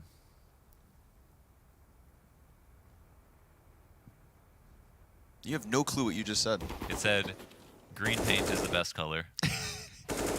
Buy some now. Oh, 2 rounds, Zippix. Look at these entries. Wow, that was crazy by Diha. What the hell? I think, is it pronounced Diha? It's like something slightly different, I think. Yeah, I think we can definitely get away with Diha. I'm sorry if it's... Diha. Diha, yeah. I'm sorry. I'm just sorry. Just don't call him Daicha. Daicha. Don't do that one. I don't...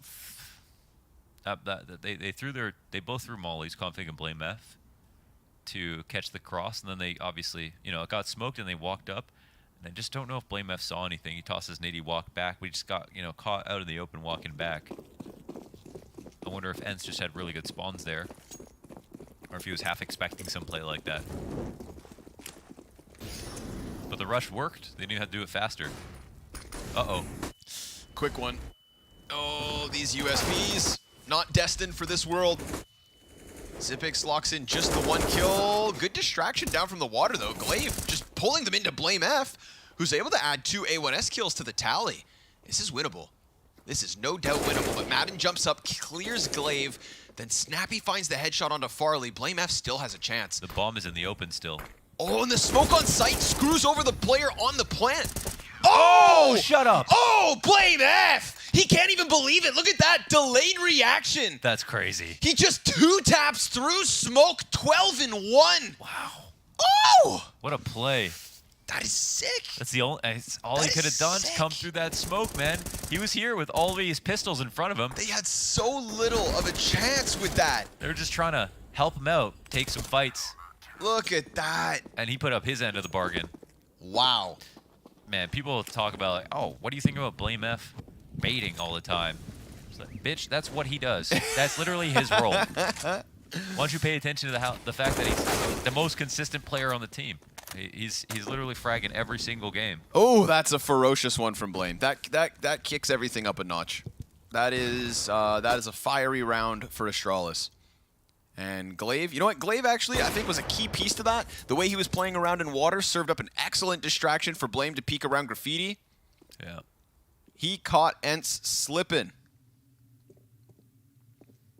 And then Glaive comes into this with a rambunctious first opening. Farley opts one down on long A and a 5v3. We're getting some ridiculous score lines individually. Right? Yeah, dude. Between Rez on Ancient. Yabby just one map ago, and now Blame F. I'm very excited to see like the top-rated players at the end of the first day.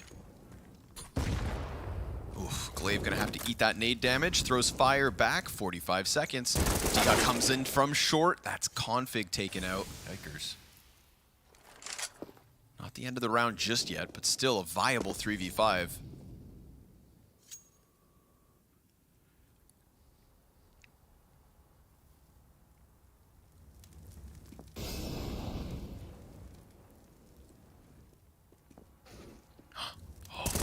There's Madden's head popped. Glaive with another, and nice answer, but it's Blame F to rotate down and keep 3 up for Astralis. 5 CT round wins already. Mint. They're making these M4 A1Ss look broken.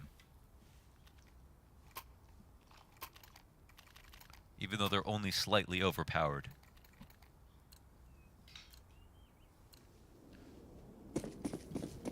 That one they sit and wait. Let the kills come to them.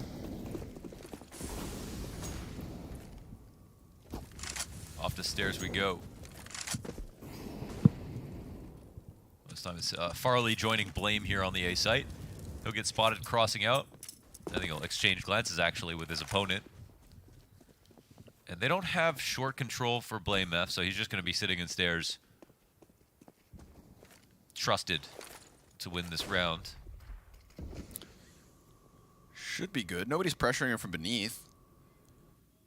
But Hades was very locked in on that. Blame F pops up for a second. I don't know if Farley threw a flash for him maybe, so Hades is worried about it. Yeah, it would make sense. Blame F also doesn't show himself. Goes back down into the dungeons. Oh, Config just locked into the corner. He got spotted, right? I would think so. Yeah, look at that. Yeah. 3 players leaning on him. And you know what? That could actually... Oh, that works perfectly. It actually ends up being better for Astralis that Config gets caught in the corner because Farley with the collateral and a 4th on the round. 10 and 3. And I want you to talk to me about Astralis' newest opera. Farley, baby. He came to from carrying Stiko's ass to Astralis because they needed an opera that didn't need time to integrate. I think they needed an opera that was plug and play. That brings a different vibe. He's not exactly like Device. He's more aggressive. Most operas in the world are just not like Device at all. Because if there was 2 of them, he wouldn't be special. But Farley kind of matches that same energy that Glaive brings to his calling, that Config brings to his playstyle. So I think in terms of his philosophy, I feel like it makes sense why he's been slotting in quite well. And he also has had his own time learning at a much higher level than even Lucky did on Tricked, because he was playing with FPX, who were burgeoning on that kind of top 10, or I guess, sorry, like top 15, top 20 consistently. A lot of probably tier 1 practice at his level. So that's kind of Farley. You know, not like a phenom or anything, but was somebody that people have been talking about for a long time. Oh, Blame F. Oh, he's in a very awkward spot. Glaive actually catching 2 kills through the blown open door. So that does definitely make up for the fact Blame dies empty-handed. Of course, the gun finds itself in the hands of Madden. But what to do from here? Okay, boost call. Get creative. Config pressed close. We start to see the B players get a little bit adventurous here. Glaive's already all the way into the T spawn. Zipix making sure that they can't come back from connector. Oh, and the jig is up. Config will have a great shadow advantage versus Diha. Tries to 180, but Farley gives great cover. And I said, you know, if we have this showing from BlameF and Config, then this is just enough to win a BO1, no doubt. Yeah. But it's not Config. In fact, it's Farley. Farley, man. 12-3, only 2 kills behind BlameF himself. And not too many ecos. Very impactful so far, 9 rounds in. Still plenty of room for ENCE to turn this T side around, but at the moment, the individual levels, they're higher on that of Astralis. Don't get too excited about Astralis. Very important. Heart's been broken too many times. They're going to let you down. That's just an unfortunate reputation that they have earned themselves, but Farley comes right back at it in round 10 and snipes Madden instantly.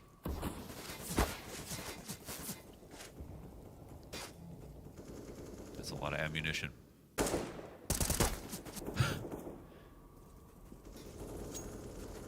BlameF just silently waits behind that smoke. Oh, they made that stairs a war zone with all those bullets. By the time the smoke fades, his opponent is gone. That's what I was talking about with ammo. Like right there, they made him rotate out because the amount of spam's coming through. Just bullets alone, you know. It's a resource. And also, it's like a way that they can help Blame in stairs without actually playing in short. Oh, nicely timed. Wow. Bro, they were on the other side of the smoke, keeping him pressured in the corner. They go all the way back around Fountain, and BlameF still gets both of them. And that's not the first time we've seen the flash assists try to help BlameF come up from those connector plays. It's a real issue at the moment for ENCE. They cannot get him out of that spot. His impact is massive, 16-2. Farley can barely keep up. Hades and Spinks left over, and unfortunately, poor Hades still without a kill. They don't even have a lot of room to save. Look how close all the CTs are.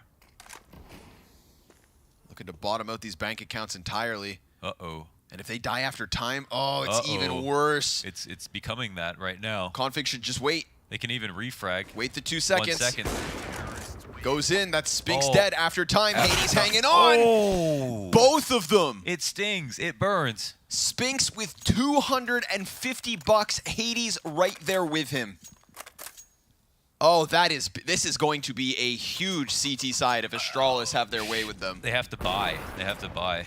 They have to buy because they just don't have any money on 2 players for some time. And they can't take out loans. And they can't share money. They can't even buy armor for themselves. Bro, you have 2 players unarmored on a buy round. Yikes. Oh, that hurts. I mean, Astralis know exactly how much money they have, so. Simultaneous nades on short and monster. And look at BlameF, he's just right back to stairs. Madden going for that fight. Galil spray betrays him. A1S is just so damn accurate. Zippix is going to play close up on this smoke. Sees the shadow. Easy pickup. Sprays away for a second. And now Zippix is on the kill feed. BlameF tagged to 8. Dia's teammate doesn't even have armor, damn it. So he's going to walk in with this AK, try to jackknife the B site. Not going to happen. We are looking at a 9-2 CT lead for Astralis. They're getting smoked. Oh, that's those 2 exit kills must have tilted them. For the record, ENCE currently ranked 6th in the world. Yeah, it might be a bit maybe inflated. I didn't say it. You said it. Maybe inflated. I mean, we don't know. That's the thing. I think genuinely a lot of people want to believe in ENCE, and you can. I mean, totally can. They have the players, but it's just for some reason it's also like, are they going to be consistent? I mean, the same question for Astralis. I mean, like, if you want to be doubtful of Astralis, you're a smart man. You're a smart cookie. A lot of teams right now who have no idea. So. Yo, blame. I don't understand. I don't understand how he makes it look this easy. He's actually, he's been playing stairs every round. Every single round, and always alone. He's always winning. I don't think I've seen a second CT in here. Look at this. Yeah. Look at what he's doing to them. Yeah. Oh, this is sick if you're Astralis. Dane's on the edge of their seat right now. I mean, again, just 2 best of 1s in a day. It's just 2 best of 1s. They can't get too excited. But I mean, they just manhandled ASG on Ancient to start their event, 16-5. And now in another best of one, they're taking down a higher ranked team that is coming off of a very solid recent event. 10-2 on this Overpass CT side. This is at the very least, a well-oiled machine by the looks of it, and a good performance from both BlameF and Farley.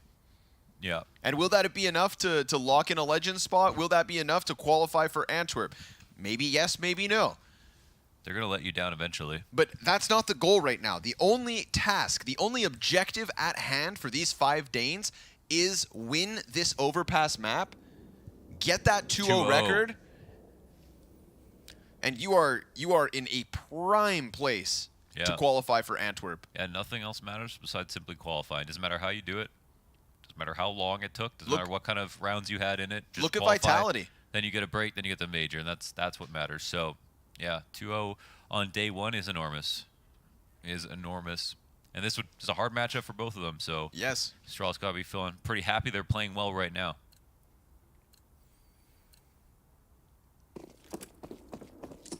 Players, NIP. They should probably go kill BlameF in the stairs. Copenhagen Flames, and maybe Astralis. All 2-0. And the one time he's not here. Does something different. Goes and locks in long A instead. I'm liking all the spams and stuff. I think that's been good. I wonder if Config flash for Blame from B site for the stairs peak. He was bathrooms last time I saw it. Okay. No. New. In terms of the op-to-op battle, man, I'd much rather be Farley right now. 14-3 to Hades 1-11. Oi. And unfortunately for Hades, it may not get any easier because he could very well be walking around the corner into a primed BlameF. And if it's not BlameF locking in long A, it's Farley in upper bathrooms. Look at this. Hades getting dangerously close. He's thinking about a tree. So obviously he's on high alert that the possibility of a player close is there, but will he think of that exact angle? It's definitely lesser played. They're just giving him info. Xipix, good duel. He hasn't been a key piece to a lot of rounds. In fact, he stopped the monster hit. Yep. Versus, of course, the 2 bottomed out bank accounts. BlameF shows his hand by attacking from long. That's going to draw ENCE back into the bathrooms. And at 20 seconds, ooh, just a leg shot. BlameF just gobbles it up. Then they run right into Farley. He doesn't hit that snapshot into Diha, but Config in from the corner of the truck, drops bomb, pushes Hades into the clutch, and that is not meant to be. An 11th CT round win. And BlameF still manages to stay alive. Xipix is winning duels. What year is it? 2022. They look nuts, but don't get too excited. I won't, because it's only a best of one. It's only a best of one, and my heart has been broken before. But there's no denying that Farley's hitting shots, and BlameF is an absolute boulder. Even Config gave us a reason to scream in that one, dude. No, he'd just be peeking mid. Just feeling it. They're getting bodied. Xipix caught with a nade out, though. That's not going to help Astralis keep the CT side going. And I also know that the T side's coming, and there's a big question mark there for me. Sometimes harder for BlameF to get that impact in. They got a new coach, too. Very true. If Astralis win this, do you consider it an upset at about best of one? I don't know. Not me. No. Consider no. 50, neither of the results, in my opinion, would be upsets. Like they're both a bit inconsistent. Glaive gets dinked, kills a man, goes peeking in with that flashbang. Hades and Snappy going to try to push their way out through Monster at the 50-second mark. We've already got Config postured nicely, dropping that bomb. And poor Hades is getting pummeled. 10 rounds the lead here for Astralis. This is phenomenal. Yeah, it's a phenomenal. I mean, hands look so flat. It looked really kind of full of energy in the first few rounds, and now just look like they're totally out of it. They're getting outdone by, BlameF alone in stairs. Zipix holding Monster. All the nice, I think the spams that are going on. We can hear all of that, by the way. The spams that are coming through the wood wall. I'm so sorry. That's okay. It was tangled. Yeah. It's the biggest problem in esports. Yikes. Awkward. Amateur moment. I feel like we're going to flush down the toilet. I'm so sorry. I'm so sorry that you guys all heard that. Oh. Oh, no. Last round of the half.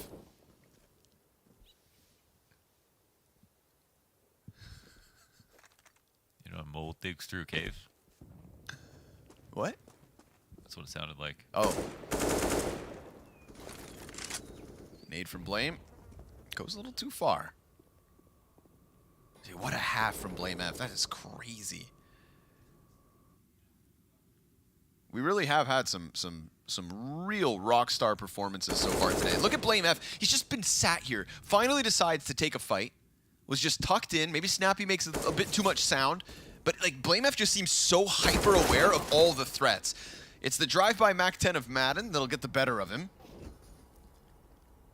And I love you, Blame, but I'm happy to see you die for once. Because, oh, you just got to give something to ENCE. And Spinks gets wallbanged by Zipix. No Zipix, no major.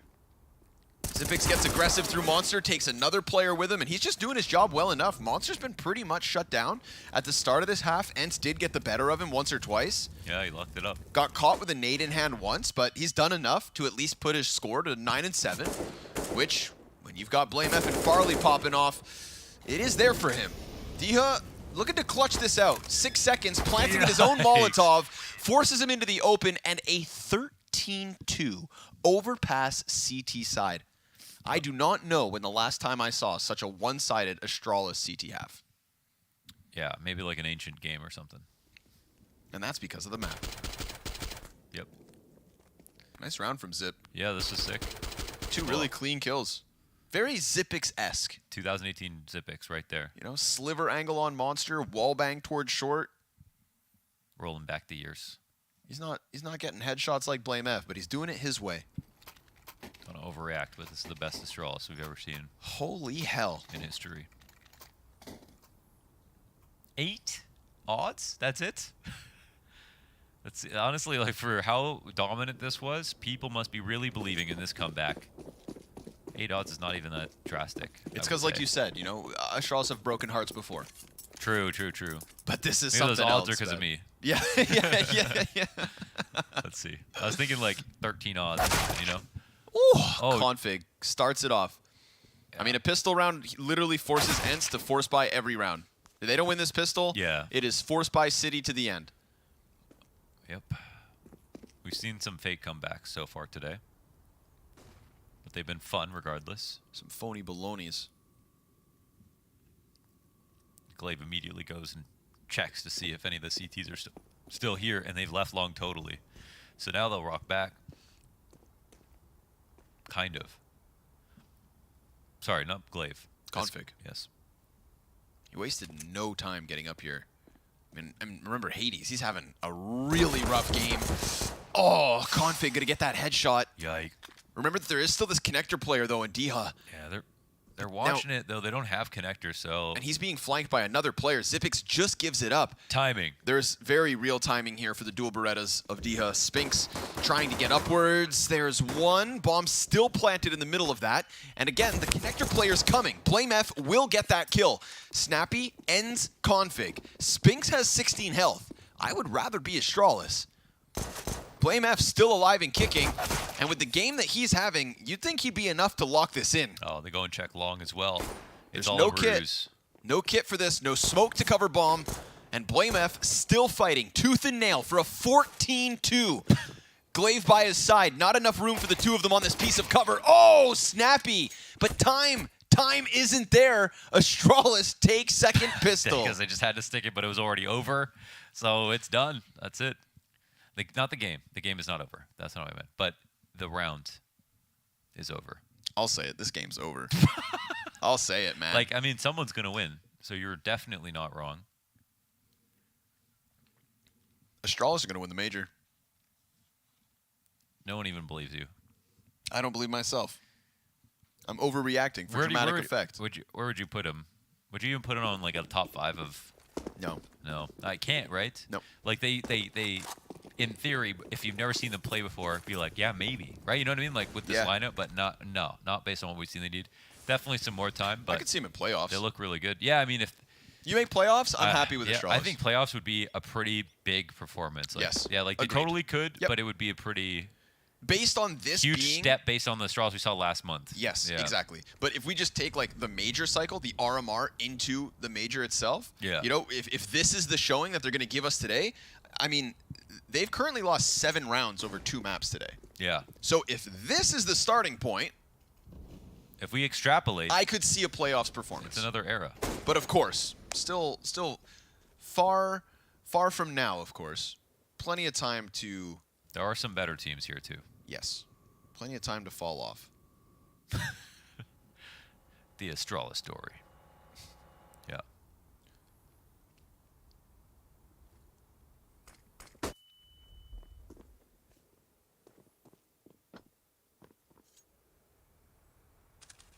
Just very cool to see them kind of throw their name into the hat as like a top contender at this RMR. Did he see a feats? I don't think so. I think he missed it. It was a close one. That is the A1S though, the best weapon that ENCE have in this 17th round. Oh no! Oh, that took too long. Yeah, exactly. Blame F. Blame trade through the wall. That's crazy. Now they're just going to come running into the B side at the 15-second mark. I mean, Astralis kind of playing against themselves here. There's going to be smokes and utilities and pistol players all over this. They need to get that bomb in 6 seconds. Still no bomb. There's no bomb. Do you believe in this team? What? What is... How the... You believe in this team? Tell us why Astralis are going to make playoffs, why they're going to win the major. Why do they have to do that? Tell us. Why do they have to do that? Say some nice words about Astralis, please. Well, at least they beat themselves, which means they're still better than ENCE. You buying it? That's what I say when I jump off Vertigo. Only I kill me. Nobody makes me bleed my own blood. Okay, well that's... You know, their T-sides, they've got room to work. They got some improvements to make. They're going up against pistols. Why are they so scared? Because they haven't had this big of a lead in a long time. And they didn't know what to do with themselves. Oh, this could have been very quick. This could have been, you know, like... Oh, now I'm just... You know, Blame F still has an AK. No one even stopped them from executing earlier. I mean... You know, time is just a concept. It's a unit of measurement. And they mismeasured. Come back stronger. That's why we pay for education in America. Make sure it's good. This is still a winnable round.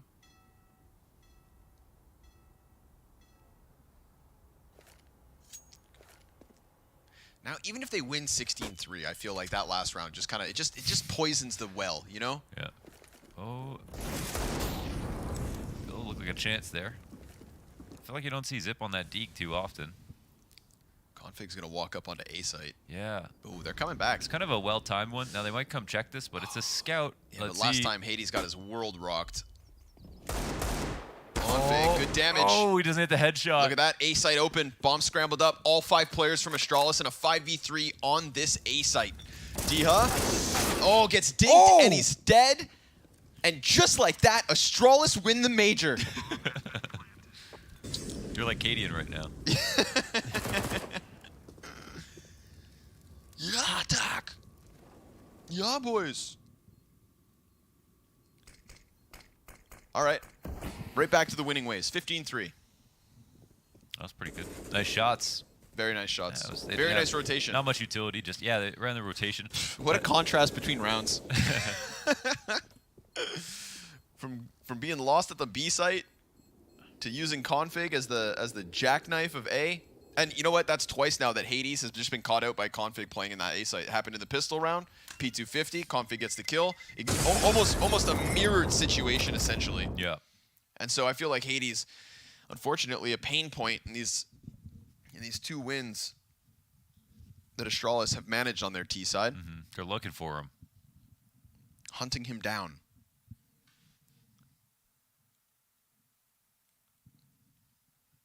Now we're talking a boatload of match points. A dozen, in fact.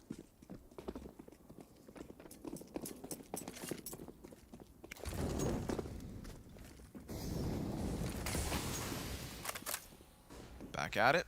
Snappy into the water. Zipix. Oh, the flash is so well timed there.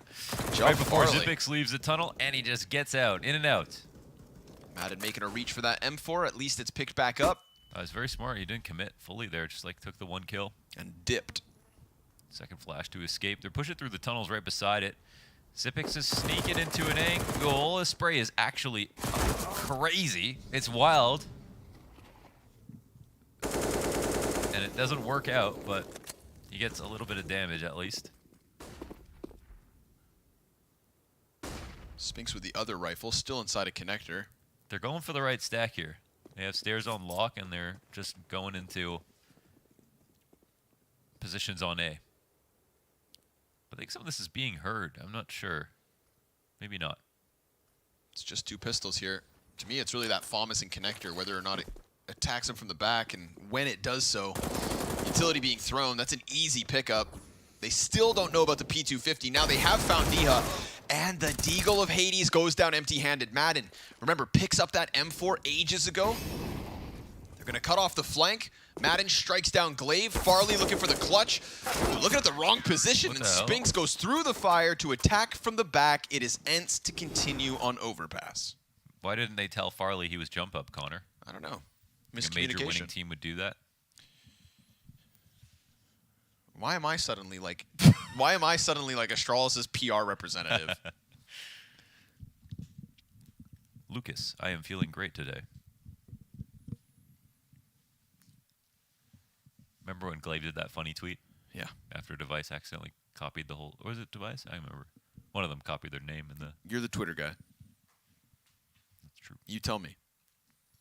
Glaive did a funny.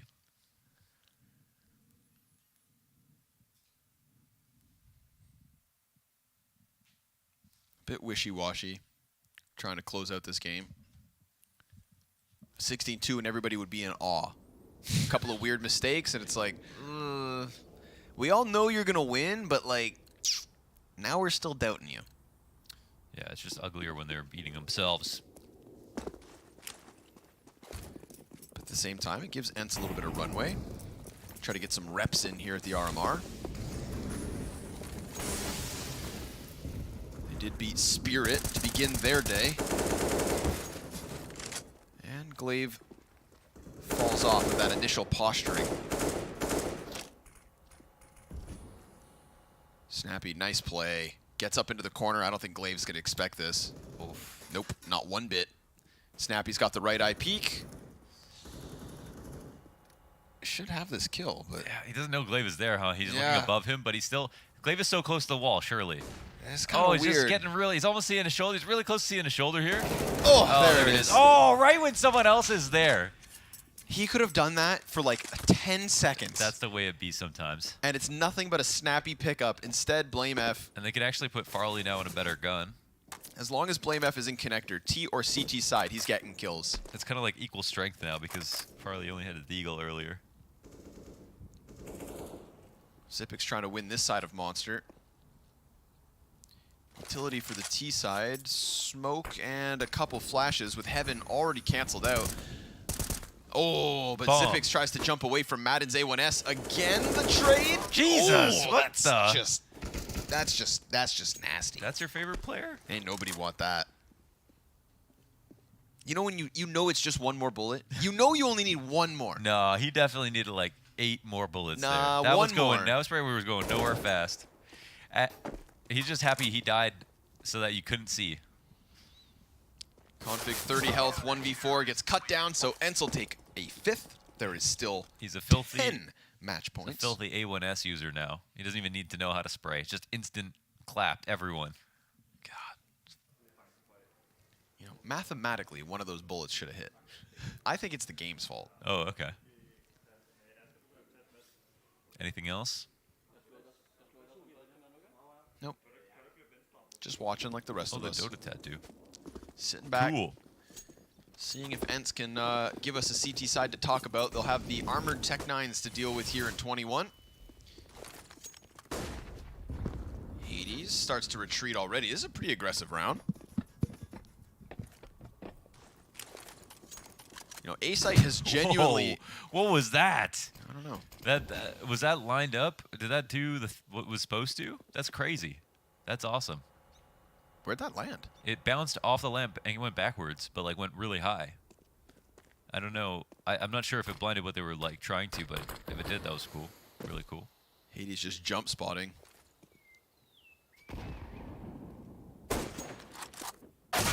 Oh! That is the perfect formula!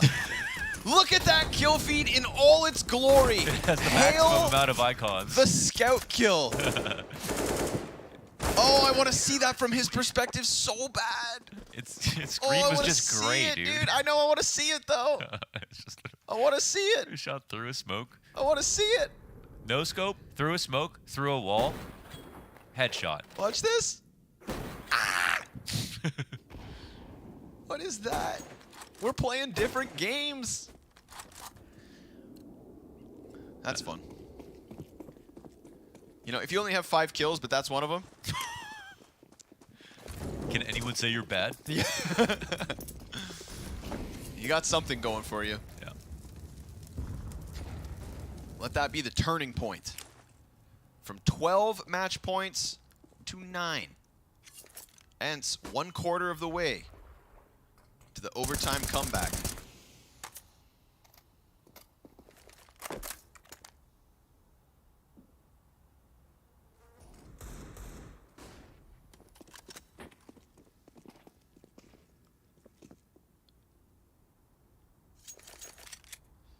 Astralis so serious. They should be.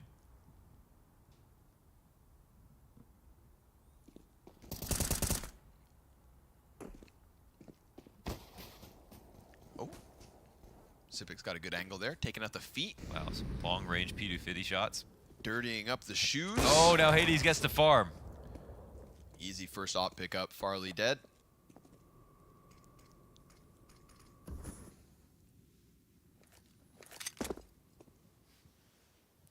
Call the final score. 16-7. I'll go with 16-14. Okay. No chance. No chance, Launders. Spinks gives up the angle, comes right back. It's just so easy, man. This game is easy when they don't have armor and guns. Yeah, so easy. And it's perfect. Your Hades, you get your confidence back up. It'll help. Yeah. I mean, that scout shot, that has to make you feel some sort of way. Fragging on the A site. Pop, pop. That scout shot, that's a reminder that you were born to play. And bullets have to go somewhere. Video games for a living. Okay. Business time, Astralis. End it.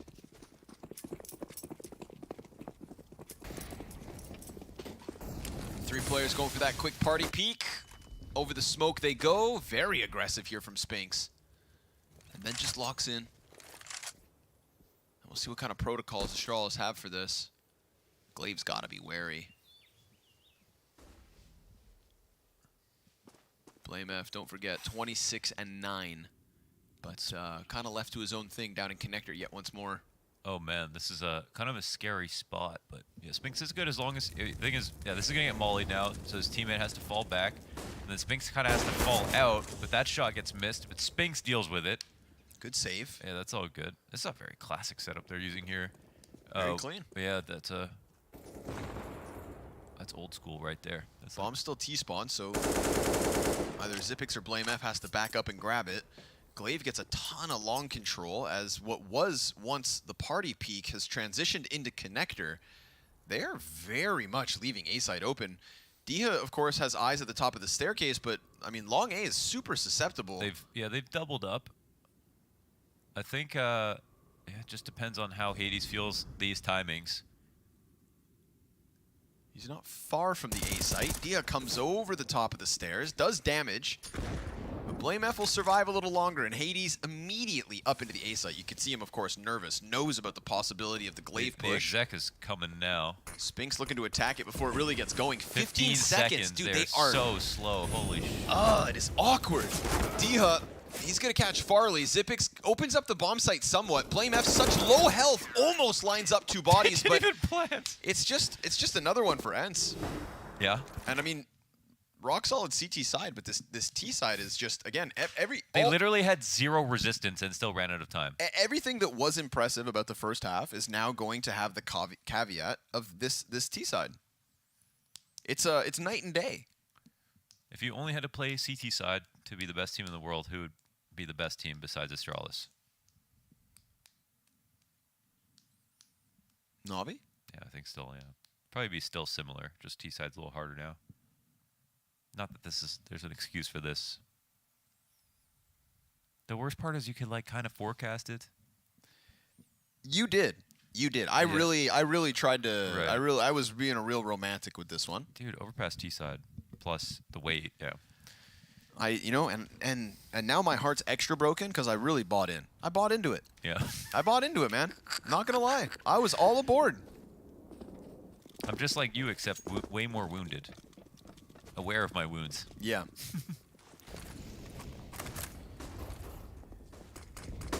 You have a higher guard than I do. Yes.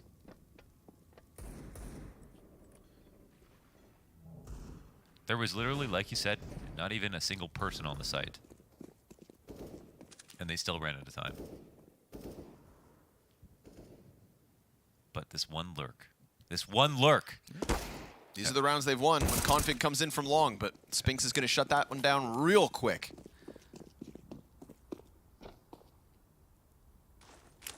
Flash over the top of Monster. We're just going to go for the 3-man push, huh? Madden about to be tested. Does a lot of good damage there. 30 health for Glaive and Xyp9x. Blame sitting on 80. Mow down from Snappy, and Glaive is going elsewhere. He is not going to go to B and die alongside his teammates. He's going to go to A and die alone. Gonna try to just cheese this bomb up long A. Vikings always die alone. Locked in from Hades. They should shoot him with fire arrows. Yeah, and burn them at sea. Was it Danes that were Swedes or? Vikings. They're all the same? I am no comment. I don't know enough. I don't know enough. I'm not touching that one. Wow. That was actually very innocent by me. Like, I just didn't even, I don't know, like, where Vikings are. In the Nordics? Yeah.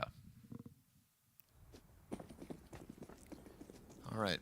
I know once upon a time, like, the Swedish dinosaur and the Danish dinosaur are fighting each other, so recognize that.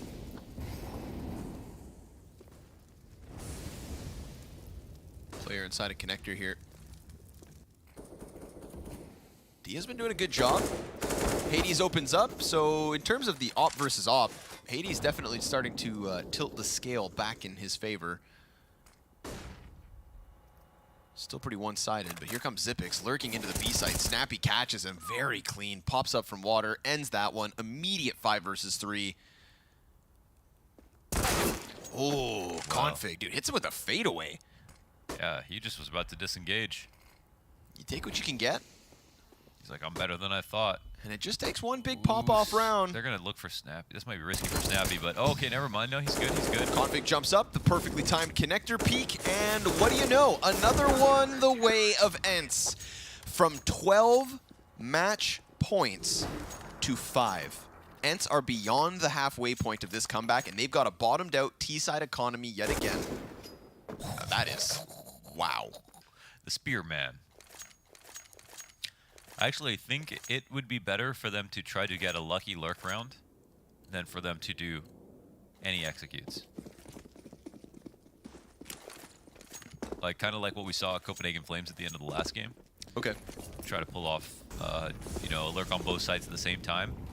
Because, yeah, that's kind of just like placing a couple bets on different spots, even though it might be random for an entire T-half, just to get one round. Yeah, like kills like this. You know, they just need one round, right? So just do something. I would, yeah, but like if they do full execs, it feels like they can't even do that. Like literally, you give them space and they just run out of time. So I Why does this one feel like the one? Of You know what I Of mean? all the ones, yeah. We'll see. Tech9's getting in. Heaven player suppressed. Hades will give good cover. Bomb is the last player in. Farley's just going to try to run that in, and then the Tech9 of Zippix will get it. A blinded second kill. It's Blame F in with the clutch attempt, but Diho locks this down, and the B site holds. Where is the bomb? For the bomb literally just running into the site last. How long are they supposed to hold, man? They don't have any utility.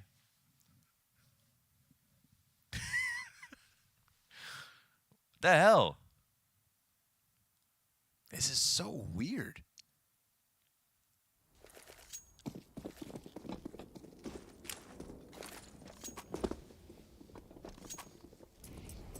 Why does everyone a bum on the T side, man? Because the A1S is broken. They're not even losing to guns. Just kidding. They're not losing. Yo, King. It's not even anybody stopping them. ENCE on fire, dude. Come on, ENCE. Honestly. At this point, I'm cheering for Oh, what? Finally. Wow, those are deep. Those were finally. Those were deep grenades. I mean, that was a variation. I actually haven't seen that one before. That was back towards CT. But that's kind of like the Tech9 kill that Config gets last round. You know, except less luck-based. Yeah. Well, like still lucky, but also they targeted him less lucky, deeper, less lucky, more cool. Still more intentional. Yes. Still lucky, more intentional. More intentional, yeah. That was pretty awesome. I like that. And they got more guns behind it. Finally worked, dude. We've seen that all day. And then it all feels worth it, right? All those nades feel worth it. And they're going to catch Spinks right here. This would be a big pickup from Zippix. Who catches who? Catches who? Yes, okay. Zippix gets the better of it. Needs to be the 3v5 from ENCE. What felt like an eventuality could still be thrown away here. Oh, Hades. The bomb. Up close, stops Blame 35 seconds. The clock is playing against Astralis again. Hades takes that shot, probably assuming that surely Farley would be looking back at him, but Farley didn't even react because he's scoped up on sight. Hades with fire on his feet moves back. Config stalling out on long. There is only 15 seconds. Bomb has still not been picked up. Farley's going to clear that corner. Madden's now the guy under pressure, but he could just stop the cross. Glaive ends it. Farley holds flank. And for their own sake, thank God Astralis end this. We're so lucky.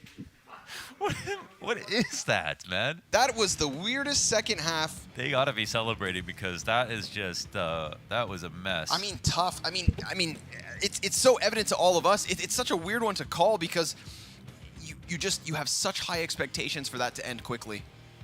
They lose to it is just a warning sign. That is a warning sign, folks. If you guys, it's a warning sign, and it is what it is. For them, they get the 2-0, right? So they need one win. They need one win. They can forget about this. And in fact, they could get a break potentially. So that would be enormous. Weird game. Weird second half. They need it. They need to figure out some stuff still. Monstrous CT side from Blame F. He is the king of connector at this point. And if it wasn't for him going that hard and Farley also having a round or two, then I'm very nervous still, right? I was sold. I was sold after that first one. And I'm a little flabbergasted. But some other guys who can maybe put their words out will be our panelists standing by. Pimp, be honest. Be honest, Pimp. Pimp is always honest, but that was one interesting, crazy game. We see a 13-2 first half from Astralis F, I guess we'll call them, because Blame F was doing all the heavy lifting to kick that off with. Then we go into the second half. You think it's going to be over pretty soon? Yeah, no problem at all. Then ENCE are firing back. We're still seeing issues for the T side of Astralis, that's for sure, right? And that's not something we usually say, so wait a second. What happened to you guys close again? He did it again. I just can't stand him, man. I did it again. Yeah, you did it again. You did it again. I brought a shirt to my job and you wear a shirt, so I put on a t-shirt and you do that. I'll take off my glasses. Can you Thank do you. this? Thank you, brother. You guys are something special. Hopefully you never have to work together a.k.a. again. Astralis F, yeah? He did a great job. Connector King. I like that phrase from Corner. Not everything he says is good, but that CT half was great from Blame F, let's be honest. And Astralis, I want to say this, obviously you can be a little bit critical of them not shutting down the game earlier, but when you have a lead 13-2 or 14-2 for that matter, it's easier to lose, your footing in the game.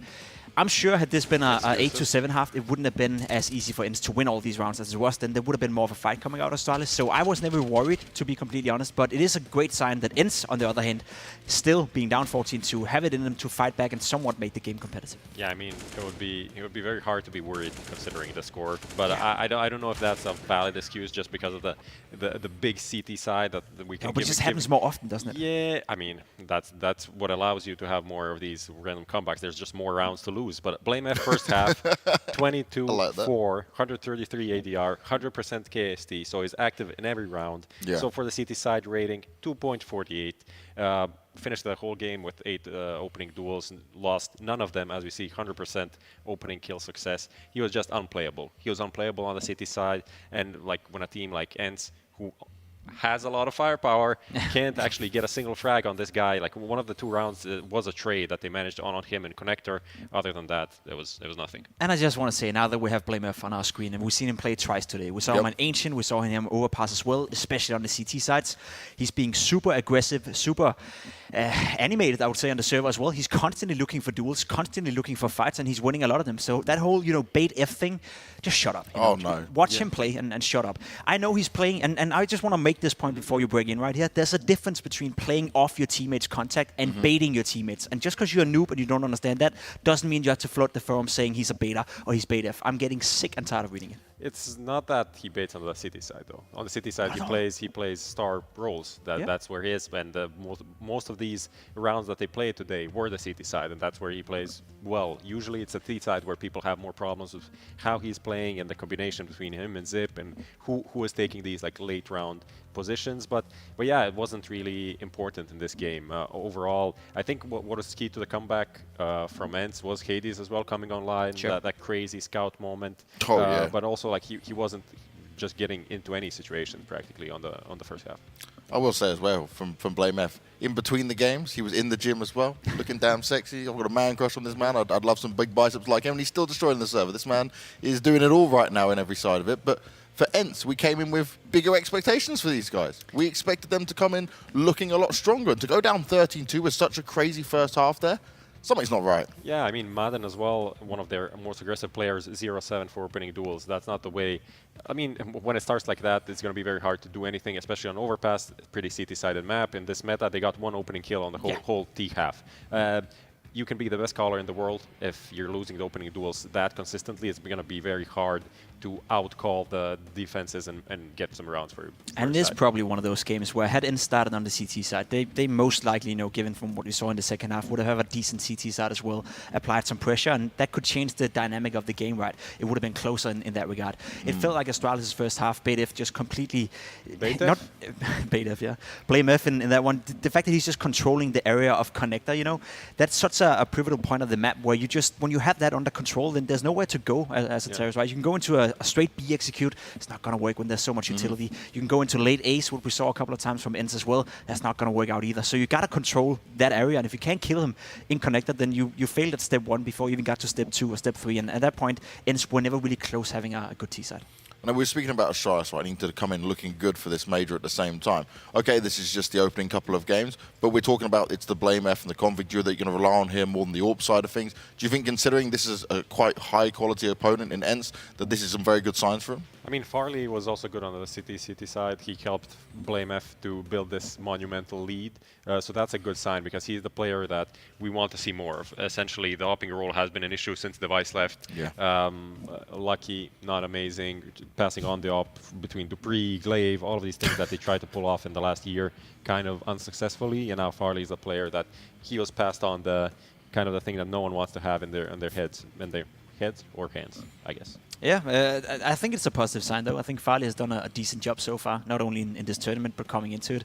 He's not going to be a Device, as I said, right? I don't want him necessarily to be a Device. But I hope he's not going to be a Lucky or a Yugi. That's the thing, right? We just need him to be a little bit better. Astralis need him to be a little bit better than that. And then we saw it today. BlameF obviously playing some fantastic world-class Counter-Strike. Config didn't have a great game here. Didn't have a great game on Ancient either. And Astralis still won comfortably as well. So I feel like when you look at them right now, there's potential for even more. And that must be a healthy healthy side. A very scary looking Astralis if we can get Config online as well. We're going to take a look at the results and see all the results that we've seen throughout this second part of the day, as 8 more matches have now concluded and we start to see where we're at overall. So players managed to win their game. I wouldn't say it was like super convincing, but we just knew they were going to pull it over the line. You know, it was a nice one.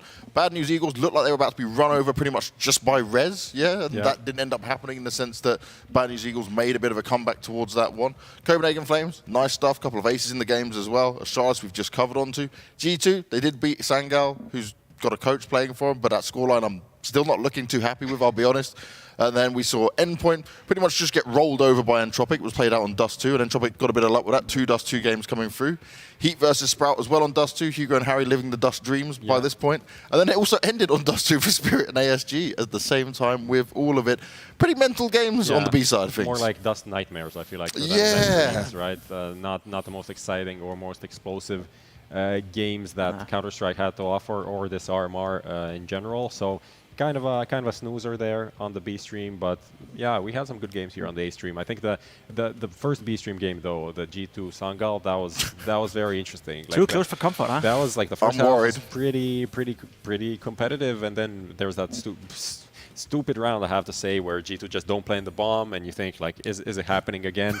There's a stand-in on the other side. We know G2's history, but it must be a mental thing at this point. This time, yeah, the 30-year-old coach who had his last competitive game before this event in 2017 actually played against Hunter, who was on Binary Dragons, and his teammate was Voxic. So this is how much back we need to go to see when this guy was last playing. He was getting frags. He was actually getting frags. That was a long time ago, but thank God for HLTV Forums being able to give us that good information, which we've got here just on our side. He is HLTV at this point. Okay. That was you. You don't look that way. Yeah, that's Pimp. You are HLTV. I thought he was Prof and I'm Pimp. Oh God, please no. You're Striker. Well, he's not verified, so. Oh, you had to. I mean, that's why I can never know who I am, because I'm Striker and I'm not verified. There's no check mark. Moving on.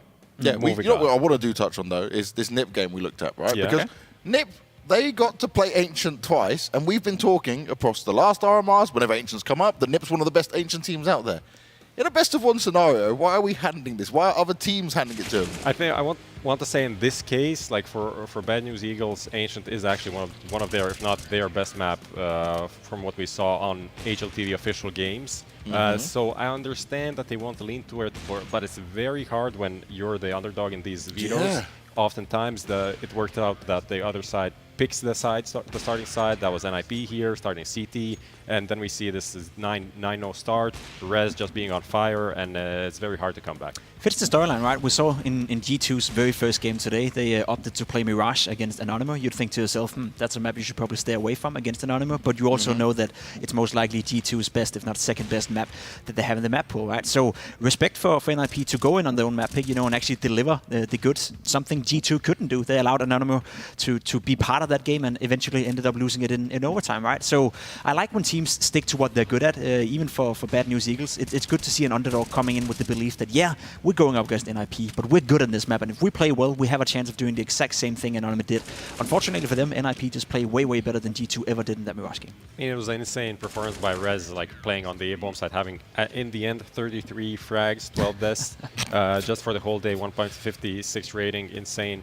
From the still kind of young Swedish star. It is crazy that we still say he's young, right? Because he's obviously been around for so long now. Yeah, I mean, but it was a slow start from the from Bad News Eagles. Rigon 0-9. He was one of the factors that got them the win against the Tropic on Dust 2. So if your opening guy isn't going to find any openings, it's going to just like in the ENCE game. Same with the Madden. Kind of a similar situation going on there. Now I do want to touch on one point here, though, right? We've been talking about NIP and the AWP. Well, Essetag was supposed to be the AWPer. We see mainly in them highlights Rez within his hand. Yeah. Sure. Essetag wasn't obviously fragging out, didn't need to in this game, that's fair enough. But you're looking at Rez, who we have spoke about so often of being not consistent, needing to be the one that's always there. Whatever's changed, Broline coming into the team, whatever's looking good, This is the Res we want to see more of, and this was in 2 games back-to-back. Yeah, it's good to see, but that conversation we've had for 4 years, right? So it's getting a little bit boring. I like to see Res play well, and every time you see him have 2 good games in a row, you think to yourself, is this finally the time? So you're not sold on it? I'm not sold on it at all, I don't want to see him play well at this tournament. I want to see him play well at 3, 4, 5 tournaments in a row, because that's the one thing he's lacking. I think he's a fantastic Counter-Strike player. His skill ceiling is high. He reminds me a little bit of Config as well, have the ability to pick up the secondary op. Again, as I said, when he's playing well, he dictates the tempo on the server, or at least dictates the game, like we saw today. So there's a lot of positive things to be said about Res, but consistency has and will be a problem for him, I believe, throughout his entire career, unless he finds a way to change that. Is Ezetec coming in playing the up role going to change too much for Res? I don't think so, and to be honest, NIP weren't really tested today. That happens tomorrow. We'll have to see how it goes down. Now, the other game we want to look at is Copenhagen Flames going up against Sinners in this one. I already spoke about a couple of nice aces and fun moments coming out there, but Copenhagen Flames, they survived the test of the first day. And in general, they look pretty good compared to what we've seen in recent times. Yeah, I mean, this was a pretty interesting game. Losing the pistol, then we have this round from Nikodos. Ridiculous. Ridiculous ace, scout, all catch shot, 5 frags there on the long hold. Practically not even doing any, like nothing really happened in this round. He was just deathmatching on long and just hitting some amazing shots. And we were talking about like the best Danish shopper, joking a bit on Twitter today. Like he could be it. He could be the best Danish sniper. That's not a good thing, flashy. Yeah, he's a bit more flashy, and I actually think he's a smart player as well. When you watch him play, it's a guy that doesn't make many mistakes. I think sometimes it'd be nice to see him, do stuff like he's doing right here, where he's actually willing to take some gambles, right? I think he's playing smart and safe a lot of the time, which is obviously a good quality to have. But we see right here, he has the ability to be explosive on the server as well. I will say though that, and maybe all the Danes will hate me now, they already do, but the fact that Nikodots is most likely the best AWP player we have in Denmark right now is a bit of a joke, right? We should be able to produce better all players. We've had Device for so many years, and it feels like people just like looked up to him and think, okay, we can't beat him, so we're not going to practice hard enough to be as good as him. When you look at our talent pool, when you look at all the players we have available, we should be able to foster better AWP players than we have right now. Some of them may be coming. Nikodots, it's still relatively new to the scene as well, getting more and more experience, so I fully back him up as being potentially the best in Denmark, but we should be better than that. I will say though, right, Pim, your work ethic is way higher than most other people. So I still suck. Down a level, yeah, give him a chance. I kind of like what we're seeing from Nikodots, but I agree with you. Maybe if we can see something on a top level, so more from these guys, maybe he can be that one. It is certainly lacking with it. But at least they're very smart in other things because we saw some new tricks. We saw that new molly pop out on overpass. That's massive. That's a massive Molotov. That's I wouldn't call it a game-breaking Molotov, but it kind of changed the way you play your default on a CT side, potentially, right? We've seen it on A many times where you Molotov A stairs. This one goes towards B stairs instantly before the guy can get here. He's trying to Molotov back here, and I think he spots the smoke coming in, and in desperation, I guess he's just trying to shoot it. I love this. You can't do that. Appreciate for trying, but as you see right here, he's locked out of the B area before he could even be there. Yeah. If you do that, I'm not saying you have to do it every round, but if you do it every single round, the response from the T's will either to be wait and not take B control, which means you lose a very integral part of the map, or you have to use a smoke, but by then also giving up the information that they have at least one player there fighting for the area. So it's a pretty smart way to do it, just like you see it on A. At the very least, what you get out of it is information, and that's a smart play. Pimp, you tweeted out that it's possible to do it even without the round boost? Actually, I may stand to be corrected on that one. Yeah, maybe. I'll go check it out. I've seen one do it, but I think he cheated. You think they're cheating? Oh, brilliant. So you found someone doing it. Pimp found a cheater. Maybe don't follow Pimp's advice just yet. We'll wait to clarify. He's using notes. We should take a look, though, right, at the maps that were played throughout the opening games here, because obviously we saw a good selection of maps in here. But look, I even tweeted out myself, there is a lot of Ancient that's been going down. Yeah, very, very weird, especially like playing Ancient against Astralis, playing Ancient against NIP, which are the two teams that are most comfortable on the map. I feel like those were some mistakes, maybe not in the Bad News Eagles situation, but some of the other ones, like, why are you doing this to yourself? And also starting on the T side. Yeah. Dust was a very common pick for some reason. Not really many exciting games, but then we got a lot of overpass as well. Yeah, Nuke, no Nuke at all. That was for sometimes a very, very popular map. It's going to be interesting to see how it develops tomorrow. Do we get more diversity, especially when the best of 3s come in? What does it tell you? A very popular map, Nuke, and the fact that we haven't seen it yet is quite surprising, but I guess it makes sense in the best of 1 scenarios. When we get into best of 3s, as you said, it's going to be a pick for many teams, I believe, or potentially a third deciding map. Well, let's take a look at our standings after our opening day here for the B side of the European RMR. This is how we're going to qualify our last remaining teams to the major in Antwerp. So right now, players, NIP, Copenhagen Flames, and Astralis all sat in their beautiful 2-0 spot. Right down at the bottom, there's not really any surprise with the names you see there for sure. There's nothing really that really stands out other than poor G2 and Entropic, I guess. Yeah, I mean, G2, that first loss really hurts, but we'll see how it develops further. Yeah, I think Endpoint, Sprout definitely playing with a coach, Sangal playing with a coach. You put them towards the bottom, ASG as well, kind of outsiders, surprised to qualify here. And then, yeah, Endpoint really struggled. I think they managed 16-3 loss. 16-3, 16-8, so 11 rounds, not amazing. I think we learned a lot today. I think we learned who are likely to qualify. You look at the top 4 right now, all the 2-0s. Some of them will have to lose tomorrow, but I still believe all 4 will qualify for the major. And we learned that the bottom, at least the bottom 4 here, right, they have no chance of qualifying. They may win a game against internally each other. They may even get to a 2-2 if they play well, but the level of Counter-Strike we saw today and some of those losses, to be completely honest, weren't that high.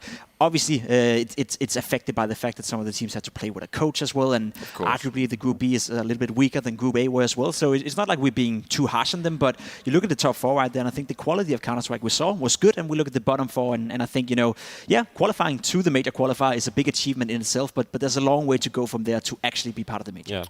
And that's when you take the top 4, you take the bottom 4, but these 8 in the middle, I feel like anyone can almost go through. Agreed. There's a lot of kind of 50-50 matchups, and it really depends on what the kind of the draw that we have turns out to be. Either of you worried for G2? Always. Always. You shouldn't be, right? You shouldn't be, but no, you shouldn't. Are you going to reassure me? But maybe you should. Reassure me, please.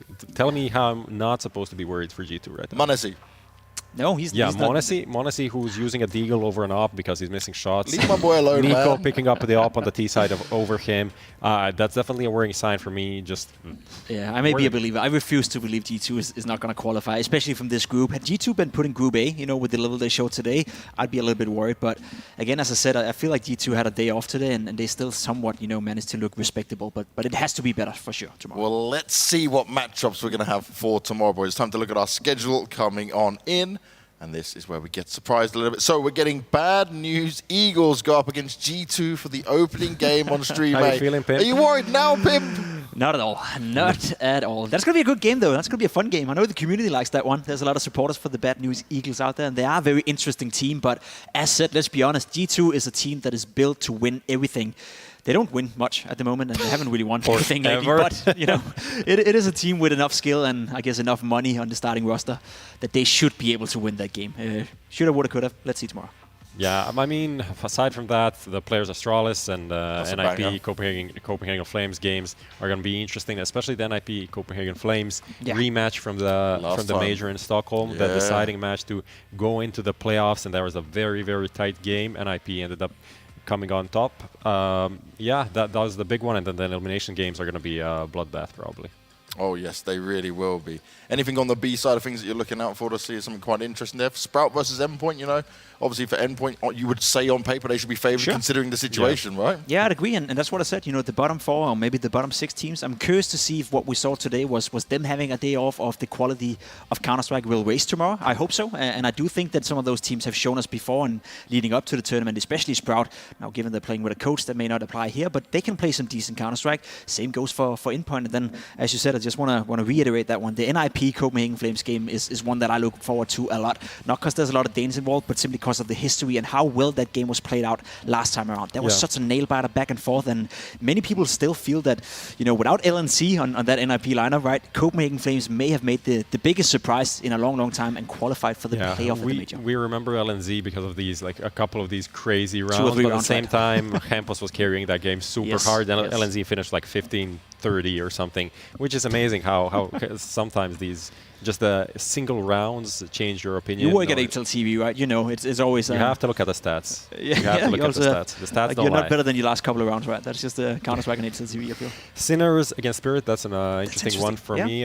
Sinners with a change, Oscar coming out, and then bringing out a new Opper, trying to figure out if they can make some history for the Czech-Slovak scene, and for the other side, Spirit after a kind of a reshuffle, Mir on the bench, and finding some new talent. To me, that's a game that that potentially decides who's going to be one of those upset teams making it through. I really feel Sinners is playing some solid Counter-Strike. Obviously, they had a good game, a less good game today.